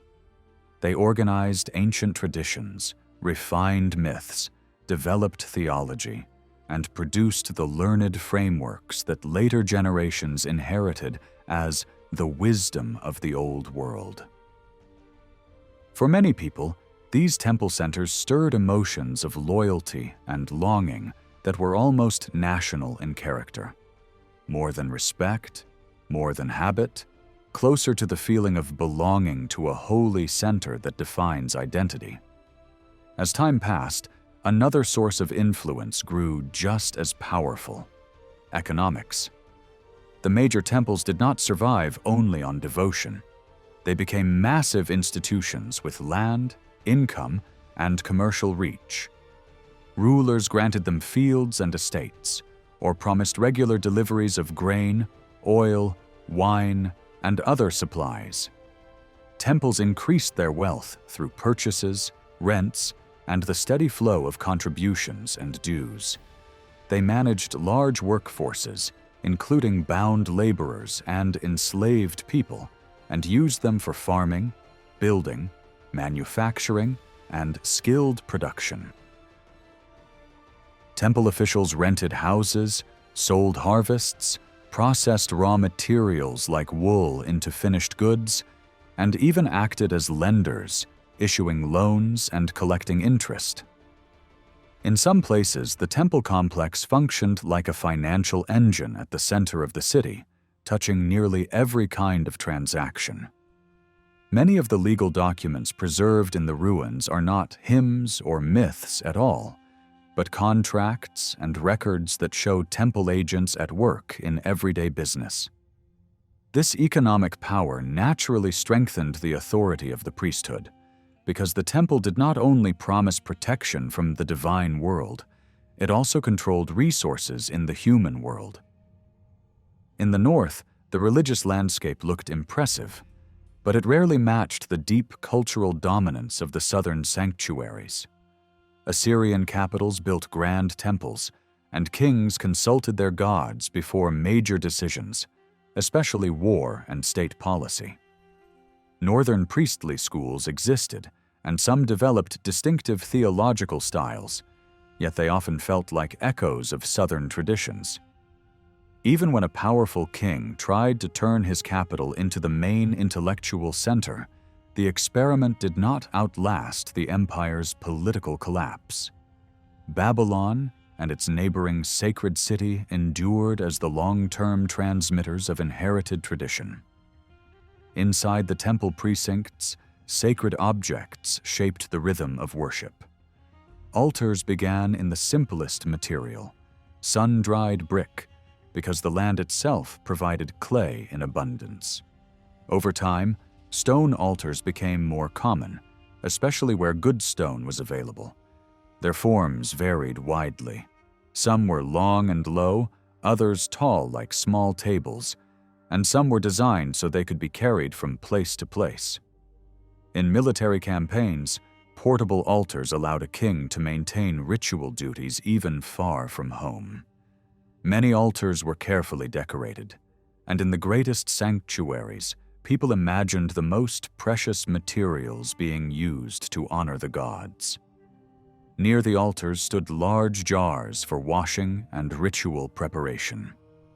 They were practical objects, but their constant presence shows how closely sacrifice was tied to purification.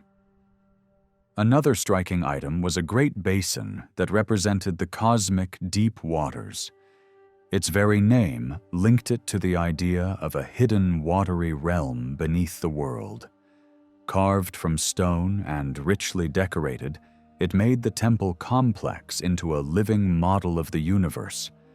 The tower symbolized the world mountain rising upward, while the basin represented the deep waters below. Together they turned architecture into cosmology you could physically walk through. Festivals added movement and spectacle. Gods were carried in grand processions, and in Babylonia, this often meant sacred boats built specifically for the divine image. These vessels could be large, carefully staffed, and decorated with precious materials. Their shape echoed local boat forms, and the tradition likely began when the oldest sacred cities were closer to waterways that mattered even more than roads. Over time, the original meaning faded, but the ritual survived. The god traveled in a holy craft during major celebrations. In Assyria, where custom could be less bound to the oldest southern ways, processions more often used thrones and platforms carried directly by men. The boats themselves were treated like famous objects, with their own names chosen to match the character of the deity they served, almost as if the vessel was an extension of the god's identity. Behind all this stood the priesthood, deeply connected to power. In the earliest phases, rule and ritual were intertwined. Kings kept titles that hinted at older priestly roles, and they acted as the foremost religious figures of the state. Many hymns and ceremonies were shaped around royal needs, and vast omen systems were compiled for rulers who wanted guidance and warnings. A mistake in ritual was not seen as a private error. It was a threat to the whole land. Yet, as temple life grew more complex, specialists took over daily religious management.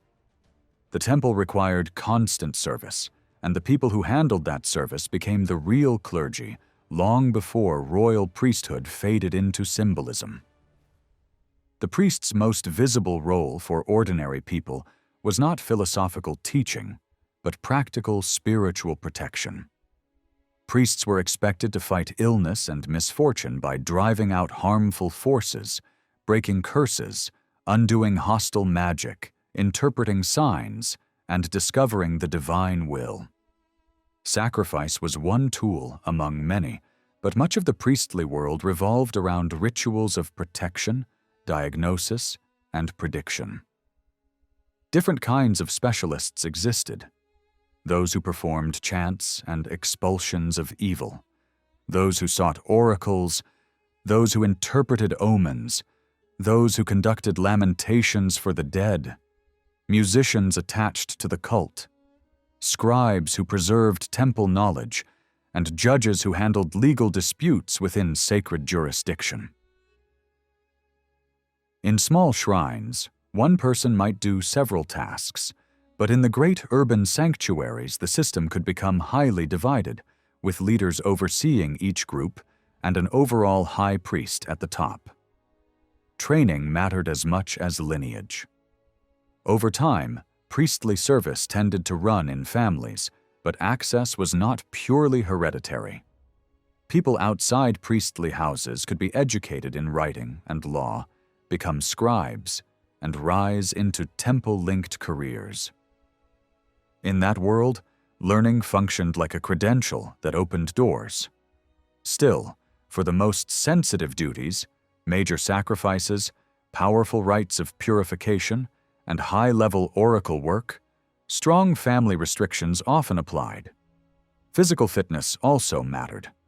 Obvious illness or blemish could block a person from serving. Temple work followed strict time organization as well, with shifts through the day and night, so that large sanctuaries were never without official presence. Women also held roles in temple life. Records mention female mourners, musicians, and even women engaged in oracle work or ritual protection. In the cult of the great goddess, women could be especially prominent, with ranks and categories of service that suggest a structured female religious workforce. Some initiation rites may have contained elements that looked shocking from the outside, but the evidence points more toward complex, symbolic tradition than to constant public obscenity. Over the long run, women appear most visible in early phases and somewhat less prominent in later periods, when empires and institutions became more rigid. Sacrifice itself covered a wide range. Animals and agricultural products were offered from early times: cattle, sheep, goats, birds, fish, dates, milk, oils, and many other goods that reflected the economy of the land. Quality mattered. The best offerings were healthy and unblemished because the ritual aimed to present perfection rather than leftovers. Certain animals were avoided, not by accident, but because they carried strong cultural meanings, sometimes too holy, sometimes too impure, sometimes both at once. Human sacrifice does not appear as a normal feature in the evidence that survives. If it ever existed, it belongs to a much earlier stage than the written and artistic record we possess. Offerings were made for many reasons. People brought sacrifices as routine devotion, but also as preparation before seeking divine guidance. In those cases, the offering served two functions at once. It honored the god, and it provided the material for interpreting signs, because parts of the animal could be read as a message about what the god intended. Sacrifice accompanied major public works as well, building temples, founding palaces, digging canals, because the community believed these projects needed divine approval. When a building was completed or restored, the ceremonies could be lavish, combining large amounts of meat, produce, and incense with formal prayers. For the Assyrian kings, sacrifice in southern sanctuaries carried a double meaning. It was devotion, but it was also politics. When they entered the old southern cities and offered gifts and animals to the gods there, they were declaring themselves legitimate rulers of the region. The southern population could read the message clearly. The conqueror was not only a soldier, he claimed the gods' acceptance. Some kings even posed as restorers of the cult, reorganizing ritual life and returning temple income, which looked like piety but also worked as a strategy of control. Babylonian and Assyrian kings treated scent and oil as more than decoration. When a wall went up, when a doorway was set in place, when a threshold was crossed for the first time, they wanted the building to feel alive with holiness. Some rulers described burying fragrant plants at the base of new walls, as if sweetness could sink into the earth and become part of the structure. Others poured oil over door bolts, across wooden gates, and along the stone lips of entrances, then flooded the interior with incense, so the air itself became an offering. They believed these actions helped wake a sanctuary, make it pleasing to the god, and seal it from harm. That is why later restorers were constantly urged to do the same. If you uncover an older builder's inscription stone, you do not treat it like a dead artifact. You cleanse it, anoint it, and accompany that act with sacrifice, showing respect not only to the god, but also to the chain of memory that ties one generation to another. This kind of anointing was clearly ancient, older than any single dynasty, and it belonged to a wider Near Eastern habit of making something sacred by touching it with a consecrating substance. Oil did not function only as a pleasant liquid. It stood in the same ritual world as blood, smoke, and fat from offerings.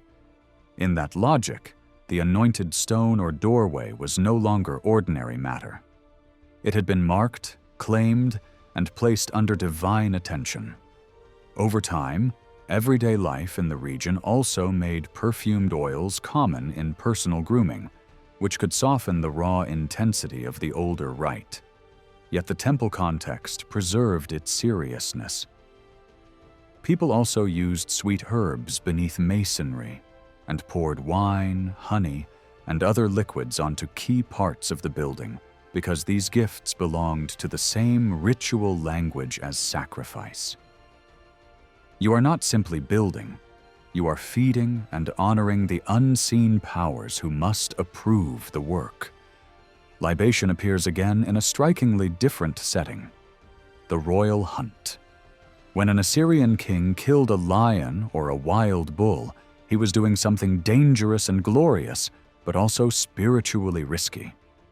Life was sacred, and destroying it could invite backlash from the divine world unless the act was ritually framed. So the king poured out wine as a way of acknowledging the gods, almost as if he were saying, "This death is not only my triumph, it is placed under your authority." After certain hunts, the libation was offered to the goddess associated with war and victory, turning the slain animal into a kind of tribute. The same idea sits behind battlefield religion, too. The fallen become part of the conqueror's offering to the gods believed to have granted success. Art mirrors how central these rites were. On small carved seals, scenes of offering and pouring appear again and again, proof that people saw libation as a basic gesture of worship. Some very early images even show a worshipper without clothing pouring into a vessel at an altar while a divine figure sits nearby. That detail matters because it hints at an older rule of approach. To enter sacred presence, you strip away ordinary status and ordinary boundaries. Later traditions remembered only part of this, asking people to remove shoes before stepping onto holy ground, a custom that survived widely in the region. But traces suggest that in more ancient practice, the act of removal went further. The point was humility and exposure, stepping before the divine with nothing hidden and nothing carried in as protection except reverence itself. Religion in ancient Mesopotamia was a highly organized system closely tied to the state and the temples. In major cities, sacrifices were fixed, regular duties rather than occasional acts of devotion. Kings financed these offerings and presented them as restorations of ancient order disrupted by chaos, while smaller centers followed monthly or locally sacred schedules. Ordinary people supported the system through dues and offerings, but engaged most directly with the gods through personal visits and votive gifts rather than daily temple rituals. Votive offerings formed the emotional core of popular religion. People brought small objects, figurines, cones, stones, rings, and inscribed tokens, seeking protection, healing, fertility, or divine favor. These gifts often functioned both as offerings and as amulets. Royal offerings were far more elaborate. Statues of the kings themselves, precious materials, and richly decorated garments for the gods, all presented in large public ceremonies that linked political authority with divine approval. Time itself was sacred. Every day carried meaning, but certain dates and seasons held special power, varying by city and tradition. Festivals were joyful but never carefree, combining celebration with caution before unpredictable divine forces. One spring festival rose above all others and became the New Year celebration, centered on Babylon's chief god. Through processions, ritual journeys, and symbolic assemblies of the gods, the future of the year was determined, and the king's right to rule was formally confirmed. Other festivals marked agricultural cycles, healing, fertility, mourning, and renewal. Some were ancient and widespread, others local, or created for political reasons. Periods of crisis called for purification rituals, fasting, and penitential prayers to restore balance after violence or disorder. Overall, this religious system shaped morality, law, and daily life.